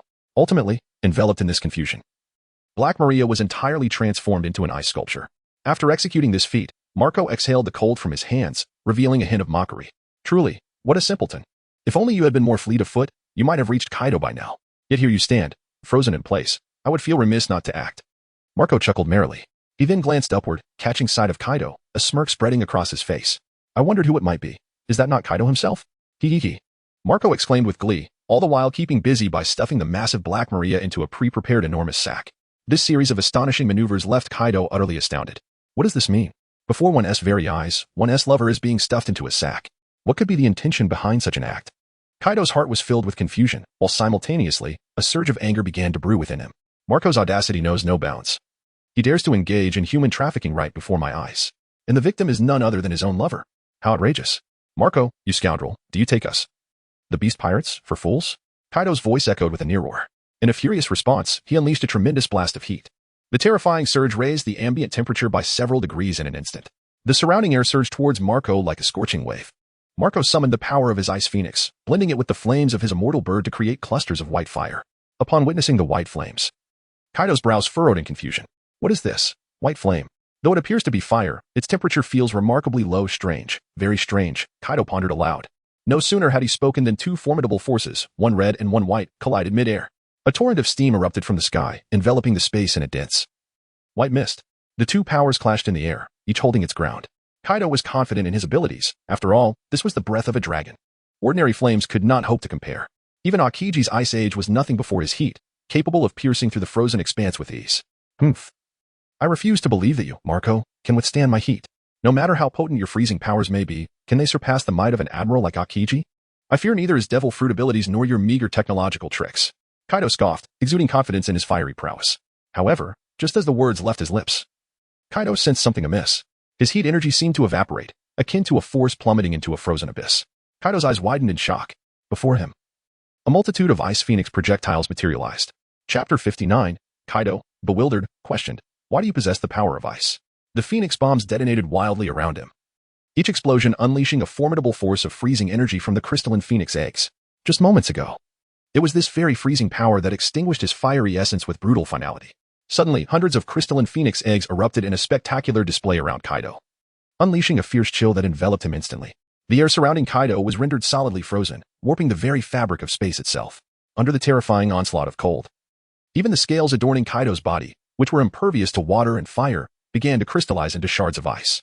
The fact that even his dragon scales could be frozen instilled within Kaido a palpable sense of trepidation. What is the meaning of this? The abilities of the devil fruits can be negated. If one were to consume 2 devil fruits, they would certainly perish. Hence, it can be concluded that Marco has not consumed any devil fruit. This leaves only the possibility of technology. But when did the Whitebeard Pirates acquire such formidable technology? It surpasses even the scientific prowess of Queen and Caesar. Kaido's mind was beset with confusion. Even more terrifying was the fact that these ice blocks not only slowed his movements but also inflicted corrosive damage to his body. Scales began to flake away one by one under the assault of this corrosive force. Realizing this, Kaido felt compelled to leave the frozen area immediately. With a mighty heave, he surged forward. Bad wind. Upon escaping Marco's frozen realm, Kaido swiftly unleashed a series of wind blades from his body. Under the onslaught of these wind blades, the ice that had previously encased him shattered completely. Only after the ice was obliterated did Kaido reveal that his dragon form bore traces of blood, corroded from the assault. Despite his remarkable regenerative abilities, which restored his wounds in mere seconds, his expression remained one of exaggerated shock. It is important to note that before the ice was shattered by his bad wind, the corrosive power had been persistently draining his vitality. Kaido grew increasingly curious about this ability. What kind of opportunity had Marco encountered to obtain such a monstrous power? To be honest, even as the strongest creature, he felt a twinge of jealousy. Though he boasted of his immortality, if he were bound by sea stone and subsequently frozen, he was certain his defenses would be utterly inadequate. With the passage of time, he would surely succumb to this dreadful freezing force. Kaido slightly lifted his eyelids, squinting in confusion. "Hey, Marco. What on earth is this strange ability?" he inquired, bewildered. Upon hearing Kaido's words, Marco had no intention of withholding the truth, so he replied candidly. "Well, this is a technique taught to me by our vice captain Wang Yu," Marco said with a grin. "Wang Yu?" Kaido's confusion deepened. When did the Whitebeard Pirates gain an additional vice captain? This made no sense. Just a month ago, he had received news regarding the crew, and there had been no mention of any vice captain. When had this individual suddenly appeared? Could it be that he had emerged in the past few days? But that didn't seem right either. Who could possibly appear out of nowhere to assume the role of vice captain in the Whitebeard Pirates? Marco, despite his absolute confidence in his abilities, was acutely aware that this was due to his status as one of the 4 emperors. If someone of a lesser rank attempted to subdue Marco, it would be no easy feat, even with the formidable powers of the Phoenix Fruit. Therefore, if the Whitebeard Pirates had indeed appointed a vice captain, he must be of at least Rayleigh's caliber to command respect. Otherwise, it would be impossible to win the crew's allegiance. Unable to fathom the situation, Kaido suddenly shook his dragon head. Setting aside the matter of Vice Captain Wang Yu, the freezing ability was the crux of the issue. How could such a power be taught without consuming a devil fruit? Kaido continued to express his skepticism. A vice captain taught you? Fine. Then explain to me the principle behind how you acquired this new devil fruit ability. Kaido squinted, still disbelieving. Marco was unafraid to divulge his secrets, ready to boast. Well, this isn't a new devil fruit ability. The freezing power is merely a new research direction derived from my Phoenix fruit abilities. Marco said with a smile. A new branch of the Phoenix abilities? Kaido exclaimed in astonishment. To be honest, he couldn't comprehend how the Phoenix fruit's powers could possibly relate to the freezing force. Seeing Kaido's befuddled expression, Marco felt a surge of satisfaction. Hadn't he once been in a similar position, oblivious to the world beyond? Indeed, it is a new branch. This was guided by our Vice Captain Wang Yu. However, while the guidance is one aspect, the more important reason is my exceptional comprehension. Without formidable insight, even the best guidance would be futile. Marco stated, his confidence unwavering. He had completely forgotten that when Vice Captain Wang Yu had initially pointed out this new path, he had barely understood a word. It was only through practice that he discovered the viability of this direction. However, Kaido remained skeptical. Who were you trying to fool? You managed to develop this from just one direction? You're just bragging. The Whitebeard Pirates must surely have some technological power at their disposal. something akin to Germa's combat suits or Caesar's artificial devil fruits. Kaido murmured, narrowing his eyes. Upon hearing Kaido's words, Marco regarded him with a look of incredulity. He then shook his head, exclaiming, "You simply refuse to believe. Your comprehension is leagues behind mine. With your intellect, even if Vice Captain Wang Yu guided you, you would likely still fail to grasp it." Chapter 60. Marco, Kaido, you are truly a fool. How can you not understand this? You are quite foolish, Kaido. This is a new direction in the research of artificial devil fruits. How can you not grasp this? Just like your fish fruit, which possesses the powers of a dragon. I, with a phoenix fruit, cannot harness the power of ice? How can you be so obtuse? I am genuinely worried about your intelligence. Marco scolded Kaido, exasperated. Upon hearing Marco's words, Kaido's lips twitched in irritation. This Marco truly possesses a sharp tongue. As the captain of the Beast Pirates, a formidable emperor of the sea in the New World, he has never endured such indignities. As a ruthless figure, to be deemed a fool by others is utterly intolerable. Damn you, Marco. Are you courting death? Even at the brink of demise, you dare to speak to me in such a manner. Kaido roared in fury. Thunder rumbled ominously.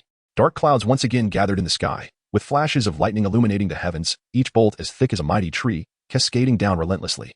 Upon hearing Kaido's words, Marco showed no sign of submission. With his combat prowess now enhanced, he was eager to test his strength. Since Kaido wished to confront him, then let it be so. Court death. I believe it is you, Kaido, who is truly seeking demise. Your ignorance and lack of insight only serve to fuel your anger. Let us engage in this contest and see who ultimately meets their end. Marco retorted defiantly. The fury within Kaido reached a boiling point. The audacity of Marco's actions upon joining the Beast Pirates was already infuriating enough, yet now he continued to mock him repeatedly, utterly disregarding the formidable Kaido of the Beast Pirates. Why does Marco seem so resolute now? Believing that an additional power of frost could allow him to stand on equal footing with me? Very well, since you possess such confidence, I, Kaido, shall engage you in a worthy battle, allowing you to comprehend the indomitable might of the four emperors. Subsequently, Kaido transformed into his human form, wielding his spiked club. He unleashed a tremendous strike aimed directly at Marco. Thunderous roar. Kaido let out a fearsome bellow. Boom, boom, accompanied by Kaido's roar. The lightning in the sky appeared to come alive, striking down upon Kaido's dark spiked club, imbuing it with a formidable electric power. The black club, enveloped in armed color hockey and electrifying energy, came crashing down towards Marco, warping the very fabric of the surrounding space with the force of Kaido's assault. Observing this impending strike, Marco's expression gradually turned grave. Is this the might of the four emperors? Indeed, it is tremendously powerful. However, Marco remains unperturbed. Harnessing his freezing abilities alongside his immortal phoenix powers, he conjures a circular shield right before him. This shield is no ordinary shield. It is the immortal thistle forged from the flames of the phoenix. It is imbued with the latest power acquired by Marco, the power of frost. This enhancement bestows an additional layer of icy armor upon the already formidable immortal thistle, and a chilling aura envelopes it, capable of slowing the attack speed of adversaries. Thunderous roars. In an instant, Kaido's thunderous 8 trigrams crashed down upon Marco's immortal thistle. Feeling the sensation in his hands, Kaido found it hard to believe. His spike club, even before making contact with the immortal thistle, had already encountered a mysterious force that impeded its path. This caused the tremendous power behind his strike to diminish significantly, ultimately delivering only 70% of its potential. How could this be? This icy power can actually slow my attack speed? Kaido's expression gradually turned grim. From this perspective, the Whitebeard Pirates have indeed mastered a remarkable technology. This is certainly not favorable news for the arch-rival Beast Pirates. The ground trembles. After a momentary bewilderment, the spiked club finally breached the obstruction of the icy power, successfully striking against Marco's immortality thistle. The already weakened attack, having been hindered by the icy force, became lodged within Marco's shield of immortality, ultimately coming to a standstill, unable to advance even a fraction. Simultaneously, a layer of ice armor emerged from the thistle, extending over Kaido's spiked club, reaching all the way to his hand. He felt the dragon scales on his hand being gradually eroded. Kaido furrowed his brows once more. He had not anticipated that this freezing power would prove to be such a nuisance. Not only did it impede his attacks, but it also began to encroach upon his own body.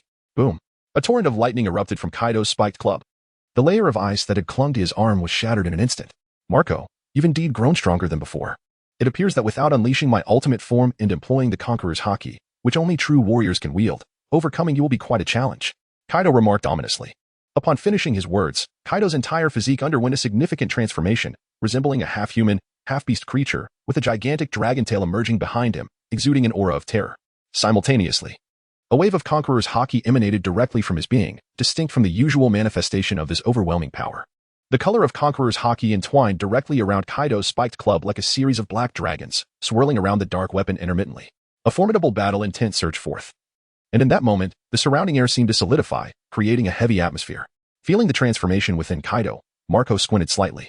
This was precisely what his father had spoken of, the kind of attack that only true world-class warriors possess, the entanglement of conqueror's haki. It appeared that upon witnessing my newfound abilities, Kaido was indeed serious. Marco murmured to himself. However, a faint smile crept across his face. Since Kaido had acknowledged him, very well. He would engage Kaido in a fierce battle, fighting as a supreme warrior of this world. Chapter 61. Queen. Jean, are you mute? I told you, Vista is different. At the same time, Marco's battle intent surged, and his body began to shift into a half-beast form. A chilling aura emanated from Marco, causing the temperature around him to plummet dramatically. Even the air within a 1,000-meter radius seemed to crystallize in that instant. Two terrifying battle intents, one black and one white, clashed in the sky, altering the weather over Burrow Town under the weight of their immense power. Even the ground seemed to tremble slightly. The members of the Beast Pirates stood in stunned silence. Is this the battle intent released by Marco? When did Marco become able to contend with Lord Kaido? Indeed, when did Marco grow so powerful? This was a clash between supreme warriors, a spectacle to behold. What a joke. Even if Marco is strong, facing the wrath of Lord Kaido, he would still be no match. Go, Lord Kaido. Defeat Marco. Destroy Marco. Shouted the pirates of the Beast Pirates, clearly believing that even with Marco's newfound strength, he could never rival the four emperors, Kaido. On the other side, Jean flew toward Vista, perplexed as to why Queen did not evade Vista's strike. Nevertheless, Jean charged forward, his black blade aimed directly at Vista's dual swords. Clang. In an instant, a shower of sparks erupted above Queen's head. Vista glanced up slightly. The figure before him was none other than the Inferno Disaster Jean. With Kaido present, it seemed the battle here was becoming increasingly intriguing. Jean also regarded Vista, but a hint of disdain flickered in his eyes. Just Vista. As a fellow swordsman, I am the vice-captain of the Beast Pirates. What does Vista amount to? Speaking of which, Queen is truly foolish. To have been bested by someone like Vista is a disgrace to the Beast Pirates. Sparks rained down on Queen's face, leaving numerous wounds on his previously plump cheeks. Once the effects of being sent flying subsided, the plague disaster Queen slowly regained consciousness, immediately feeling a searing pain on his face. Wah. It hurts so much. It hurts so much. Queen wailed. His weight gain was due to his adorably charming face. If he became slim, he'd be too handsome, capable of captivating anyone. Now, his truly charming visage had been marred by Vista and Jean, and Queen was infuriated. You too, what are you doing? How dare you clash in front of my face? Do you have any idea that the sparks from your weapons are splattering on me? Queen shouted angrily.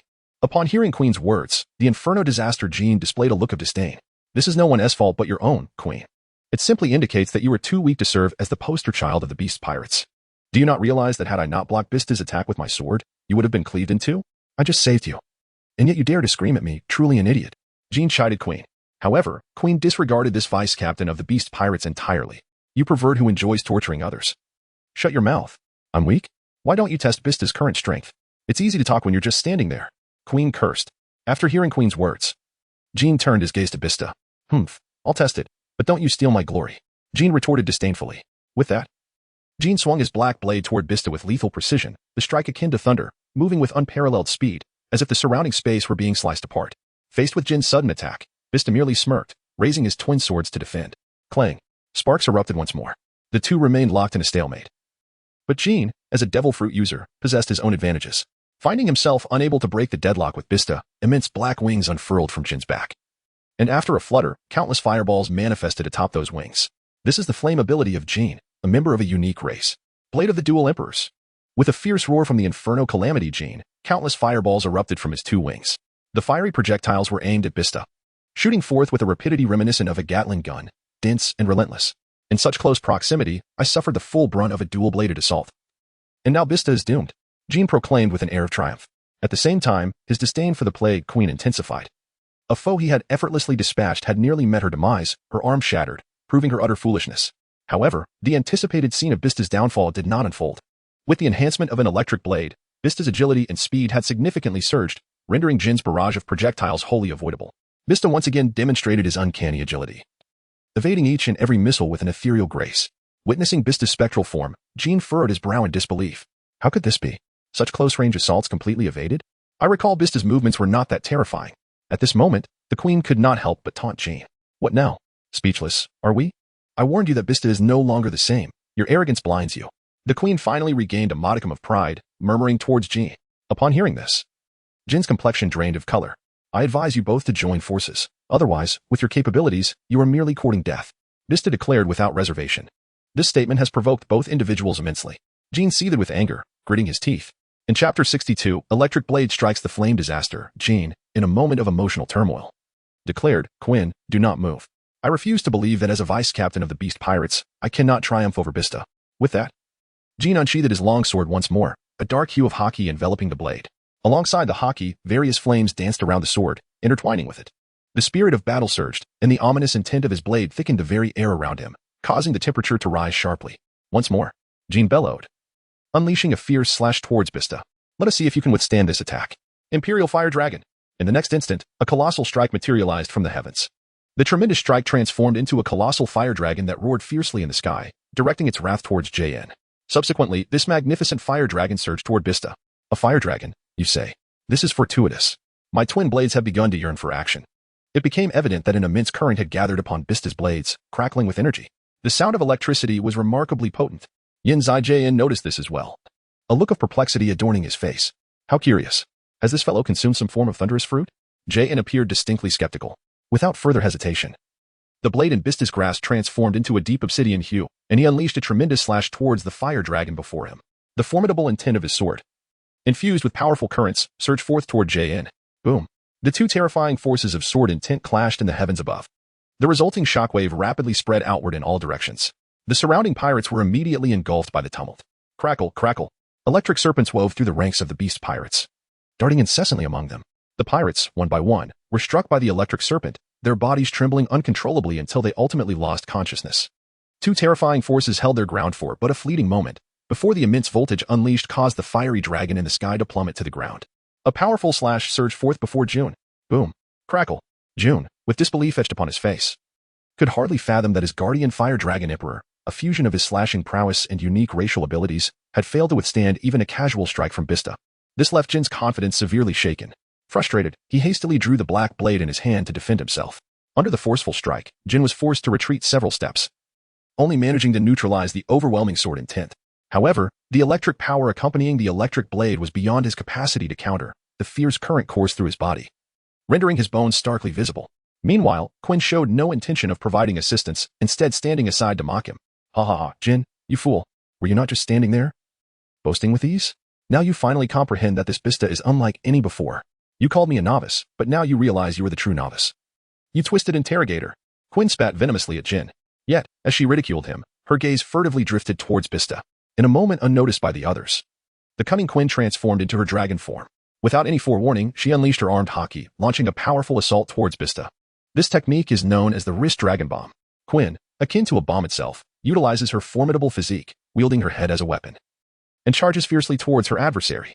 Just as Vista had unleashed a slashing strike, he suddenly became aware of Quinn's imminent approach. The speed was astonishing, seemingly precluding the possibility of a second strike. With no other recourse, Vista resolved to employ his signature technique, the errant jade cut. In a moment of desperation, he directed his weapon towards Quinn's head and unleashed the errant jade cut. The formidable sword intent instantaneously transformed into a straight beam of sword light, hurtling towards Quinn's head with tremendous force. Remarkable, a swift release of the errant jade cut? Witnessing the devastation he had wrought, Vista's heart surged with exhilaration. Simultaneously, a combination sequence crystallized in his mind. When confronting an opponent, he could indeed harness the principle of his swift release of the errant jade cut to attain the pinnacle of his attack speed. This meant that upon delivering the first strike, he could instantaneously unleash his errant jade cut before executing a subsequent blow. In that fleeting moment, he could unleash 3 strikes in an instant. The power was undeniably several times greater than his previous exchanges. Just moments ago, Quinn had been basking in the glory of what he believed to be a successful ambush against Vista, only to be utterly dumbfounded by the sword light before him. What on earth was happening? This shouldn't be possible. Vista had just executed an attack. There was no time for a second strike. How could he have launched another slash at Quinn? Could it be that Vista could strike without intervals? Quinn swiftly dismissed such thoughts, for to achieve an uninterrupted series of strikes would be nothing short of terrifying. Not even the world's foremost swordsman, Dracula Mihawk, could likely accomplish such a feat. Therefore, it was simply implausible. Yet the reality was starkly laid before him. Quinn was left utterly bewildered, struggling to comprehend, utterly at a loss. However, regardless of his confusion, he had to engage in battle. Thus, he concentrated a vast amount of armament haki atop his head, transforming his dragon-like cranium into a formidable, dark steel hammer. Boom. The two forces collided with an explosive impact. The once confident Quinn, who had faith in his dragon bomb, was swiftly brought back to reality. Under the force of their clash, Quinn was sent flying. The massive body of the dragon crashed to the ground, creating a colossal crater. The earth around him cracked and splintered. A significant gash appeared on Quinn's head, and blood gushed forth. Chapter 63. The twin calamities unite. Cooling down, Quinn was utterly stunned, clutching his head in despair. Upon seeing the blood staining his hands, he realized the gravity of the situation. "Oh dear, my head, my head. I'm bleeding. It hurts." Quinn cried out, cradling his head. Consequently, a comical scene unfolded on the battlefield. The twin calamities of the beast's pirates were in disarray. One was twitching from electric shocks, while the other rolled on the ground, clutching his head. A horde of small pirates rushed over, concerned. "Lord Quinn, Lord Jin, are you all right? Let us take down Vista. Let us take him down." With a smirk, Vista gathered a surge of electricity in his hands and lightly struck towards the approaching pirates. Instantly, sword and tint fused with electricity, forming a mighty electric dragon that surged towards the swarm of pirates. "It's an electric dragon! An electric dragon! Run! Run for your lives!" The pirates, who had previously charged forward, hastily reversed direction in a desperate attempt to flee. Yet, it was far too late. The electric dragon weaved through the ranks of the pirates, striking many, sending them into a frenzy of pain and shock. Once Vista had completed his onslaught, he dusted off his hands, surveying the beast pirates with immense satisfaction. "Haha. The sensation of being a powerful warrior is absolutely exhilarating," Vista exclaimed excitedly. "If it weren't for First Mate Wang Yu, I would surely have been defeated." As he pondered, a mysterious figure suddenly closed in on Vista. A swift and fierce slash came hurtling towards him. Vista narrowed his eyes slightly. It was none other than Sasaki. He swung his dual blades at Sasaki, who hastily drew his weapon to defend. Clang. The violent clash caused Sasaki's hands to tremble. Under the immense pressure, Sasaki was forced to his knees before Vista, a dark blade piercing into his form. Just as Sasaki had been contorted in agony, a smirk appeared on his lips.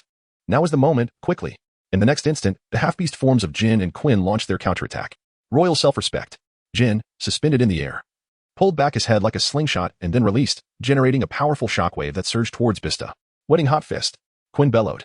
At some point, his severed mechanical arm had been reattached, now ablaze with intense heat, distorting the very air around it. The fiery mechanical claw charged towards Vista. The combined forces whistled through the air with a tremendous roar. Damn it. Vista hastily withdrew his blades, only to find them firmly restrained by Sasaki. This truly exceeded Vista's expectations.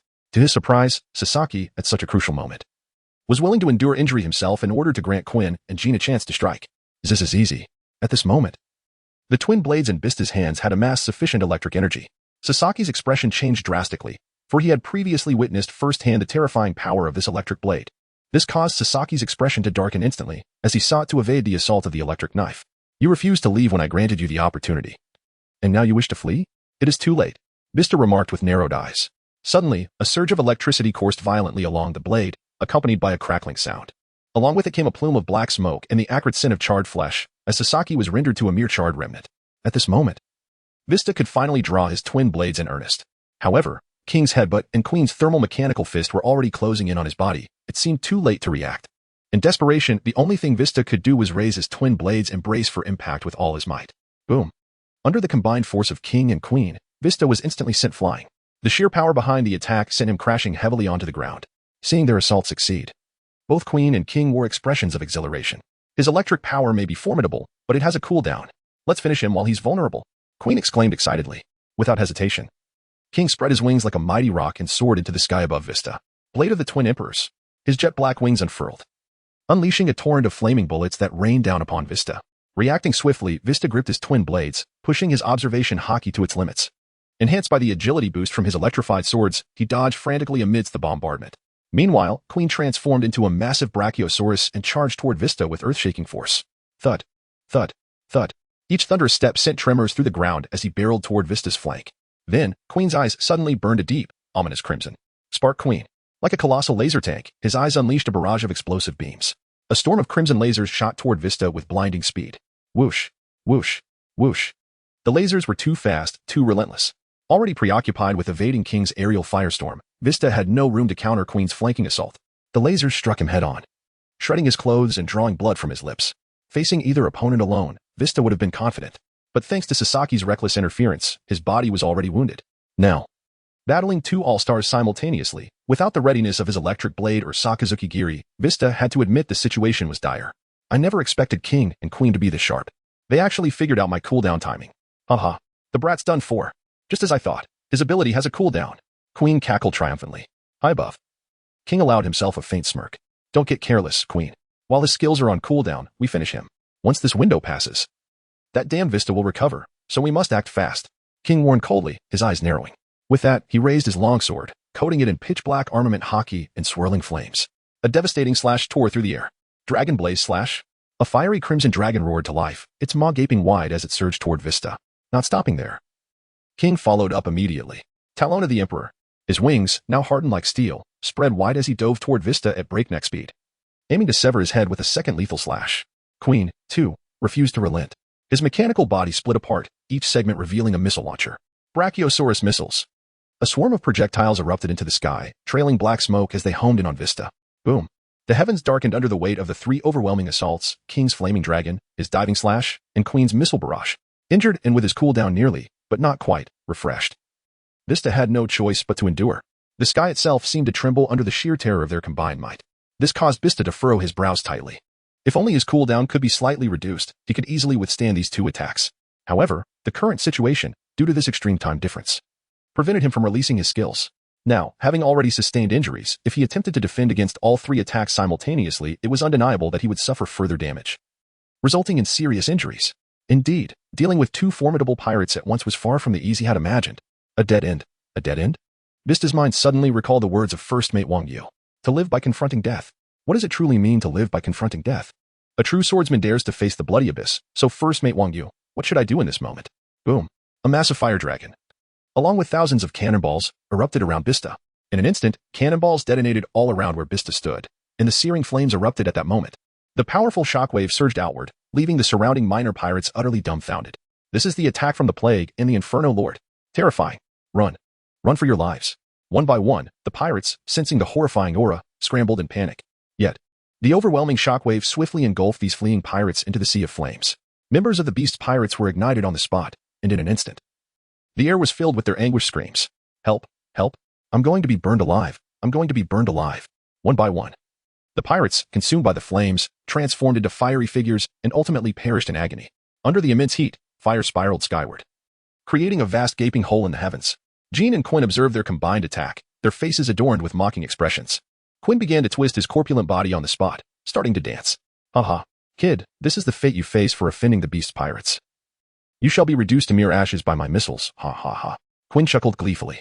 However, the Inferno Jin's gaze remained sharp, his long blade raised, and his massive wings fluttered slightly as he plunged into the sea of flames. Allow me to deliver the final blow, Vista, Jean declared coldly. With that, Jin's attack surged forward, his enormous wings unfurling like a colossal scythe, ready to crush anything in its path, and he dove into the inferno. Boom. The powerful collision struck the ground, scattering the surrounding flames in disarray. Yet, within the sea of flames, Jean was left bewildered. Strange, why? Did I not collide with Vista? Vista, this fellow has seemingly vanished into thin air? How is this possible? Jean exclaimed in disbelief, his eyes wide open. However, after surveying the surroundings, he found no trace of Vista amidst the inferno. Subsequently, activating his observation haki, Jean displayed an expression of sheer astonishment. This is terrible. Vista has actually teleported. How could this be? Vanishing into thin air, only to reappear elsewhere. Where he materialized was dreadful. Right next to Quinn. Quinn is in for a misfortune. Jin's eyes widened as he gulped, articulating his shock. In the next moment, Vista's figure emerged like a specter, appearing directly beside Quinn. In the territory of the Whitebeard Pirates, aboard the Moby Dick, Wang Yu basked in the sun when an enchanting system notification suddenly resonated in his mind. Ding. Congratulations, host. You have bound the character Vista and mastered the demon-slaying skill. Blade of Rupture. The host simultaneously acquires the advanced skill, Blade of Rupture, level 2, along with a reward of 1,000 swordsmanship points. Blade of Rupture. Entering a spectral form for 5 seconds, during which the body remains stationary while displacing a certain distance, subsequently gaining an escalating movement speed from 10 to 30. Upon the conclusion of the spectral form, he returns to his body, inflicting damage once more. Vista has comprehended a new skill by himself. Wang Yu was utterly thrilled. It was akin to sitting on the ground while a pie fell from the sky. On this day, the captains did nothing yet still managed to reward themselves with various accolades, particularly Vista. Astonishingly, he did not need any instruction. He directly comprehended the skills of the sealing magic system. Even Wang Yu could not help but secretly admire Vista. Indeed, it seems that Vista possesses quite a high level of insight. A subtle smile graced Wang Yu's lips, revealing a hint of admiration. Chapter 65. Quinn, what is happening?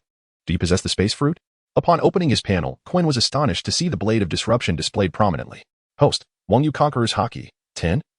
573 points Armament Haki, 9. 819 points Observation Haki, 9. 352 points Swordsmanship, 2. 000 skills, Granite Shield, passive, Thunderstrike, level 3, Earthquake, level 2, Jade Slice, level 2. Path of the Hunt, passive, Glacier Storm, level 2, Sealing Annihilation Slash, level 2, Heroic Charge, level 2, Eccentricity, level 2, Biochemical Barrage, level 2, Mushroom Cultivation, level 2. Rubber slingshot, level 2, blade of disruption, level 2, items, 5 pieces of high-grade iron ore, cooling water, a bag of iron borax, 1 prediction skill fruit gold, 313. 241 devil fruits, tremor fruit, flash fruit forging furnace, beginner weapons, none equipment, reflective armor, Landry's torment, electric blade, heart of steel artifacts, none on the battlefield. Quinn was spectating the explosive feast he had unleashed. Just moments ago, he was brimming with pride, but now, upon seeing Vista appear before him, he was startled. His eyes nearly popping out of their sockets. Hadn't Vista been caught in the flames of his own warfare? How could he suddenly materialize in front of me? What in the world is happening? Are you a ghost? Quinn stammered, retracting his neck in fear. Vista, however, was filled with exhilaration. In that critical moment, he had thought of life amidst death, and unexpectedly, he had been instantaneously displaced from the fiery inferno. Now, he stood before Quinn, who was utterly astonished. You possess the space fruit? Quinn questioned, bewildered. But wait, didn't you already consume a thunder fruit? Vista chuckled softly, admitting that he too was unsure of how this had happened. However, one thing was certain, his ability to grasp such an extraordinary technique was undoubtedly linked to the guidance of Vice Captain Wang Yu. It was the recollection of Wang Yu's words, live amidst death, that had led him to this moment. As for the specific principles behind this technique, Vista found himself utterly perplexed. All he could think about was returning to the Whitebeard Pirates to inquire further with Vice Captain Wang Yu. With determination, Vista brandished his twin blades towards Quinn. Fool. I already told you, this is called the sealing sword technique, not some devil fruit power. Prepare to meet your demise. With that, Vista struck fiercely at Quinn's body. Quinn hastily drew his mechanical arm to block the blow. The clash resonated with a thunderous bang as Vista's powerful strike met Quinn's mechanical arm, sending sparks flying. Under the overwhelming pressure, Quinn felt his entire body tremble. Damn you, Vista. Do not get too cocky. Even if you evade this blow, we can still unite for another assault against you. Quinn spat venomously. Upon hearing Quinn's words, Vista felt a twinge of disdain and retorted mockingly, humph. Do you really think you can escape my grasp this time? I will finish you off right now. A confident smirk graced Vista's lips. Though it was a struggle, Quinn managed to withstand Vista's strike. With reinforcements on the way, he contemplated how he could possibly overcome Vista. However, before he could finish his thought, a sudden tingling sensation coursed through his arm. A tremendous force emanated once more from Vista's twin blades. Boom. The overwhelming power shattered Quinn's arm, rendering his previously broken mechanical limb into mere fragments. One blade pierced directly into Quinn's chest. Blood gushed forth as Quinn gasped. This is a critical hit. Vista replied with a slight smile. Under the immense power, Quinn found himself forced to kneel before Vista. Curse you, Quinn exclaimed, activating the mechanical missiles within his body and unleashing a barrage of close-range firepower towards Vista. I will fight you to the bitter end. Even if we both perish, the ultimate victor will still be us, Quinn declared defiantly. In an instant, a multitude of intense laser beams erupted from Quinn's body, and his expression grew increasingly smug. At such close range, he was certain that his missiles would hit Vista. The sight of the fish struggling in the net startled Vista momentarily. However, that shock was fleeting, as he soon realized that his own speed of movement was escalating at an astonishing rate. Missiles of various kinds were being launched right before him, leaving him no time to react. Yet, within this brief moment, Vista's figure became unnaturally swift, as if he were soaring. Could this be the sensation of being reborn from death, envisioning oneself as a soul? Vista was truly astonished. With each step he took, he was able to cover a distance equivalent to what he previously traversed in two. His agility had surged to unprecedented levels. Even when he first acquired the electric knife, his nimbleness had not reached such formidable heights.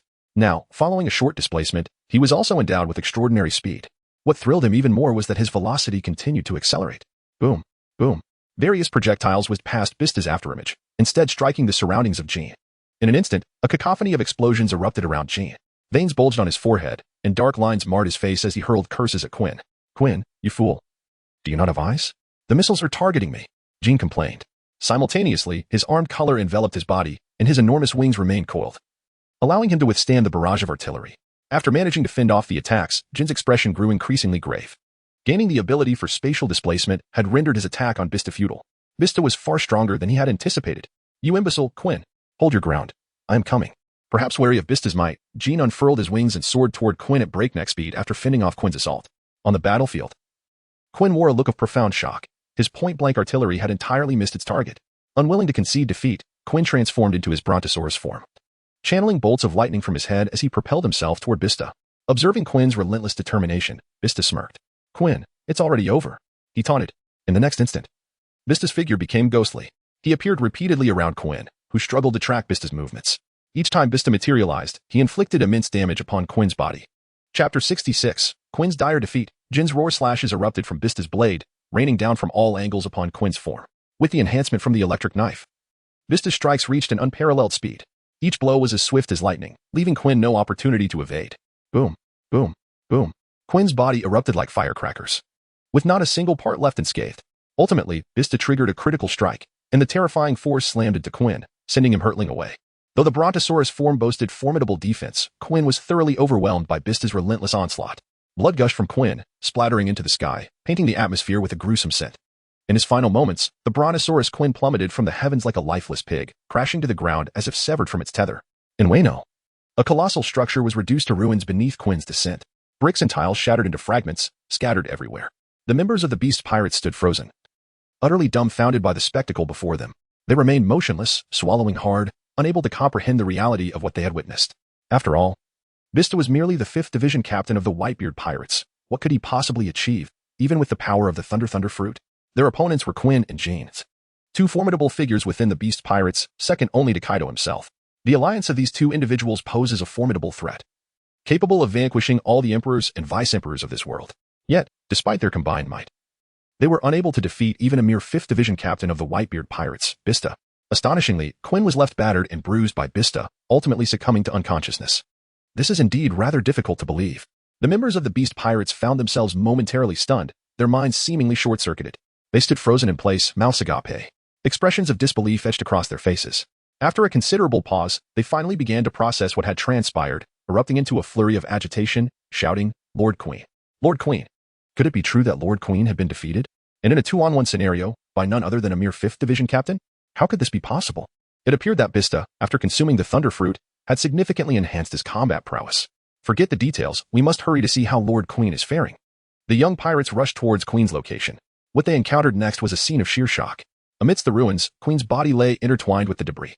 His form bore numerous gruesome wounds, his arm was severed, and his head had suffered considerable lacerations.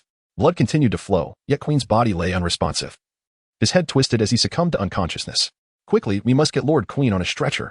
If he doesn't receive treatment, even as a Zoan user, he may succumb to his injuries. A pirate shouted urgently. Soon, a group of medical personnel emerged from the ranks, carrying a stretcher to lift Queen onto it before hastily retreating. Meanwhile, on the battlefield, Vista, having just vanquished Queen, sensed a terrifying presence. He looked up to see Ember, with his massive wings cloaked in haki, descending upon him with a powerful strike. That fool Queen was truly incompetent. Prepare to meet your end, Vista. However, it seems you have provided me with the opportunity to engage you. Ember taunted, even as he readied his haki-imbued wings like a blade aimed at Vista. Feeling a chilling sensation above him, Vista realized that if he were struck at such close range, even if he survived, he would undoubtedly sustain severe injuries. Indeed, as a swordsman, despite having greatly enhanced his offensive capabilities under the guidance of First Mate Wang Yu, his defensive abilities remained unchanged. He could not match the formidable defenses of Queen or Ember. Thus, he knew he must evade this strike at all costs. Towards death, I shall live. Towards death, I shall live. He silently recited the words imparted by Wang Yu, and in a bold move, Vista charged directly at Ember's attack. Such audacity startled even Ember himself. Is this Vista truly bold and skilled, or does he possess a death wish? How can he confront my attack head-on, without any means of defense or evasion? Jean pondered in bewilderment. Nevertheless, now that Jin's strike had been unleashed, he could not possibly relent. Damn Vista, stop underestimating others. Do you truly believe you can withstand my flowing cherry blossom slash? Disdain filled Jin's gaze as he intensified the force in his hand, delivering a powerful blow towards Vista. I shall reduce you to mere pulp. Whoosh, whoosh, whoosh. The mighty strike sliced through the air, producing a sharp sound, and within an instant, it was upon Vista. Chapter 67. Dual Displacement? Spatial Fruit? Jean was left dumbfounded. It has reached him. This fellow is finished. A surge of delight coursed through Yin Zai's heart. However, just as Jin's strike made contact with Vista's cheek, an extraordinary event transpired once more. The very Vista who had braved Jin's assault vanished before Yin Zai's eyes. What the hell? Jean unleashed a torrent of curses upon Vista's ancestors. What on earth is going on? Has it vanished once more? This is undoubtedly a manifestation of spatial abilities. When did Vista become a dual devil fruit user? If that is the case, how could one possibly contend with him? Jin's expression was nothing short of extraordinary, adorned with various dark lines across his forehead. Subsequently, Jean, filled with reluctance, activated his observation haki, embarking on a search for Vista's presence. When Jean eventually detected Vista once more, he was rendered utterly speechless. He unleashed a torrent of curses directed at Vista. What on earth are you doing? How could you have gone back again? Jin's lips quivered incessantly as he muttered in disbelief. Is this merely a game of self-indulgence? Each attack, I am convinced it will surely strike Vista, yet, time and again. That fellow manages to evade with his spatial technology. This only fueled Jin's growing frustration. Meanwhile, Quinn's corpulent figure was being carried by the pirates. Simultaneously, the medics tended to Quinn's numerous wounds, wrapping his body in an array of bandages.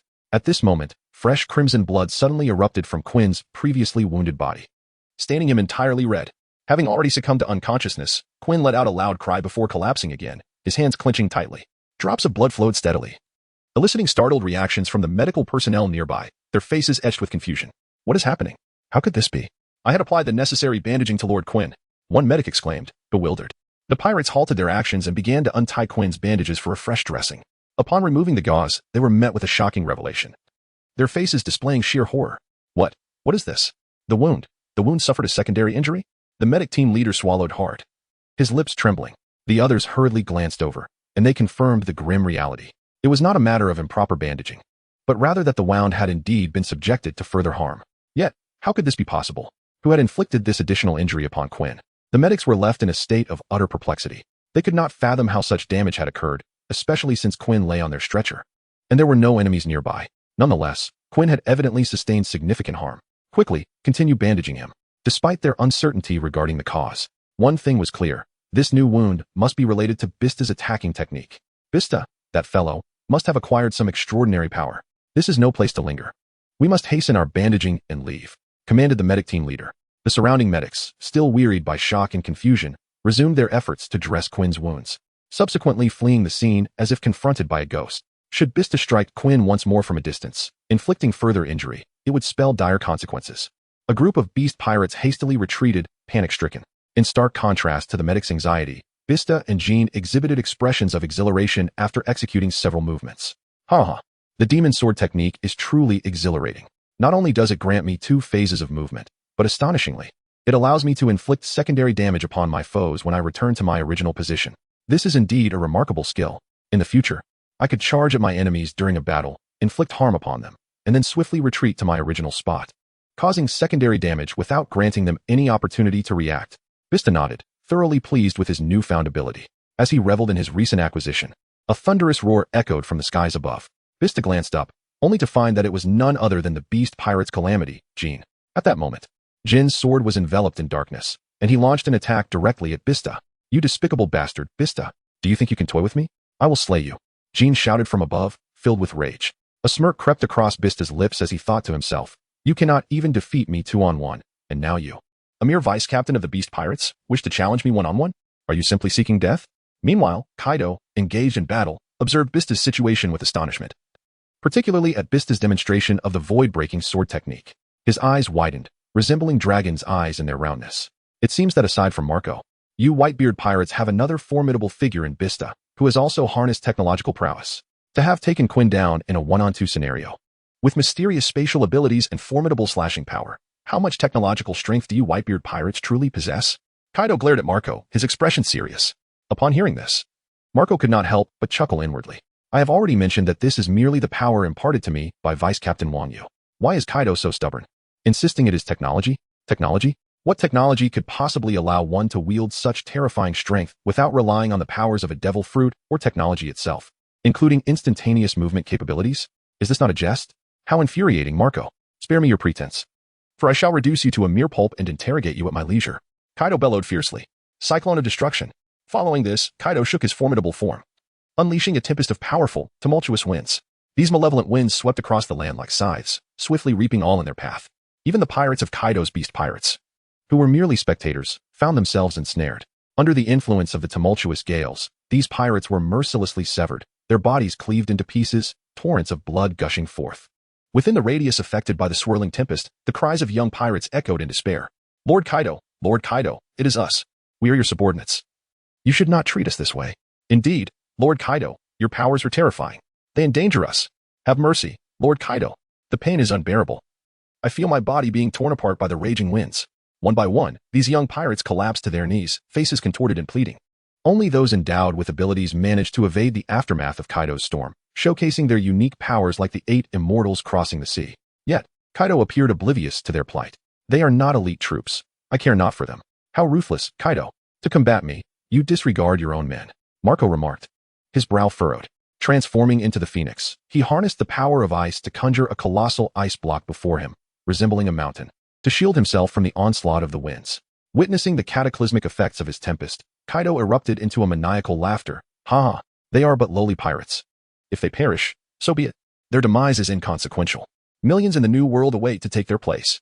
In the realm of pirates, strength reigns supreme, while the weak are mere insects, their slaughter a commonplace occurrence.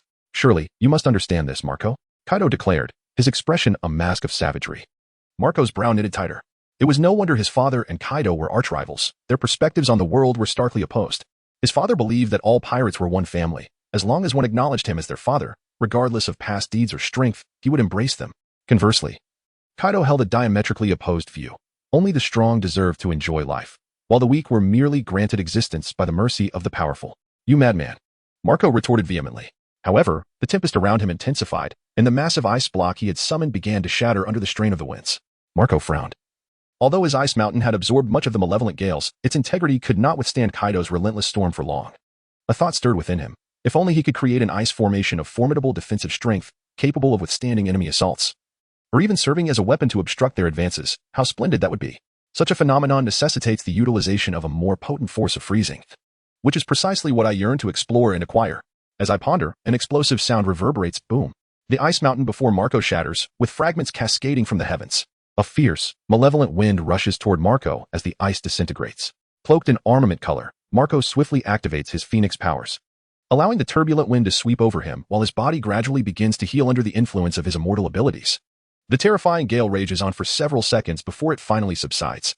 During this tumultuous time, Marco continues to harness his phoenix devil fruit abilities, consuming a significant amount of energy, causing beads of cold sweat to form on his brow. Although his immortal powers have spared him from immediate peril, the expenditure of such abilities is indeed excessive. In contrast, Kaido, brimming with vitality and energy, remains largely unscathed by the earlier onslaught. Observing Marco's predicament, Kaido's expression shifts to one of delight. Humph, no matter how formidable you believe yourself to be, Marco, you are but a mere captain of the First Division. Attempting to challenge my position as one of the four emperors, such ambition is rather juvenile. Embracing a strategy of taking advantage of his adversary's weakness, Kaido transitions into his most formidable half-beast form. The Conqueror's haki envelopes his dark spiked club, while bolts of lightning strike the weapon, bestowing upon Kaido an augmented power as he launches himself toward Marco. Descend, third generation, thunderclap. Kaido bellows in fury. With a powerful push of his legs, he ascends into the air as though soaring. The spiked club spins menacingly in his grasp, radiating an aura of terror. Hovering above, Kaido grips his weapon tightly, a sinister smile gracing his features. You dare challenge me, boy? With you, Marco, it is nothing short of a grand jest. I shall swiftly eliminate you, making you pay for your audacity against the Whitebeard Pirates. As Kaido hovers in the tempestuous sky, dark clouds, lightning, and torrential rain amplify his fierce presence. Bolts of lightning crash down, illuminating his fearsome visage. On the ground, the beast pirates display expressions of sheer terror. Lord Kaido is enraged. We must flee, we must flee. Hurry, for if we lag behind, we may fall victim to the aftermath of Lord Kaido's wrath, and that would spell our doom. The earlier winds unleashed by Kaido left an indelible mark of dread upon the pirates, who now scream in panic and scatter, with an awareness of the looming threat above. Marco dares not be complacent. The potent freezing energy of his crystalline phoenix merges with his immortal powers, culminating in a formidable strike aimed at Kaido. Boom. With a resonating roar that echoes through the sky, a colossal crater manifests above. The intense freezing force collides with Kaido's spiked club. And under the weight of such overwhelming power, the ice fragments previously conjured by the freezing energy are obliterated into countless shards. The violent shockwave radiates outward at a rapid pace. The remnants of the wave, upon touching the ground, would unleash a ferocious explosion. Accompanied by an array of ice shards and the cacophony of detonations, the panicked pirates fled in disarray, their faces etched with terror as they desperately sought to escape the chaos. It was utterly terrifying, truly a clash between two unparalleled titans, and for us mere onlookers, it was akin to courting death.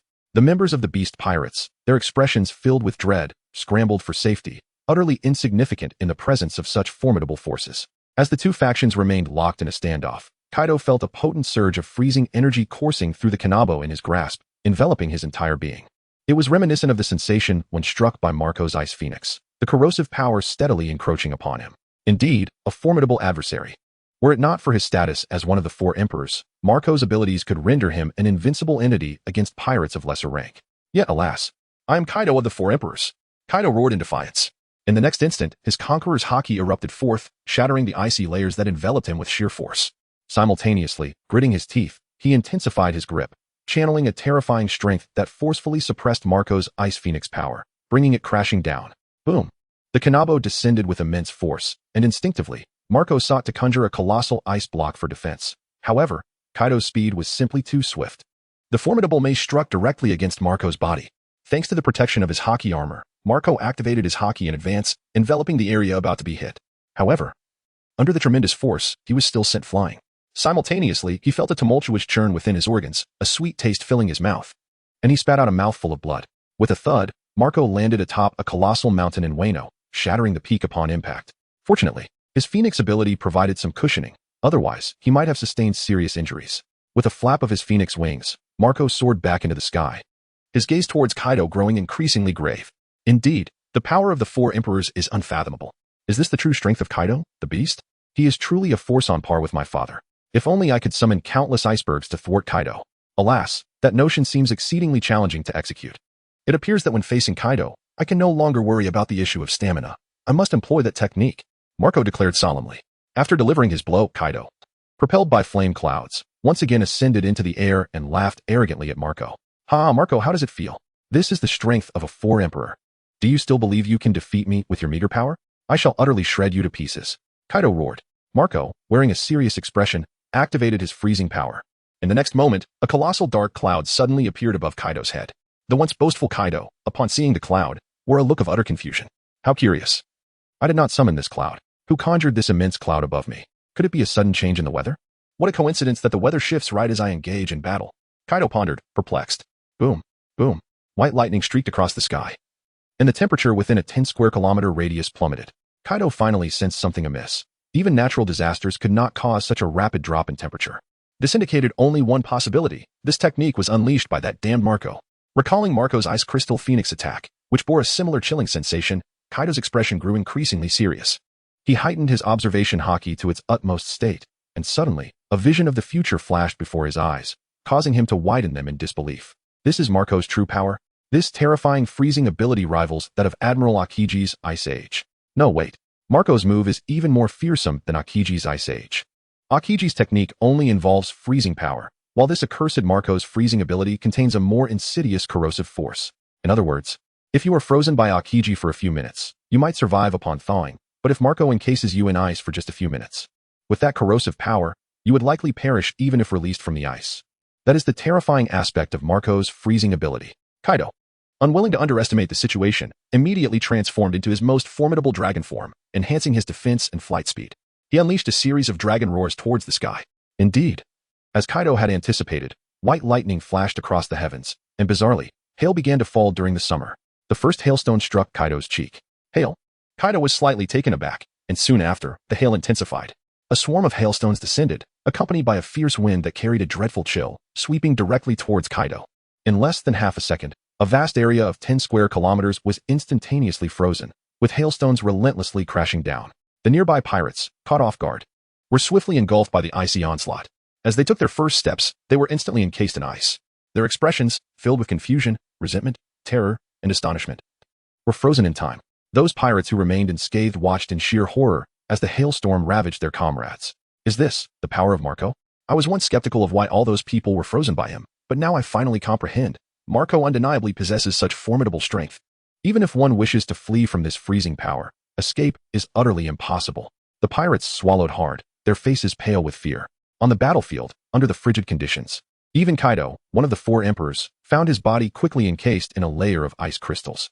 Under the torment of the corrosive force, Kaido's dragon scales began to erode, and even he, reputed for his immortality, bore numerous wounds upon his body. Kaido was instantly astounded. This corrosive power was far more potent than the Ice Crystal Phoenix Egg. Moreover, his regenerative abilities were rendered ineffective against this overwhelming corrosive force. Just as he started to recover, the terrifying corrosive energy struck again, preventing his wounds from healing. Such formidable power is rendered even more terrifying by its astonishingly vast reach. What extraordinary opportunity has this fellow Marco encountered to acquire such fearsome abilities? Is it the influence of technological prowess? This is exponentially more formidable than the technological prowess of both Quinn and Caesar. If I remain here for an extended period, I shall inevitably be eroded to death by Marco. What a terrifying individual Marco! Kaido roared. Aware of the damage he had sustained, Kaido, transformed into a colossal azure dragon, hastened his movements, treading upon the flames of the clouds, swiftly fleeing the scene. Marco, observing Kaido's actions, detected his momentum and unleashed a series of phoenix marks, obstructing Kaido's escape route, bombarding him relentlessly. Noticing Marco's assault, Kaido seemed unperturbed. Although Marco's attacks were undeniably fierce, they paled in comparison to the freezing power. With his formidable defenses, Kaido believed he could withstand them. Presently, the most pressing concern was the icy force summoned by Marco. Should he be encased in ice, he would not only suffer, but might very well be rendered incapacitated. Thus, in response to Marco's phoenix marks, Kaido activated his Busashoka Haki, choosing to endure the onslaught. Boom, boom, boom.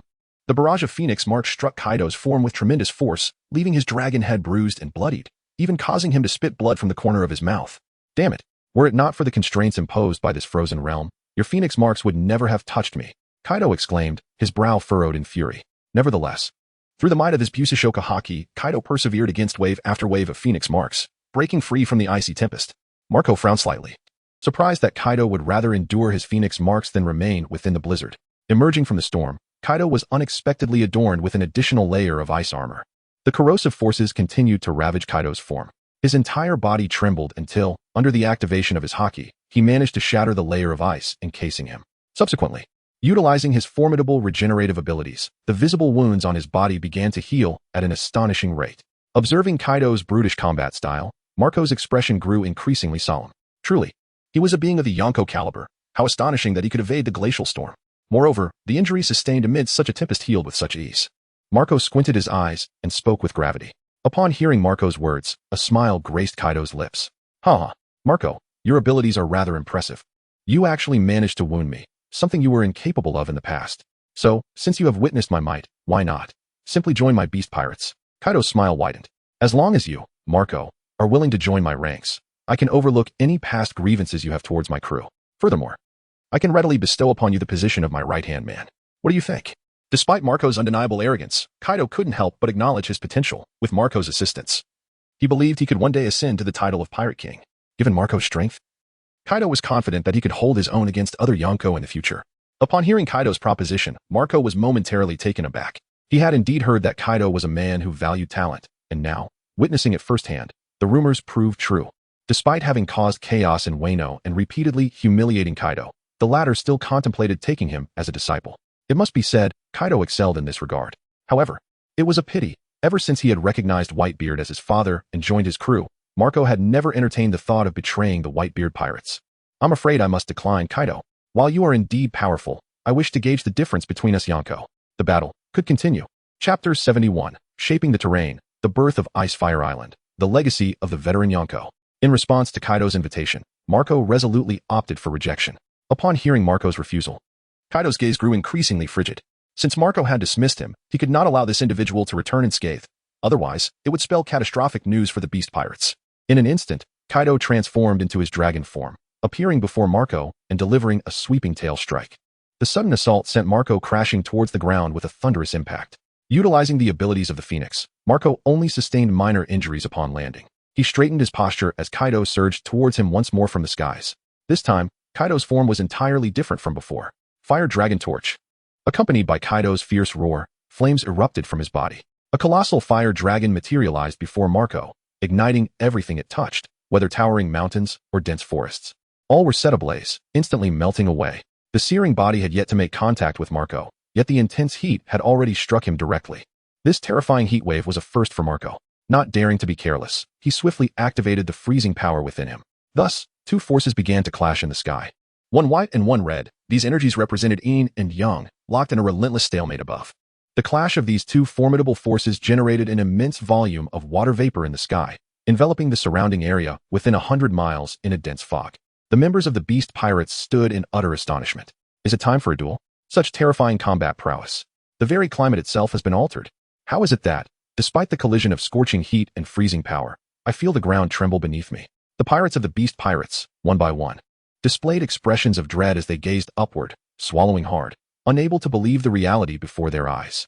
Even Vista and Jean, who were engaged in battle, noticed the dramatic changes in their surroundings. Vista, witnessing the spectacle, revealed a blend of excitement and shock on his face. I never expected that Marco has become so incredibly powerful, able to withstand Kaido's might with his freezing abilities. To battle a foe like Kaido is truly exhilarating. I wonder when I will have such an opportunity to prove myself against an emperor. Vista's lips curled into a slight smile, reflecting his exhilaration. Beside him, Jean was equally taken aback by the terrifying spectacle. The degree of Jin's shock was far greater than Vista's. After all, Vista had previously witnessed Marco's strength, so he could somewhat accept it. However, Jean had never seen Marco's power before. Moreover, Jean had always believed his combat prowess was on par with Marco's. Now, to see Marco able to contend with Kaido left Jean utterly astounded. I cannot believe that Marco, empowered by technological prowess, has become so formidable, creating an ever-widening gap between them. Is this truly real? It is hard to fathom that Marco can actually stand against Lord Kaido. What has the Whitebeard Pirates acquired? Jean swallowed hard as he spoke to Vista. It was not just Vista. It appeared that Marco had attained even greater strength, which left Jean feeling increasingly unsettled. Upon hearing Jin's words, Vista displayed a look of disdain. I have already told you, this is merely the guidance of our Vice Captain Wang Yu. If you, a frog in a well, refuse to believe, there is nothing I can do. Besides, it is becoming increasingly tedious to battle with you. I must swiftly conclude this and seek out Marco. Vista chuckled. Hearing Vista's condescending remarks, Jin's fury ignited. Who does he think he is? I am the illustrious Ember Calamity, the Vice Captain of the Beast Pirates. To be mocked by a mere 5th Division Captain of the Whitebeard Pirates is infuriating. You despicable scoundrel, stop underestimating me. Though you're strong, you must have wasted considerable energy with your spatial abilities just now. I refuse to believe that I cannot defeat you under these circumstances. With that, Jean steadied himself, gripping his longsword tightly, unleashing a series of fierce slashes toward Vista. Vista merely smiled. Since you seek your own demise, I shall oblige. Unfazed by Jin's reckless assault, Vista charged forward with his rapier in hand. Now that there was no interference from Queen in a one-on-one scenario, he had no worries at all. Meanwhile, the clash between Kaido and Marco persisted. The terrifying shockwaves rapidly spread outward, obliterating the pirates who failed to escape in time. In fact, the standoff between the two resulted in significant upheaval throughout Burrow Town. Centered around Kaido and Marco, the ground beneath them trembled violently, shattering and cracking in fissures that stretched for miles. Even more alarmingly, Burrow Town was cleaved in two. One half, under Marco's influence, was encased in ice, with temperatures plummeting to several degrees below zero. The other half, beneath Kaido, was engulfed in flames, the scorching heat seemingly igniting the very air. With temperatures nearing 100 degrees, all life in the vicinity was doomed. At last, the collision subsided. Sweat beaded on Marco's forehead. Indeed, the foundation of an emperor was not something he could contend with at present. Observing the surrounding devastation, Marco was filled with deep reflection, truly sensing an apocalyptic atmosphere. Citizens in distant towns, witnessing the state of Burrow Town, were left paralyzed with fear on the ground. What is happening? A dragon is battling a phoenix, and these two terrifying deities have shattered Burrow Town. One half is frozen solid, the other ablaze. This is utterly horrific. Groups of citizens fervently discussed the battle in Burrow Town, ultimately dubbing the island where Marco and Kaido had clashed as Icefire Island. True to its name, one half is flames, the other half is encased in ice. Having completed his actions, Kaido, still in dragon form, loomed over Marco, an involuntary smirk gracing his lips. Although Marco has gained formidable freezing abilities and can counter my attacks, I am still an established emperor.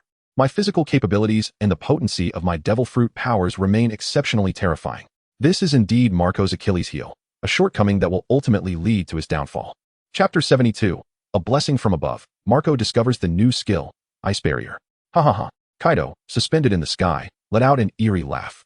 Marco, I concede that with your current prowess, you are undoubtedly worthy of being counted among the elite. However, what a pity. Your opponent is none other than me, Kaido of the Beasts. I am no ordinary adversary. To triumph over me, you are still far too inexperienced. Ha ha ha. You have been given an opportunity, yet you fail to cherish it. You shall meet the same fate as that fool Yutian, perishing here in Wano. From above, Kaido's menacing presence loomed, and Marco, feeling the oppressive weight of Kaido's formidable conqueror's haki, could not help but furrow his brow. Kaido, the Four Emperors, is renowned as the strongest creature in the world, a claim that is far from mere hyperbole. However, his energy reserves are perilously low. In stark contrast, Kaido seems to possess a considerable amount of energy. It feels as though I am being inexorably drained. No wonder even my father has remarked on the formidable challenge that Kaido presents. With such terrifying defensive capabilities and a vast energy consumption, even if one cannot defeat him, the toll of attrition is simply unsustainable. Therefore, it is imperative for Marco to devise a strategy to eliminate Kaido before his remaining strength is entirely depleted. Yet at this moment, I can scarcely unleash a few glacier storms. As Marco grapples with his growing sense of helplessness, Kaido in the skies unleashes a fearsome roar. A torrent of fierce winds rushes toward Marco, cutting across his face like a knife. You insolent brat, you dare to challenge me, Kaido? You are woefully unprepared. Even if I were to slay you, I could dissect your corpse to uncover the secrets of the Whitebeard Pirates. Perish. The sky transforms into a vivid crimson. As bolts of purple lightning rain down relentlessly accompanied by Kaido's ferocious roar, he morphs into a colossal fire dragon. The surrounding air shimmering under the oppressive heat, rising dragon flame, 8 trigrams. Letting out a thunderous bellow. An aura of conqueror's haki coils around Kaido's fiery dragon head, as he fixates on Marco, launching himself with thunderous force toward him. Boom! The air ignites in his wake. The immense fire dragon leaves a trail of flames behind in a blink. He surges forward at a breathtaking speed, catching Marco completely off guard. The sudden onslaught causes beads of sweat to form on Marco's brow should he be struck. Even if he survives, he would undoubtedly be gravely injured. Marco swallows hard, contemplating. At this juncture, even employing Glacier Storm would only extinguish the flames enveloping Kaido. However, the tremendous impact of Kaido as Conqueror's haki could render him incapacitated. Is there any way to utilize the power of ice to counter this strike? Just as Kaido closes in on Marco, he rapidly begins to strategize. Wait, in this critical moment, a bold idea from their previous encounter resurfaces. Could he attempt to conjure an iceberg to withstand the impact of the beast Kaido? If successful, this new technique could decisively counter Kaido's rising dragon flame, 8 trigrams. Marco swallows again, embracing a mindset of success without the option of failure. As he channels his inner icy power, the frozen energy coalesces before him, envisioning a massive iceberg. Ice Phoenix God, grant me strength. Ice Barrier. Marco bellows with all his might. With no retreat left, he resolves to confront Kaido with unwavering determination. At that moment, Wang Yu, who had just received encouraging news from Vista, is reminded of the system's notification chime in his mind. Ding. Congratulations, host.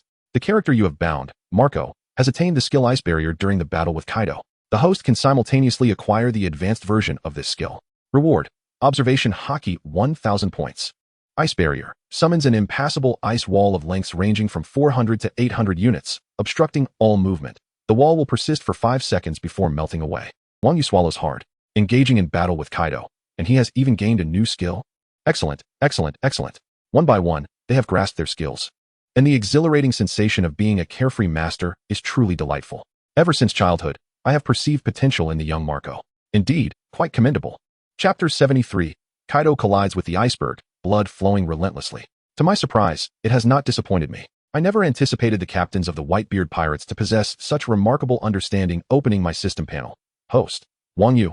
Conqueror's haki. 10, 573 points. Armament haki. 9, 819 points. Observation haki. 10, 352 points. Swordsmanship. 2, 000. Skills. Granite Shield. Passive. Thunderous Strike. Level 3. Earthquake Shock. Level 2. Mistaken Gem Cut. Level 2. Path of the Hunter. Passive. Glacier Storm. Level 2. Sealed Thought Severing Slash. Level 2. Heroic Charge. Level 2. Quirky Spirit. Level 2. Biochemical Barrage. Level 2. Mushroom Cultivation. Level 2. Rubber Slingshot. Level 2. Barrier Breaking Edge. Level 2. Ice Barrier. Level 2. Items. 5 pieces of high-quality iron ore, cooling water, 1 bag of blacksmithing borax. 1 predictive skill fruit. Gold coins. 313, 241. Devil fruits. Tremor fruit. Flash fruit. Forge. Beginner. Weapons. None. Equipment. Reflective armor. Landry's torment. Electric knife. Heart steel. Artifacts. None. Wang Yu reclined in his armchair, savoring the delicacies in hand and sipping fine wine. Since I am already engaged in battle with Kaido, one can only surmise that the forthcoming rewards will be abundant. There is nothing more for me to do. The sole task at hand is to quietly await the arrival of the rewards in the comfort of my home. Contemplating this, a subtle smile graced Wang Yu's lips. On the battlefield, the speed of Kaido, the beast, increased exponentially, swiftly closing the distance to within mere meters of Marco. Subsequently, Kaido's colossal dragon maw revealed an exaggerated curve. Humph. Too slow to react, Marco. This distance is one you cannot evade. Just allow yourself to be struck down by me. Kaido grew increasingly self-satisfied. It was not until a colossal iceberg suddenly materialized before him that a look of bewilderment crossed Kaido's face. What is happening? Am I seeing things? However, after a brief moment of confusion, Kaido quickly deduced the situation. It must be that rascal Marco up to his tricks again. Humph. Such trivial antics would be futile even if repeated 100 times. Beneath my flames, all defenses are rendered useless. The only chance lies in evasion, and unfortunately, Marco has missed the prime moment to escape. Prepare to meet your end. Without a second thought, Kaido accelerated his charge, launching himself forward with tremendous force. Marco, filled with excitement, summoned an icy barrier, determined to withstand Kaido's onslaught. If he could succeed, it would not only block Kaido's attack. The formidable recoil from the iceberg must surely leave Kaido's head battered and bloodied, wouldn't it? A resounding roar echoed through the heavens, heralding the long-anticipated explosion. Kaido's dragon head collided forcefully with the iceberg, causing the very ground to tremble violently in response. The citizens of Wano felt the earth shake beneath them and emerged from their homes, bewildered, searching for the source of this disturbance. What could be happening? Could it be an earthquake affecting all of Wano? The atmosphere felt chaotic, with the local garrison rushing towards Burrow Town. As the earth quaked incessantly, questions filled the air. What calamity had befallen them? Amidst the turmoil, the powerful tremors drew the attention of Vista and Jin, witnessing Kaido transform into a fiery dragon. Unleashing his rising dragon and flame bagua, Jin's eyes sparkled with excitement. To think an iceberg could withstand the might of Lord Kaido's rising dragon flame bagua, that is nothing short of a delusion. Vista, despite knowing he might not defeat Jin, remained confident. Do not presume that the beast pirates are invincible simply because of Kaido. The future belongs to the Whitebeard Pirates. I believe Marco will not falter. With that, the two warriors engaged in fierce combat, their weapons crackling with electricity as they charged at one another. Following Kaido's impact with the iceberg, a cacophony of explosions ensued. Behind him, an array of blasts erupted, flames leaping forth and creating numerous fiery craters. The violent collision fractured the ground of Burrow Town, leaving a web-like pattern of cracks across the surface. "Die, Marco!" Kaido exclaimed in exhilaration as he neared the iceberg. Yet, upon striking the colossal ice formation, he realized with shock that it was immovable. The immense dragon head collided with it, and the flames were instantly extinguished. The iceberg remained unscathed, while the powerful recoil surged back into Kaido's skull. The impact left him momentarily dazed, his eyes rolling back, mouth agape, and his dragon form tumbling uncontrollably. At last, he managed to stabilize. Yet the veins on his head throbbed with fury as blood poured forth. Chapter 74. Electric blade triggers critical hit. Jin is stunned. "My skull. It's fractured." Kaido's bloodshot eyes widened in disbelief. Clutching his head with his massive claws, he howled in agony. "Damn it, Marco. What manner of iceberg have you summoned that can withstand my assault? The pain is unbearable." His mournful roar resonated across the land, sending chills down the spines of all who heard it in Wano. In this scene, Jin is taken aback, having just boasted to Vista moments ago, only to find himself swiftly slapped in the face by reality. What absurdity is this? Kaido's flame dragon 8 trigrams has been blocked? Jin, filled with confusion, struggles to comprehend the situation. It is well known that Kaido's move is an advanced offensive technique, infused with the power of flames and the Conqueror's Haki. Its might surpasses even that of the Conqueror's Haki-infused descend of the 3 worlds. Yet now, it couldn't even topple an iceberg? This defies all logic. Vista, witnessing the unfolding drama, smiles knowingly at Jin. "I told you, Marco need not fall to Kaido. The new era belongs to our Whitebeard Pirates." With that, Vista charges forward. Jin, seething with anger, activates his sword intent to its maximum. A colossal fire dragon coils around his black blade, merging with his formidable sword intent as he unleashes it towards Vista. Ultimate technique, Guardian Fire Dragon Emperor. "Damn you!" Jin roars, firmly believing that Kaido is invincible in one-on-one combat. Since Kaido rescued him from the Celestial Dragon's laboratory, Jin has held him in the highest regard, resolutely refusing to allow anyone to disparage Kaido. The fire dragon soars through the sky, scorching the air around it, exuding an aura of destruction as it approaches Vista. Squinting his eyes, Vista realizes that his words have struck a chord with Jin. With his dual swords charged with electricity and the technique Errant Jade cut ready to unleash, Vista wastes no time in launching an attack on Jin. The clash of their tremendous sword intents reverberates through the air, resulting in a cataclysmic explosion. The force of their collision sends shockwaves rippling outward, creating a gaping hole in the sky.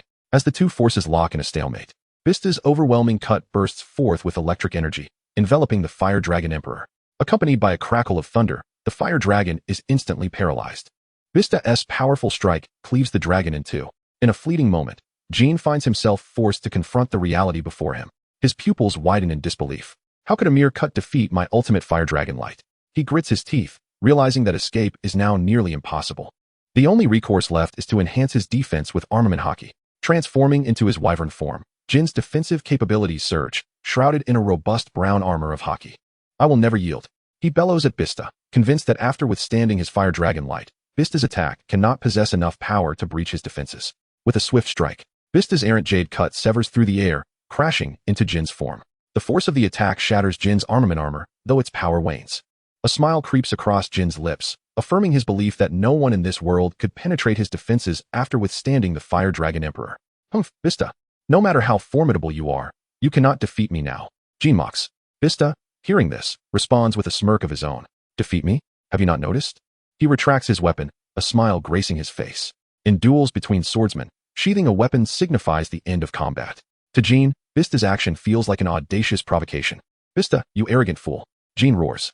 However, just as his shout fades, he senses something amiss behind him, an ominous crackling sound akin to thunder. Turning around, he is shocked to see a massive, lightning-like strike approaching. How is this possible? Jean stammers. "The lightning was just used against my fire dragon emperor." Vista grins, explaining, "Oh, you should know. I possess a technique called critical strike." Critical strike? Jin's eyes widen as he anticipates the implications. That last hit triggered my critical attribute. And, naturally, my critical attribute includes electric blade. Chapter 75, Kaido's dismay. My superheat can't even melt ice? The thought of electric blade critical strikes brings a thrill, as the power of lightning belongs to the realm of devil fruit abilities. It's akin to a magical critical hit. Before he can process this, the enormous lightning strike hurtles towards Jean at breakneck speed, leaving him no time to react. The massive electric slash slams into him with a resounding crackle. The formidable power of lightning, combined with the devastating damage enhancement of the misaligned jade cut, rendered Jean akin to a helpless chick awaiting slaughter. The defenses of his body were instantly breached, as the force of the electric blades surged into his very being. The air was filled with the horrific sounds of thunderous explosions. Boom, boom. Jin's bones were entirely jolted from his body under the sheer might of the lightning, while he writhed uncontrollably on the ground, as if in a desperate dance of death. Finally, the tempest of electricity subsided. The vice-captain of the Beast Pirates, known to the world as the Drought Jean, lay there with rolling eyes, foaming at the mouth, completely unconscious, devoid of any response. Meanwhile, Vista approached the charred, unconscious form of Jean with measured steps, a subtle smile playing upon his lips. "You are still too inexperienced to challenge me, the world's greatest swordsman. I have drawn closer to my goal. Hawkeye my hawk, await my arrival. For I shall vanquish you in the name of the Sword Master, and seize the title of the world's greatest swordsman." A confident smile graced Vista's features, uplifted at the corners. On another front, the battle between Kaido and Marco was also nearing its conclusion. Kaido, disoriented and dazed, had only just begun to regain some clarity. He gazed at the colossal iceberg before Marco, a wave of contemplation washing over him. What is this iceberg made of? I cannot shake the suspicion that it is anything but an iceberg. This is merely the exterior of an iceberg, in essence. It is a mountain primarily composed of sea stone, is it not? Otherwise, how could I, Kaido of the 100 Beasts, possibly fail to break through it with my formidable strength? Simultaneously, a massive gash has been inflicted upon Kaido's head, from which blood intermittently drips down his dragon visage. Furthermore, due to excessive force, 2 of his teeth have been shattered. Consequently, now when Kaido speaks, his words escape with a whistling sound. As he senses the alarming volume of blood he is losing, Kaido's inner fury intensifies. Who is he? He is one of the 4 emperors of this world, the sovereign of the seas. Although he has often endured blows in the past, none have ever dared to strike his pride. Now, however, he bears a gaping wound upon his head and has lost 2 teeth, allowing others to easily discern that he has been thoroughly beaten. The scars upon his spirit inflict a deeper rage than any physical pain. Subsequently, Kaido's colossal dragon head ascends towards the heavens, and with a thunderous roar, the immense power of flames envelopes him once more. Roar. Ultimate move, Dragon's Breath. Thereafter, from the gaps in Kaido's dragon jaws, he unleashes a torrent of searing flames directed at the iceberg before him. This time, the flames unleashed by Kaido surpassed the ordinary dragon breath he had previously emitted. Transforming into the majestic form of a divine dragon, it charged directly towards the volcano before him, declaring with ferocity, "I shall incinerate the very flames you summoned, Marco." Veins bulged on Kaido's forehead as he spoke, his wrath palpable. The searing heat caused the surrounding air to rise dramatically in temperature, and under the terrifying intensity, all moisture around Kaido was swiftly evaporated. Such formidable flames would ignite anything that came into contact with them in an instant. This fiery dragon is none other than Kaido, possessing the audacity to melt the iceberg summoned by Marco. Upon witnessing the tremendous breath of fire unleashed by Kaido, Marco's expression turned to one of concern. After all, this is a new skill he has only recently mastered, and it remains uncertain whether it can withstand Kaido's scorching onslaught. Should Kaido's formidable technique, the heat breath, manage to breach my defenses, then my protective strategy would be rendered utterly futile. Is it truly the case that the 4 emperors are insurmountable entities? Marco's heart brimmed with anxiety. Just as Marco was engulfed by his worries, Kaido was filled with exhilaration, and at that moment, the colossal fire dragon collided with Marco's iceberg. A thunderous roar erupted. The intense heat wave instantly enveloped the entire iceberg, sweeping through the surroundings with ferocity. The moisture in the air was completely evaporated in that instant, giving rise to a dense cloud of steam. The unfortunate pirates, who had been too slow to escape, were mercilessly consumed by the overwhelming heat, vanishing in an instant within the flames. The immense heat prevailed for several seconds before gradually dissipating. As the fog surrounding them faded with Kaido's heat breath, Kaido felt a surge of elation. Ha ha ha. Now Marco, that foolish wretch, shall comprehend the extent of my prowess. Even if the ice mountain you summoned possesses greater density than before, what does it matter? It cannot withstand my heat breath. Kaido smiled confidently. Once the mist created by Kaido's breath began to clear, he gazed ahead once more. The towering glacier, 1,000 meters wide and 2,000 meters high, still loomed before him, obstructing his path to Marco, rendering any advance impossible. Kaido's expression darkened considerably. Even a four-emperor like him could not suppress the twitching of his lips in frustration. What on earth is happening? My extraordinary heat breath. It hasn't he even melted a tiny fragment of ice from the iceberg? Kaido's eyes widened, veins bulging on his forehead. He spoke with a countenance full of fury. Chapter 76. Kaido's Fury. Do I not care for my reputation? As the captain of the Beast's pirates, the most formidable being in the world. When has he ever endured such humiliation? In the past, which mountain had he not effortlessly leveled with a mere skill?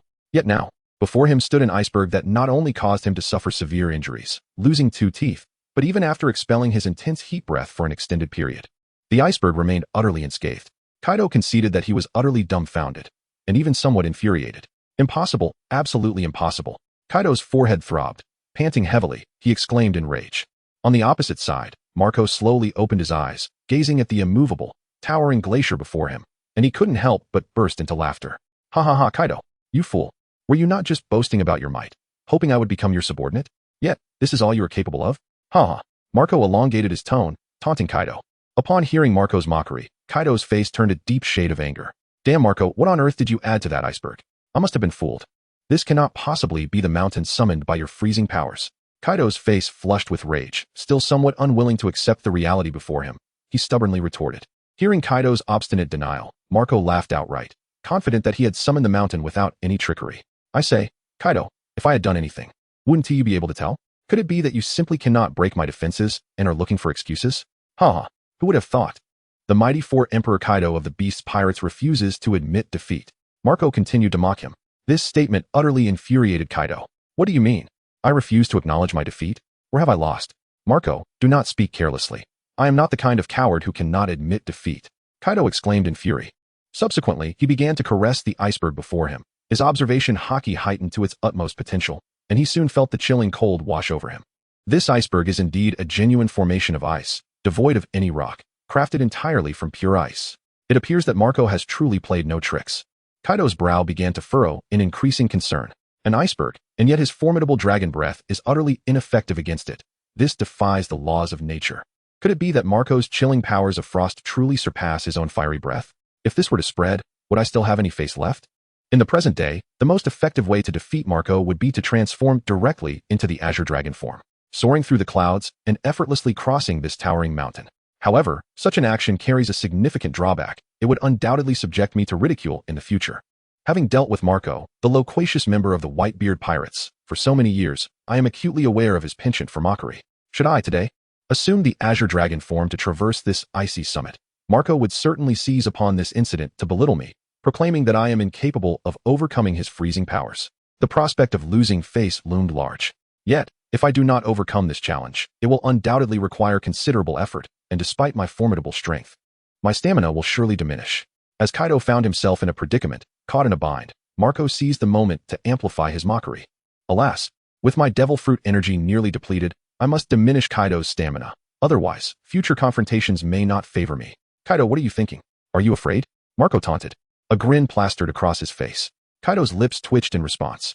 So, now he feels unworthy of being one of the four emperors? The title of Four Emperor was earned through relentless struggle when I was a passionate youth, forged with true steel and grit. It embodies the glorious chapters of my past, and cannot be belittled by a mere upstart. Foolish child, you were still a fledgling when I battled your father. Do you understand the essence of the four emperors? Now it seems anyone dares to challenge us? Kaido's roar resonated. Marco, with both hands clasped over his ears, maintained his cheerful demeanor, recognizing Kaido had fallen into his trap. However, one must admit, Kaido's booming voice was overwhelming, nearly causing a ringing in his ears. Look at how enraged he is. Indeed, following a series of roars, Kaido succumbed to a state of fury once more. Without caring for the remnants of his strength, he ignited his battle spirit to its peak. The clouds in the sky swirled in response to Kaido's escalating combat intent, forming spirals, as tornadoes manifested in the air. Simultaneously, the heavens darkened, and bolts of lightning relentlessly struck down from above. Transitioning from his previously impenetrable azure dragon form, Kaido morphed into his half-beast form. Wielding a spiked club as he advanced towards the imposing iceberg, since fire could not melt this glacier, it was evident that its density was formidable. I can unleash the power of lightning to blast a hole through this iceberg. Chapter 77. The glacier vanishes, Marco's pretense fails. You can withstand fire. But I refuse to believe you can endure my lightning, especially when it is infused with the terrifying force of Conqueror's Haki. Thunder rumbled. Bolts of lightning cascaded from the sky, striking Kaido's spiked club, which absorbed the electric energy completely. Crackling and sizzling, the club hummed with the power of lightning, while a blue dragon of Conqueror's Haki coiled around the spiked club, intertwining with Kaido's weapon. The overwhelming power of the Conqueror's Haki merged seamlessly with Kaido's Kanabo, transforming into a colossal dragon infused with the might of lightning. The 8 trigrams, thunderous conqueror. Kaido roared with an open mouth, unleashing a tremendous bellow. This is Kaido's fusion technique, comparable to the joint skills of Kaido and Big Mom, known as dominance of the seas. The sole drawback is its somewhat excessive energy expenditure. Yet, when confronted with such an immense and impervious glacier mountain range, to attempt to break through with mere conventional methods would likely result in a futile endeavor, wasting even more energy. With a resolute mind, Kaido exhibited no hesitation. He raised his spiked club and struck towards the colossal glacier mountain range. The earth trembled violently. The terrifying aftershocks of the explosion created a rippling wave in the air, radiating outward in a circular arc. Mountains caught in this energy wave were obliterated into dust. The structures of Bogue Town, indeed the entire state, were reduced to mere powder under the grip of this fearsome aftermath. Yet, the monumental glacier mountain range before Kaido remained utterly unmoved. Kaido's eyes widened in disbelief, filled with bloodshot fury. Impossible, absolutely impossible. Why what? What could possibly be the reason? Time and again, he was unable to inflict any damage upon this seemingly insignificant iceberg. In that moment, Kaido was completely consumed by madness. Grasping his spiked club, he recklessly pounded against the iceberg before him. Thunderous 8 trigrams. Liquor Dragon 8 trigrams. Roaring Thunder 8 trigrams. Great Might. Thunderous 8 trigrams. The veins on Kaido's forehead bulged as he unleashed a relentless barrage upon the glacier. The very ground quaked beneath the force of his assault. Various shockwaves surged wildly in all directions. People within 1,000 kilometers of Wano country, be they pirates or ordinary citizens, displayed expressions of sheer terror. What is happening? What could possibly be the cause? The earth trembles with violent intensity, accompanied by fierce winds and thunderous clashes. I've heard that this is the captain of the Beast Pirates, Kaido, battling someone else. Good heavens. Can a fight between 2 individuals create such a monumental impact? How terrifying. Moreover, who could possibly contend with that formidable man, Kaido? Pirates exchanged fearful whispers, while Vista, observing Kaido's enraged state, couldn't he help but feel a sense of awe. Indeed, the power of the 4 emperors is not to be trifled with. This strength is truly formidable. What exactly is the situation with this iceberg, Marco? Could it be that First Officer Wang Yu has imparted some new techniques to Marco? This is truly astonishing. Observing the colossal iceberg summoned by Marco, even Kaido appeared powerless against it, which instilled a profound sense of envy within Vista's heart. That cursed Marco must have seized the opportunity when no one was paying attention to once again bestow gifts upon Deputy Captain Wang Yu. It seems that I have stealthily mastered such a formidable technique. It appears that one should not be overly honest. This simply will not do. I must, in the future, present some gifts to Vice Captain Wang Yu, so that he may offer me guidance.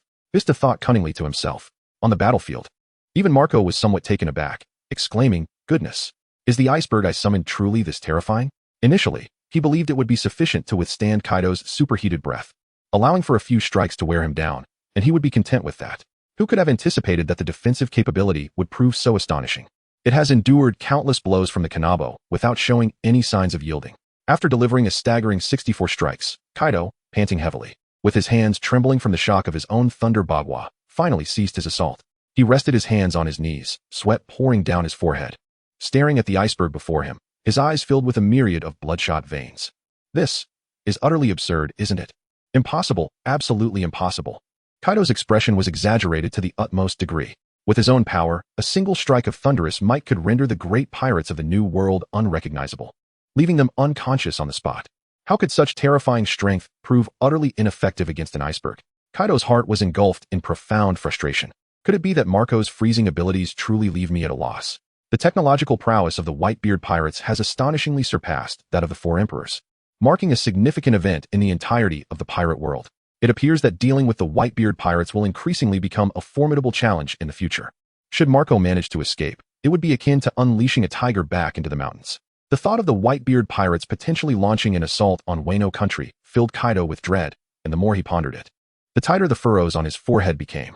Meanwhile, on the other side of the iceberg, Marco observed the scene before him and couldn't help but burst into laughter at Kaido's distressed expression. Ha! Kaido, you foolish buffoon. What now? You find yourself at a loss. Do you? Ha! You thought you could breach my icy defenses? How utterly deluded you are. Without my command, this iceberg will not melt for days on end. Marco chuckled from behind the iceberg. However, as soon as Marco's words fell, the previously summoned iceberg began to slowly dissolve. In a matter of moments, the entire iceberg had vanished, leaving Marco utterly bewildered. What on earth? Is it truly so effortless to put on a fade? What is the situation with this iceberg? Just a moment ago, Kaido struck with such ferocity, yet it remained unscathed. Now, inexplicably, it has vanished. Could it be that it could not tolerate its own pretense? Perhaps it voluntarily disappeared. Marco found himself at a loss for words. Beside him, Vista couldn't help but burst into laughter at Marco's discomposure. Ha! Marco, you truly outdid yourself. I give you a perfect score. How about it? Do you need my assistance in taking down Kaido together? Vista mocked Marco. Chapter 78. Marco, why can't I summon the iceberg anymore? Marco cast a disdainful glance at Vista. To be honest, he did not truly require assistance at that moment. He had not sustained any significant injuries. It was merely the expenditure of his devil fruit powers that had taken its toll. What a joke, Vista. Please, do not attempt to steal my glory. You already have Jin and Queen to contend with. If you try to claim Kaido as well, that would be quite unjust. Marco retorted nonchalantly. Regardless, when genuine danger arose, he had no doubt that Vista would come to his aid. If a situation arose where he could not prevail, he was certainly not foolish enough to refrain from calling for help. Marco's life philosophy was simple. As long as he remained unscathed, he would continue to feign superiority. However, if his life were truly in jeopardy, he would undoubtedly cry for help, louder than anyone else. Vista, observing Marco, smiled slightly and crossed his arms, watching the unfolding drama. Knowing Marco's nature, he anticipated that once Marco found himself unable to handle Kaido, he would surely be crying out for assistance. Meanwhile, the previously troubled Kaido, upon witnessing the iceberg's disappearance, wore a grin of excitement. What was happening? He had struck the iceberg countless times without even causing a tremor, and now it had melted away without him exerting any effort. Could it be that the iceberg had a time limit on its summoning? Although Kaido felt a bit bewildered, his excitement prevailed. After all, with the iceberg gone, he could resume his assault on Marco. Moments later, with the iceberg that had stood before Marco now vanished, the two locked eyes once more.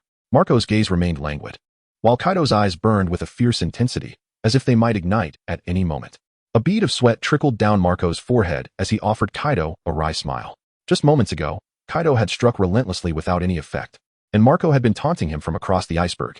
It was evident that he had thoroughly provoked Kaido. Fortunately, he had learned to summon the iceberg. The defensive capability of this iceberg is indeed formidable. However, it is regrettable that it lacks offensive measures. I must ponder a strategy to endow this iceberg with the means to attack. Perhaps, I should attempt to simply smash it down upon the enemy?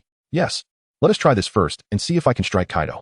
Just as this thought crossed my mind, Kaido had already transformed into a fire dragon, his conqueror's haki radiating ominously above him, poised to charge at Marco. You scoundrel, Marco.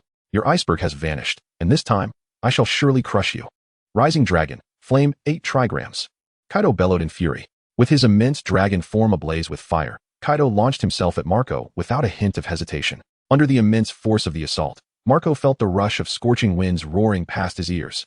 This Kaido, this is true rage. After consecutively smashing down 64 strikes, he still possesses such strength. He truly lives up to being one of the 4 emperors. This time, let us see if I can strike him. Thus, Marco began to reminisce about the moments when he battled Kaido, particularly the scene when he summoned the icy mountain range. Closing his eyes, he felt the power of frost coursing through his fingertips, and then envisioned it taking the form of a towering iceberg. The frozen power transformed into an iceberg. Smash it! Marco bellowed, pointing at Kaido. Kaido was taken aback by Marco's sudden gesture to summon the iceberg.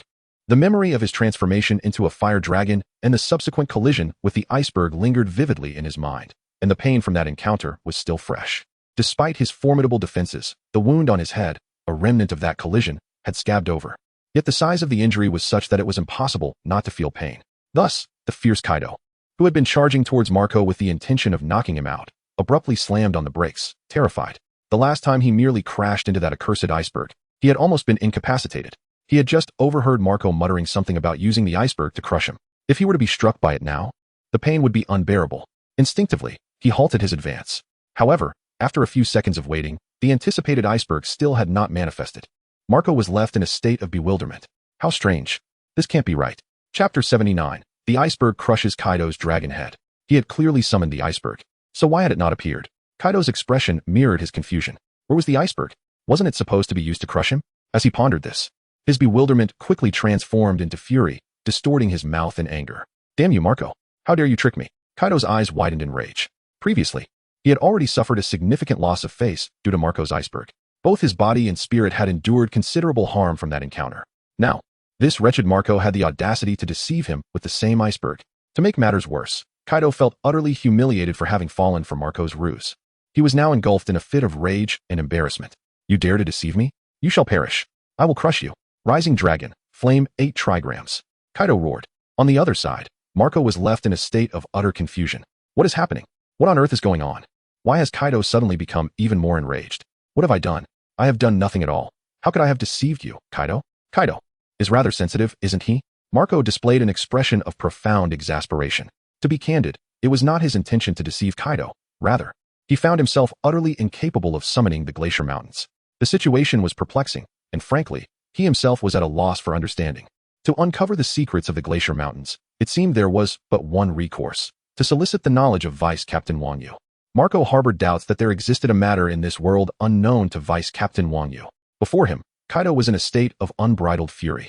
Regardless of Marco's ability to conjure the icebergs, he was resolute in his determination to confront Marco, driven by the resentment of having been so severely injured. Marco incessantly waved his hands, attempting to summon countless icebergs. Yet, without exception, he failed to manifest even a single colossal iceberg. You scoundrel, trying to deceive me? I'll crush you. Kaido bellowed in rage. Marco tried repeatedly, but the grand iceberg remained elusive, and he swallowed hard in trepidation. It's time to flee. Thus unfolded a comical scene in the sky, with Marco transforming into an immortal phoenix and Kaido into a fire dragon, as the two engaged in a frenzied chase through the heavens. The onlookers below, including Vista, were utterly bewildered by the unfolding situation. Without a moment's hesitation, Vista seized his weapon and dashed forward, determined to remain by Marco's side. Should Marco find himself in peril, he would be there to assist. Meanwhile, Kaido, seething with fury and trailing behind Marco, closed the distance with alarming speed. Damn it, don't run. I will surely kill you. Kaido roared. As Kaido raced forward, a flurry of snowflakes suddenly adorned his brow. This was. Kaido twisted his massive dragon head to gaze at the sky, murmuring to himself. Then, his eyes widened in realization. He had almost forgotten about Marco's formidable technique. Thus, Kaido dared not to underestimate the situation. Enveloping his entire dragon form in a shroud of armament hockey, Marco, on the other hand, found himself at a loss. Although the glacial storm he conjured consumed a substantial amount of his devil fruit power, he could not summon colossal icebergs at this moment. He had no other recourse but to utilize the glacial storm to curtail the rampaging Kaido and temper his rage. Indeed, within mere moments, the sky erupted with streaks of white lightning, followed by a tempestuous gale and a deluge of frigid hail. The chilling, formidable air swept over Kaido's entire being, causing his eyes to bulge and his brow to furrow in a fierce scowl. Marco, that bastard has unleashed that terrifying power upon me again, he thought. Kaido felt as if his very form were on the verge of freezing, compounded by the dreadful corrosive force. The flames enveloping his body were extinguished by the icy onslaught. With a thunderous roar, Kaido unleashed a dragon's cry. He sought the shortest escape route amidst the hailstorm, charging ahead. Despite the growing multitude of injuries and the relentless corrosive effects gnawing at his flesh, producing a sinister sizzling sound. Yet, Kaido remained exhilarated.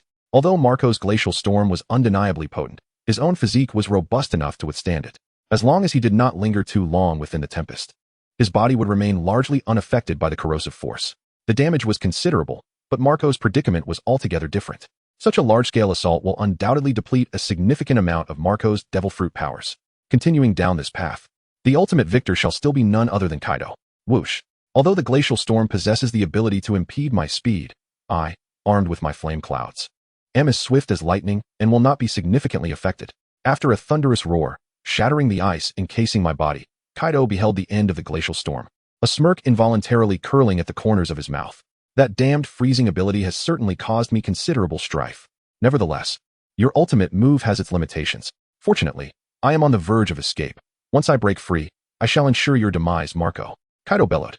Just as he approached the boundary of the glacial storm, the sky suddenly darkened. What on earth has caused this sudden darkness? Kaido pondered, momentarily bewildered.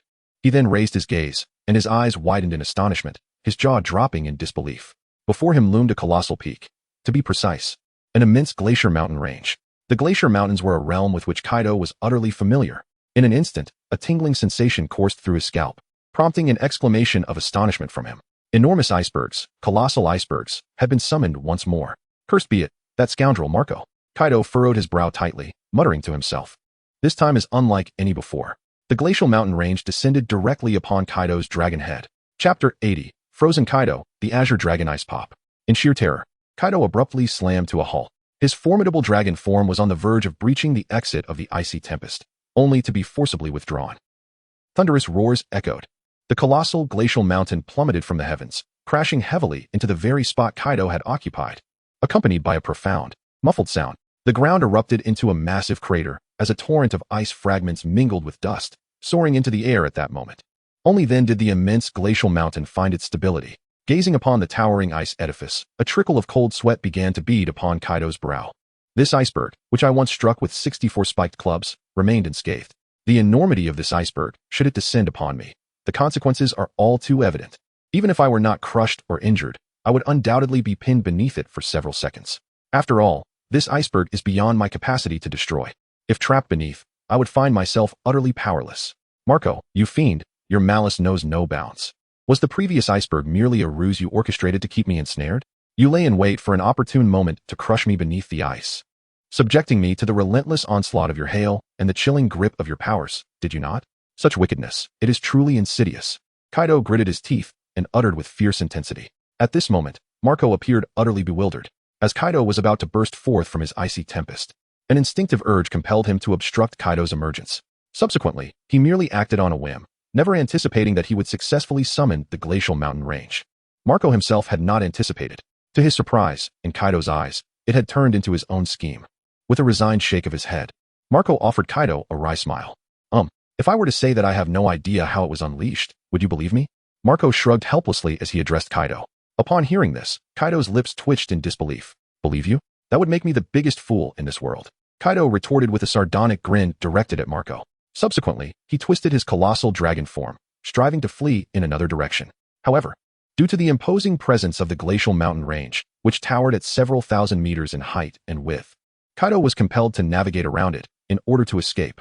As the journey progressed, Kaido sensed his flying speed diminishing with each passing moment. His body was suddenly enveloped by a layer of ice, causing him to gradually stiffen. Damn it, Marco, I've fallen for your trick, Kaido exclaimed, his frustration palpable. Upon realizing his successful positioning, a subtle smile graced Marco's lips, his excitement evident. Haha. Although this iceberg failed to strike Kaido, it has effectively slowed his pace, prolonging his time within the glacial tempest. Marco declared with fervor. Not one to remain idle, he summoned the last remnants of his devil fruit power, preparing to unleash it all against Kaido. In this moment, this is indeed the sole method to vanquish Kaido. Success or failure hinges upon this singular strike. To preserve one's energy would only serve to hinder oneself further. It is far better to take a leap of faith. With the mobilization of Marco's freezing powers, a fierce chill surged forth, causing the temperature in the surrounding area of 100 square kilometers to plummet dramatically by several degrees. Even the moisture in the air was completely frozen in that moment. The hailstorm above intensified, becoming more tumultuous. The raging winds were even more ferocious than before. Kaido felt the immense cold enveloping his body and promptly activated his armament haki, encasing himself in a layer of armor akin to dark dragon scales, shielding his form. However, the hailstorm's freezing power was overwhelmingly dense. Despite Kaido's full-body defense, the biting chill still permeated his being. Under the weight of such formidable cold, layers of ice began to accumulate on Kaido's body. Although he occasionally utilized his heat to melt the ice surrounding him, the pervasive coldness from all directions was insurmountable. After flying 1,000 meters, he had yet to escape the glacial storm's grasp, and he was ultimately encased as an ice sculpture. The chilling winds continued to howl around him, rendering Kaido immobile within the storm's domain. His massive form remained in a flying posture, yet now, it was entirely encrusted with ice. Although the frozen Kaido retained a semblance of consciousness and yearned to move, it felt as though he bore the weight of mountains, rendering him utterly immobile. Chapter 81. Marco. Vista, come to the rescue. The fierce corrosive power relentlessly eroded Kaido through the ice layer, penetrating most of his armament haki. While layers of blood began to seep from his skin, this exemplifies the formidable torment of Landry. The maximum life force diminishes, rendering even the thickest of defenses futile. As pain enveloped his entire being, Kaido clenched his teeth, lost in profound contemplation. Who would have imagined that Marco could be so terrifying? The power of ice has the capability to encase me. Moreover, this horrifying corrosive force can penetrate my armored haki. Kaido felt a cold sweat trickling down his forehead. If this glacial storm were to persist for even a few more minutes, even the strongest creature would surely meet its demise here. The Whitebeard Pirates have acquired something truly remarkable. I must find a way to escape. The fierce cold wind continued to howl, and Marco's devil fruit abilities had been utterly depleted. Dragging his weary body, he gazed ahead. Before him stood a colossal figure encased in ice, and Marco instinctively swallowed hard. Kaido had been transformed into a gigantic ice dragon. Could this possibly be true? Subsequently, Marco approached Kaido's frozen form, placing his hand upon the massive icy dragon, feeling the hard, bone-chilling texture beneath his fingers, which finally allowed him to breathe a sigh of relief. I have truly accomplished this. The being hailed as the world's strongest creature, Kaido, who would have thought that one day he could be so effortlessly subdued by my own hand. Although, I have simultaneously exhausted my own abilities in the process. Nevertheless, after all, he is one of the 4 emperors. The vast ocean, a realm ruled by the formidable, stands on par with my father. I, Marco, shall soon bear a name that reverberates across the seas. Ha ha ha, this is all thanks to Vice Captain Wang Yu. I never imagined that under his guidance, I would attain the combat prowess of the 4 emperors. The step I had long hesitated to take has finally been realized. My excitement grows with each passing moment. Such a glorious occasion compels me to share my triumph. Thus, I called out to my distant comrade, Vista. Vista, my brother, ha. Look, even Kaido has fallen before me. Can you believe it? The so-called strongest creature in the world has been reduced to an ice sculpture by my freezing powers. Ha. My abilities are truly terrifying. I exclaimed to Vista, my face alight with exhilaration. At that moment, a sudden, thunderous crack echoed as the ice encasing Kaido shattered. Just moments ago, my glacial tempest had ceased due to depleted energy, granting Kaido the chance he had been waiting for. The formidable armament Haki surged once more, repelling the icy grip that sought to ensnare him. Subsequently, the conqueror's Haki coalesced into a forceful assault, shattering the ice before him. With a resounding crash, the fragments of my frozen dominion scattered across the ground.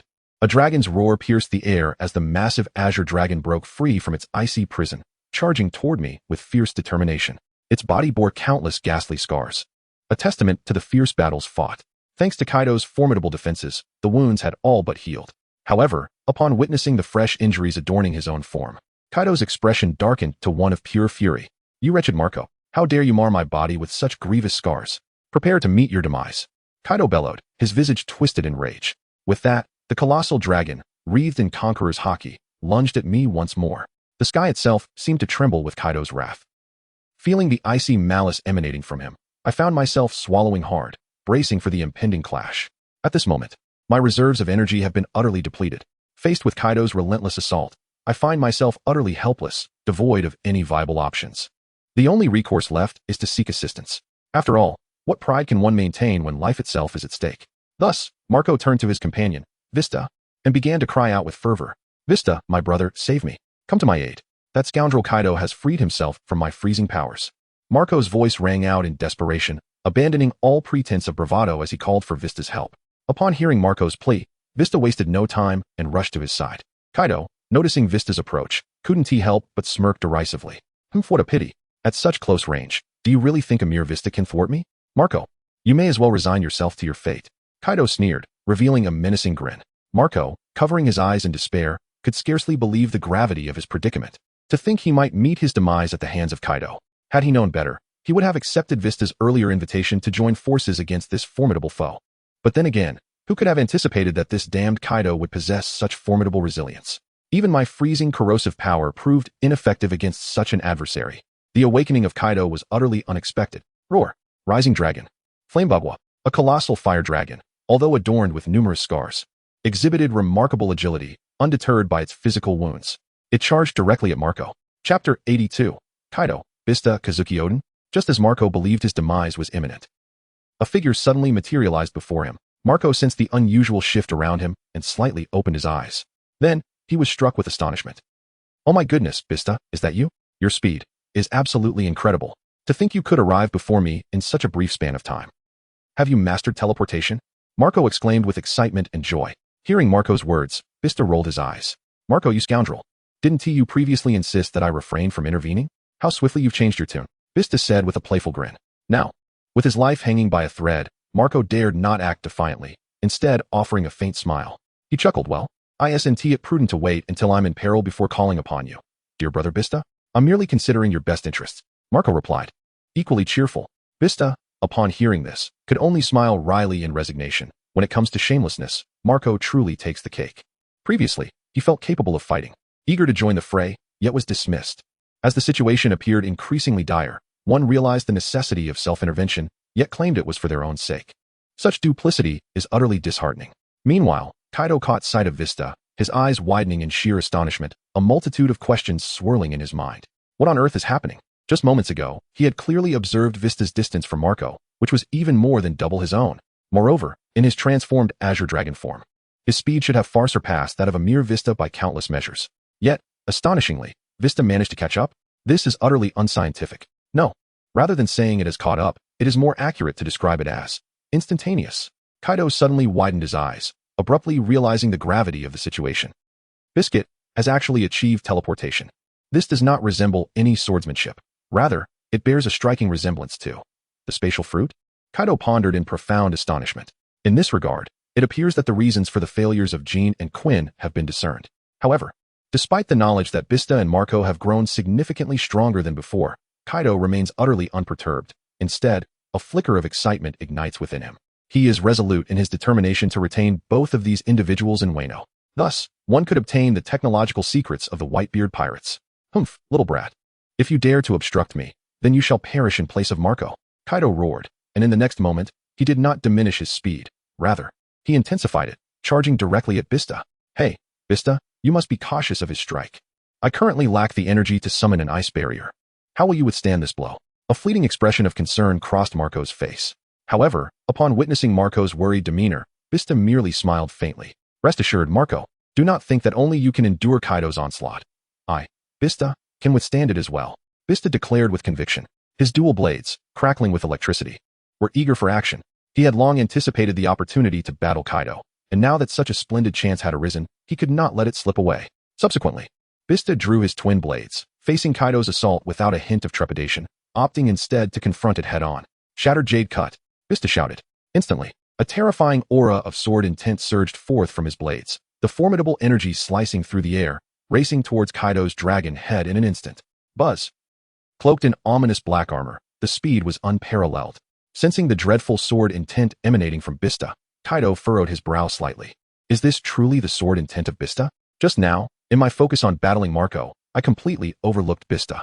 To have the capability to vanquish the calamities, he must possess extraordinary skills. In retrospect, apart from his formidable spatial powers, Vista also wields exceptional swordsmanship. I cannot afford to be complacent. The cautious yet audacious Kaido unleashed his conqueror's haki, enveloping his dragon head. He charged forward to collide with Vista's slash. Boom. The clash of two forces ignited an explosion at the center of their confrontation, sending powerful shockwaves radiating outward. The ground, previously frozen by Marco, shattered under the impact of the residual force. Observing the fierce clash between Vista and Kaido, even Marco couldn't help but express his awe. Indeed, our Whitebeard Pirates are formidable enough to confront the four emperors, and I am not the only one. Vice Captain Wang Yu's teachings have evidently produced individuals of extraordinary caliber, Marco murmured. As Kaido's head collided with Vista's strike, he felt a resounding buzz reverberate in his skull. The potent sword intent nearly skewed his dragon head askew. Even Kaido was taken aback. If it were any other time, it would be one thing. But in his current form of the Flame Azure Dragon, which boasts the highest defensive capabilities, he had not anticipated that Vista would breach this state. This meant that Vista was increasingly resembling a human. That human being Kazuki Oden. Damn it. Seeking death, roared Kaido, attempting to endure the pain and charge at Vista once more. In the next moment, however, Vista's lips curled into a slight smile as he spoke softly to Kaido. I say, Kaido, have you not realized something amiss? With a spark of realization, Kaido's eyes widened, deep in thought. Suddenly, a crackling sound emanated from his dragon body. A surge of electricity burst forth from his dragon head, spreading along his dragon form and eventually reaching his tail. Kaido was left utterly stunned. This is the Thunderfruit. Under the influence of the electric blade, Kaido felt his entire dragon form numbed by the electricity. Amidst the powerful shock, the magnificent skeleton of a colossal dragon vividly materialized before Marco. Gazing at the dragon above him, Marco widened his eyes in astonishment. Vista, your electrical prowess is astonishing. Even Kaido has been struck down by you, Marco exclaimed, brimming with excitement. However, Vista shook his head slightly. Not yet. This amount of electricity merely causes a slight numbness to Kaido. He is not so easily vanquished. Vista replied earnestly. Goodness, from my perspective, we should consider retreating. My devil fruit abilities have been utterly depleted, and I am incapable of further combat. The mission is complete. If we do not leave now, I fear we may meet our demise here, Marco said with a wry smile. Vista nodded in agreement. They not only had to escape themselves, but were also burdened with 2 captive maidens. Even if they were to flee immediately, they would have to engage Kaido in a few exchanges before they could depart. Thus, there was no time to delay. All right, retreat, Vista commanded. And the 2 of them hastily fled while carrying the large sack. In this moment, Kaido, after being struck by electricity, shuddered and awoke abruptly. Observing Marco and Vista, who were frantically carrying large sacks and fleeing, he felt an overwhelming sense of frustration and rage. Damn it! I cannot allow you 2 scoundrels to escape. Otherwise, I, Kaido, will have no place in the new world. Kaido bellowed in fury. Initially, Kaido intended to command his subordinates to tear Marco and the others apart, but suddenly remembered that he was devoid of any followers. Thus, in his fury, Kaido continued to chase after the 2, shouting, "You bastards! Stop right there!" Currently, Kaido's body was riddled with scars, his dragon scales corroded by Marco's freezing powers, leaving behind festering wounds.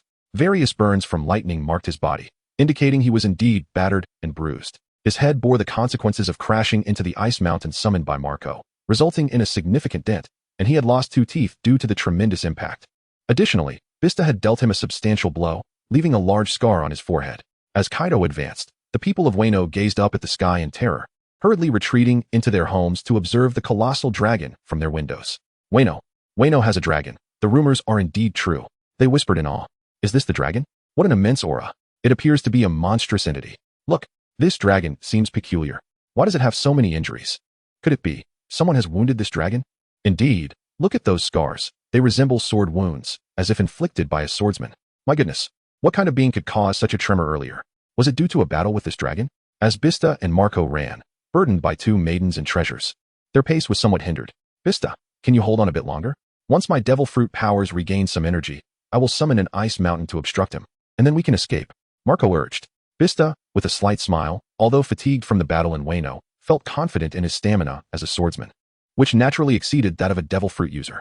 Don't worry, leave it to me, Marco. He then drew his dual swords and unleashed another strike at Kaido. With a powerful sword intent, he cleaved through the air, aiming directly at Kaido's head.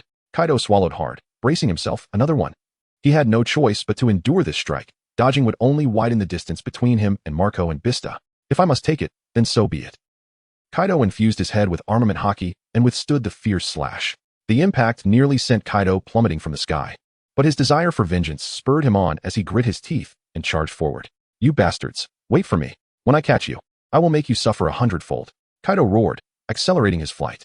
Observing the massive dragon behind him, Vista narrowed his eyes. As expected of a Yonko Kaido, a regular person would be lucky to survive such a blow, yet he withstands it. Without hesitation, Vista continued to run while delivering another strike.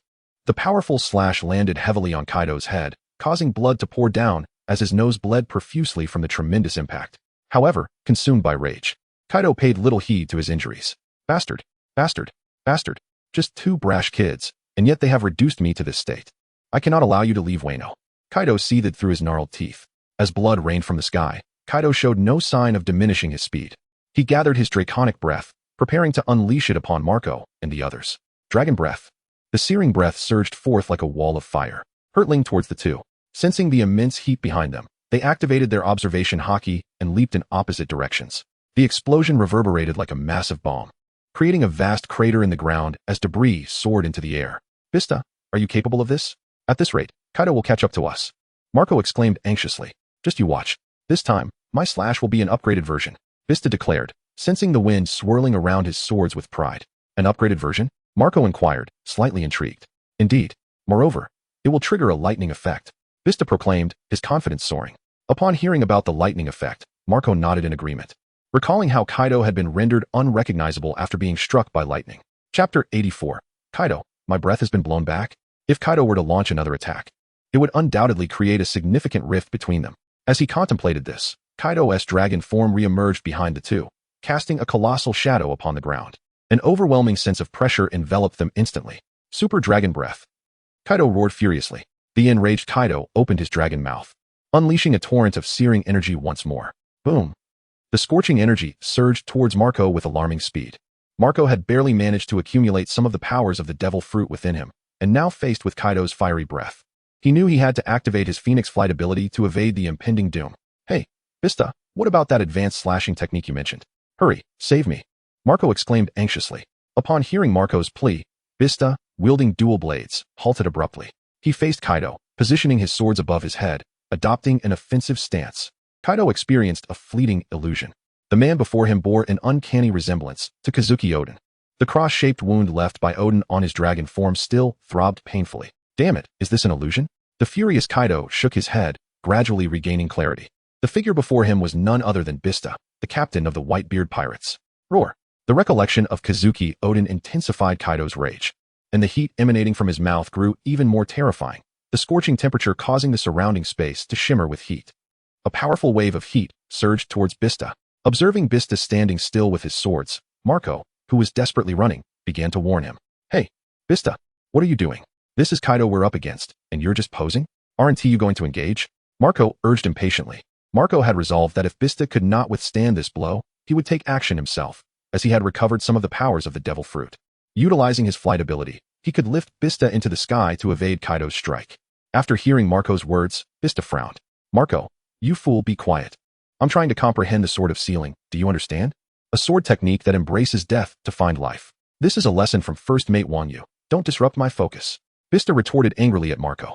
In the next instant, Kaido's dragon breath was merely a few meters from Vista's cheek. He could acutely sense the powerful, scorching force bearing down on him, even his hair beginning to show signs of singeing. Hey, Vista, are you alright? If not, I'll take the hit. In this critical moment, Marco frantically questioned. Ignoring Marco, Vista felt as though he had transcended to a realm of pure spirit. He had long since relinquished any fear of life and death. This profound indifference towards life and death imbued Vista's dual blades with an incessant flow of terrifying sword intent. Suddenly, Vista's eyes widened as he sensed the overwhelming presence of this sword intent. He struck at Kaido, who loomed in the sky. Upon witnessing Vista's formidable aura, Kaido's dragon had momentarily faltered. This is the dual sword style, the 10 fists of the Peach Blossom source? No, that is incorrect. This is not the Peach Source 10 Fists. The Peach Source 10 Fists is a swordsmanship of Wano country, but this is a technique even more terrifying than the Peach Source 10 Fists. Kaido, wary of the impending danger, swiftly activated his defenses, enveloping his head in a protective layer of haki. At this moment, he no longer wished to endure any harm to his head. Not again, especially not to his face. If someone were to inquire about the injuries on my face, I would feel embarrassed to admit that they were inflicted by 2 younger individuals. Fortunately, my heated breath can somewhat withstand certain sword techniques. Otherwise, I would have acquired yet another scar upon my visage. Kaido lamented. Little did he know, just after his musings, a sudden gust of wind surged forth before him, a tempest carrying his own heated breath, rushing directly at him. It dawned on him that this was the doing of that scoundrel, Vista, who had managed to redirect his own heat. The powerful wave of warmth struck him, and despite the protective armor of dragon scales, he found himself ensnared by this intense heat, beads of sweat pouring from his brow in an instant. Chapter 85. Had Kaido been sent flying? Was he no longer invincible? Kaido felt as though his entire worldview had crumbled. What was happening? What sword technique had Vista possibly mastered? He was not a wielder of a devil fruit, yet he could manipulate the wind as a weapon. Moreover, this was his own heated breath, capable of leveling a mountain with ease. And yet, Vista had effortlessly redirected it back at him, turning his own breath against him. The frustration within Kaido was profound. What has become of the Whitebeard Pirates? This cannot stand. We must capture these 2 individuals and thoroughly examine them to discern the nature of their formidable technology or perhaps a unique devil fruit. Observing Vista's slash, he astonishingly dispelled Kaido's dragon breath. Marco exclaimed in awe, incredible. Vista, is this the advanced version you spoke of? You have blown away Kaido's fiery breath. Does this not infuriate him? I recall Vice Captain Wang Yu mentioning that this technique is called knockback, which can briefly daze an opponent. However, considering that our adversary is the formidable Kaido, is it truly possible to daze even such a powerful foe? Marco questioned, his skepticism evident. Marco remained unconvinced. As the strength of individuals in this world varies greatly, the same technique can yield different outcomes against different opponents, which is a common occurrence. Upon hearing Marco's words, Vista felt a spark of defiance. What nonsense, Marco! Vice Captain Wang Yu has stated that regardless of the enemy, we must strive to knock them back. What else did he say? Oh right. Vice Captain Wang Yu referred to this as a system bug of our world, an affliction to which no one is immune. Though I admit, I do not fully grasp it. I only know that everyone must be knocked back and dazed. Vista replied with a grin. What is this bug you speak of? Marco expressed his confusion. Yet, if it truly came from Vice Captain Wang Yu, it must hold some truth. After all, I have personally experienced the Vice Captain's remarkable teaching ability. While Vista's power is indeed extraordinary, my own ability is even more remarkable, for I can augment the power of the Phoenix with an ice-like force. If I were to share this, others might find it even harder to believe. This is the remarkable prowess of Vice Captain Wang Yu. Hence, Vista's ability to launch an attack into the air was indeed credible, especially as Marco, upon hearing it was Wang Yu who had spoken, began to believe it. As Marco ran, he cast a glance back at Kaido. If Kaido could be sent flying, it would be a historic moment that he must remember well. A powerful slash, imbued with flames, surged towards Kaido in an instant.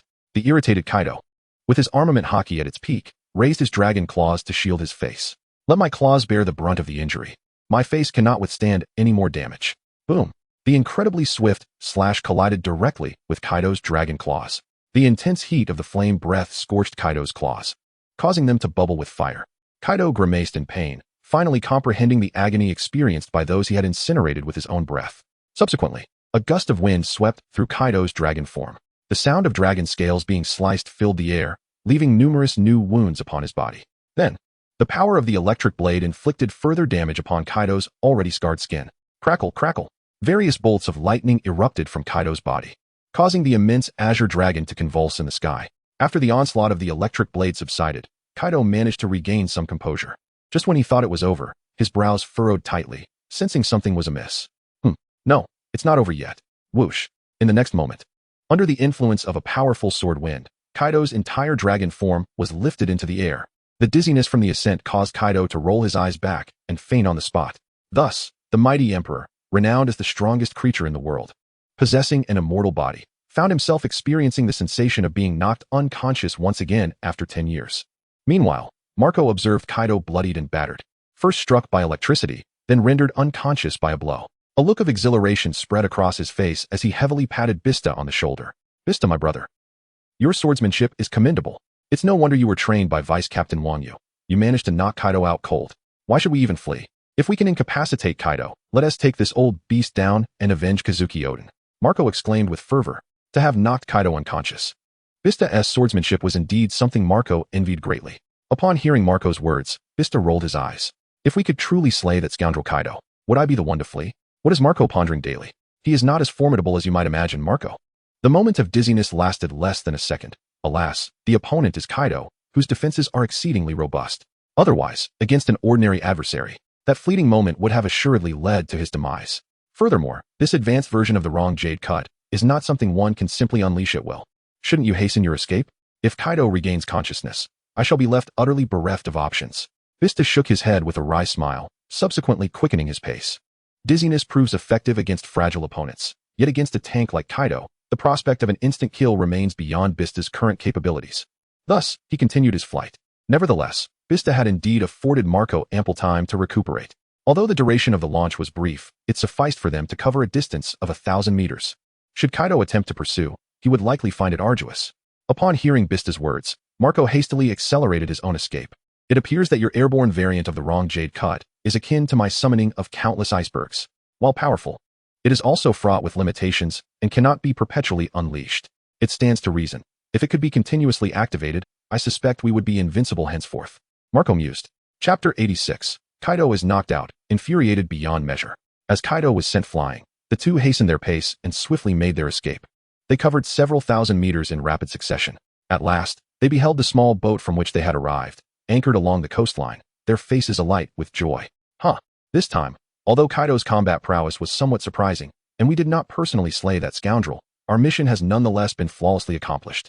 This is indeed true. The original purpose of their journey to Wano country was merely to teach Kaido a lesson, as even Garp and Sengoku had failed to kill him. For them, slaying Kaido would be a formidable challenge. Once we return, we'll hand over these maids and treasures to Vice Captain Wang Yu. Vista exclaimed excitedly. By then, Vice Captain Wang Yu will surely reward us handsomely. Who knows, we might even awaken some new abilities. Marco added, his face alight with enthusiasm. Finally, the two reached the coastline and boarded their small vessel. Meanwhile, within Wano country, a colossal azure dragon came crashing down from the sky.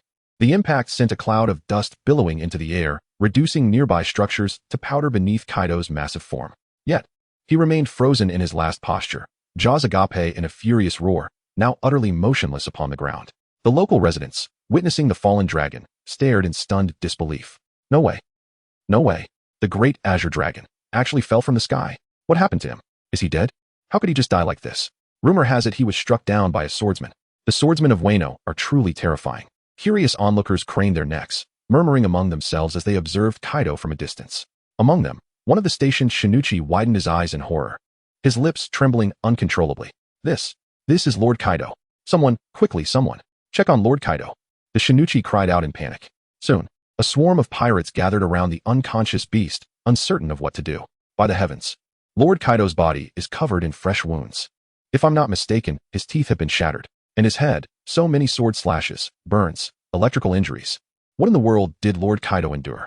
The pirates whispered among themselves, their voices laced with fear and confusion.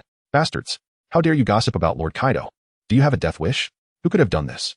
I heard Lord Kaido was pursuing 2 commanders from the Whitebeard Pirates. Could it have been them? Impossible. The Shinichi frowned deeply. Just as the pirates continued their hushed discussions, Kaido's enormous eyes snapped open, lantern-like, and filled with fury. The sheer menace in his gaze sent the surrounding pirates stumbling backward in terror. With a groggy shake of his head, Kaido's memories flooded back. Roar! A thunderous bellow erupted from his maw, his overwhelming aura surging once more. Marco, Vista, you wretched fools, I will never forgive you. Kaido howled at the heavens, his rage summoning a storm of lightning and gales. The trembling underlings immediately dropped to their knees, pleading desperately. Lord Kaido, please calm yourself. Your injuries. Shouldn't they be treated first? They stammered in fear. At this moment, Kaido finally took notice of the presence of the subordinates from the beast pirates. His brow furrowed, and his expression transformed into one of intense fury. What had those minions just uttered? That he required treatment first? Kaido was instantly filled with a profound sense of humiliation. His physical form was renowned for its formidable defenses in this world.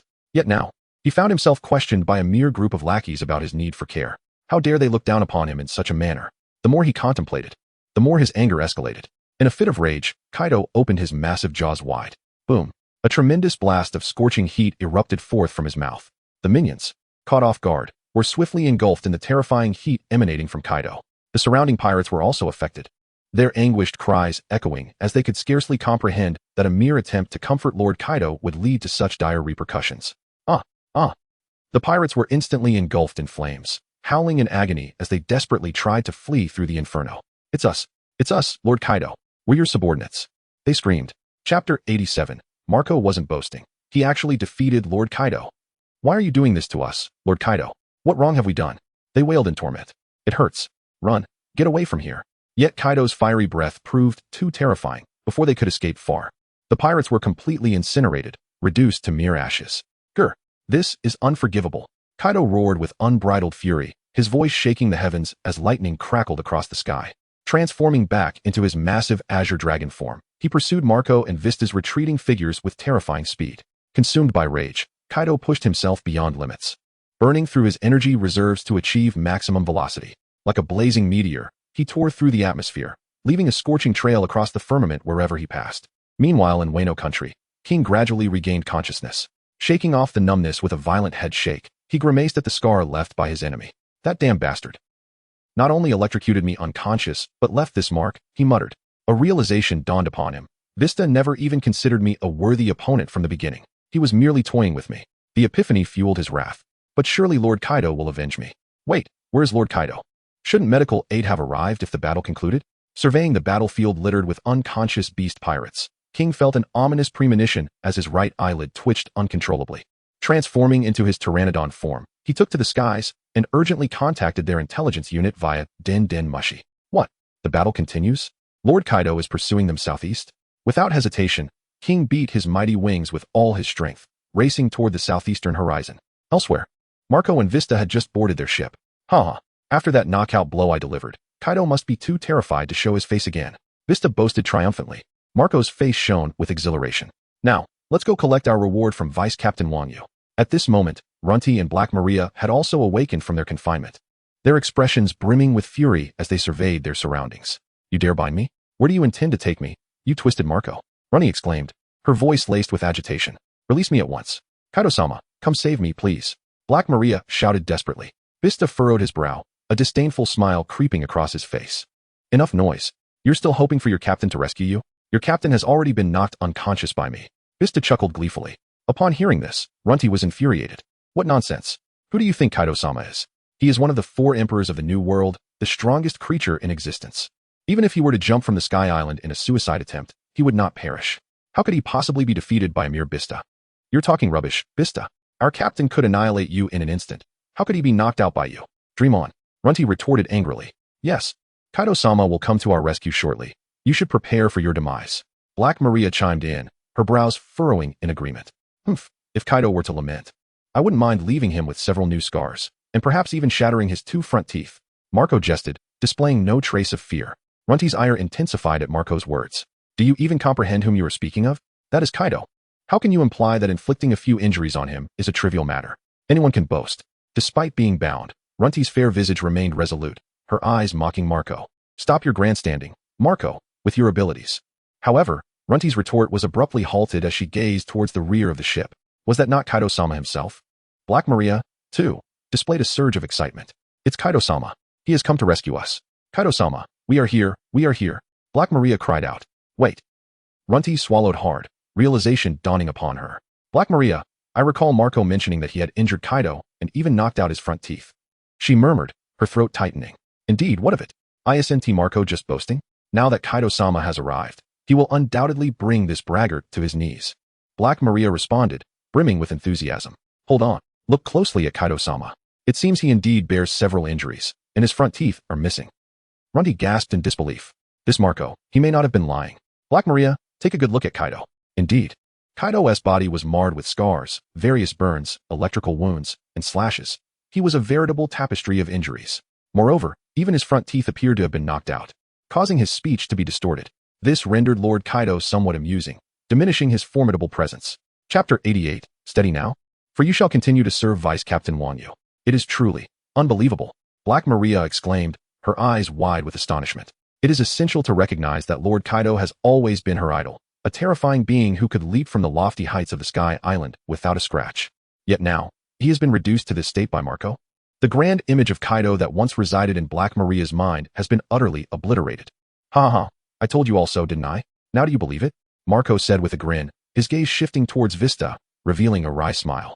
This Kaido is indeed like a stubborn adhesive plaster. It seems that unless we show him a thing or two, it will be quite challenging to evade his attacks. Marco shook his head, his smile tinged with resignation. Vista's eyes also momentarily froze in disbelief. Continuing this relentless battle, once Kaido's formidable 30,000 troops arrive, they shall gain no advantage. At the very least, they would lose the captured Black Maria and Yamato once more. Thus, Vista no longer hesitated. How about we join forces and give him a real beating? Vista said with a mischievous grin. Marco, too, wore a wicked smile. This was their only option. After all, facing Kaido was not a matter of shame. Marco revealed a sly smile. Kaido, having activated his overdrawn form, appeared before the crowd, completely disregarding Black Maria and the others, his gaze fixed intently on Marco and Vista. You scoundrels! Do you think you can escape? This time I shall not let you slip away. Kaido roared from the skies, his immense dragon form causing the very sea to churn beneath him.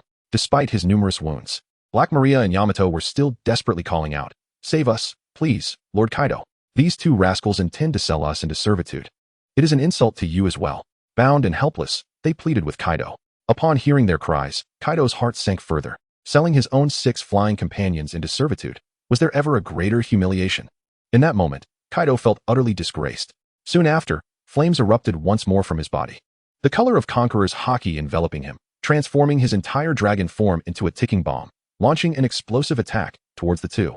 Upon witnessing Kaido's wrath, Black Maria and Yamato were left utterly stunned. Weren't you supposed to save us? Why are you attacking us instead? Panic set in.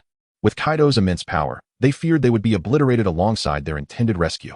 The 2 sisters, who had once hoped for salvation, now shrieked in desperate terror. Please don't come any closer, Lord Kaido. You will kill us too. Yet, how could Kaido, consumed by rage, heed their pleas? Roar. In this moment, all that remained within Kaido was fury, humiliation, and an insatiable thirst for destruction. The aura of Conqueror's haki surged to its zenith. This very essence delineated the strong. And with my most potent attack infused with Conqueror's haki, victory was inevitable. Enveloped in flames, Kaido unleashed a furious roar towards Marco and the others, dismissing the cries of the 2 sisters in his blind rage. Boom! Without a shred of hesitation, Kaido barreled forward. Black Maria and Yamato were left gaping in shock, their expressions reflecting sheer terror. Trembling lips betrayed their dread. We are doomed. This time we truly shall perish. Lord Kaido will undoubtedly crush us all. They cried out in desperation. Marco, please release us. We do not wish to die. Hearing their frantic shouts, Marco furrowed his brow in annoyance. Hey, you 2, could you perhaps maintain some composure? At this rate, how can you continue to serve our vice captain? Wang Yu? Marco complained. Indeed, it's merely Kaido's rising dragon 8 trigrams. It's not as if we Haven T countered it before. Just watch me. Vista echoed Marco's grievances. In the next moment, Vista wielded his dual blades, electricity coursing through them, and launched an attack towards Kaido. The terrifying slash, empowered by the lightning of his blades, transformed into a long, sinuous electric dragon. Sensing the imminent strike, Kaido could not afford to underestimate it. Sword intent. Transforming into a dragon, Kaido's brow furrowed deeply, urging him to accelerate his charge. Marco, too, was not idle. The frosty energy within him surged forth. Roar! Kaido bellowed, enhancing both his flames and collision speed dramatically. A torrent of wind blades erupted from his maw, hurtling towards Vista's attack. Rumble! Various wind blades clashed mid-air with Kaido's onslaught, producing explosive sounds akin to cannon fire. The electric dragon's strike swiftly pierced through Kaido's wind blades, its lightning speed propelling it directly towards him in an instant. Zzz. The familiar sensation returned. Kaido convulsed in the sky, overwhelmed by the onslaught. On Marco's ship, Ultai and Black Maria were utterly stunned, their crimson lips parting in sheer disbelief. Chapter 89. The Grandmaster's tenfold draw after all. It had only been speculation before, that the scars on Kaido's body were inflicted by Vista and Marco, but now, they had witnessed it with their own eyes. Kaido being struck down, humiliated in such a pitiful state. The sheer visual impact left them utterly shaken, their minds reeling from the impossibility of it all. Lord Kaido, a man of such indomitable strength, now paralyzed by lightning? Those scorch marks from lightning strikes we saw on Lord Kaido before. It must have been Vista's doing. Just what kind of terrifying power has Vista obtained? Their widened eyes trembled as they gasped in shock. Crackle! Crackle! The lightning in the sky lingered for a moment before Kaido regained his senses. Then, he burst into roaring laughter. Ha ha! You fools! I knew it, Vista. Your repelling force can't be unleashed endlessly. I was right. And you, Marco, your devil fruit energy must be completely drained by now, isn't it? Watch as I end you both right here. Kaido's triumph surged to its peak. All the humiliation, all the grudges. Now was the time for vengeance. Beside him, Ultai and Black Maria wailed in despair. We knew it. Even if you managed to scar Lord Kaido, defeating him was never possible. We're doomed. We're going to die with you too. Their terror reached its absolute limit. Yet Marco merely scratched his ear, his expression one of mild annoyance. I told you. Stop making such a racket. It's just Kaido. What is there to be afraid of? Then, a colossal glacial mountain materialized in the sky. Kaido, mid-flight, had no time to react. Boom. The massive iceberg crashed directly onto Kaido's body, slamming him into the earth with devastating force. Confusion flashed across Kaido's face. How did Marco recover his energy so quickly? Desperately, Kaido struggled to break free, but the sheer weight of the glacier pinned him down, its overwhelming inertia rendering escape impossible. Crash! A deafening impact shook the land, sending plumes of dust billowing into the air. The coastline of Wano was obliterated, a gaping crater several kilometers deep carved into the earth. The glacial mountain, and Kaido along with it, was embedded within, utterly immobilized. Beneath the crushing weight, Kaido roared, his muscles straining against the impossible pressure, growling. Yet his limbs felt as if cast in lead, his body sealed as though bound by some unseen force. Even a man as mighty as Kaido, the strongest creature, could only. Ultai and Black Maria, who had been shrieking in panic moments before, now stood in petrified silence. Their hands trembled uncontrollably. Lord Kaido, is pinned beneath a mountain, unable to move. Black Maria murmured, her voice quivering with disbelief. But Lord Kaido can shatter entire mountains with a single strike. Ultai stammered, her lips trembling. How is he trapped like this? Watching their stunned expressions, Marco smirked inwardly. Turning to Vista, he grinned. Nice positioning, Vista? It was well timed, Vista mused, narrowing his eyes. But Kaido 1T stay down forever. He'll find a way out. Why this isn't like Lord Kaido at all. Ultai interjected. Why isn't he moving? Relax, Marco said confidently. He 1T break free for at least 5 seconds. Though I don't know why. I can guarantee, this glacier is virtually invincible for those 5 seconds. Gulp, gulp. The sound of nervous swallowing filled the air. Then Marco chuckled. Just to be safe. Sorry about this, ladies. Before Ultai and Black Maria could react, darkness swallowed their vision. They collapsed, unconscious. And so, the group sailed onward, returning to the Whitebeard Pirates. Meanwhile, deep within the Forbidden Zone, Wang Yu lounged in his chair, basking in the sunlight. Suddenly, ding. The system's voice echoed loudly in his mind. Detected. Vista's defeat of Queen, King, and Who's Who. Marco's suppression of Kaido. Rewards combined. Granting, Grandmaster's tenfold draw. Wang Yu nearly jumped out of his seat. Holy, a Grandmaster's tenfold draw? This time, Vista and Marco performed admirably. When these two return, they shall certainly be rewarded handsomely. It goes without saying that the Master 10 consecutive draws will undoubtedly yield prizes far superior to those of the Diamond 10 consecutive draws. Since I have nothing else to occupy my time, I might as well proceed with the draw. System, initiate the Master 10 consecutive draw. With a command from Wang Yu, the system promptly activated the Master 10 consecutive draw ding. The Master 10 consecutive draw commences. Congratulations, host. You have obtained 5,000 points of Conqueror's Haki. Congratulations, host. You have acquired 5,000 points of Armament Haki. Congratulations, host. You have received 5,000 points of Observation Haki. Congratulations, host. You have obtained the Endless Blade equipment. Congratulations, host. You have received the Archangel's Staff equipment. Congratulations, host. You have acquired a package of Premium Fertilizer. Congratulations, host. You have obtained the Magma Fruit and the Thunder Fruit. Congratulations, host. You have received the Skill Teleportation. Congratulations, host. You have acquired 1 million shopping currency. Congratulations, host. You have acquired 1 million shopping currency. These rewards seamlessly integrated into Wang Yu's system panel. Chapter 90. The Tricolor Dominance surpasses 10,000, acquiring teleportation skills. Host, Wang Yu. Conqueror's Haki, 15, 573 points. Observation Kill. Armament Haki, 14, 819 points. Attack Penetration 50. Observation Haki, 14, 352 points. Absolute Domain of 1 square kilometer. Swordsmanship, 2, 000. Skills, Granite Shield, Passive, Thunder Strike, Level 3. Earthquake Shock, Level 2. Jade Slice, Level 2. Path of the Hunt, Passive, Glacier Storm, Level 2. Sealed Thought Severing Slash, Level 2. Heroic Charge, Level 2. Quirky Spirit, Level 2. Biochemical Barrage, Level 2. Gunpowder Barrel, Level 2. Mushroom Cultivation, Level 2. Rubber Slingshot, Level 2. Barrier Breaker, Level 2. Ice Barrier, Level 2. Teleportation, 500 seconds cooldown. Items, 5 pieces of Superior Iron or Cooling Water, a bag of Iron Borax. A Skill Prediction Fruit, 1. A Premium Fertilizer Pack, 1. Endless Blade, Staff of the Archangel. Coins, 2. 313, 241. Devil Fruits, Tremor Fruit, Flash Fruit, Thunder Fruit, Magma Fruit. Forge, Primary. Weapons, none. Equipment, Reflective Armor, Landry's Torment, Electric Knife, Heart Steel. Relics, none. Gulp, gulp. Observing such bountiful rewards, Wang Yu could not help but swallow his saliva repeatedly. One must strive for prosperity. The combination of the 3-color domineering aura grants an additional 5,000 points, allowing one's 3-color domineering aura to surpass a remarkable 10,000 points. Both the Armament Haki and Observation Haki have reached their zenith, awakening corresponding skills. Elated, Wang Yu clicked on the relevant descriptions within the system panel. Armament Haki, the ability to penetrate attacks, allowing one's Armament Haki strikes to inflict half of the damage directly within the enemy's body. Wang Yu nodded in satisfaction. This equates to dual penetration.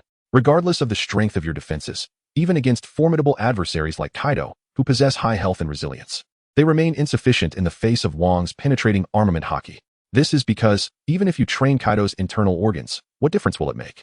Half of the power of Wang Yu's punches directly impacts the internal organs, inflicting damage from within. Such an offensive method is indeed more terrifying. The awakened absolute domain of Observation Haki allows Wang Yu to perceive everything within a circular area of 1 square kilometer, centered around himself. As long as an enemy occupies this territory, he can sense every subtle movement, every whisper of the wind. Furthermore, within this space, Wang Yu can move with complete freedom. Unconsciously, Wang Yu licked his lips. This implies that within his absolute domain, unless an enemy executes a 360-degree, no-angle attack, they can barely graze him. Otherwise, within the absolute domain, he can predict all incoming attacks, and his position can shift accordingly. Even making contact with him proves to be a formidable challenge. How can the adversary possibly engage in play under such circumstances? This is practically invincible. To land a hit on oneself, one must employ large-scale techniques to be effective. However, such wide-ranging attacks share a common flaw. Their strikes are difficult to concentrate, resulting in diminished damage. At least, among the formidable figures in the world of One Piece, aside from the enigmatic rocks and Emu, whose capabilities remain uncertain, no other powerhouse has demonstrated the ability to unleash such vast area assaults while still managing to wound oneself. With a modicum of confidence, Wang Yu was indeed assured. Furthermore, there lay the Infinity Edge, attack power, 80, critical hit chance, 25, unique passive, critical damage amplified by 50. Wang Yu nodded in satisfaction. It appears that it is still the classic version of the Infinity Edge. This is even better. Bestow this equipment upon Vista, and when combined with the older version of the Electric Knife, the critical hit chance will soar to a remarkable 50%. However, do not forget, Vista employs the template of Yong'in, and the passive ability of the Path of the Hunt can effectively double Vista's critical hit probability. This signifies that upon acquiring the Infinity Edge, Vista will attain a staggering 100% critical hit rate. Such formidable attack power coupled with critical strikes at every turn. Even the electric blade's thunderous might can follow suit. This is quite alarming. Let us delve deeper. Staff of the Archangel spell power, 65 mana, 500 health, 200 awe, grants a skill haste equivalent to 0. 5 additional mana points. Mana accumulation. Hitting a target with a skill consumes 1 charge and grants an additional 3 mana points. If the target is a hero, the additional mana granted is doubled, with a maximum of 360 extra mana points. At this point, the equipment transforms into the embrace of the Seraph. This equipment is indeed quite suited for Marco. After all, the skill Glacier Storm is formidable, boasting impressive attack range, power, and duration. Its only drawback lies in the relentless consumption of mana upon activation, which can be rather depleting. However, with the acquisition of the Staff of the Archangel, Marco's mana will be assured, in addition to acquiring substantial spell power and cooldown reduction, enabling his freezing abilities to execute attacks with greater swiftness and ferocity. Moreover, the most crucial aspect is that once Marco accumulates enough passive mana, this equipment will automatically evolve into the Seraph's Embrace. When Marco finds himself on the brink of death, this Seraph's Embrace will instinctively envelop him in a protective shield, safeguarding him. With the inherent healing capabilities bestowed by the Phoenix Fruit and its remarkable regenerative powers, coupled with the shield granted at the point of death, he can even resurrect as an ice crystal phoenix egg if he were to perish. It is indeed quite challenging to eliminate Marco. It won't be long. In the future, one might fear the new world. When the topic of immortality arises, it shall be time to consider a different individual. Initially, the thoughts gravitated towards Kaido's invincible form, but now they shift to the immortal Marco. Subsequently, Wang Yu redirected his gaze to another recently acquired skill, teleportation. A cooldown period of 500 seconds. Wang Yu was utterly astonished. In the realm of gaming, this duration may seem extensive. However, in the world of pirates, it is but a fleeting moment. Moreover, according to the system's description, this teleportation ability can be utilized on one's comrades. One can traverse the entire pirate world with ease, although the teleportation occurs one individual at a time. With a mere 500 seconds at one's disposal, less than 10 minutes to transport an individual, over the course of a single day, one could relocate over 80 individuals to a designated location. Chapter 91. Kaido. I can no longer face my peers. I shall join forces with Big Mom to exact vengeance. In other words, this capability allows for the elite captains of the Whitebeard Pirates to be transported to any location within a single day. After this, executing tasks has become considerably more convenient. For instance, if one wishes to pilfer some items from the Big Mom Pirates, one can simply summon a teleporter to be transported to Whole Cake Island, where one can seize treasures for 10 minutes before being teleported back with the spoils. Isn't this Big Mom enough to drive one to madness? After this, it becomes easier for the captains to carry out their missions, and consequently, their rewards become more attainable, does it not? Wang Yu felt quite content with today's accomplishments. Meanwhile, in another realm, Jean soared through the skies and soon beheld a colossal glacier mountain range before him. Sensing something amiss, he abruptly halted his flight and descended upon the icy summit. He then activated his observation haki.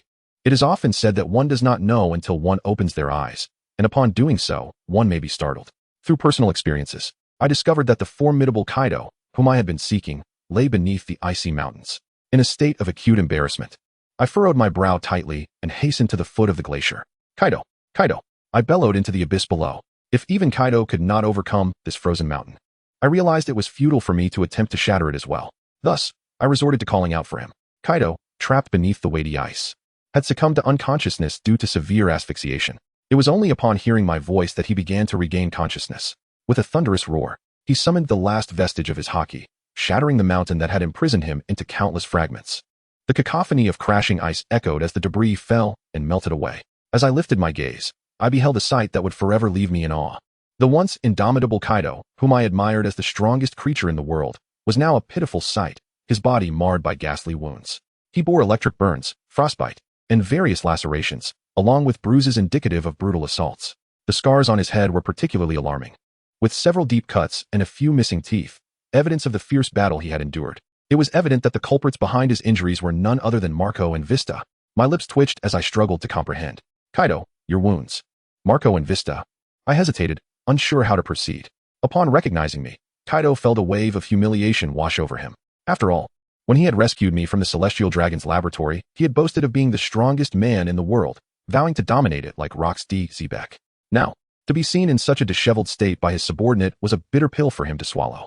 Fury surged within him, veins bulging on his forehead as he clenched his fists, producing a cracking sound. Damn it, he roared. In an instant, the sky darkened, and with his overwhelming battle spirit, a torrential downpour began to fall. The winds howled mercilessly. This is a disgrace for the beast pirates. Relay my orders. Once we have tended to our injured, we shall convene a full crew meeting tonight. I will not rest until I have vanquished the Whitebeard pirates. Kaido's voice was filled with wrath. I considered asking about Marco and Vista's capture, but seeing Kaido's demeanor, I refrained. It was painfully evident that, given the extent of his injuries, he had not succeeded in capturing any of them.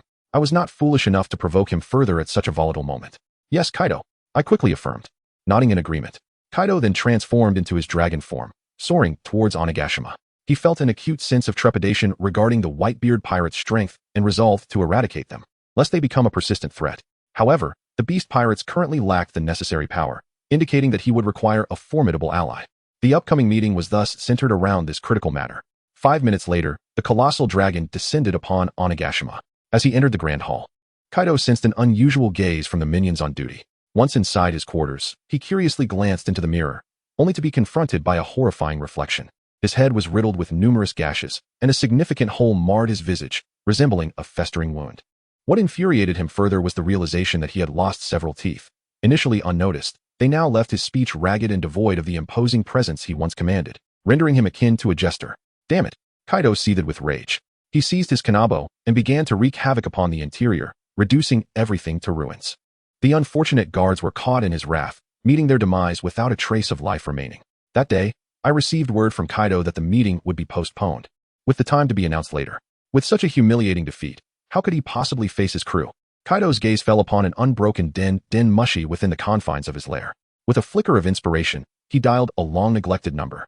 Meanwhile, in Tado Land, on Cake Island, Big Mom was indulging in delectable confections when her den mushi rang unexpectedly. Chapter 92. Big Mom, why should we ally? I can conquer Whitebeard alone. Big Mom was perplexed. It was her dining hour, and she was incensed by the audacity of the interruption. With a mouthful of cake, she answered, "Who dares disturb me at this hour?" On the other end, Kaido's voice resonated, "You haven't changed a bit, Lin." Upon hearing his voice, Big Mom's eyes widened in surprise. Kaido, after such a long time, finally decided to give himself a call, much to Big Mom's astonishment. "Kaido, I thought you had forgotten about me, you bastard. What do you want?" Big Mom said, her displeasure evident. Kaido, taken aback by her sharp retort, felt a twinge of annoyance, but he was in no position to retaliate. He had a request to make. "Spare me the pleasantries, Lin. I have something crucial to discuss regarding the Whitebeard pirates." He proceeded to inform Big Mom about the sudden increase in strength of Marco and Vista from the Whitebeard pirates, conveniently omitting the fact that he had been defeated. Instead, he claimed that Marco and Vista had caused chaos in Wano and had managed to escape his grasp. Despite Kaido's embellishments, Big Mom erupted in laughter. Mum. Kaido, you truly are a fool. Just 2 captains from the Whitebeard pirates, and you let them slip away? If they dare come to my crew, I will turn them into mincemeat. Ha. Her ridicule stung Kaido further. Silence, Lin. I am telling you, reliable intelligence indicates that Whitebeard is currently absent from his crew. If we join forces, we can eliminate any future threats from the Whitebeard pirates. Kaido narrowed his eyes, speaking with a sinister tone. However, to his surprise, Big Mom hesitated before uttering words he did not expect. "I refuse." Kaido's eyes widened in disbelief. How could Charlotte Linlin pass up such an opportunity? Did she intend to wait for the Whitebeard pirates to grow stronger? "Linlin, how dare you refuse me? Give me one good reason. Do you think I am providing you with false information?" Kaido's voice boomed in anger. Mum. Kaido, you are truly dim-witted. Morgans, the underground emperor in charge of news, is my informant. Do you really think I am unaware of Whitebeard's departure? Big Mom replied, a triumphant smile plastered on her face. While Big Mom may not possess formidable strength, her crew's soft power, such as economic influence, intelligence, and cohesion, is exceptionally robust. Particularly in terms of intelligence, her crew holds an absolute advantage. Long before Kaido received the news, Big Mom had already learned of Whitebeard's absence and had dispatched her personnel to seize Fishman Island while the Whitebeard pirates were vulnerable. The reason for this acquisition was rather peculiar. It was for the sweets of Fishman Island. Then I do not understand, Lin. Since you know Whitebeard is no longer with his crew, why not join me in eliminating him? Kaido asked, perplexed. Upon hearing his words, Big Mom laughed arrogantly once more. Mum. Since Whitebeard is absent from his own crew, why should I ally with you? Wouldn't it be more delightful to handle this myself? Ha. To be honest, I have already taken action, and I suspect Fishman Island is now part of my Tado land. Upon hearing her boastful declaration, Kaido revealed a glimmer of delight. Just wait. Lin, you will surely regret this. Although Whitebeard is currently absent, his crew's overall strength may be even greater than before. If you provoke them, you are merely inviting a beating. Once you are defeated, I do not doubt you will come crawling back to me to form an alliance against the Whitebeard pirates. Curse you, Lin. I did not expect you to act first. I shall not press you further. Should you find regret in the future, you may seek me out again for an alliance. With that, Kaido feigned anger and abruptly hung up the phone. Afterward, Big Mom erupted into laughter once more. This Kaido was once a clever man. How has he become so foolish after years apart? Regret? Why would I regret? Isn't it delightful to monopolize the Whitebeard Pirates' territory? Why must I share with you? After mocking Kaido, Big Mom resumed her indulgence in cake, blissfully unaware of the impending calamity. Meanwhile, as Vista and Marco were returning to the Whitebeard Pirates, Oars Jr. and Harlota arrived at Wang Yu's restricted area, binding Jack the Drought in their grasp. Captain Wang Yu, this Jack dared to trespass into our territory and has been captured by us. We await your command. Harlota and Oars Jr. addressed Wang Yu with utmost respect. Wang Yu's gaze fell upon Jack, the so-called king of the sea. Indeed, Jack was reckless enough to cause trouble within the Whitebeard Pirates' domain. Do you have Kaido's phone number? Wang Yu inquired, bypassing Jack's capture to focus on his captain. The surrounding crowd, including Jack, looked on in astonishment. After a moment's hesitation, Harlota spoke up. We do have it. However, Deputy Captain Wang Yu, our crews have always been at odds. Wang Yu glanced at Jack, then smiled. Naturally, I intend to extort Kaido. If I recall correctly, Jack is one of the Beast Pirates' top 3 members. Being Kaido's loyal subordinate, I shall use him to negotiate with Kaido. Naturally, if Kaido refuses to bleed, then we shall have no choice but to eliminate him, selling his head to the Navy for a staggering bounty of 1 billion berries. Otherwise, what purpose does this useless being serve? Merely to consume resources. Wang Yu remarked with a mischievous grin. At present, he regarded Jack's strength with utter disdain. Once his captains matured, he was confident that any one of them could easily overpower Jack. After all, Jack has inflicted no significant damage upon the Whitebeard Pirates. Such a liability is better utilized as a monetary exchange, all while simultaneously irritating Kaido. Upon hearing the words of Wang Yu, both Harda and Little Oars exchanged knowing smiles. If more money can be procured, then let it be so. If not, we shall simply slay him and sell his remains to the Navy. The Vice Captain Wang Yu is indeed intriguing. Consequently, the two of them excitedly blocked Wang Yu's number. Meanwhile, Jack, who was nearby, displayed a look of discomfort, incessantly whimpering. However, Wang Yu paid no attention to Jack and directly dialed the number to the Island of Ghosts. At that moment, Kaido was still within the confines of his dwelling on the island and, upon hearing the phone bug, furrowed his brow slightly. I have just finished a phone conversation with Lingling. Who could be calling me now? It must be that rascal Jack. So many days have passed, and not a single phone call to report any news. Where on earth have you been? Thus, Kaido answered the phone. Hello, is this Jack? You fool. You finally decided to inform me. Jack, filled with dissatisfaction, retorted. Upon hearing Kaido's words, Jack's mouth moved in a flustered manner. Yet he struggled to articulate a coherent response. Kaido, on the other end of the line, wore an expression of confusion. Indeed, it was Jack speaking, but why was he so stammering? Hello, Jack, you imbecile, speak clearly. Your words are all jumbled, sounding like a timid girl. If you continue speaking in such a manner, do you believe that upon your return, I won't sever your ivory? Kaido bellowed in fury. Upon hearing Kaido's words, those around him burst into laughter, exclaiming, Ha! Who would have thought that Jack, who usually appears so fierce, holds such a lowly position before our boss? On the other end of the line. Upon hearing the laughter, Kaido suddenly narrowed his eyes, his demeanor growing increasingly serious. Something was amiss. These individuals are not Jack. However, that cannot be right. I distinctly heard Jack's voice just moments ago. There can be no mistake about it. It would be more accurate to say that. Kaido's eyes widened suddenly. Jack had previously been dispatched by him to the Whitebeard Pirates to procure the raw materials for artificial devil fruits, and now the Whitebeard Pirates have acquired mysterious technological powers. It is entirely possible that this Jack has been captured by the Whitebeard Pirates. Although Kaido appears to be rather brutish, his mind is quite astute, and he swiftly deduced the situation. You are members of the Whitebeard Pirates. Has Jack been taken captive by you? Kaido's forehead throbbed with veins as he spoke in rage. Simultaneously, his blood pressure rose as he recalled how Marco and Vista had been plundering resources from his pirate crew and stealing women from his ranks in Wano. In this region, the white-bearded man has not been idle. He has actually captured Jack. It seems he has lost all dignity. Greetings. Kaido, I never expected you to appear so burly, resembling a rough and rugged man. Yet there is a certain finesse about you. You have indeed discerned the truth. Indeed, Jack is now firmly in our grasp. Wang Yu remarked with a smile.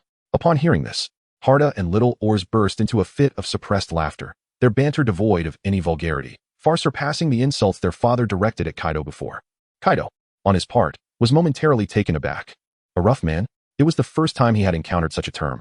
Yet he could discern the essence of both praise and reproach. The burly man is certainly not a commendable term. As for the rather meticulous individual, that could be considered a compliment, perhaps indicating a person who is attentive to detail. Wait a moment. The one who has uttered so many novel expressions seems somewhat unfamiliar. Who are you? Kaido squinted his eyes, inquiring with a hint of confusion. "Ah, my apologies. I neglected to introduce myself earlier. I am Wang Yu, the vice captain of the Whitebeard Pirates," Wang Yu said with a cheerful smile. "Wang Yu? When did the Whitebeard Pirates acquire a vice captain? It seems that the intelligence network of my beast pirates truly requires enhancement." Nevertheless, his words do not appear to be deceptive. "So what is it that you desire?" Kaido continued to speak. "Hee, what else could it be? We're here to negotiate a ransom," Wang Yu replied with a grin. On the other end of the line, Kaido hesitated slightly before finally responding. "Very well, 10 billion berries. I shall transfer it to you immediately." Kaido gritted his teeth, muttering a curse against the Whitebeard Pirates in his mind. However, on the other end of the line, Wang Yu's mocking laughter ensued. "Ha ha, Kaido, surely you jest? 10 billion? Heh. If that were the case, wouldn't it be more advantageous for me to sell him to the Navy?" Wang Yu said with a mischievous chuckle. Upon hearing Wang Yu's derision, Kaido's expression darkened even further. The young man, named Wang Yu, audaciously dared to mock me. Chapter 94. Wang Yu, Kaido. Mind your tone when addressing me. How infuriating. Were it not for Jack being in Wang Yu's grasp, Kaido would have surely lost his temper long ago. However, in the present circumstances, Jack is in the clutches of the Whitebeard Pirates, leaving him utterly powerless. Consequently, Kaido trembled with rage, his face flushed, as he gritted his teeth and spoke through clenched jaws. "Then tell me, how many berries do you desire?" Kaido spat, filled with resentment. Wang Yu feigned contemplation before responding. "I won't extort you too much. Just 5 billion berries, shall we?" Wang Yu remarked nonchalantly. 5 billion berries. Kaido was utterly bewildered. That amount exceeds even my own bounty. Could it be that this newly emerged captain of the Whitebeard Pirates is truly mad? Even Kaido once thought he was experiencing auditory hallucinations. After all, the bounty set by the Navy was merely 1 billion berries. How could a mere Jack command a ransom surpassing that of the 4 emperors? Is this not the very definition of insanity? 50 billion. This is equivalent to the bounty on my father's head. First mate Wang Yu, you truly are ruthless. Such a considerable sum. Would Kaido that miser part with it? Hey, brat, how much did you just say? Was it 5 billion berries, or 1.5 billion berries? Kaido exclaimed in disbelief. Clinging to a final glimmer of hope, he inquired once more of Wang Yu. Wang Yu smirked slightly. 1.5 billion berries? Dream on. It must be 50 billion berries. Not a single coin less, he declared resolutely. Kaido was seething with rage. After all, he was one of the 4 emperors. On par with Whitebeard. How dare you, a mere vice-captain and a junior at that, speak to me in such a manner? What has befallen this vast ocean? The might of the 4 emperors seems utterly ineffective. The veins on Kaido's forehead throbbed with fury, his fingers cracking ominously. What, did you say? Do you have any idea who I am? I am Kaido of the 100 Beasts. How dare you speak to me in such a manner? Kaido roared, clenching his teeth in rage. In response to Kaido's furious words, Wang Yu displayed no hint of concern. Instead, he subtly gestured to Harda and little oars beside him. "Release Jack's mouth," Wang Yu said in a calm tone. He then picked up the transponder snail and aimed it at the drought-stricken Jack. Just as Jack removed the gag from his mouth, preparing to hurl insults at the Whitebeard Pirates to assert his bravado before Kaido, he was taken aback to find Wang Yu's foot planted squarely on his face, one hand gripping one of Jack's tusks. The vice-captain of the Whitebeard Pirates. What is he planning? Jack appeared utterly bewildered. In the next instant, an overwhelming force suddenly manifested upon Jack's tusks. A copious amount of blood began to flow from the roots of his tusks. Feeling excruciating pain radiating from his mouth, Jack howled desperately, his cries echoing with profound agony. There was only one sensation. Pain. Unbearable pain. His hoarse, lung-bursting screams were transmitted directly through the snail phone to Kaido's ears. Kaido's eyes widened in shock. Is this a form of torture for Jack? The surrounding captains were astonished, their expressions reflecting sheer disbelief as they gazed at their vice-captain. Just moments ago, Wang Yu had forcibly extracted Jack's tusk from his mouth. The 2 men swallowed hard, their lips trembling as they spoke. Truly, Vice-Captain Wang Yu had actually managed to pull out Jack's tusk? What immense strength must one possess to accomplish such a feat? It turns out that Vice-Captain Wang Yu possesses innate divine strength. Of course, one cannot overlook the fact that without a modicum of power, how could he possibly serve as our vice-captain? Vice-Captain Wang Yu, formidable, majestic. After marveling at Wang Yu's terrifying prowess, they did not hesitate to shower him with praise. Meanwhile, Kaido was seething with rage. Wang Yu, what do you intend to do? A slight smirk played on Wang Yu's lips. This is what happens when you speak to me with disrespect.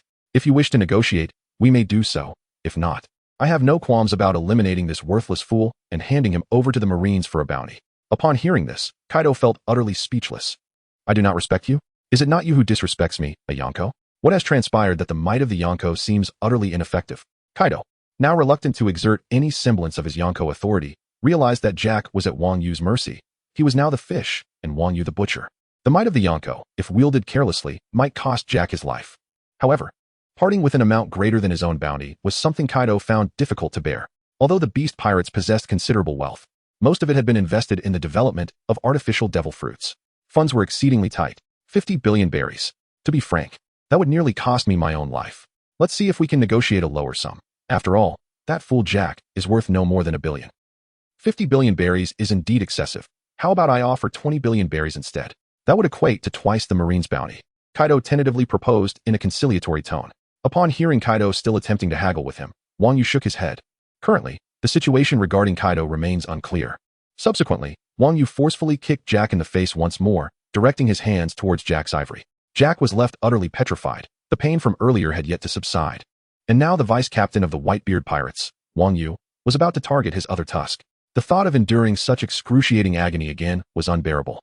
Thus, Jack completely abandoned his facade of toughness before Kaido and resorted to pleading for mercy over the phone. Lord Kaido, save me. Lord Kaido, please Wang Yu, don't. Please, Jack cried out, nearly in a scream. Yet, how could Wang Yu possibly spare Jack? Despite Jack's desperate pleas for mercy, Wang Yu showed no hesitation whatsoever. With merely a slight exertion of his strength, the sound of flesh tearing echoed through the air and blood gushed forth. The remaining tusk was brutally yanked from Jack's mouth by Wang Yu. The anguished wails resonated throughout the heavens and earth, leaving Halta and Little Oars in utter shock. Goodness, is this the audacity of Vice-Captain Wang Yu? Swift and resolute, without the slightest hint of hesitation. A truly formidable individual, without a doubt. A relentless force. Simultaneously, he cast a sympathetic glance towards Jack, whose massive teeth had been ruthlessly wrenched from his mouth by sheer brute strength. Surely, it must have been excruciating. Indeed, after both of his ivory tusks were extracted, Jack collapsed onto the ground, writhing in agony. On the other end of the line, Kaido, upon hearing Jack's anguished cries, was left utterly stunned. The vice-captain of the Whitebeard Pirates, is he truly so ruthless? As one of the 4 emperors, I am merely speaking to him in a tone of negotiation. Are you still not satisfied? To think that right before my very eyes, another of Jack's ivory tusks was wrenched away. This is rather audacious, I assent it. Just as Kaido wore a look of astonishment, the voice of Wang Yu echoed once more from the other end of the call. Therefore, Kaido, do not attempt to bargain with me. I shall grant you one final opportunity. 5 billion berries, not a single coin less. Wang Yu's voice resonated ominously, reminiscent of a death sentence. Cold sweat broke out on Jack's forehead, despite his notorious reputation for being stubborn in the New World. Facing a ruthless individual like Wang Yu rendered his resolve feeble. Kaido-sama, save me. The artificial devil fruit. Yes, the artificial devil fruit. The creation of the artificial devil fruit cannot proceed without me. Jack hastily implored. Kaido fell into contemplation. Jean was responsible for interrogating prisoners, and as the vice-emperor, he had even graver matters to attend to. Quin's focus needed to be on technological research. The other 6 Flying Six members were evidently lacking in strength, making them easy targets for the denizens of the New World. Should the artificial devil fruit be seized, they would be too intimidated to protest. Furthermore, Jack had collaborated with Doflamingo for many years. The transportation of the artificial devil fruit would undoubtedly suffer significant repercussions without his involvement. Finally, Kaido clenched his teeth, and after a moment's pause, he spoke with deliberate resolve. Fine. 5 billion berries it shall be, Kaido declared, seething with rage. His thoughts harbored a deep resentment towards Wang Yu for daring to disrespect the formidable Kaido. Just wait. When Big Mom and I join forces to completely devour your Whitebeard Pirates, I, Kaido, will ensure that you, this insolent brat, suffer excruciating torment. Wang Yu smiled subtly to himself. The officers of the Beast Pirates, to be frank, possessed a few top-tier combatants. However, in terms of average capability, they even fell short compared to the Big Mom Pirates. The artificial devil fruit was Kaido's South Soul avenue for enhancing the mid-tier combat strength of his pirate crew. If this were to be severed for Kaido, he would not be able to bear it. Very well, hasten to deliver the bounty to me, or I cannot guarantee the fate of Jack. Following this, Wang Yu abruptly ended the call. Under Wang Yu's command, the disaster known as Jack was cast into the prison of the Whitebeard Pirates, amidst his anguished cries. The 2 individuals were rightly rewarded for their successful apprehension of Jack. Wang Yu opened his system panel and promptly utilized the previously awarded Premium Fertilizer Pack. System, activate the Premium Fertilizer Pack. With Wang Yu's command, the entire skill tree instantaneously bore an abundance of fruits. A subtle smile graced Wang Yu's lips. Well done, both of you. Since you are here today, allow me to offer you some guidance, Wang Yu said with a cheerful demeanor. The prospect of receiving instruction from Wang Yu sent waves of excitement through the 2. They promptly plucked 2 fruits from the tree and, without hesitation, began to indulge. Ding. Detected that Harda consumed the Blinding Blow Dart skill fruit from the Teemo series. Host concurrently acquires the advanced skill Blinding Blow Dart, level 2. Detected that Little Oz consumed the Dynamic Bouncing Ball skill fruit from the Demon series. Host concurrently acquires the advanced skill Dynamic Bouncing Ball, Level 2. Blinding Blow Dart. Inflicts 8-0-1-2-5-1-7-0-2-1-5-2-6-0-0. 8. Magical damage to the target and blinds them for 1. 51, 75, 22. 252, 5 seconds. Dynamic Bouncing Ball. Bounces 4 times. Upon the initial hit on an enemy, it will knock them back and deal 1-4-0-2-1-0-2-8-0-40 AP. Magical damage. Subsequent bounces will deal 7-0-1-0-5-1-4-0-20 AP. Magical damage and slow the target by 20 for a duration of 1 second. A smile lingered on Wang Yu's lips. These are indeed 2 commendable skills. The Blinding Blow Dart can be regarded as the essence of Teemo's abilities. When wielded effectively, it can render a swordsman devoid of offensive prowess. In the realm of pirates, this is nothing short of a perfect counter. As a swordsman, one cannot rely solely on basic strikes. Isn't this utterly exhausting? Moreover, the Dynamic Bouncing Ball, a signature move of the demon class, possesses a formidable knockback effect and is tremendously powerful. Especially when combined with a figure like Little Oz, it could potentially send all enemies flying. While I was pondering this, Little Oz and Harda pulled Wang Yu back from his thoughts. Vice Captain Wang Yu, Vice Captain Wang Yu. As someone called out to him, Wang Yu cleared his throat. Ahem. Alright, let me explain. I was just contemplating how to make you all stronger. Chapter 96, Crafting Equipment, Altering Little Oz's Fate. Let us begin with you, Harda, Wang Yu declared. Harda approached with palpable excitement. Your trap-making skills are commendable. You could utilize the toxins from your traps to concoct a new poison, Wang Yu stated directly. This poison should render the enemy's ordinary attacks ineffective for a short duration. Wang Yu feigned deep contemplation as he spoke. Upon hearing Wang Yu's explanation, Harda wore a puzzled expression. Ordinary attacks ineffective? This is the first I've heard of such a toxin. However, since it was proposed by Vice Captain Wang Yu, its feasibility must be quite high. Understood. Vice Captain Wang Yu, I will diligently work towards this. Harda vowed earnestly. Meanwhile, Wang Yu couldn't help but smile wryly inwardly. What a futile effort. This is a system reward, commonly referred to as cheating. With such advantages, why still strive? I believe in you, Harda. Through your diligence, success is surely within your reach. After all, I am merely offering guidance. Whether you succeed ultimately depends on your own efforts. Wang Yu declared. The grand vision must still be painted. Otherwise, what good is Harda's system reward if it goes unused? Subsequently, Wang Yu turned his attention to the side, addressing Little Oz as well. Little Oz, I believe I have already instructed you on the powerful jump, correct? Wang Yu remarked casually. Yes, Vice Captain Wang Yu. You previously taught me to practice jumping diligently, using my substantial weight to stun the enemy. I have mastered it. That blasted drought was promptly subdued by my landing, rendering it utterly unconscious. Although Little Oz appeared formidable and intimidating by the standards of their demon race, he was still in his adolescent phase. Thus, when discussing matters of interest, Little Oz expressed himself with great enthusiasm. Observing Little Oz brought to Wang Yu's mind the anime he had watched on Blue Star, particularly the fate of Little Oz. He felt a tinge of regret regarding Little Oz's eventual outcome. Therefore, in this lifetime, I must ensure that Little Oz thrives and survives. Such a large physique is easily susceptible to becoming a target during warfare. Evading enemy attacks proves to be quite a challenge. The only viable strategy is to transform Little Oz into a formidable force. With resolute determination. After a moment of contemplation, Wang Yu returned to the realm of reality. Well done, Little Oz. It is evident that your comprehension is quite remarkable. Wang Yu exclaimed with a grin. Strike the enemy unconscious multiple times, you say? Just from this one leap, being able to daze the enemy has already exhilarated Little Oz. Now, hearing that Captain Wang Yu intends to guide him in incapacitating the enemy further, mastering this skill would truly be remarkable. Little Oz burst into childlike laughter. First Mate Wang Yu, please tell me quickly, how can I achieve multiple stuns on enemies as you described? Wang Yu smiled faintly. The secret lies in imagining yourself as a balloon, or a rubber ball. A balloon, or a rubber ball. Little Oz tilted his head in slight confusion. As we all know, when a balloon falls to the ground, it bounces several times, Wang Yu explained. So, we can apply this principle. After landing from a jump, envision yourself as a balloon and strike the enemy repeatedly upon impact. Upon hearing this, Little Oz soared with excitement. His inherently childlike nature made him trust Wang Yu unconditionally. Oh my, how did I never think of this? First Mate Wang Yu. You're absolutely brilliant. Little Oz exclaimed in delight.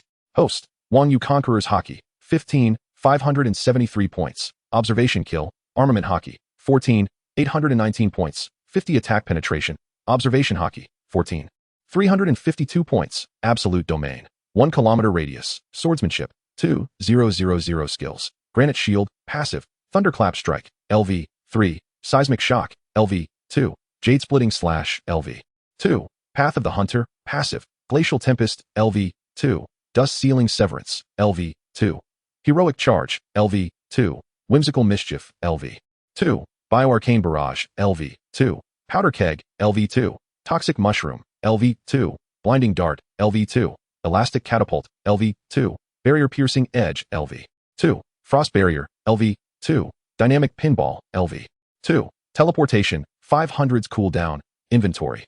Premium Iron Ore, X5. Cooling Water, Smithing Borax, 1 pouch. Foresight Fruit, X1. Infinity Edge, Archangel's Staff, Gold, 2. 313.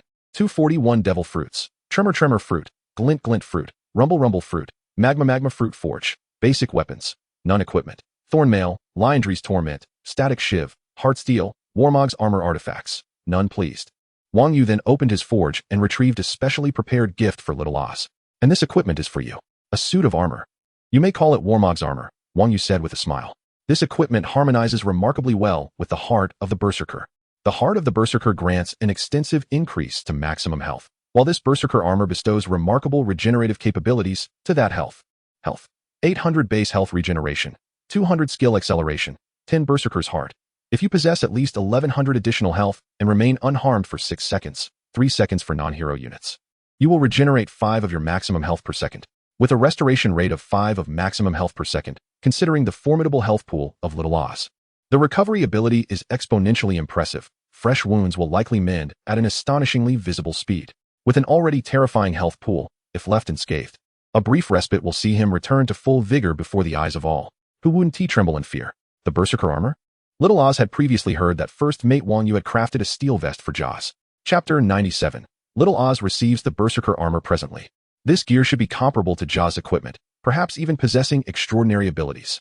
Overjoyed, Little Oz eagerly donned the armor, which immediately melded with his very being. Is it truly so wondrous? He marveled. What effects does this gear possess? Upon sensing the fusion of the Berserker armor with his body, Little Oz expressed his delight. This equipment will significantly enhance your health and, moreover, your health regeneration rate.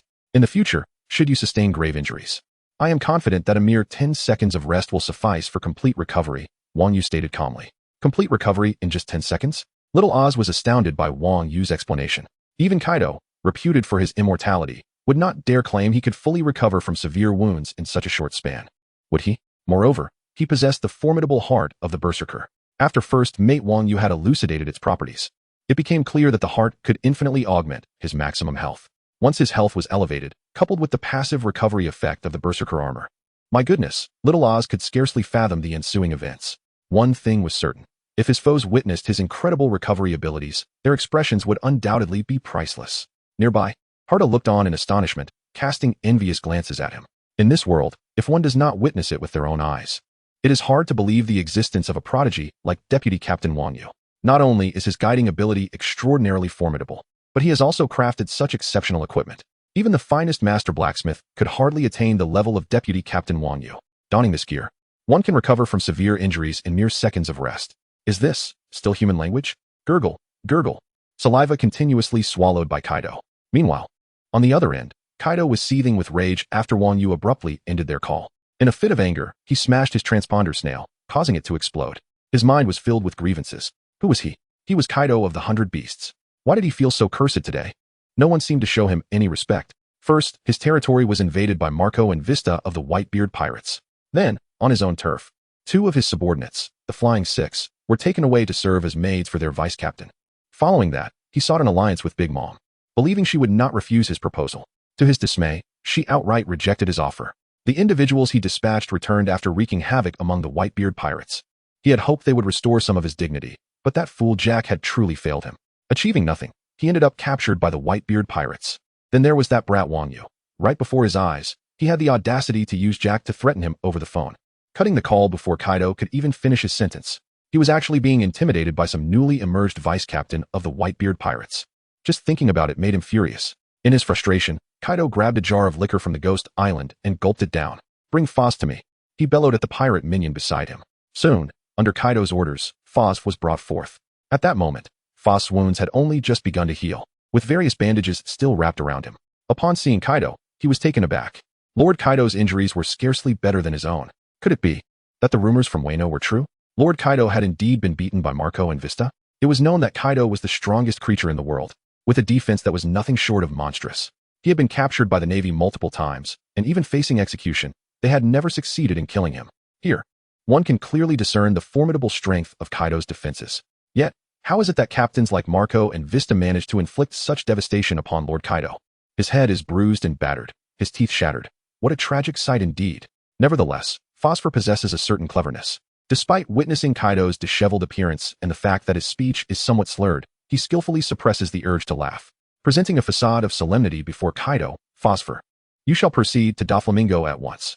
Temporarily assume Jack's responsibility regarding the transportation of artificial devil fruits. Kaido declared with authority. Upon hearing Kaido's words, Phosphor was momentarily taken aback. Why was Jack's task entrusted to him? However, soon after, joy welled up within him. Surely, that stubborn Jack must have encountered trouble during his mission, perhaps beaten or captured, rendering him unable to continue the delivery of the artificial devil fruits. In that case, how splendid it would be. As long as I successfully accomplish the task of delivering the artificial devil fruits, I might just be able to usurp that fool Jack. From that moment on, I would be the main attraction. Thus, Fuzzfu did not utter another word, and promptly departed from the haunted house. Meanwhile, Kaido summoned yet another genuine pirate. Addressing the subordinate directly, you are to procure 5 billion berries and deliver it to the Whitebeard Pirates. Kaido spoke through gritted teeth, each word dripping with malice. Upon hearing Kaido's command, the pirate was momentarily rendered speechless, questioning whether his ears were deceiving him. The Whitebeard Pirates? Chapter 98. The Big Mom Pirates invade, annihilate them. To deliver 5 billion berries to them. Are we not the ones being beaten here? Even in the event of compensation, it should be the Whitebeard Pirates compensating us, shouldn't it? Did I mishear? Marco and Vista from the Whitebeard Pirates. Weren't they the ones who had just thoroughly thrashed the Beast Pirates? However, Lord Kaido, we have always been adversaries of the Whitebeard Pirates, particularly today, when Marco and Vista caused a ruckus in Wano country. Why should we bestow such a substantial sum upon them? This is utterly outrageous. The subordinate voiced his confusion. Upon hearing the subordinate's words, Kaido, already in a foul mood, exploded with rage, his lips twitching uncontrollably. Do I need a mere subordinate to instruct me on how to conduct my affairs? Do you think I am a fool? If I could refrain from paying, would I still be giving money to the Whitebeard Pirates while they have reduced my home to this state? Immediately, a colossal spiked club materialized in the subordinate's line of sight, gradually expanding until it completely filled his vision. Boom! Accompanied by the sound of a skull shattering, the pirate's head was reduced to dust by Kaido's blow. Until death, the young pirate was utterly perplexed, unable to fathom why Lord Kaido had chosen to strike him down with such ferocity. Why? He believed he was acting in Lord Kaido's best interests. Yet, in a fit of rage, Kaido unleashed his wrath upon him. In his final moments, the young pirate's expression was a tumultuous blend of disbelief, astonishment, regret, and profound terror. Ultimately, he succumbed to the unforgiving nature of the pirate world, where the weak are devoured by the strong. The only one to blame was himself for his lack of strength and for failing to find a worthy master. After effortlessly eliminating the unfortunate young pirate, Kaido rampaged through his surroundings, leaving destruction in his wake. He then turned his gaze toward the trembling guard within the haunted house, who was drenched in cold sweat, and approached him step by step. You will deliver 5 billion berries to the Whitebeard Pirates, understood? Kaido growled, his eyes wide and menacing. The guard, terrified, quaked in fear. Well aware of the fate that had befallen the previous victim, he dared not utter a word, fearing that a single misstep could provoke Kaido's wrath. Leaving him as mere rubble beneath a spiked club, he fell to his knees before Kaido, exclaiming, I understand, I understand. With that, the terrified pirate hastily set off towards the territory of the Whitebeard Pirates. In the Whitebeard Pirates' territory, an informant raced towards Captain Wang Yu's domain. Report, Lord Wang Yu. Report. The informant gasped, breathless. Do not panic, speak slowly, replied Wang Yu, ever composed. Could it be that the Beast's pirates were sending him riches? However, that seemed unlikely. Such a long distance. Surely Kaido could not arrive so swiftly. What else could it be? Could the war at Marineford be imminent? Yet that seemed implausible. The Celestial Dragon incident was a significant event in the pirate world. When it occurred, news spread like wildfire. The Whitebeard Pirates would surely be aware of it. Moreover, the Celestial Dragon incident transpired prior to the war at Marineford. Since news of the Celestial Dragon incident had yet to surface, the war could not possibly commence early. Therefore, was it something else? Wang Yu pondered. Report, Vice Captain Wang Yu. A few days ago, the Fishman Island hero Jinbei was captured by the Navy. Subsequently, the Big Mom Pirates seized our Fishman Island. The informant continued, panting heavily. What? The Big Mom Pirates have occupied Fishman Island? This event appears to have transpired prematurely. Wang Yu narrowed his eyes. Jinbei's capture indicated that the war at Marineford was drawing near. However, attributing Big Mom's occupation of Fishman Island solely to Jinbei's arrest was incorrect. It did not align with the original storyline of the anime. The only plausible explanation was that his presence had influenced the course of events. But why? Suddenly, it dawned on Wang Yu. In the original anime, the Big Mom Pirates had only taken control of Fishman Island after the war at Marineford. Before the conflict, Big Mom had not dared to make a move against Whitebeard.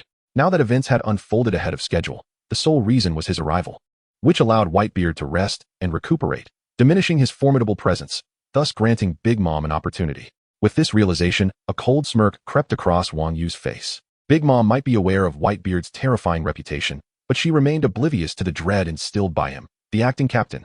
As for the occupation of Fishman Island, Big Mom, as one of the 4 emperors, would not personally venture there. At most, she would send a commander.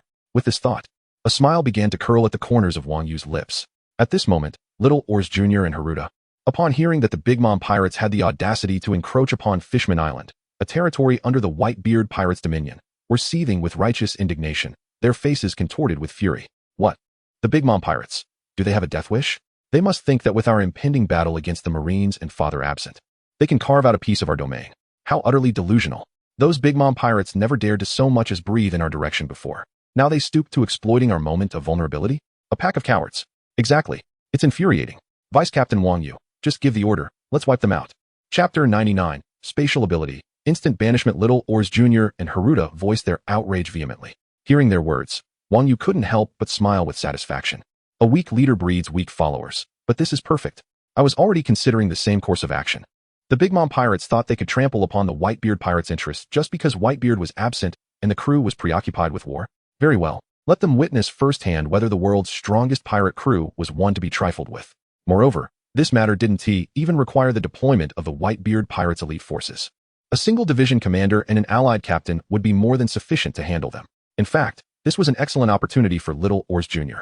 to hone his skills and to stack another layer of heartsteel. The Big Mom Pirates clearly don't know their place. Consider this your mission: reclaim Fishman Island.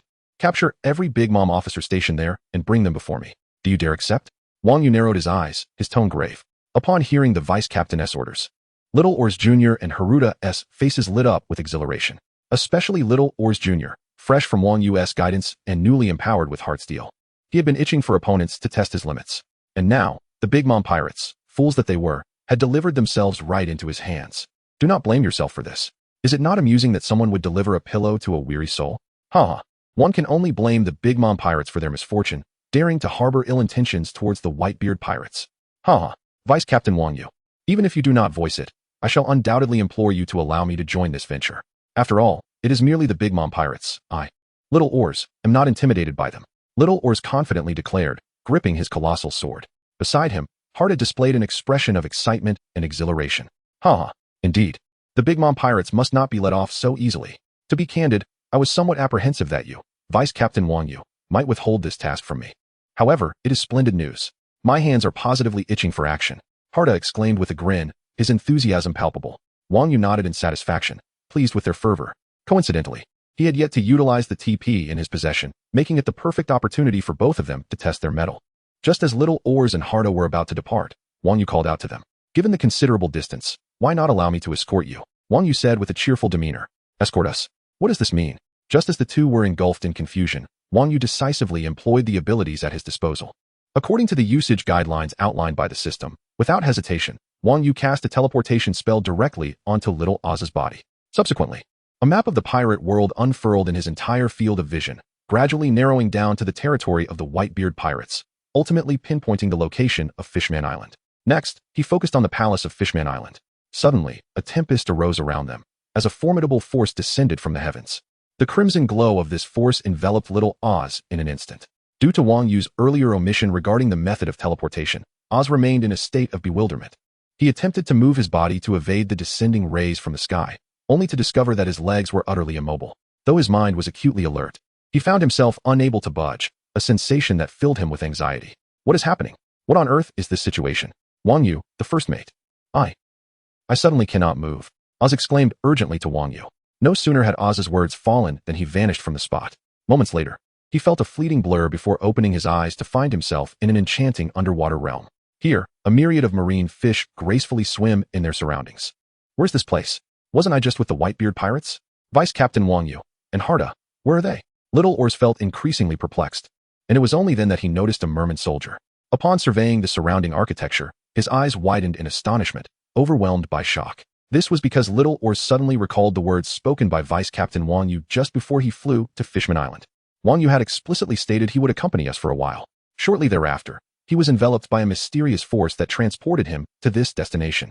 This implies all of this was orchestrated by Vice Captain Wang Yu. That mysterious power must surely be his ability. Little Oars widened his eyes, swallowing hard in disbelief. Goodness! If that is indeed the case, then Vice Captain Wang Yu is utterly terrifying, isn't. Not only does he possess formidable strength, but he is also well-versed in the myriad laws of cultivation in this world, capable of guiding everyone, and he is also highly knowledgeable in weapon forging.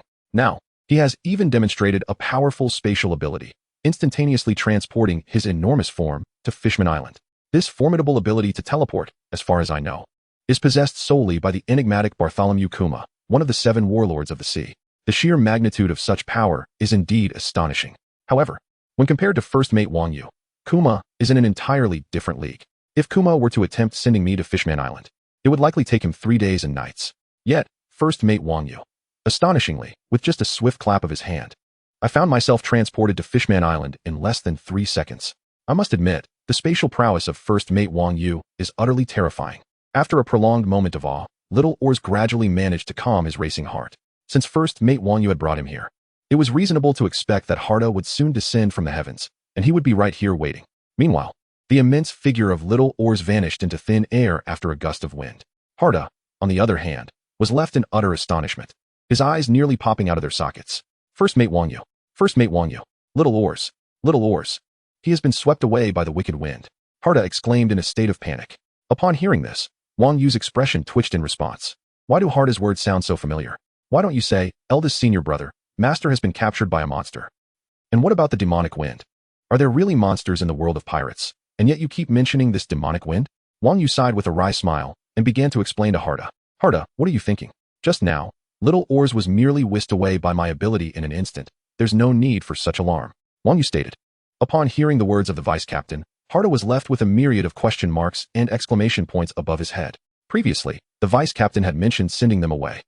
However, his understanding was that Wang Yu would escort them until they departed the forbidden zone. Who would have thought that the vice captain's sending away actually meant directly transporting them home? Chapter 100. This is called TP Little Oars, with such an immense physique, was simply whisked away as if by magic. It turns out that Vice Captain Wang Yu is indeed a rare possessor of spatial abilities.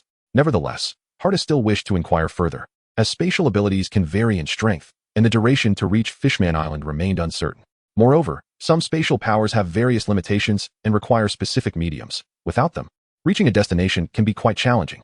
For instance, in Big Mom's pirate crew, BRLE cannot reach her destination without a mirror as a medium. Vice Captain Wang Yu. How long will it take for Little Oars to reach his destination? After all, his body is extraordinarily large. Wouldn't it excessively consume your devil fruit powers? Harda asked, swallowing hard in astonishment. Devil fruit powers? Wang Yu couldn't help but chuckle inwardly. So, Harda has mistaken him for a user of spatial devil fruit abilities? This is a skill that consumes energy like a hammer? Now, Little Oz has already arrived at Fishman Island. Wang Yu confidently declared. Buzz.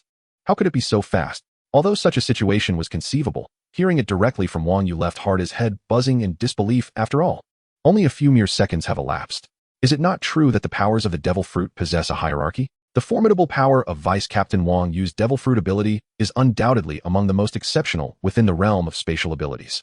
In mere seconds, he can transport an individual to a location thousands of miles away. One must ponder, in the entire world of pirates, is there any other devil fruit power capable of such feats?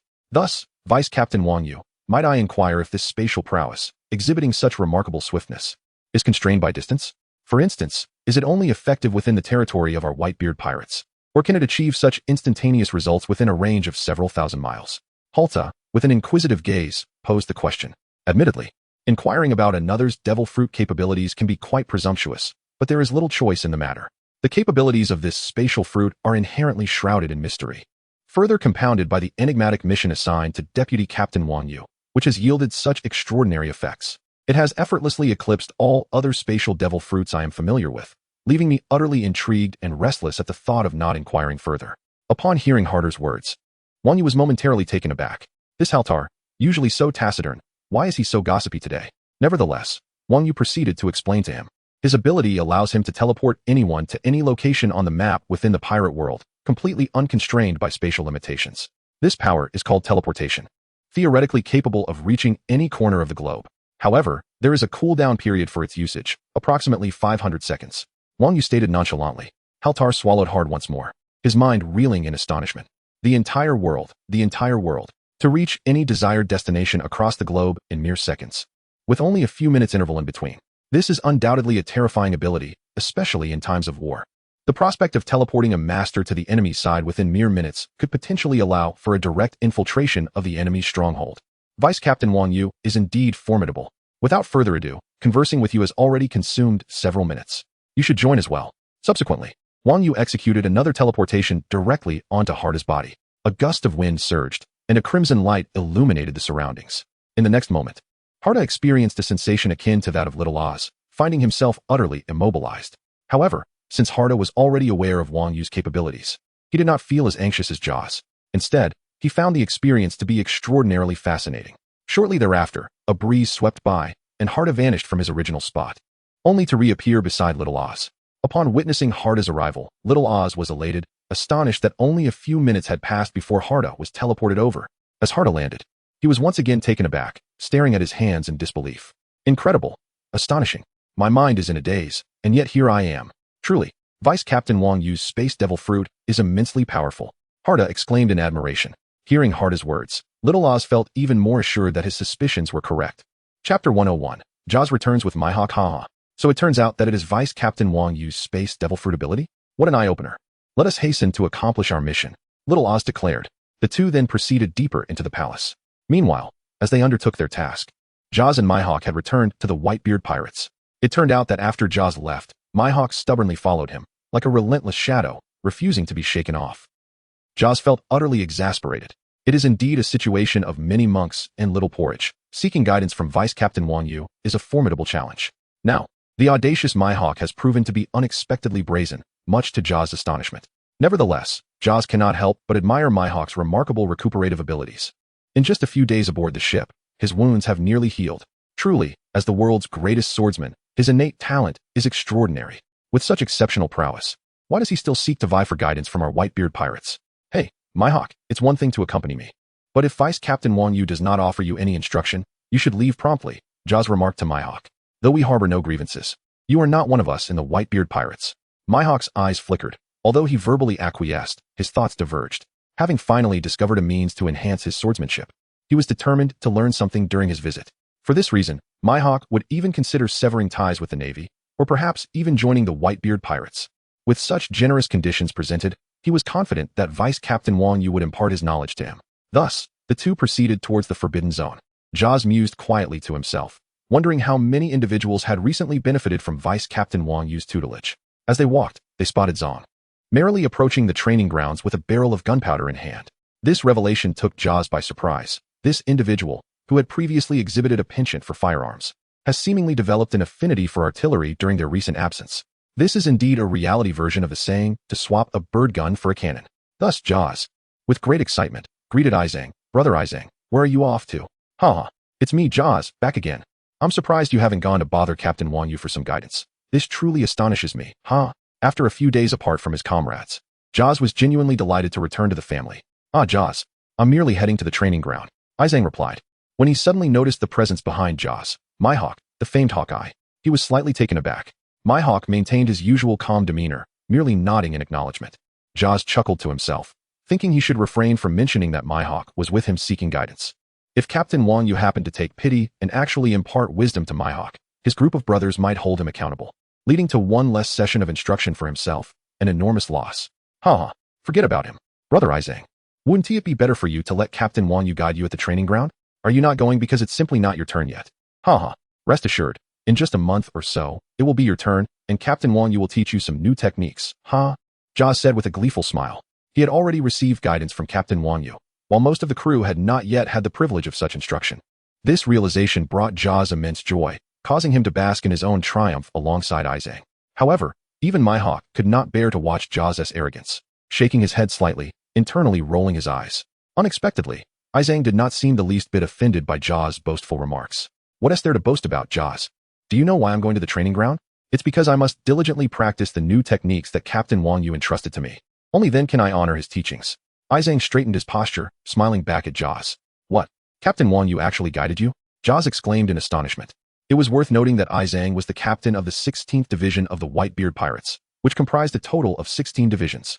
While Izang's strength was not among the lowest, it was still relatively weak compared to other captains, making it all the more surprising that he had received guidance from Captain Wang Yu.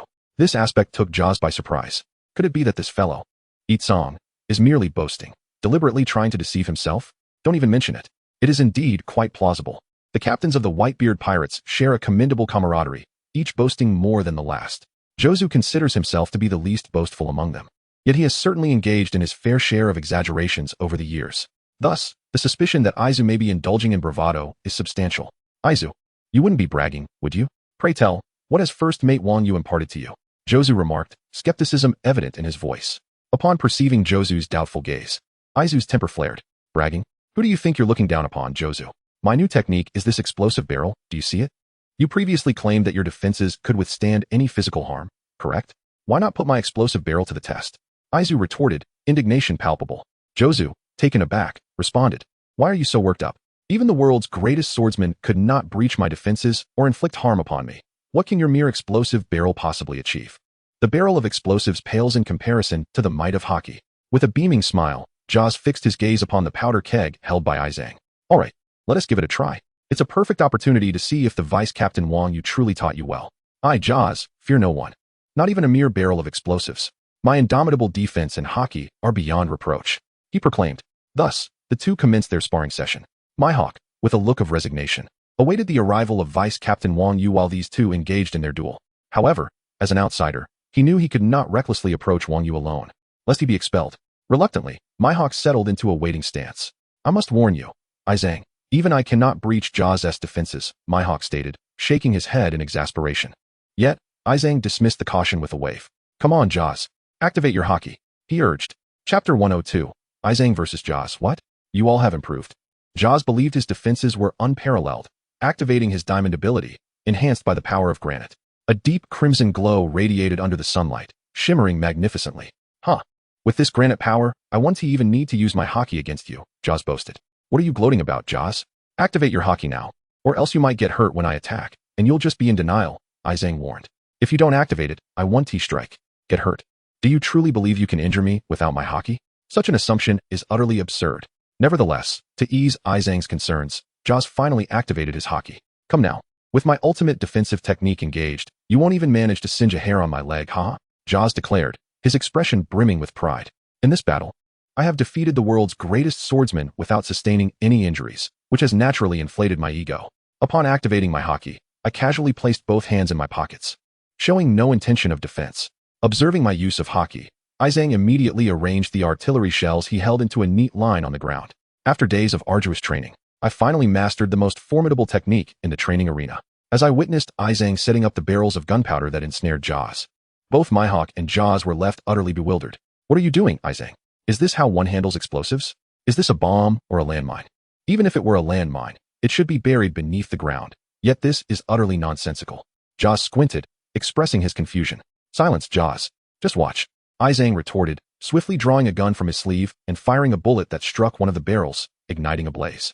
In the next moment, one of the barrels was set ablaze. Once the powder keg detonated, it triggered a chain reaction, causing the other kegs to explode in rapid succession. In an instant, all the concealed kegs were ignited. The deafening roars echoed as the terrifying explosion unleashed its devastating fury, with flames surging forth like serpents towards Joz. Realizing the impending danger too late, Joz attempted to assume a defensive stance, but it was already too late. The granite shield that adorned him was obliterated, and due to the explosive barrel's ability to bypass the 40 armor effect, the excess damage pierced through Joz's hockey, inflicting harm to the very surface of his body.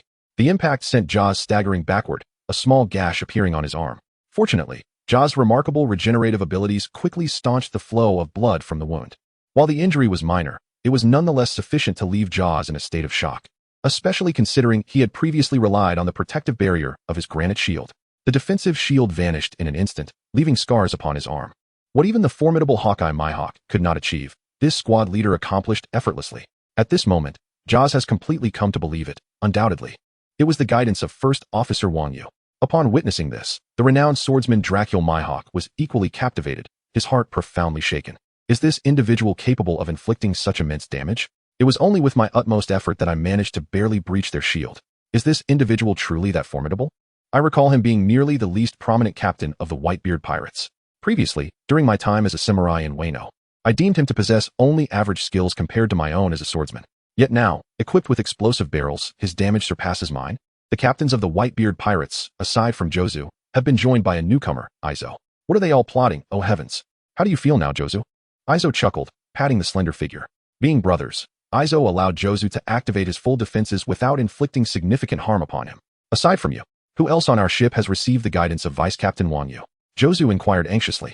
If Zhang had received guidance, it would seem that several individuals must have also obtained the favor of Vice Captain Wang Yu, mused Xiao Zi with curiosity. Zhang's lips curled into a slight smile. Noticing that Xiao Zi appeared utterly oblivious to the recent happenings within the Whitebeard Pirates during their recent missions. All the official captains of our pirate crew, along with the auxiliary member Little Oz, have indeed received Vice Captain Wang Yu's guidance. Zhang replied with a cheerful demeanor. What? Xiao Zi exclaimed, astonished. Hadn't there been a scarcity of resources previously, with many eager to seek counsel from Vice Captain Wang Yu, who had been too preoccupied? How could it be that upon completing a mission, the environment within the Whitebeard Pirates had changed so dramatically? Without further ado, Xiao Zi hastened his pace, sprinting towards the forbidden zone. This is unacceptable. I toil tirelessly outside to accomplish my tasks, yet the captains of my pirate crew remain at home, doing nothing, and still receive promotions. This simply will not do. In this context, would it not be a significant loss for oneself? Since Vice Captain Wang Yu is graciously offering guidance now, having accomplished the task, I must certainly request him to impart a few more techniques when we meet shortly. Hawkeye Mihawk has also followed along, secretly reveling in his thoughts. It appears that this Jaws, who previously described the situation here as dire, was entirely deceiving himself. Chapter 103. Mihawk, Jaws, I implore you, do not expose my scars again. All the captains, alongside an outer captain, have received their share of insights. If I, Hawkeye Mihawk, the foremost swordsman, were to become the outer captain, surely Wang Yu would have to offer some guidance as well. The two hastened their pace, making their way towards the restricted zone. Before long, they arrived at the gates of the restricted area. At that moment, Wang Yu was basking in the sunlight when the doorbell rang. It turned out to be Jaws. Come in. Upon seeing the display of the transponder snail, Wang Yu beckoned Jaws inside. Last time, Jaws rewarded himself with a splendid 10-diamond draw after vanquishing Hawkeye, which significantly improved his circumstances. Thus, Wang Yu naturally decided to treat Jaws well. Report, Vice Captain Wang Yu, I have defeated Hawkeye Mihawk, and he has assured me that he will not join the Navy to confront our Whitebeard Pirates. Jaws reported to Wang Yu. However, Jaws hesitated, words unspoken. This indeed took Wang Yu by surprise. Having flawlessly completed the task, could there be any unforeseen variables? What could it be? Nevertheless, it mattered not. Wang Yu glanced at Jaws and spoke. It is as follows. First Officer Wang Yu, Hawkeye Mihawk has returned with me. Jaws continued. Mihawk. This indeed took Wang Yu by surprise. Under normal circumstances, Hawkeye Mihawk had little to no connection with the Whitebeard Pirates. In fact, in previous anime episodes, Mihawk had even participated in the war against the Whitebeard Pirates. What was going on? Was he still unconvinced? Wang Yu squinted as he spoke. Upon hearing Wang Yu's words, Jaws hurriedly waved his hand. It's not that he is unconvinced. Rather, he has been utterly subdued. I had already told him that you do not entertain outsiders, yet he clings to me like a stubborn leech. If I do not bring him along, he pesters me incessantly. He is currently waiting outside the forbidden zone, hoping to seek an audience with you. Jaws replied candidly. Understanding dawned on Wang Yu. He had never even met Hawkeye Mihawk, and now that Mihawk had come to see him, it was evident that he sought guidance. The idea that someone with Mihawk's character might one day resemble his own captain, seeking instruction with such earnestness, struck Wang Yu as somewhat amusing. Then let him in, Wang Yu said indifferently. As a guest, there was no reason to turn away Mihawk, who had traveled such a distance to find him. However, whether he would actually teach Mihawk would depend on the conditions that Mihawk himself would propose. Soon, Mihawk entered respectfully, bowing to Wang Yu with the highest courtesy of a swordsman. I am Mihawk. He expressed no hint of condescension, despite Wang Yu's youth. Wang Yu, in turn, scrutinized the world's greatest swordsman before him. Just as in the anime, Mihawk was tall and slender, with hawk-like keen eyes, and he bore a magnificent sword on his back, exuding a demeanor of calm and few words. What brings you to me, Mihawk? Wang Yu inquired directly. Mihawk maintained a respectful demeanor. I have heard from Jaws that my combat prowess has improved thanks to you, so I wish to witness your instructional abilities with my own eyes. I hope this is not too presumptuous. Mihawk began. He did not explicitly request Wang Yu's teaching. He seemed to believe that he needed to first ascertain Wang Yu's capabilities before willingly offering his own terms. Wang Yu could easily discern Mihawk's thoughts and couldn't help but smile at the situation. This Mihawk, though not particularly loquacious, is by no means a fool. Since he wishes to assess his own mentoring capabilities, I am more than willing to oblige. What does it matter if the world becomes aware of my abilities? Currently, the Whitebeard Pirates hold dominion over these seas, and we fear no one. This is certainly agreeable. Coincidentally, Jozu has executed his task flawlessly, and I would like to reward him with my guidance. If you do not mind, feel free to observe from the sidelines, Wang Yu stated casually. Upon hearing this, Mihawk felt a surge of joy and promptly exited the scene. Jozu, brimming with excitement, was about to voice his thoughts, but Mihawk's intervention spared him the need to do so. Jozu, your efforts in preventing Mihawk from participating in the upcoming Great War have not gone unnoticed. I shall impart 2 techniques to you, Wang Yu remarked coolly. Jozu, upon learning of the 2 techniques, was even more exhilarated. Indeed, completing the task has yielded a far more generous reward. What techniques shall they be, Vice Captain Wang Yu? Jozu inquired respectfully. Meanwhile, the stoic Mihawk focused all his attention. Observing intently, Wang Yu proceeded to utilize one of his predictive skills to foresee a formidable move, followed by examining a ripened fruit. A subtle smile crept upon the corners of Wang Yu's lips. This time, Jaws must undoubtedly soar once again. With all skills maxed out. While speaking, he handed Jaws 2 fruits. As a true gourmand, Jaws did not hesitate and began to devour them eagerly. In Wang Yu's mind, the system's notification chimed. Ding. Detection of Jaws consuming the Earthquake Fragment skill. The host synchronously acquires the upgraded skill, Earthquake Fragment, Level 2.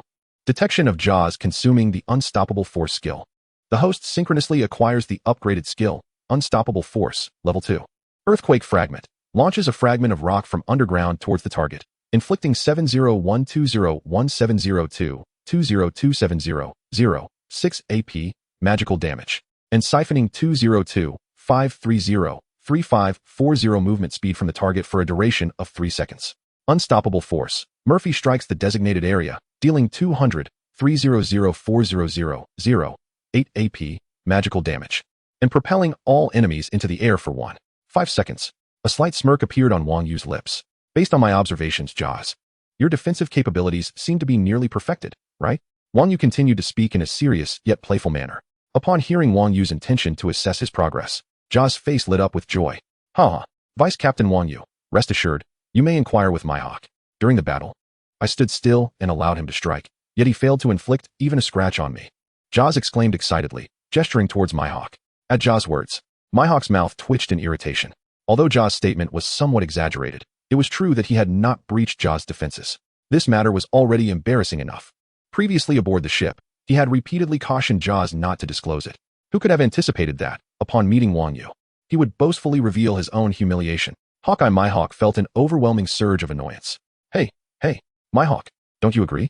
I certainly did not deceive Vice Captain Wang Yu. Jaws called out loudly, noticing Mihawk's silence. The atmosphere was akin to a grand social faux pas. Indeed, Hawkeye Mihawk almost spat the words through gritted teeth. You see, I was not mistaken, was I, Vice Captain Wang Yu. Chapter 104. Extracting Fruits. Jaws' skills maxed. Had it not been for my complete conquest over Mihawk, he would not have so persistently joined our crew, Jaws said with a grin. Mihawk's forehead throbbed with tension. Wang Yu merely smiled faintly, thinking to himself, was it necessary to put on such airs? Since your defense has been sufficiently honed, today I shall guide you through a couple of offensive techniques, Wang Yu stated calmly. Offensive techniques? At this moment, Jaws' enthusiasm surged. He indeed harbored such thoughts. Although his defenses were formidable, his offensive capabilities were lacking, and the grandiosity of his display could not be fully realized. Now, Vice Captain Wang Yu had brought it up himself, and Jaws' excitement was palpable. Listen closely, you might try hurling a rolling stone from your granite power. By striking your foes with this unyielding rock, you will not only inflict damage but also impose a slowing effect upon them, thereby facilitating your pursuit. Wang Yu elucidated slowly. Meanwhile, Mihawk stood by, utterly perplexed. Was this how Vice Captain Wang Yu typically instructed others?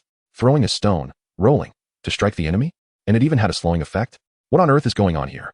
This left Mihawk with a twitch at the corner of his mouth. Surely, such nonsensical words would not be believed by Jozu. Subsequently, Mihawk redirected his gaze towards Jozu. To his astonishment, the next scene rendered the famed swordsman utterly speechless. Jozu was seen patting his head, wearing an expression of profound realization. Indeed, Vice Captain Wang Yu, you are absolutely correct, it's brilliant. How could I not have thought of that? Yes, just like that, Jozu exclaimed excitedly. Mihawk's mouth twitched once more, his mind filled with question marks. Was Jozu truly behaving like a 3-year-old? Jozu continued, to be honest, I truly did not comprehend. However, Vice Captain Wang Yu's guidance must be infallible. This approach is to showcase my extraordinary talent. Just right. You can use Mihawk for an experiment. Mihawk, it's fine for you to be tested, right? Wang Yu said with a cheerful grin directed at Mihawk. An experiment? Do you truly take me for a child? Mihawk replied, skepticism lacing his tone. Vice Captain Wang Yu, while I have no objection to being your subject, are you certain that what you just taught is viable? Mihawk questioned, now doubting that this was not merely a scheme set up by Jozu and Wang Yu. It appeared that Jozu had somehow enhanced his capabilities and chosen a mere supporting role as vice captain, claiming it was under the vice captain's instruction. The intention was to persuade him to reject the Navy, and to cunningly lure him into seeking guidance. It was far too devious. Thus, Mihawk's tone grew less respectful, filled with skepticism. Noticing Mihawk's doubts, Jozu stepped forward.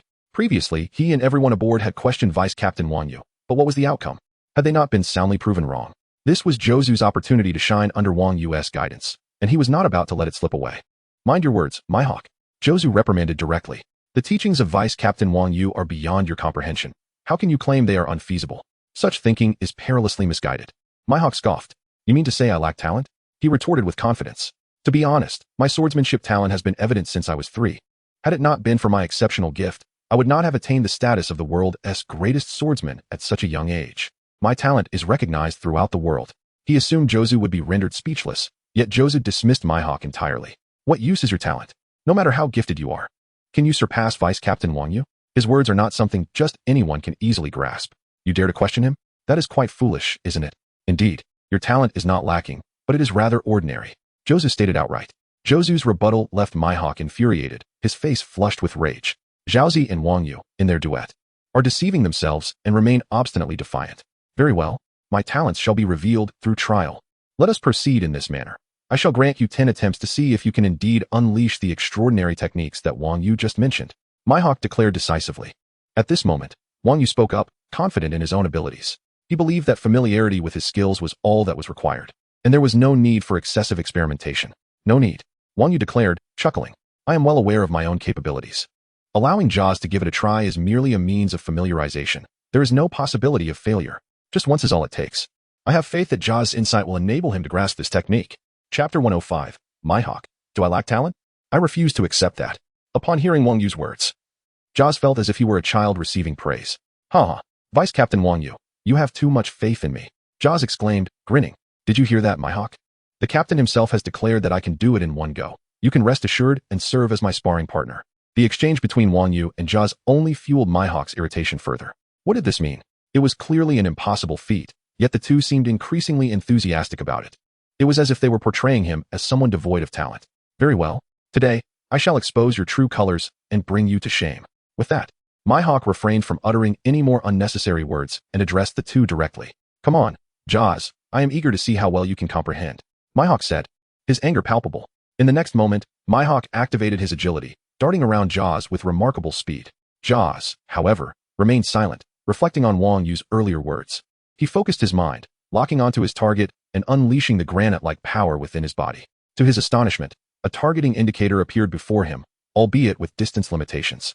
As long as the target was within a certain range, Jaws could lock on and launch his attack. This must be the seismic debris that Vice Captain Wang Yu spoke of. Indeed, Captain Wang Yu has not deceived me. In the next moment, as Jaws was within proximity of Mihawk, he did not hesitate for an instant. He had already designated Mihawk as his target and launched an assault towards him. The power of granite transformed into a massive rolling stone, hurtling down upon Mihawk. Upon sensing he was locked onto, an expression of disbelief flickered in Mihawk's eyes. Could it be that the rolling stone had truly succeeded? Unwilling to succumb, Mihawk intensified his evasive maneuvers, yet a more bizarre phenomenon ensued. The colossal boulder seemed to have a will of its own, relentlessly pursuing Mihawk regardless of his agile movements. Under the relentless speed of the rolling stone, Mihawk ultimately could not escape its grasp. It felt as though he had been struck by an immense mountain, an excruciating pain surging through him. Mihawk clenched his teeth. In such a moment, uttering a cry would undoubtedly lead to mockery from both Wang Yu and Jaws. Haha, how do you like that, Mihawk? My skill worked flawlessly on the first attempt. It seems my talent surpasses yours, does it not? Jaws exclaimed with a triumphant grin. As he reveled in the success of his ability, Jaws burst into laughter. The ridicule from Jaws deepened the scowl on Mihawk's face. Yet within him lingered a flicker of indignation. How could such an absurd circumstance have succeeded? This is utterly unscientific, indeed quite irrational. Thus, Mihawk continued to assert defiantly. Your abilities are hardly commendable, are they, Jozu?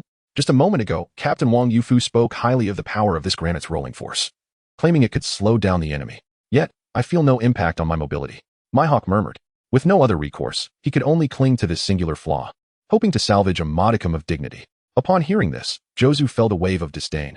Mihawk truly was a man overly concerned with his pride. This is akin to nitpicking. Just as I was about to speak, Wang Yu, who was nearby, interjected first. Who said your speed was unaffected? Why don't you take a couple of steps and see, Mihawk? Wang Yu said with a grin. Eagle-Eye Mihawk found this rather amusing. How could he be unaware of his own physical condition? So, he lifted his leg, but in the next moment, he was utterly stunned. A sharp pain surged through his thigh, rendering it numb. He realized his legs were not responding to his command, and his movement speed had indeed diminished significantly. Observing this, Jaw's face instantly lit up with excitement. Haha, Mihawk, how does it feel? Is your movement speed affected just as our Vice Captain Wang Yu predicted? I have thoroughly mastered this technique based on Vice Captain Wang Yu's words. Yet, how could a world-renowned swordsman like you fail to grasp such a simple principle? I truly wonder how someone with your talent became the world's greatest swordsman. Now, you must believe it. My talent surpasses yours, Jaw said with a broad smile, all the while admiring Vice Captain Wang Yu in his heart, astounded by his formidable prowess. He never imagined that Vice Captain Wang Yu had anticipated the subsequent effects of this technique. One word, impressive. Hearing Jaw's remarks, Eagle-Eye Mihawk's face flushed with anger. Could it be that his talent was genuinely inferior? But that couldn't be right. His abilities had earned him the recognition of countless strong individuals.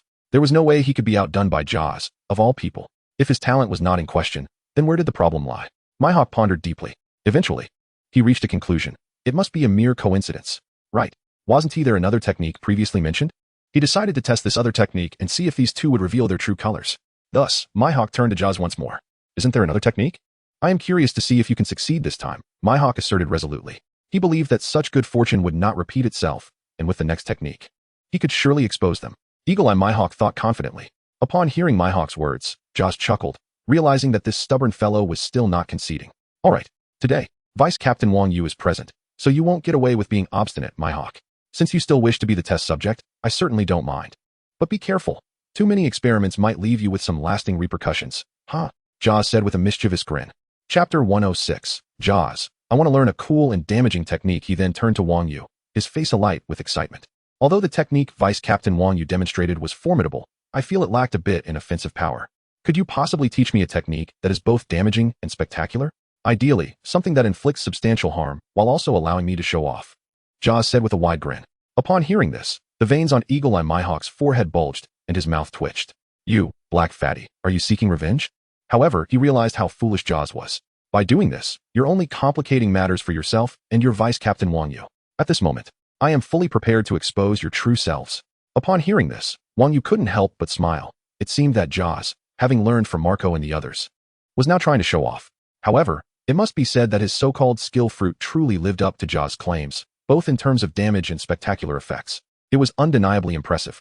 Subsequently, he spoke nonchalantly before Mihawk. The technique you mentioned does possess a certain level of difficulty. Upon hearing Wang Yu's words, Jaws realized he may have overstepped. Initially, the techniques imparted to him by the Vice Captain Wang Yu were already remarkable. Yet, he found himself unsatisfied, raising such a significant request. That was not his place. Mihawk, the Hawkeye, allowed a faint smirk to grace his lips as he listened. I knew it. This fool Jaws is clearly trying to complicate things for Wang Yu. Now, has he messed it up? My dignity as Hawkeye Mihawk can be restored, huh? In the midst of his excited musings, Wang Yu unexpectedly spoke up. However, since you have already brought it up, Jaws, as the Vice Captain, I cannot let you down. Very well, I shall provide you with proper guidance on this impressive and powerful technique. Wang Yu declared with confidence. Hawkeye and Mihawk momentarily questioned his auditory senses. What is happening? Is Wang Yu truly not jesting and genuinely intends to instruct Jaws on such a technique? Jaws, on the other hand, was utterly thrilled. Really? Vice Captain Wang Yu. That is fantastic, simply fantastic. Haha, Jaws exclaimed, his face alight with excitement. He then turned to Mihawk, saying, Mihawk, let me make it clear beforehand. You voluntarily stepped into this role as the test subject. If you get hurt again later, do not blame me, Jaws said with a cheerful grin. From this perspective, accomplishing tasks independently is undoubtedly a sure profit. In the future, it is imperative to closely follow Vice Captain Wang Yu to acquire valuable assignments. Subsequently, Wang Yu commenced his instruction. Listen carefully, Xiaozi, this technique of mine is called Unstoppable Force. If all goes as planned, once you master this move, it will become your most powerful technique. Wang Yu declared, the most powerful technique.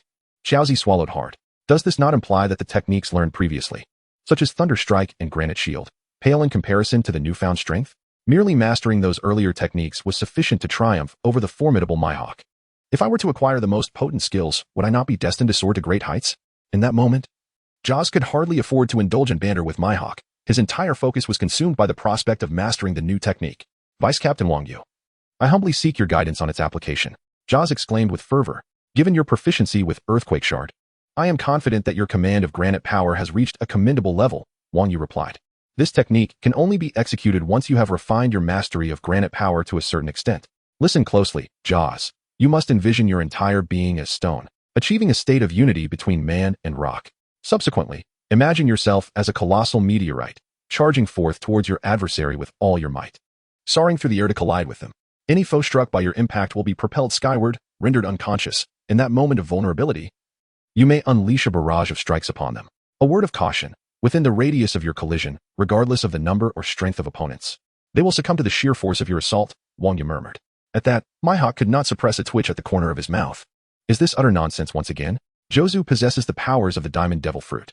While I might reluctantly accept the notion of transforming into stone, the subsequent statements are utterly absurd.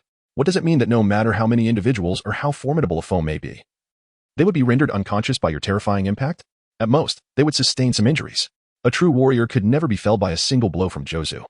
Merely a single strike that would leave them unconscious.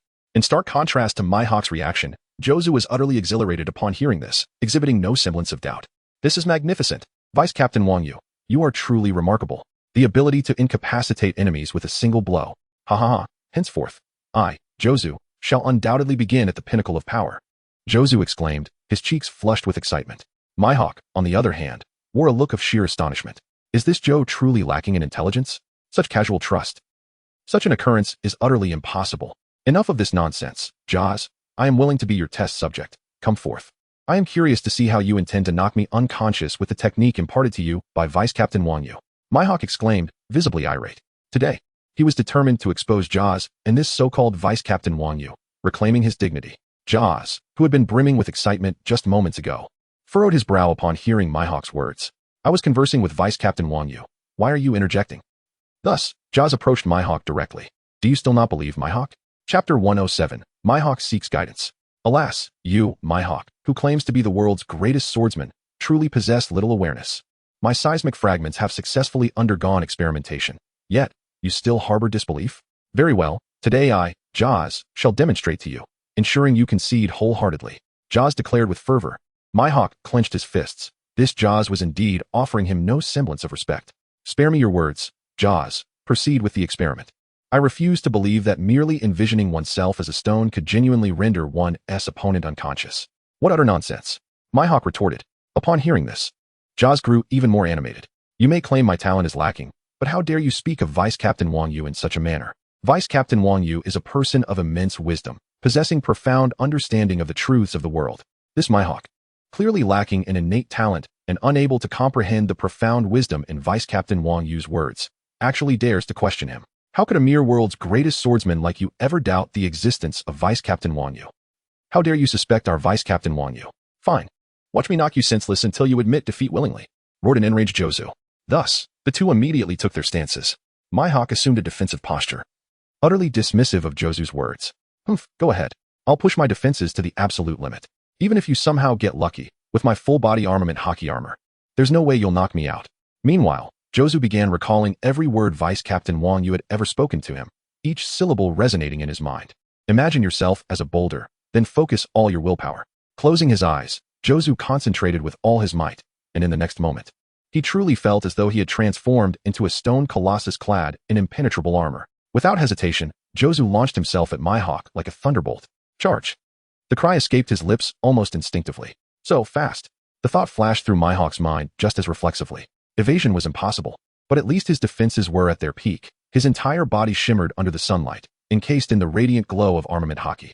A faint smirk curled Mihawk's lips. Come at me, Jozu. Even if you manage to wound me, in the end, you'll still lose. I refuse to believe you can actually knock me unconscious. What nonsense. Originally, he had come here, seeking Wang Yu's guidance to elevate his swordsmanship to new heights. Yet instead, he had stumbled upon a fraud.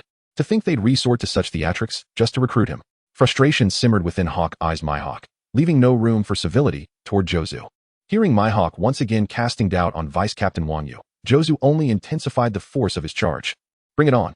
Let's see if you can withstand Jozu's full might. He bellowed furiously. In an instant, Jozu's massive frame hurtled through the air before crashing down upon Mihawk with devastating force. Boom. Before a blink could pass, Jozu's body collided squarely with Mihawk's. Mihawk's eyes widened in shock. Splurt. A mouthful of blood sprayed from his lips. Utter bewilderment flooded Mihawk's mind. What on earth is happening? Is Jaw's offensive capability truly this formidable? My comprehensive defensive stance, which even the formidable Shanks could not easily penetrate, has now been effortlessly breached by this rotund figure. In this moment, Jaws, possessing not only formidable defense, but also an equally fierce offensive capability, seems to be on the brink of surpassing even the Emperor level. As Mihawk reflects on Jaws' terrifying attacking prowess, an even more astonishing event unfolds. Mihawk's nervous system, under Jaws' relentless assault, begins to falter, his consciousness gradually blurring. Subsequently, propelled by Jaws' immense force, Mihawk is launched skyward, and soon, he completely loses awareness. Upon landing, Jaws gazes at Mihawk with exhilaration.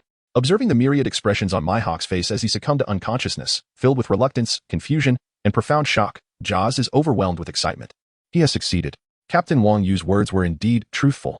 Previously, while battling Mihawk, although his defense was nothing short of monstrous, consistently suppressing Mihawk throughout their encounter, he had not inflicted any significant damage. However, the situation has now transformed. Even against the world-renowned swordsman, Mihawk, Jaws realizes that with this newfound technique, he can incapacitate a master of Mihawk's caliber in an instant, should he so desire. This means he is poised to start at the Emperor level. Just wait, Navy headquarters. When the Great War arrives, I, Jaws, will surely bring you down. Ecstatic, Jaws exclaims, Captain Wang Yu, I have succeeded. Wang Yu responds with a satisfied smile. Jaws has now achieved mastery of his skills, and surpassing the Emperor level is no longer a challenge. With contenders like Jaws in future battles, Wang Yu feels a sense of reassurance. As he contemplates, Mihawk gradually awakens from his state of unconsciousness. Who am I? Where am I? Upon regaining consciousness, the famed Hawkeye Mihawk appears bewildered before recollecting the events that transpired. Am I joking? Did I truly just lose consciousness? Mihawk finds it difficult to accept this reality. Yet the evidence is undeniable. He realizes that he has misjudged the situation all along, having underestimated his opponent. However, how could such a feat be achieved so easily? Even now, he struggles to comprehend this turn of events, feeling utterly perplexed. As Mihawk awakens, confusion still lingers on his face. Noticing Mihawk's expression, Josh strides over, grinning. So, Mihawk, are you now convinced of your defeat? He laughs heartily. Mihawk has been reduced to such a state. If he still doubts the prowess of Deputy Captain Wang Yu, it would indeed be a grave folly. I concede, Deputy Captain Wang Yu, you were truly remarkable. Realizing his previous disrespect, Mihawk hastily bowed to Wang Yu, expressing his sincere apologies. However, he remained visibly perplexed and voiced his lingering doubts. But why is it that I cannot comprehend this? This matter has eluded my understanding until now, Mihawk admitted candidly. Upon hearing Mihawk's words, Jaw's heart swelled with contemplation. How stubborn he is. It is entirely normal not to grasp Deputy Captain Wang Yu's words. He, too, once stood in confusion before Wang Yu's explanations, just as did the captains of the Whitebeard Pirates, including himself. Yet, such matters are inconsequential. It is only natural for his group to be bewildered, if they all understood. Would they not then be considered extraordinary themselves? The thoughts of Deputy Captain Wang Yu are not something that can be easily fathomed by the ordinary. Thus, Jaws continued to engage Mihawk in a display of bravado. Mihawk, why dwell upon such questions? Allow me, Jaws, to enlighten you. With a grin, Jaws began. Upon hearing that Jaws could potentially clarify his doubts, Mihawk turned eagerly, hoping for an answer. Even Wang Yu, standing nearby, exhibited curiosity, pondering how Jaws, a simpleton, could grasp what he himself could not articulate. In truth, the answer to this conundrum is rather simple, Mihawk. I reiterate, it stems from your own lack of comprehension. Observe how my understanding allows me to grasp these concepts, enabling my practice. Deputy Captain Wang Yu previously commended my insight. You heard that, did you not? Rest assured, Mihawk. Although your perception may be lacking, I believe diligence can compensate for deficiencies. I have faith in you. Jaws patted Mihawk's shoulder, beaming with encouragement. Wang Yu interjected, Ah, Jaws. You've learned to deceive as well, have you? This matter has nothing to do with insight. Quite the charade you've managed to pull off. Mihawk, bewildered, pondered. Am I truly lacking in talent? After enduring a series of setbacks, he finally calmed himself, reflecting deeply on past events, ultimately letting out a faint sigh. Though his words may sound harsh, upon closer examination, they hold an undeniable truth. Why is it that others can comprehend and successfully execute techniques while he cannot? The only explanation, as Jaws suggested, is that there exists no alternative reasoning. It is merely the absurd vanity of oneself at play. Upon realizing this, Mihawk seized Jozu's hands directly. How could I have been so blind? How could I have overlooked this? All this time. My failure to improve my swordsmanship was due solely to my own arrogance, was it not? Thank you, Jozu. Had it not been for you and Captain Wang Yu, I might still have believed my talent to be unparalleled in the world. I have been nothing but a pitiful frog at the bottom of a well. Mihawk exclaimed with fervor. Observing Mihawk's reaction, Jozu nodded in satisfaction, feeling as though he had borrowed the authority of Captain Wang Yu to achieve this success. Standing nearby, Wang Yu felt a twitch at the corner of his mouth. Jozu had truly outdone himself, managing to persuade even Mihawk. So many words that should have been mine were instead spoken by that rascal Jozu. After expressing his gratitude to Jozu, Mihawk hastily turned his gaze towards Wang Yu. Captain Wang Yu, I must admit that I, Mihawk, failed to recognize your greatness earlier and have inadvertently offended you. I hope you can overlook my transgressions. It may amuse you to know that despite my title as the world's greatest swordsman, I have stagnated in my swordsmanship for quite some time. Here, I daringly request your guidance, Captain Wang Yu. Mihawk hurriedly articulated his intent. Wang Yu was slightly taken aback. The world's greatest swordsman was seeking his counsel. However, this could prove advantageous, as a powerful ally could be invaluable with the impending battle. Noticing Wang Yu's contemplative demeanor, Mihawk mistakenly assumed reluctance and quickly added, I understand I do not belong to your Whitebeard Pirates, which complicates matters for you. However, in exchange for your guidance, I am willing to join the Whitebeard Pirates. I aspire to become the captain of your auxiliary pirate crew. Mihawk declared with excitement. This revelation truly astonished Wang Yu. After all, previous rumors suggested that the temperamental Mihawk had always preferred solitude. Numerous organizations had sought Mihawk's allegiance, yet he had resolutely declined each one. Now, it was utterly surprising that Mihawk would propose to humbly serve as the captain of the slashing team in the outskirts of the Whitebeard Pirates. Chapter 108. Mihawk joyfully embraces the Gale's swordsmanship. In truth, Mihawk's temperament is indeed consistent with the rumors. He has always been accustomed to a solitary existence. Even when his dear friend Shanks extended an invitation to join his pirate crew, Mihawk decisively chose to refuse. This time, it is different. For the man before him possesses the ability to elevate his swordsmanship. Mihawk, who has long regarded the way of the sword as his very essence, finds it impossible to resist such temptation. He has not experienced any advancement in his martial prowess for over a decade. For the sake of his swordsmanship's enhancement, he is willing to pay any price. Observing Wang Yu's astonished gaze, Mihawk feels a pang of anxiety. Having already expressed his desire to join the Whitebeard Pirates, why has Vice Captain Wang Yu yet to respond? Could it be that the terms I proposed are too meager? Upon reflection, Mihawk considers this possibility. Despite his status as the world's greatest swordsman, endowed with the strength of a general, in the realm of rival forces, one might undoubtedly consider it a formidable ally. However, the man before him stands unparalleled, for even Jaws, under Wang Yu's tutelage, has attained imperial-level prowess. It is not difficult to surmise that, should Wang Yu so desire, he could cultivate the captains of the Whitebeard Pirates into successive emperors. The conditions he offered hold little allure for Wang Yu, the vice-captain. Yet, the opportunity lies before him, and he absolutely must not let it slip away. Thus, Hawkeye Mihawk hastily spoke up. Vice-Captain Wang Yu, would this arrangement suffice? Not only do I wish to join your esteemed Whitebeard Pirates, but I can also bring forth the resources and treasures from my estate to honor you. Hawkeye Mihawk stated eagerly, realizing this was his only recourse, for he possessed little else. Upon hearing about the resources and treasures, Wang Yu's heart leapt with joy. Treasures, how much? Wang Yu inquired with a grin. I was once a navy hunter, accumulating a fair amount of bounty, and I have vanquished numerous pirate crews, seizing their riches. As for the exact amount, I have yet to tally it, but conservatively speaking, it should be around 100 billion berries. Hawkeye Mihawk replied, looking down. 100 billion berries? Wang Yu was taken aback. He truly did not expect this solitary Mihawk to be such a wealthy individual. Even Jaws, standing nearby, displayed a look of astonishment. Who would have thought that Mihawk, seemingly indifferent to wealth, had amassed such a fortune in his abode?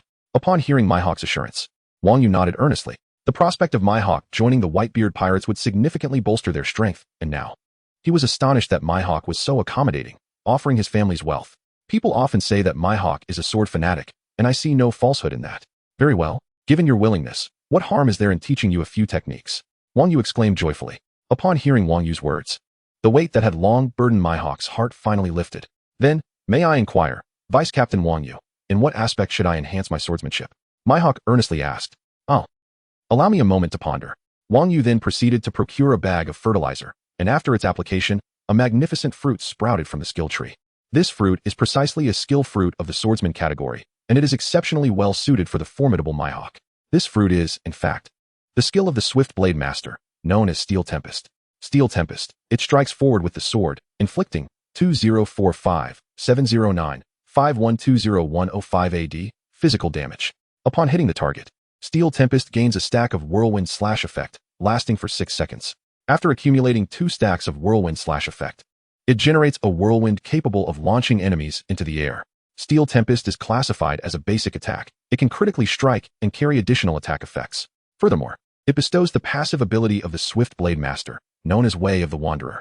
Way of the Wanderer. While moving, Yasuo accumulates sword intent. The faster he moves, the more swiftly he gathers sword intent.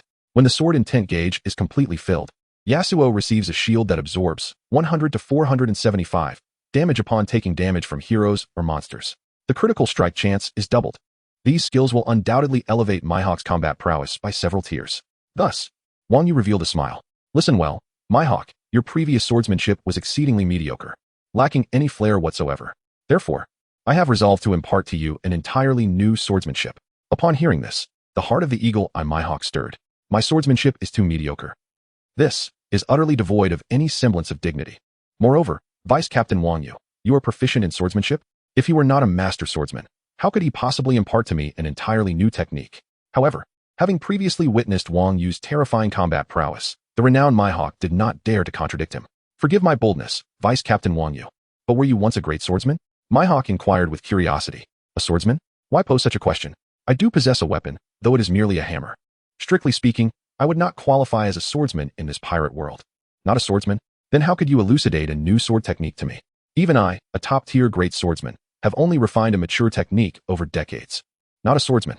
And yet, you intend to teach the world's greatest swordsman the art of swordplay? Initially, I assumed Wang Yu would share insights to enhance my combat abilities. Yet I never anticipated that he would choose to instruct me in swordsmanship. Without acknowledging Mihawk, Wang Yu continued, listen closely, Mihawk. This item is called the Critical Strike Gauntlet. Wear it, as it will significantly enhance the Gale Sword technique I am about to teach you. Wang Yu spoke calmly. Just moments ago, he had purchased a pair of Critical Strike Gauntlets from the shop. After all, the doubled critical hit probability is undeniable. If Mihawk is not granted a boost in critical hits, Wang Yu himself feels it would be somewhat squandered. Wang Yu's series of audacious maneuvers left Mihawk utterly bewildered. It was the first time he had ever heard that donning gloves could enhance one's swordsmanship. What is this all about? After all, Hawkeye Mihawk has never witnessed the scene where Wang Yu distributes equipment, so he does not fully comprehend the nature of Wang Yu's gear. However, Jozu, standing nearby, is quite familiar with this equipment. After all, his reflective armor was a gift from Vice Captain Wang Yu. It is no exaggeration to say that this is akin to a devil fruit. Mihawk, you truly have stumbled upon incredible fortune. To receive equipment from our Vice Captain Wang Yu on your very first visit. Honestly, I find myself feeling a twinge of envy, Jozu remarked with admiration. It is merely a glove. What incredible fortune could that possibly be? Hawkeye Mihawk grew increasingly perplexed, yet he said nothing further and directly donned the glove. Since Jozu had declared this piece of equipment to be extraordinarily unusual, he intended to wear it and discover its peculiarities for himself. Thus, with a heart full of curiosity, Mihawk slipped on the Critical Strike glove. To his astonishment, the glove seemingly vanished from his sight. Mihawk gazed at his hands, his expression shifting to one of disbelief. Even employing observation hockey, he could not locate the glove. It has disappeared. How can this be? Mihawk exclaimed in shock. Observing Mihawk's naivety, Jozu stepped closer and smiled. Why be so anxious, Mihawk? That Critical Strike glove has already merged with you, Jozu said with a cheerful grin. Merged with me? This is indeed the first time Mihawk has encountered such an astonishing notion. Equipment. Can it truly merge seamlessly with one's own body? Such a statement suggests that this is indeed a rare treasure in the realm of humanity. Reflecting upon the moment when Wang Yu revealed the gloves, Hawkeye Mihawk felt an overwhelming sense of regret for his doubts regarding the Vice Captain. Fortunately, he had refrained from uttering any disrespectful words towards Vice Captain Wang Yu, despite the uncertainties swirling in his mind. Otherwise, inciting Wang Yu's wrath could have left him utterly ruined. Meanwhile, Wang Yu continued his elucidation. Remember, Mihawk, the technique I am imparting to you, the Steel Slash, enables you to concentrate all your sword intent, thereby unleashing a formidable strike. This slash will surpass your ordinary attacks in both power and range. Wang Yu explained. When you execute it, you must focus all your attention and mental energy into a single thought. Only then can you achieve success. Wang Yu elaborated, concentrating one's energy into a singular point. Is it? This is not difficult for me, Mihawk mused inwardly. As the world's greatest swordsman, I have long mastered the art of focusing my attention. However, can I truly master the steel-cutting slash this way? This appears to bear no distinction from my ordinary slashes, does it not? Yet, despite such thoughts swirling within, Mihawk proceeded to comply with the instructions. In order to concentrate his focus, he closed his eyes, envisioning his sword intent converging to a singular point. Almost indistinguishable from his prior ordinary strikes, the sole divergence lay in the fact that this time, Mihawk envisioned a slash that could reach far beyond any of his previous attempts. In the next moment, sensing that his sword intent had reached its zenith, Mihawk instinctively thrust towards the mountain opposite him. With a primal shout, a formidable essence of sword intent coalesced into a sphere and surged violently towards the distant peak. The overwhelming sword intent surged forth, its critical power igniting at that instant. Originally aimed at the mountain before him, this slash unexpectedly triggered a critical strike. With a resounding explosion, the entire mountain crumbled to dust under the might of Mihawk's blow. Awash in the realization of his newfound destructive capability, Mihawk's eyes widened in astonishment, leaving him momentarily speechless. It was astonishing to consider that this strike had been executed without the aid of any advanced haki. The magnitude of destruction he had unleashed surpassed even that of his top-tier haki. One could only imagine the terror that would ensue should he employ haki in conjunction with his supreme slashing technique, unleashing his full might. The potential devastation would be truly unfathomable. Is this what is referred to as the power of the cutting flash? How peculiar. Have you truly mastered it so effortlessly? Questioned Mihawk, his expression one of perplexity. As Mihawk pondered this, Wang Yu continued, indeed, since you have acquired this skill, I can impart to you the essence of this slicing technique. Wang Yu spoke with evident satisfaction. Such terrifying destructive power has already emerged, yet it is still not considered the essence? This time, Mihawk was thoroughly astonished. Before he could fully express his shock, Wang Yu continued to speak. Your technique, the slash of light, after multiple rapid releases, can unleash an overwhelmingly powerful strike. This blow can send your enemies flying, Wang Yu said with a smile. The term send flying had never crossed the mind of the renowned swordsman, Mihawk. Send flying? What does that mean? Mihawk inquired, perplexed. Upon hearing Mihawk's confusion, Wang Yu's lips curled into a slight smile. He realized that he needed to articulate this in a manner comprehensible to the people of their pirate world. Listen closely, Mihawk. To send flying, as the name suggests, means that your sword intent is so formidable that, under its tremendous impact, your enemies are propelled into the sky and may even fall into a state of unconsciousness. A state of unconsciousness? Does that mean all enemies will be affected by this state? Mihawk exclaimed, utterly shocked. Wang Yu nodded emphatically. Gulp, gulp. Even the world's greatest swordsman, Mihawk, was rendered speechless. Although he had struggled to accept Wang Yu's assertions, he reflected on past events and realized that he had seldom believed in anything without being proven wrong. Thus, he found it impossible to dismiss this revelation. How extraordinary. With this technique to send enemies flying, bolstered by his powerful slashes, even the most elite opponents could be severely injured.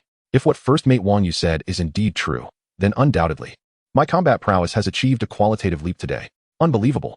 In just a matter of moments, I have made progress that I had not attained in decades, breaking through my previous limitations. Had this occurred earlier, one might scarcely believe it. Joz came over as well. Mihawk, you are truly fortunate.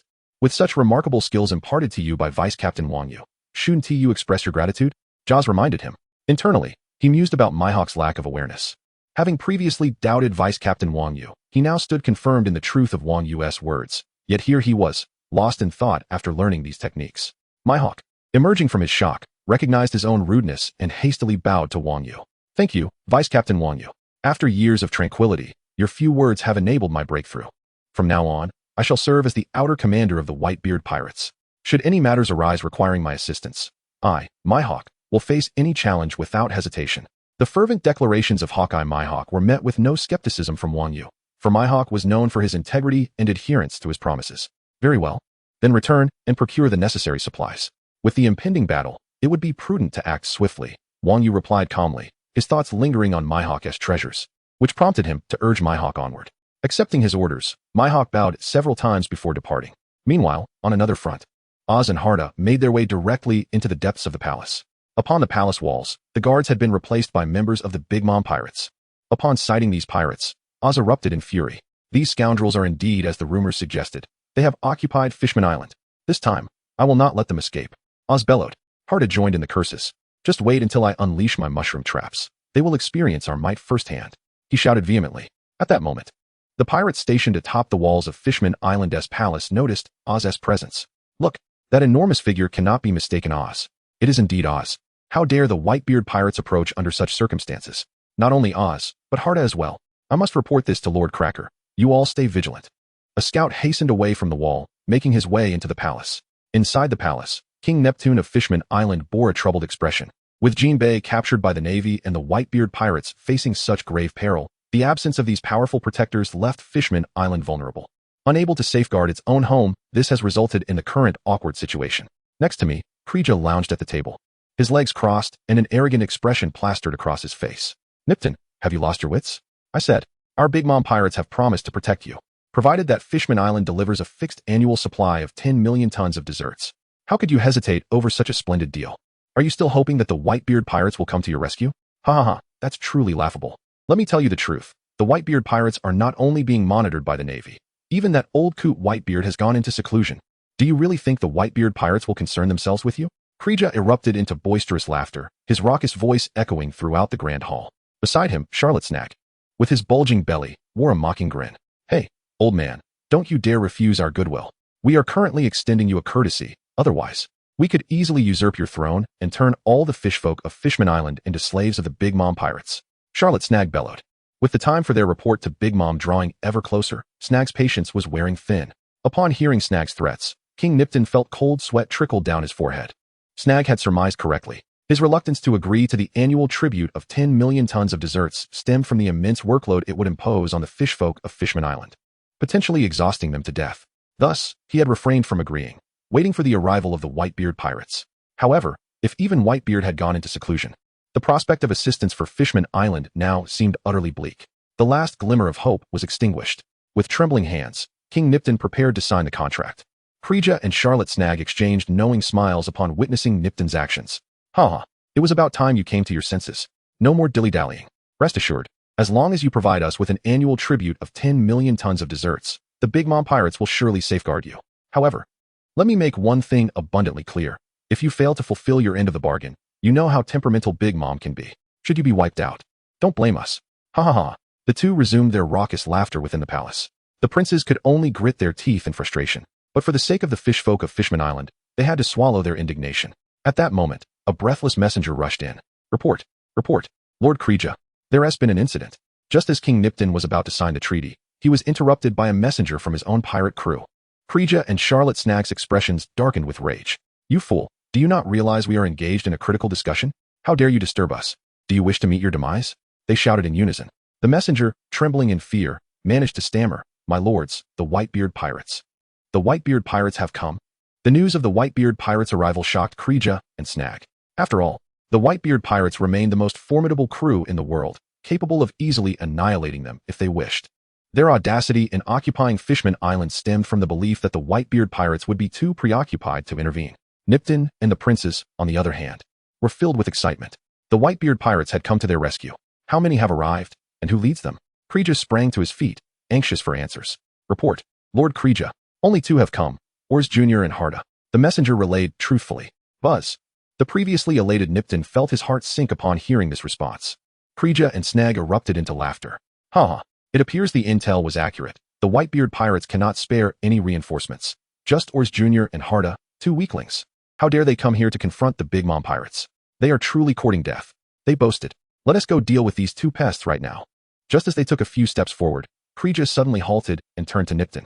I shall return shortly. When I do, I expect the treaty to be signed. Ha! With that, Krija and Snag made their way toward the city gates. At the city gates, the battle had already commenced. Ors Jr. launched the first attack, swinging his colossal cleaver at the city walls. The sunlight overhead was instantly obscured by the massive blade. The pirates stationed on the walls stood frozen in shock. Their resolve to defend the walls shattered. In a panic, they clutched their heads and fled. The enormous cleaver struck down with tremendous force, crashing into the walls with a deafening roar. In an instant, the city walls were cleaved in 2.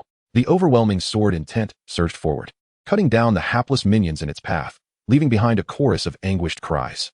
At this moment, the pirates positioned in the second echelon also made their approach, each wielding a diverse array of bows, arrows, and firearms. They launched their assault against Little Ors.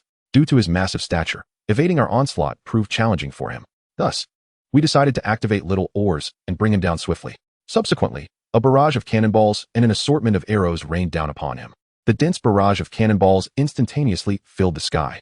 Gazing at the multitude of projectiles, Little Oz couldn't help but display a smirk of disdain. With the formidable support of Vice Captain Wang Yu, whose strength was unparalleled, he possessed an almost monstrous recovery ability. Why should he fear such trifling artillery? Without a moment's hesitation, Little Oz strode confidently forward. Boom, boom. One after another, the cannonballs struck his form with terrifying force, yet they inflicted no harm upon him. Instead, Little Oz grew even more ferocious in battle, wielding his massive blade against the pirate minions before him with tremendous force. The colossal cleaver descended, and in an instant, hundreds of pirates met their demise. What transpired? Is this the power of the demon clan? Despite the relentless onslaught directed at Little Oz, not a single scratch marred his form. The pirate minions exclaimed in shock. Meanwhile, Harda was also busy, hurling mushrooms into the throng. Chapter 110. The frantic 4 stars in an instant, they exploded. Boom, boom. Like a spectacular display of fireworks, each mushroom detonation sent clusters of pirates soaring into the air. The entirety of Fishman Island echoed with wails of despair. What is happening? Why are there so many invisible bombs? What has changed for the Whitebeard Pirates, making them feel so dramatically different from before? The minions lamented in anguish. At this moment, Kreeja and Snag finally arrived at the scene. Witnessing the dismal performance of the beast pirates, they were infuriated, their faces contorted with rage. You fools, you have truly brought shame upon the Big Mom Pirates. Is it only Harlta and Little Oars that you cannot handle? Just look at how they have bested you. Kreeja exclaimed vehemently. Subsequently, brandishing his sword, Kreeja charged toward Little Oars, exclaiming, I have no intention of backing down. I shall deal with Little Oars, and Snag, you handle that brat Harlta. Thereafter, the two swiftly joined the fray. In the midst of battle, Little Oars also took note of Kreeja's presence. The sweet Commander Kreeja. Little Oars squinted his eyes. Had this been in the past, it would have been an insurmountable challenge. Now, however, with the support of Vice Captain Wang Yu, a subtle smile of excitement graced my lips. The pitch-black armament of Haki enveloped the long sword, and with a swift motion, it was hurled towards Little Oz. Boom. With this strike, it landed upon young Oz's foot. However, due to his formidable regenerative ability, the wounds on his body had already healed completely in the instant he was injured. Concealed in the shadows, Kreeja looked on with astonishment. This is indeed my own cookie soldier, possessing extraordinary power that surpasses the ordinary. Even the formidable pirates, numbering in the hundreds of millions, stand no chance against it. Who would have thought that Little Oars could withstand such a blow, emerging completely unscathed? This truly astonished Kelly. Initially, he had planned to toy with Little Oz using merely a cookie soldier, but it seemed that this scheme was destined to fail. As Kelly stood in shock, the subsequent scene left him utterly agape. Little Oz, after being attacked, grasped his formidable cleaver and struck down upon the cookie soldier with great force. Kelly had believed that although Little Oz was large in stature, his ferocity was not sufficiently developed. This world did not operate on the premise that size alone dictated strength. The cookie soldier, fortified by its cookie shield, should have been able to withstand such a terrifying blow. However, who could have anticipated that with a resounding clang? Under the immense force, Kelly's cookie soldier's shield was obliterated into mere fragments. Kelly's eyes widened, his brows furrowed tightly, disbelief etched across his face, his lips trembling in astonishment. How could Little Oz possess such strength? Even my cookie soldier was crushed by him? Kelly exclaimed incredulously. In contrast, Little Oz was exhilarated, reveling in the sheer destructive power he had just unleashed. He had not imagined that a casual strike could wield such terrifying might. This must be the power of heart's might that first mate Wang Yu had spoken of. Indeed, it was formidable. With a single blow, had he truly felled Kelly? Moreover, he could distinctly feel an enhancement in his own defenses. Little Oz exclaimed, brimming with excitement. You think you can take me down? You're mistaken, came a sharp voice from afar. At this moment, the true form of Cracker appeared, gazing at Little Oars with eyes ablaze with barely concealed fury. Little Oars returned the gaze, inquiring, Who are you? Cracker smirked. I am the genuine embodiment. What you just vanquished was merely one of my cookie soldiers. However, I must admit, I did not anticipate that even an outer captain like you, Little Oars, could be this formidable. Cracker narrowed his eyes. Ha ha. I never imagined that the true form of Cracker would look like this. As for my strength, you will come to understand it better once the battle commences. Little Oars replied confidently. His true power lay in his formidable defense, a fact that Cracker had yet to realize. Thus Little Oars was eager to demonstrate his prowess to Cracker. Boom. The powerful great sword swung heavily towards Cracker once more. Cracker, with a slight smile, drew his sword and merely blocked the strike. Boom. The violent impact shattered the surrounding earth under the weight of this terrifying force. Yet Cracker remained dismissive. In the next moment, Cracker clapped his hands. One by one, cookie soldiers materialized out of thin air, and in less than a minute, he summoned an entire army of cookie soldiers. The pirates of the 100 Beast crew, witnessing Cracker's summoned cookie army, wore expressions of smug satisfaction. Ha! Lord Cracker's abilities are worth 1,000 troops. Little Oars will be utterly exhausted. Indeed, it was inconceivable that Little Oars could inflict lethal damage upon Cracker's true form. With so many cookie soldiers, he would surely be worn down. In terms of endurance in battle, no one could rival Lord Cracker. They laughed arrogantly. Harda, observing the situation, wore a worried expression. Little Oars, can you manage? Harda exclaimed anxiously. Yet Little Oars burst into laughter. Ha! Harda, worry not for me. This cookie army is a paradise for me. Each one can trigger my heart of steel. I reckon I can restore the health of several berserkers with this wave. Little Oars declared excitedly. He then grasped his long sword and swung it at the cookie soldiers. With each strike, accompanied by a crisp sound, he was able to activate the passive effect of Heart of Steel anew. Although the cookie soldiers possessed formidable attack power, it paled in comparison to Oar's remarkable regenerative capabilities. This has left Korea utterly disheartened. What is happening? It is one thing that my cookie soldiers cannot breach Jaw's defenses. But how is it that I have summoned an entire army? Even with so many attacking together, they still fail to inflict any harm upon Little Oz. Yet, surrounded by all these adversaries, Little Oz displays not a hint of fatigue, but rather an overwhelming vigor that seems to intensify with each skirmish. Krija finds himself in a state of disarray. Meanwhile, Harda is not idle. One by one, mushroom bombs are strategically planted around him. As Charlotte Snag rushes forward with his large blade, the mushroom bombs beneath his feet detonate in a series of explosions. The minions of the beast pirates, threatened by the mushroom bombs, are knocked unconscious in an instant. Their expressions, as they succumbed to darkness, were filled with resentment and rage. Those damned mushrooms, exploding upon me, not only leave me battered and bruised, but the incessant toxins continue to affect my nervous system, significantly slowing my movements. What in the world is this? Snag is utterly dumbfounded. His face contorts with frustration as he curses Harda vehemently. Harda, you bastard. If you have the ability to set traps, let us fight like honorable warriors. Charlotte Snag bellows at Harda. Upon hearing this, Harda bursts into laughter. Hee. Why would I engage in combat with you? If you have the guts, come at me. I relish watching you try to eliminate me, yet fail miserably. Harda replies with a mischievous grin. This psychological torment only fuels the anger that already resides within Charlotte Snag. You dare say I cannot defeat you? Just wait. He retorts. Subsequently, Charlotte Snag activates his observation haki, yet despite his heightened perception, he remains oblivious to the traps that lie in wait. This left Charlotte Snag in a state of utter bewilderment. How strange. How could he fail to perceive the danger? How could his observation haki be incapable of sensing even the slightest threat? Subsequently, Charlotte Snag believed that there was no longer any peril before him, and thus he mockingly addressed Harda. Ha ha ha, it seems your traps have been exhausted, haven't they? You dare to deceive me. Do you truly think I would hesitate? With a disdainful curl of his lips, he scoffed, for after all, his opponent was merely the captain of the 12th Division. Meanwhile, he was one of the 4 commanders of the Big Mom Pirates, undoubtedly holding a far superior rank to Harda. Yet, this detestable Harda had persistently caused him distress. Reflecting on the earlier experience of stepping on a mushroom, he still felt the nauseating toxins swirling within him, making him want to retch. Therefore, without a moment's hesitation, Charlotte Snag surged towards Harda. Boom, boom.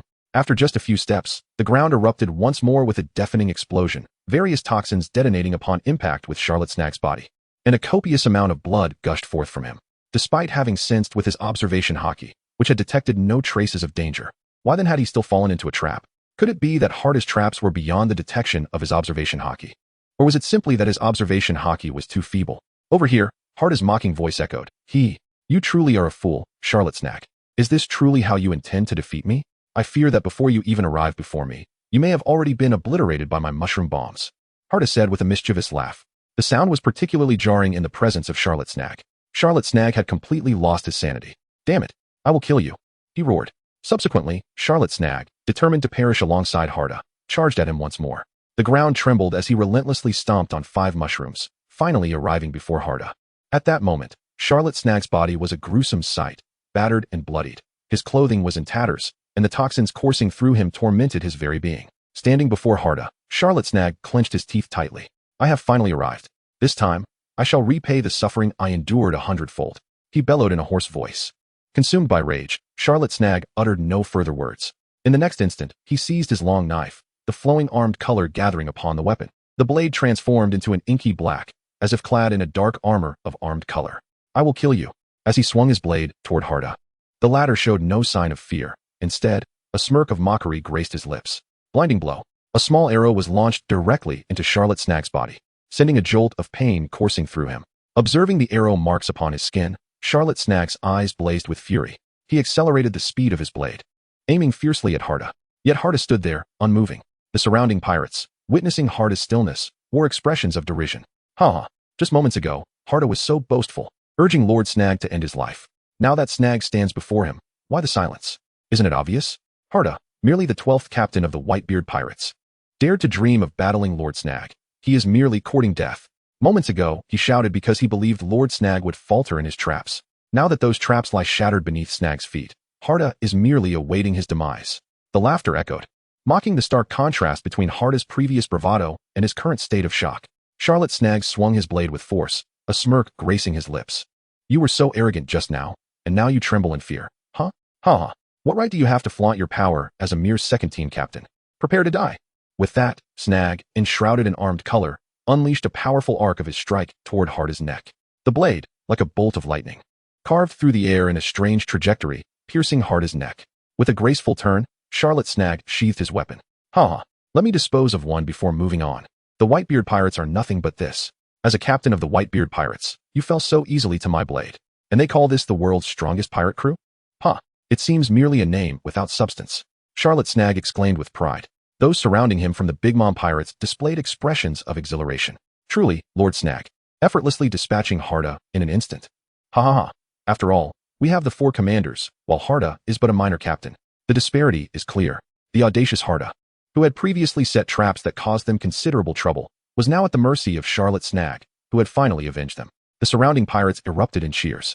They had not anticipated that their commander could so casually eliminate Harda with a single, thunderous strike, as though he were merely dispatching a foot soldier. As the atmosphere soared with excitement, Harda, who had been motionless, finally spoke. Did someone just inquire why I remained still?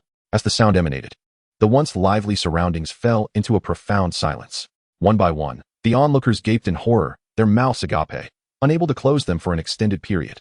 How could this be? I distinctly witnessed Snag's long blade piercing through Halta's neck, yet now, how is it that Halta can still speak? Could it be that Halta possesses multiple lives? Surely, that cannot be true. No one can have multiple lives. I suspect Halta has recently consumed some devil fruit. Yes, it must be so. Perhaps a splitting fruit that enabled him to split his head before the sword reached his neck. The surrounding pirates gazed at Halta with wide eyes, engaged in fervent discussions. Meanwhile, Charlotte Snag, who had witnessed the event firsthand, squinted his eyes, fixated on Halta. Swallowing hard in disbelief, he had felt the blade cut through Halta's body. So why does Halta appear unscathed now? Ignoring the astonishment of those around him, Halta continued. Now, may I inquire, why should I evade a strike that bears no harm? It is akin to whether you would choose to circumvent a path simply because an ant attacked you. Halta chuckled, his demeanor reflecting a sense of superiority over Charlotte Snag, akin to viewing him as an insect. Upon hearing Halta's assertion, the surrounding pirates widened their eyes in disbelief. What a jest! Just moments ago, Halta had the audacity to claim that their esteemed for commander's attack posed no threat whatsoever. Do you believe yourself to be Kaido of the Beast? Even Kaido would not remain unscathed by the onslaught of the 4 commanders, would he? Does your statement imply that you are even mightier than Kaido? Yet, the undeniable truth stood before them, leaving them no choice but to accept it. A strike devoid of harm? This is undoubtedly a devastating blow. This statement has unmistakably diminished the status of the Big Mom Pirates by several tiers. While it is true that the Big Mom Pirates may possess some weaknesses, they are nonetheless a bona fide Yonko-level crew, akin to the Whitebeard Pirates. Now, after such a scathing mockery from you, it feels as though the Big Mom Pirates are several significant levels beneath the Whitebeard Pirates. Would it truly be enough to send Lord Snag into a fit of rage? Indeed, upon hearing Harda's mockery, Charlotte's face turned an unmistakable shade of green with fury. What? What did you say? Are you implying that my attacks are akin to those of mere ants? You, a mere captain of a ragtag crew, dare to utter such words to me? Charlotte Snag thundered, his anger palpable. Regardless of the fierce competition in the New World, his name resounded with authority and fear. Any ordinary pirate who heard it would scurry away like a frightened creature. Yet here was Hartar, this insignificant captain, audaciously labeling him an ant. Such humiliation had never befallen him before. Failing to subdue his adversary with a single strike, Charlotte Snag resolved to unleash another wave of slashes upon Hartar. Subsequently, swoosh, swoosh, swoosh, a series of slashes were directed at Hartar with ferocity.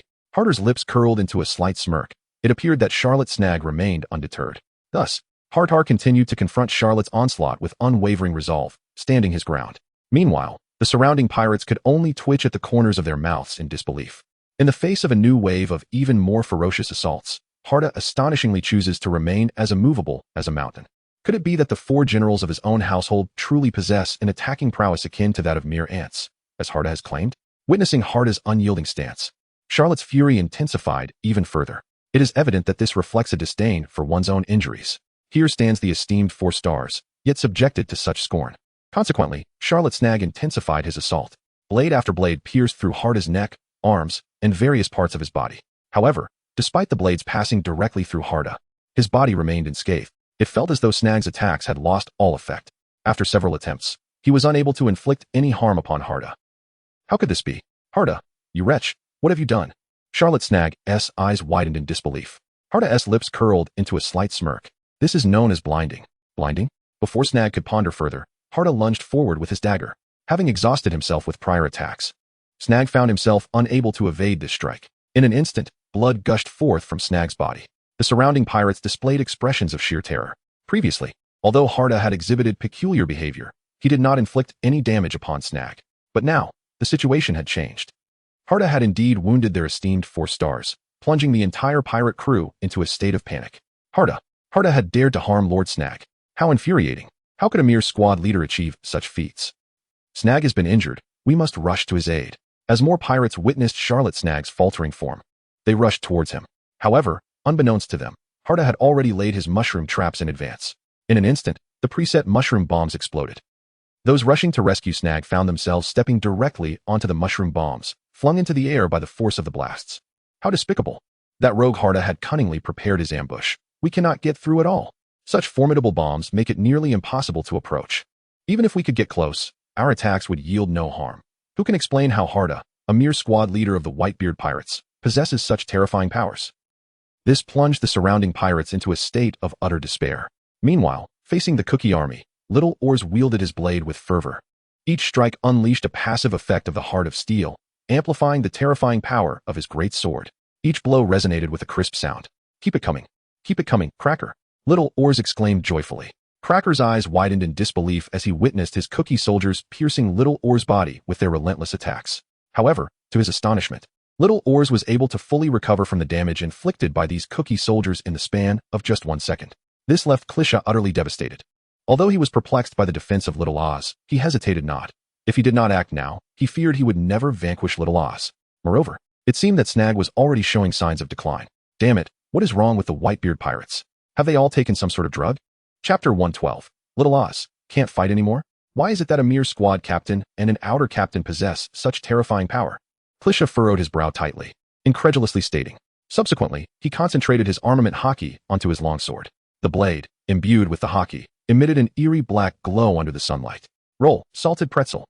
With a strike of the salted pretzel aimed at Little Oz, the terrifying force, combined with Klisha's own rotational power, greatly amplified the impact of the blow. Zzz. Under the weight of this fearsome force, it pierced directly through Little Oz's leg, a gaping wound. Blood gushed forth from Little Oz's body in an instant. Ha! Your defense can barely withstand the attacks of my Cookie soldiers. To endure my personal assault, you, a mere Little Oz, are far from capable. Klisha chuckled gleefully upon witnessing the success of his attack.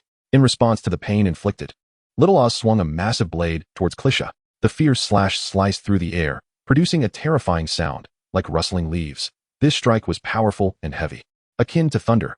In a fleeting moment, it collided with Klisha's longsword. With a resounding clang boom, the tremendous force collided before Klisha, and he was sent flying by the sheer power of the impact. Klisha soared like a kite with a severed string, only to plummet vertically after a brief flight.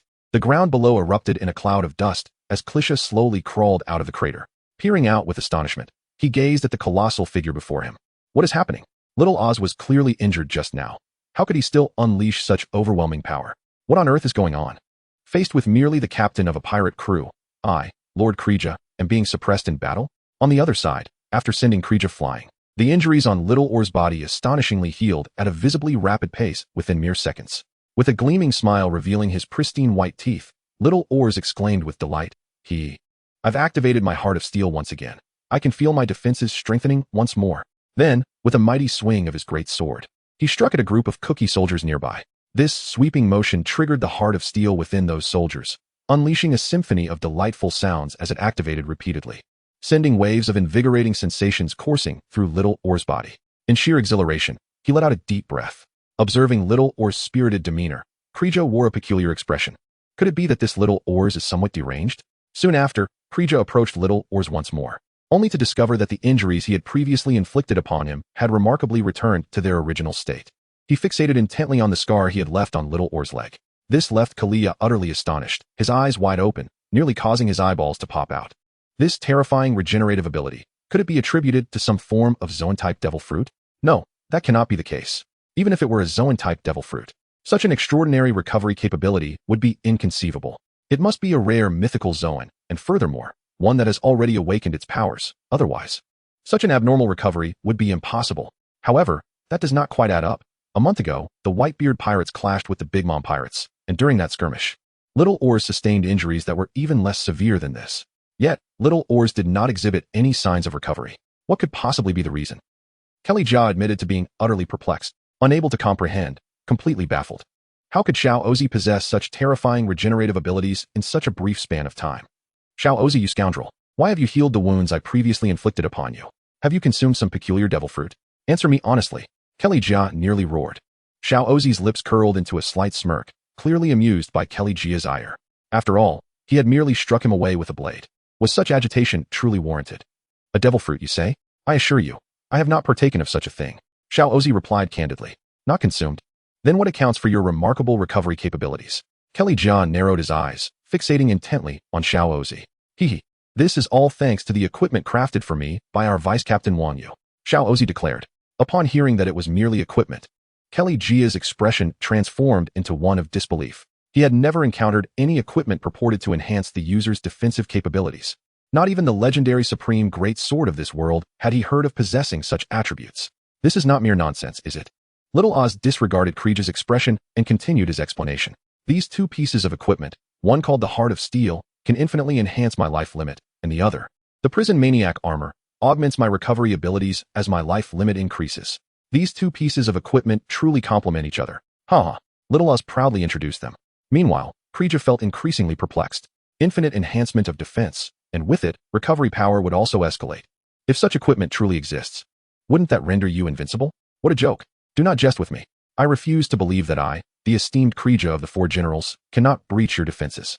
Krija bellowed, clapping his hands together repeatedly, summoning more and more cookie soldiers, each brandishing their swords, fixated on Little Oz, simultaneously. Krija's sword began to whirl furiously in his grip. The very air around them stirred, and a terrifying sword intent surged above his blade. Rolling pretzel, Krija shouted. The surrounding cookie soldiers raised their swords alongside Krija, their darkened armament color coating them as they lunged toward Little Oz's legs. Sizzle, sizzle. The soldiers' swords pierced Little Oz's body.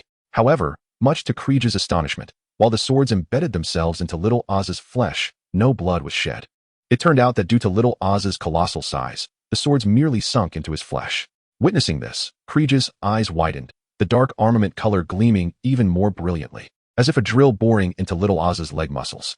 Yet, despite the inflicted damage, Little Oz showed no intention of dodging. Instead, he chose to endure.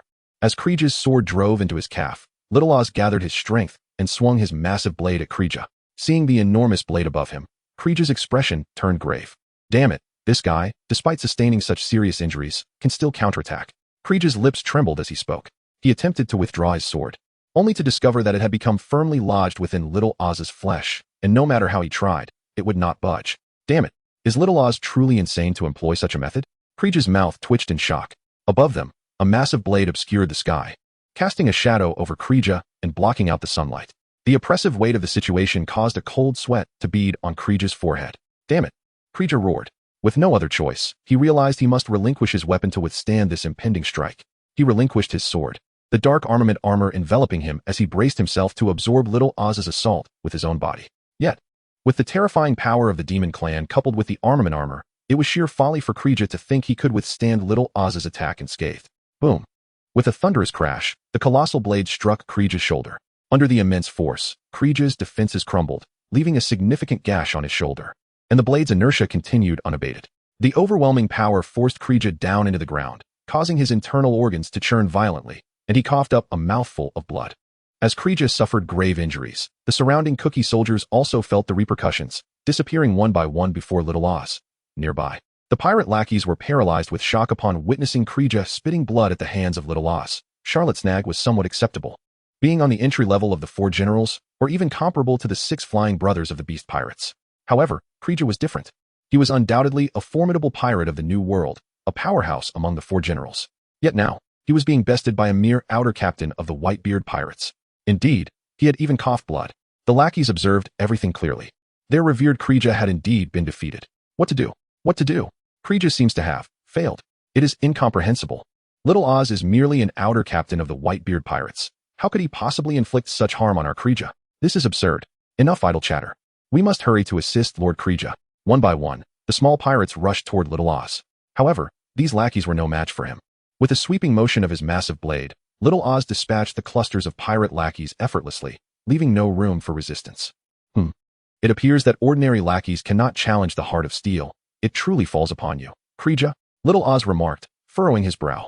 As Krieger sustained an injury, he found that the summoned cookie soldiers had been withdrawn. How could he possibly cultivate his heart's resolve now? Quickly, can we still produce cookie soldiers? Little Oz turned to Krieger, his expression urgent. Observing Little Oz's demeanor, Krieger felt an overwhelming sense of despair, humiliation, an unadulterated form of it. He could still summon cookie soldiers, yet it would deplete his stamina significantly. Without injury, it was manageable, but now, with his severe wounds, attempting to summon those insignificant cookie soldiers, who posed no threat to Little Oz, would be tantamount to courting death. The sole method left to him, in pursuit of victory, was to unleash his true power and engage Little Oz in a desperate struggle. I shall fight you with all my might, Little Oz, Krieger declared furiously, charging towards him. Upon witnessing Krieger's advance, a flicker of disappointment crossed Little Oz's face. So, you can no longer summon cookie soldiers? Chapter 113. Krieger's defeat. This is truly disheartening. Given this situation, you are no longer of any use to me, Little Oz remarked. No longer of any use? What do you mean? Were the cookie soldiers merely for your exploitation? Krieger questioned, puzzled, yet his weapon showed no sign of faltering. Both wielding their great swords, they clashed fiercely. Boom, boom, boom. Each collision caused the ground to tremble violently. The fearsome aura of their swords erupted outward with ferocity. The mere aftermath of their encounters was enough to send nearby pirate lackeys reeling, blood spewing from their mouths. Both engaged in a tit-for-tat strategy, seeking to eliminate one another swiftly. Consequently, in this brief exchange, both were left drenched in blood, as their battle reached a boiling point. On the verge of determining a victor, the wounds on Little Oz's body began to heal in a peculiar manner. His strength returned to its peak condition, and with a mighty swing, he struck down upon Krieger with renewed vigor. Such grievous wounds, and yet they heal. This is terrifying, Krieger exclaimed, his eyes wide with disbelief. Krieger was astounded. The injuries he had inflicted upon Little Oz were indeed severe. Moreover, to counter Little Oz's formidable regenerative abilities, he had focused his assaults on a specific area of Little Oz's body, executing multiple strikes. However, he had not anticipated that his devastating barrage would pale in comparison to Little Oz's extraordinary recovery. After all, he was one of the 4 commanders of the Big Mom Pirates, inflicting damage far more terrifying than that which Little Oz had dealt him. Yet, in the end, it was Little Oz's body that healed first. This wretched Little Oz, with his terrifying defensive capabilities, rivals even Kaido, does he not? Such formidable resilience evokes memories of 2 individuals for Krieger. These 2 individuals are renowned as the mightiest beings across land, sea, and air, possessing the gift of immortality, the formidable Kaido of the 100 Beasts. Alongside him stands his mother, the indomitable Charlotte Lin, who boasts a body of steel. These 2 individuals are indeed among the formidable 4 emperors of today's world, reigning supreme over the vast oceans. Yet Little Oz is merely a minor captain of the Whitebeard Pirates' outer ranks. How has this come to be? Why? Could it be that the Whitebeard Pirates have acquired some extraordinary power? A myriad of doubts surged through Cracker's mind. Ultimately, the colossal blade descended upon him with unrelenting force. Accompanied by a crisp sound, the moment it made contact with his heart, it not only augmented Or's life force, but also inflicted significant additional damage upon Cracker. In his grievously wounded state, he was utterly incapable of enduring such harm. Cracker was struck directly by the blow. A torrent of blood gushed forth from his body, until he bled excessively and succumbed to unconsciousness. Cracker failed to comprehend how Or's defenses could be so terrifying. Thus, as one of the sweet commanders, Cracker was felled by Oars, bleeding profusely, ultimately collapsing from blood loss. The surrounding pirate minions, witnessing Cracker being downed by Little Oars, were rendered speechless, their faces etched with horror. Cracker. Lord Cracker has been defeated. How could this be possible? After all, Cracker is a sweet commander of the Big Mom Pirates. Just moments ago, they believed he was merely momentarily subdued by Oars. Now, it was evident that Lord Cracker had been utterly vanquished, leaving them to ponder the true nature of this Little Oars. Among those guarding Fishman Island, Lord Cracker was the strongest. Now, with him fallen, who could possibly stand against Oars? This is disastrous. We have invaded the territory of the Whitebeard Pirates, and Oars and his crew will surely not let us go. Why? Why has this happened? We are doomed. One by one, the pirates displayed expressions of terror, gazing at Oars with despair as he strode towards them with measured steps. With each stride, the very ground trembled beneath him, as though he were treading upon their hearts. Meanwhile, Harda's battle was also nearing its conclusion. At this moment, Snag's body bore severe wounds, and fierce slashes collided in the air. Under the tremendous force, Harda was forced to stagger back several paces. Lord Snag, Lord Cracker has fallen. You are our only hope now. Indeed. Lord Snag, vanquish this wretch and avenge our Big Mom pirates. The surrounding minions shouted fervently. At this moment, Snag finally noticed that his comrade, Cracker, had already fallen. A look of sheer terror spread across his face. Charlotte Snag's lips twitched incessantly. How could this be possible? Snag exclaimed in disbelief. He was well aware of Cracker's formidable strength, possessing the ability to summon an almost infinite number of biscuit soldiers, each of whom was equivalent in combat prowess to the lower-tier elites of his own family. Yet, even such a powerful figure as Cracker had been defeated by an outer captain like Oz. Snag found it hard to accept. However, the current situation seemed increasingly unfavorable for his Big Mom pirates, and he could not afford to be careless. Thus, Charlotte Snag addressed the surrounding pirates directly. What are you all waiting for? The situation is growing increasingly dire for us. Come here quickly, let us eliminate Harda, and then we will devise a plan to deal with Oz. Snag shouted with fervor. The surrounding pirates began to grasp the urgency of the moment. The only opportunity lay in defeating Harda. If they could not take him down before Oz regained his composure, the Big Mom pirates would face the peril of annihilation on Fishman Island. Consequently, one by one, the small pirates recklessly charged towards Harda. Observing these reckless individuals rushing toward him, Harda did not display any fear. Instead, a faint smile curled at the corners of his mouth. He had just positioned himself strategically within a mushroom formation around Charlotte Snag. These little pirates, astonishingly, dare to charge forward one after another. Isn't this just a dance with death? The mushrooms surrounding Charlotte Snag may not have been primed for detonation. Yet now, these reckless minions charge forth, inadvertently setting the stage for a spectacular explosion of those concealed mushroom bombs nestled around Charlotte Snag. When the time comes, it shall indeed be a grand banquet of explosions. Harda, you scoundrel, though I am unaware of how you have acquired such peculiar abilities, one thing is certain. Today, you shall meet your demise here. Charlotte Snag nearly roared. Upon hearing Charlotte Snag's fierce cry, Harda revealed a smirk of derision. He chuckled. Oh, so you intend to overwhelm me with sheer numbers, do you? I must regretfully inform you. My techniques are least threatened by the tactic of swarming. In fact, your reckless charge only serves to activate my grand mushroom formation. Harda said with a grin. The laughter sent a chill down Charlotte Snag's spine. What do you mean? Haven't you exhausted your mushroom array? She exclaimed in disbelief.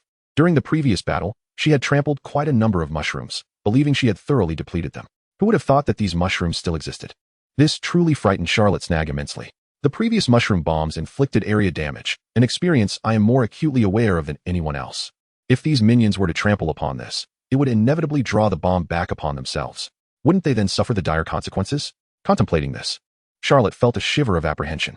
In haste, she reached out, gesturing frantically at the approaching ruffians. Stay back, do not approach, Charlotte shouted with fervor.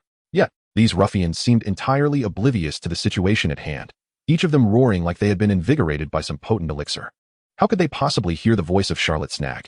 They were under the delusion that Charlotte Snag was urging them to hasten their charge. What? Lord Snag wants us to accelerate our assault, does he? Very well. Brothers, charge forth with all speed. Onward. We must eliminate that scoundrel Harda in the shortest time possible. Indeed, this is the only way we may hold on to a glimmer of hope for ultimate victory. Our chances of success hinge upon whether we can swiftly reach Harda. Brothers, accelerate our charge. We must not grant Harda a moment's respite. The little pirates clamored enthusiastically. Meanwhile, Charlotte Snag was left utterly exasperated. You fools, are you deaf? What I meant was, do not approach. Yet here you are, heedlessly rushing towards me as if you were under some enchantment. Is this not a slow death in itself? Do not come closer. Please, do not approach, roared Charlotte Snag, his voice echoing in desperation. However, the pirate minions seemed oblivious to his pleas, charging forward with even greater fervor. Damn you all. Charlotte Snag began to curse. Beside him, Harda was grinning maliciously, clearly enjoying the chaos. Now you wish to stop these fools. How unfortunate, it is already too late. Harda chuckled. Then, those pirates, in their frantic rush, inevitably began to step on the mushrooms scattered on the ground. Boom, boom, boom. Various types of mushrooms erupted beneath their feet, detonating with explosive force. Each mushroom bomb sent the hapless minions soaring into the sky. How could this be? How could this happen? Mushroom bombs. It was only upon triggering the mushroom bombs that they finally grasped the severity of their predicament. But alas, it was far too late for realizations. Some pirates that dashed to Charlotte Snag's side inadvertently triggered the mushroom bombs nearby. With a thunderous roar, the bombs exploded, engulfing Charlotte Snag in their chaos. 1, 2, 3. More and more pirates stumbled upon the mushroom bombs surrounding Charlotte Snag. Chapter 114. The wrath of Big Mom. A torrent of toxins and explosive energy surged into Charlotte Snag's body. The horrific toxins made him feel intensely unwell, as if his very blood were boiling. Unable to withstand the agony, he collapsed to the ground, his eyes ablaze with fury. Thus, Two of Big Mom's esteemed four commanders were felled by two mere captains of the Whitebeard Pirates. Were it not witnessed firsthand, few would dare to believe such an event could transpire. The remaining minions, witnessing the downfall of Cracker and Charlotte Snack, wore expressions of sheer terror. Why? They were merely sent by small oars and Harda. How could their combat prowess be so formidable? They must have consumed something extraordinary, perhaps something akin to a devil fruit, to become so fearsome. This news must reach Big Mom.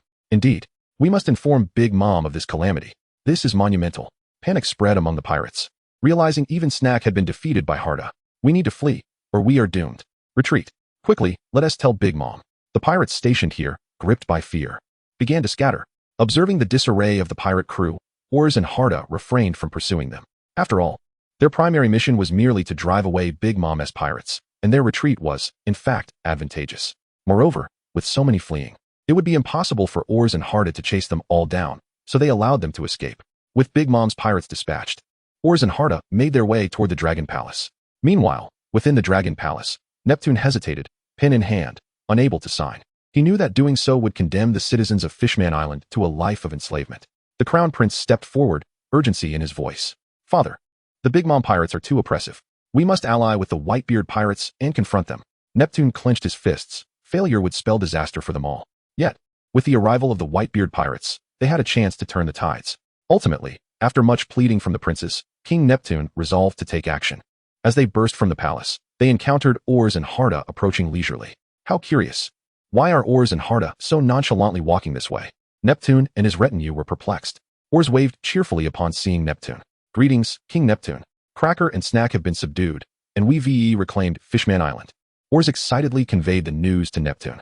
Upon hearing this, Neptune's face registered sheer astonishment. Cracker and Snack have been defeated? He gasped in disbelief. The pirates behind him mirrored his shock, unable to fathom that Oars and Harda had bested the formidable sweet commanders of Big Mom's crew. This is rather unscientific. Could it be that other captains provided support, enabling them to defeat Krija and his crew? Yes, that must be the case. Thus, Neptune expressed his confusion to Oz and the others. Is it just the two of you? Harda waved his hand dismissively. Indeed, just the two of us. We won't linger here. We must hurry back to report to Vice Captain Wang Yu. Ha. After exchanging pleasantries with King Neptune, the duo promptly departed. They were eagerly anticipating the rewards from Vice Captain Wang Yu. King Neptune and the others gazed at Oz's retreating figure, submerged in profound shock. Their eyes fixated on the two departing figures, their hearts tumultuous with emotion. Is this the power of the Whitebeard pirates? Truly, formidable, King Neptune exclaimed with excitement. Indeed, Father, with such a terrifying force as the Whitebeard pirates protecting us, our Fishman Island will no longer have to fear incursions from other pirate crews. The princes chimed in, equally exhilarated. Meanwhile, the members of the Big Mom pirates, having sprinted several dozen miles, finally came to a halt, panting heavily. Fearful that if they had slowed down, they would have been annihilated. After glancing back repeatedly to confirm that Oz and his companions would not catch up, the Big Mom pirates dared to stop and subsequently dialed the phone to Totoland. In Totoland, within Cake Island, Big Mom was indulging in delectable cake, savoring each bite, reflecting on the days prior when Kaido sought her collaboration, only to be met with her furious reprimand. She felt a surge of joy. It had been quite some time since she had humiliated that scoundrel Kaido. Ha. That fool Kaido still thinks he can ally with me? My own crew can easily conquer Fishman Island without needing your help. Ha. As one of the four emperors. To be humiliated by mere Marco and Vista. What a disgrace you are, Kaido. To be bested by two mere captains is laughable. However, on another note, she pondered the deadline concerning Fishman Island. It was odd that Krija and his crew had not contacted her yet. Could there be some unforeseen changes? But that shouldn't be the case. Big Mom mused pensively. At that moment, the phone bug beside the cake suddenly rang. Hearing the sound, Big Mom felt a surge of excitement. The good news she had been waiting for was on the verge of arrival. Surely, Krija and his crew were reliable in their endeavors. It seemed she had been overly anxious. Ha. Isn't this the call I was expecting? Big Mom exclaimed joyfully. Then, she waddled towards the phone bug with her hefty legs. With each step, her substantial weight caused the entire cake house to tremble as if a minor earthquake had occurred. Subsequently, Big Mom's enormous hand reached out to answer the call. However, contrary to her expectations, the voice on the other end was filled with urgency. Report. We have failed. We have failed. The anxious subordinate exclaimed. Upon hearing such words, Big Mom's expression morphed into one of confusion, her mind swirling with questions. Failed? How can this be possible? Moreover, this call should only be made by Cracker, who oversees the operations at Fishman Island. How is it that a mere pirate minion can directly contact me? At that moment, a prominent vein throbbed on Big Mom's forehead, her face contorted with rage as she demanded, Who are you? Where's Cracker? Have him speak to me directly. Who do you think you are to dare converse with me? Upon hearing Big Mom's furious voice from the other end of the line, the pirate trembled, his legs turning to jelly. Finally, with a quavering voice, he stammered, Reporting to you, Lady Big Mom, Cracker. Cracker has been defeated. If nothing unforeseen has occurred, he is likely captured by the Whitebeard Pirates. The young pirate's lips quivered as he spoke. What? Cracker's strength is formidable. How could he have been vanquished? Upon hearing this young pirate's words, Big Mom's expression darkened further. Isn't this merely a game for oneself? Cracker, the sweet commander of our very own crew, is undoubtedly a formidable presence, even in the new world. Yet now, a mere minion dares to inform me that Cracker and his comrades have met with failure? Where is Snack? I am seethed in fury. Report to Lady Big Mom. Snack has also been defeated, and his fate is likely akin to that of Cracker. The trembling minion reported truthfully. At this moment, Big Mom found herself utterly restless. Cracker and Snack were her own sweet commanders. Initially, sending just one sweet commander to deal with a mere fishman island was already a considerable concession. However, now, she could scarcely believe that she had dispatched two sweet commanders, effectively sending half of her crew's elite away, only to have both vanquished. Big Mom's broad, plump mouth snapped shut, her teeth clattering ominously, and her eyes blazed with fury. It was truly unexpected. Just moments ago, she had mocked Kaido, as Marco and Vista wreaked havoc upon the beast pirates. Now, so swiftly, retribution had arrived at her doorstep. Who was it? Who among Whitebeard's crew could it be? The matriarch gritted her teeth and seethed, pondering. Marco and Vista should not have returned to the Whitebeard Pirates yet, so she boldly speculated that it was likely Jozu from the Whitebeard crew who was responsible. Report, Big Mom. They are none other than Little Oars and Halta from the Whitebeard Pirates. A young pirate spoke up. Big Mom's previously furious countenance now transformed into one of bewilderment. Am I mistaken? Little Oars was the previous captain of the outer squad of the Whitebeard Pirates, wasn't he? Though he is indeed massive and appears intimidating, his true strength is hardly more than that of a Shichibukai. How could someone of such a low caliber possibly defeat Cracker and the others? As for Halta, while he is a formal commander, his prowess ranks among the lowest within the Whitebeard crew. In their daily lives, these two individuals were scarcely worth a glance. So how could they possibly eliminate two formidable commanders from their ranks? Big Mom was momentarily engulfed in confusion, increasingly convinced that something was amiss. Could it be that she had misheard? Yes, it must be a misunderstanding. With mere figures like Little Oars and Halta, how could they possibly vanquish two of her crews for commanders? Pray tell me once more, who is it? Big Mom exclaimed, her eyes wide with fury. Upon hearing Big Mom's furious roar, the underling nearly lost control of himself. However, he knew he could not deceive her. Thus, he recounted the situation as it truly was. Reporting to you, Lady Big Mom, the Whitebeard Pirates have indeed sent only two individuals, Little Oars and Halta. The underling reported honestly. You insolent fool.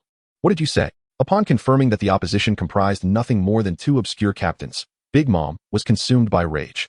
She could not fathom that she would suffer such a humiliating disgrace, akin to that of Kaido.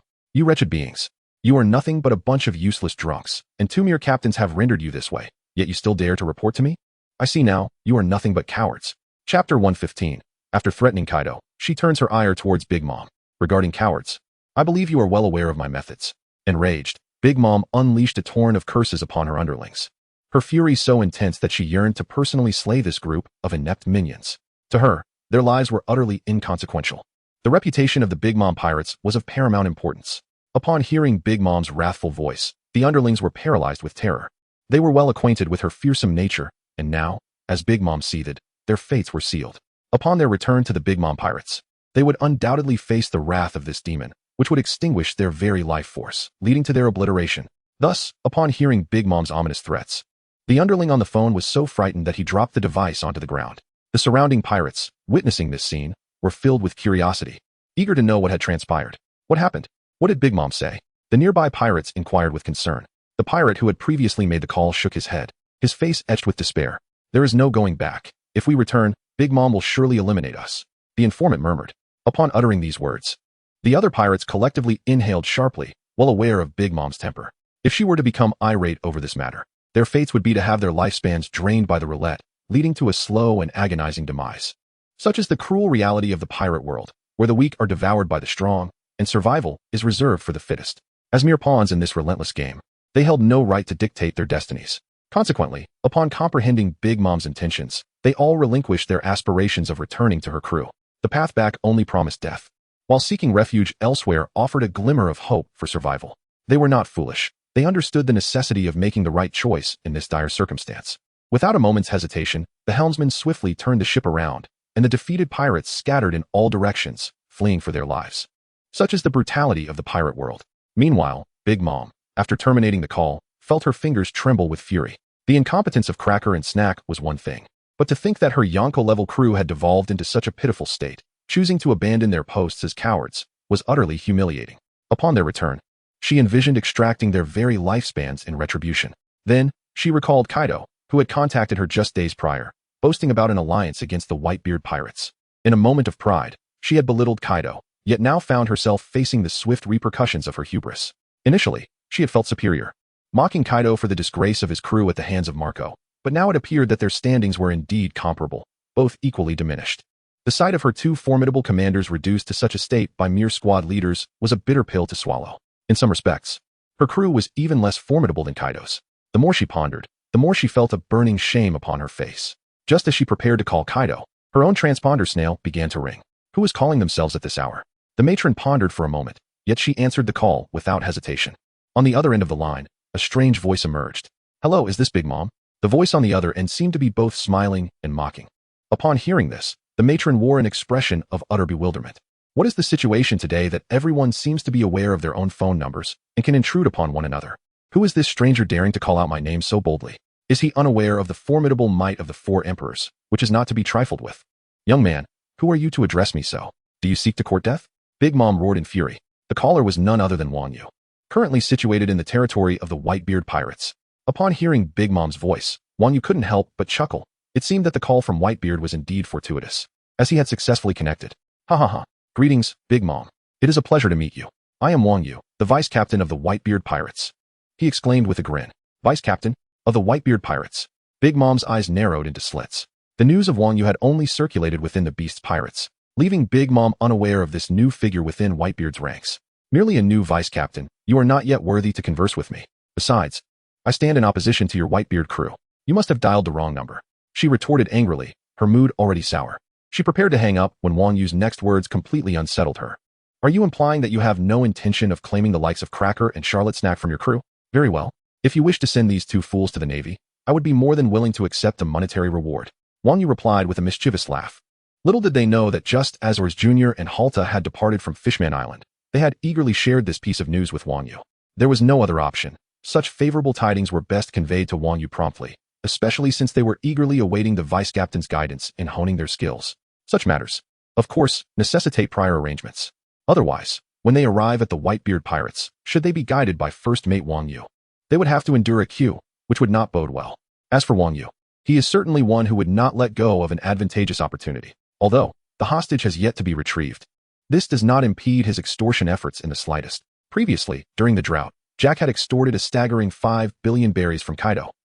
This made Wang Yu instantly realize that one cannot help but acknowledge the immense wealth possessed by the notorious pirates of the pirate world.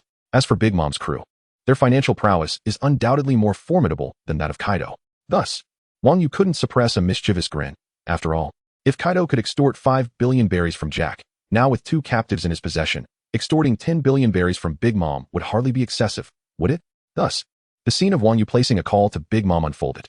Upon hearing Wang Yu's voice, Big Mom was momentarily taken aback.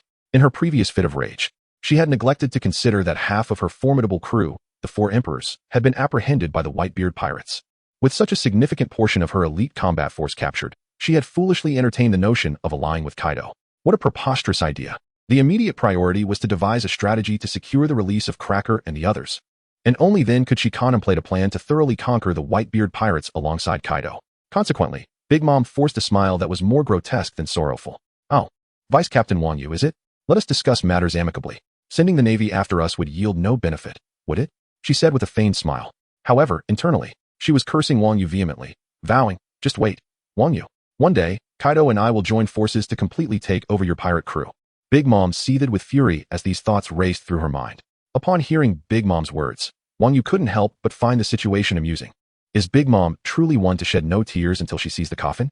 If only she had spoken sooner, perhaps there wouldn't have been so many complications. As the saying goes, one should never strike a smiling face. Thus, Wang Yu wore a broad grin. Ha! Big Mom, I must say, I never expected you to be more sensible than Kaido. Previously, that brute Kaido showed blatant disrespect and was thoroughly reprimanded by me. Yet here you are, displaying far greater understanding. Wang Yu chuckled merrily. Upon hearing that Kaido had also been coerced by Wang Yu, a rare, intriguing smile graced Big Mom's lips. What mischief did Kaido commit under your watch? Do enlighten me, she exclaimed with palpable excitement. Little did she realize that Kaido had concealed something from her. Undoubtedly a matter of considerable embarrassment. Wang Yu, taken aback by Big Mom's inquisitiveness, was surprised to find her so gossipy. Nevertheless, he thought, since you have inquired, what harm could it do to share? It would serve as a fitting lesson on the consequences of opposing the Whitebeard Pirates. With a chuckle, Wang Yu continued, it is only fair to inform you that Jack, the Drought of the Beast Pirates, has had the misfortune of being captured by us. We even managed to procure the ivory from his possession. Hearing this, Big Mom's spirits lifted considerably. As one of the three prominent figures of the Beast Pirates, to be so thoroughly captured by an adversarial force and have one's ivory stripped away, one cannot help but acknowledge the sheer humiliation of it all. In this light, it appears that Kaido is far angrier than oneself. No wonder that fellow has not reached out over the years, only to suddenly propose collaboration. It turns out this is the reason. Big Mom's mood has finally improved somewhat. 15 billion berries, is it? Very well, I shall concede this time. And I will promptly send the money your way, hoping you will refrain from inflicting harm upon Katakuri and the others. Big Mom readily agreed. The immediate priority is to preserve the combat strength of my Big Mom pirates, hence, she decided that acquiescing to Wang Yu would be acceptable. As for matters of face, having Kaido as a cautionary tale alleviated her concerns regarding pride. However, something unexpected transpired that Big Mom had not anticipated. Upon hearing her words, Wang Yu chuckled. Did he truly think that a mere 15 billion berries would suffice to placate him? If this were to get out, would it not render him the target of the Whitebeard Pirates' influence? On the other end of the line, Wang Yu wore a smile. I believe you have misunderstood my previous statement, Big Mom. The ransom I seek is not 15 billion berries. Wang Yu articulated with a grin, each word deliberate. Hearing Wang Yu's declaration, Big Mom appeared perplexed. Not 15 billion berries. To be frank, if one were to consider the bounty of her two companions, it would amount to over 14 billion berries. Offering Wang Yu 15 billion was already quite generous. The reason she proposed such a sum was that, on one hand, her pirate crew lacked for nothing in terms of wealth, and on the other hand, the cautionary example of Kaido prevented her from engaging in haggling. Yet now, Wang Yu claims it is not 15 billion berries. Could it be that the Whitebeard Pirates would return the excess? Is there truly such a stroke of luck? However, the subsequent words from Wang Yu utterly shattered Big Mom's defenses. It is not 15 billion berries, Big Mom. If you wish for Katakuri and the others to be released, you should not even think of it without offering 100 billion berries. Wang Yu said with a cheerful demeanor. Chapter 116. The Furious Big Mom. Call with the two emperors. 15 billion berries. How is he of the same ilk as Kaido? Why does he seek to take advantage of others so brazenly? What? Big Mom's eyes were bloodshot. Regardless of how Big Mom pondered, she could not fathom how Katakuri and Snack could be valued so highly. After all, even her own bounty did not reach 50 billion berries. Wang Yu's price, split between the two, would mean each was worth 50 billion berries? Good heavens, this ransom exceeds even that of her fellow emperor. Is this not a jest at one's own expense? Have I misheard something? Big Mom found it challenging to accept such news. With a gaze filled with skepticism, she inquired once more of Wang Yu. How many billion berries did you just mention? There are merely 2 of them, and you demand 100 billion berries from me? Big Mom's eyes widened in disbelief. Upon hearing her words, Wang Yu let out a cold chuckle. What? Do I strike you as someone who revels in humor? Regrettably, Big Mom, I assure you I am not jesting. 100 billion berries, not a single unit less. I conveyed the same to Kaido. Wang Yu's tone turned icy. Being confronted so brazenly by a youth left Big Mom feeling quite vexed. However, given that her leverage lay firmly in the hands of the Whitebeard Pirates, she could not afford to lash out. Thus, she suppressed her fury, gritting her teeth tightly. Kaido, that rascal, how much did you demand from him? Big Mom exclaimed. Her frustration palpable. If only Kaido had been willing to negotiate a lower price, she mused, she might have had room for bargaining with Wang Yu as well. Yet, Wang Yu's subsequent words extinguished any flicker of hope within Big Mom. As for Kaido, he flatly requested 50 billion berries, not a single unit less. He said with a grin. Buzz. Upon hearing Wang Yu's response, the last vestige of hope in Big Mom's heart vanished entirely. She never imagined that someone as formidable as Kaido would so readily part with such a hefty sum. Simultaneously, she chastised Kaido internally. Kaido, are you not usually so arrogant? Why have you bowed down now? If you had negotiated even a little, I could have saved some funds. But here you are, the spineless fool, not conceding a single berry. How am I supposed to negotiate with Wang Yu now? I must remind you, Big Mom, I've already laid my cards on the table. Whether you take them or not is entirely up to you. However, I must advise you that I am not a particularly patient individual. Should Krija meet his demise at my hands, do not blame me for not giving you prior notice, Wang Yu said with a playful smile. Having realized that conversing with this old hag was a waste of his precious time, Wang Yu deemed it unnecessary to continue the dialogue and promptly issued an eviction notice. On the other end of the line, Big Mom felt her face flush with rage upon hearing Wang Yu's threatening tone. Yet, she found herself bereft of alternatives. With Kaido having conceded, she had little choice but to swallow her pride. As Wang Yu was about to disconnect the call, Big Mom hastily spoke up. 100 billion berries, is it? Very well, I will pay, but you must assure me of Kreeja's safety. She bellowed, striving to salvage her remaining dignity. However, who was Wang Yu? Unfazed by Big Mom's furious outburst, he merely smiled and countered with a threat of his own. I regret to inform you, Big Mom, that I cannot guarantee that.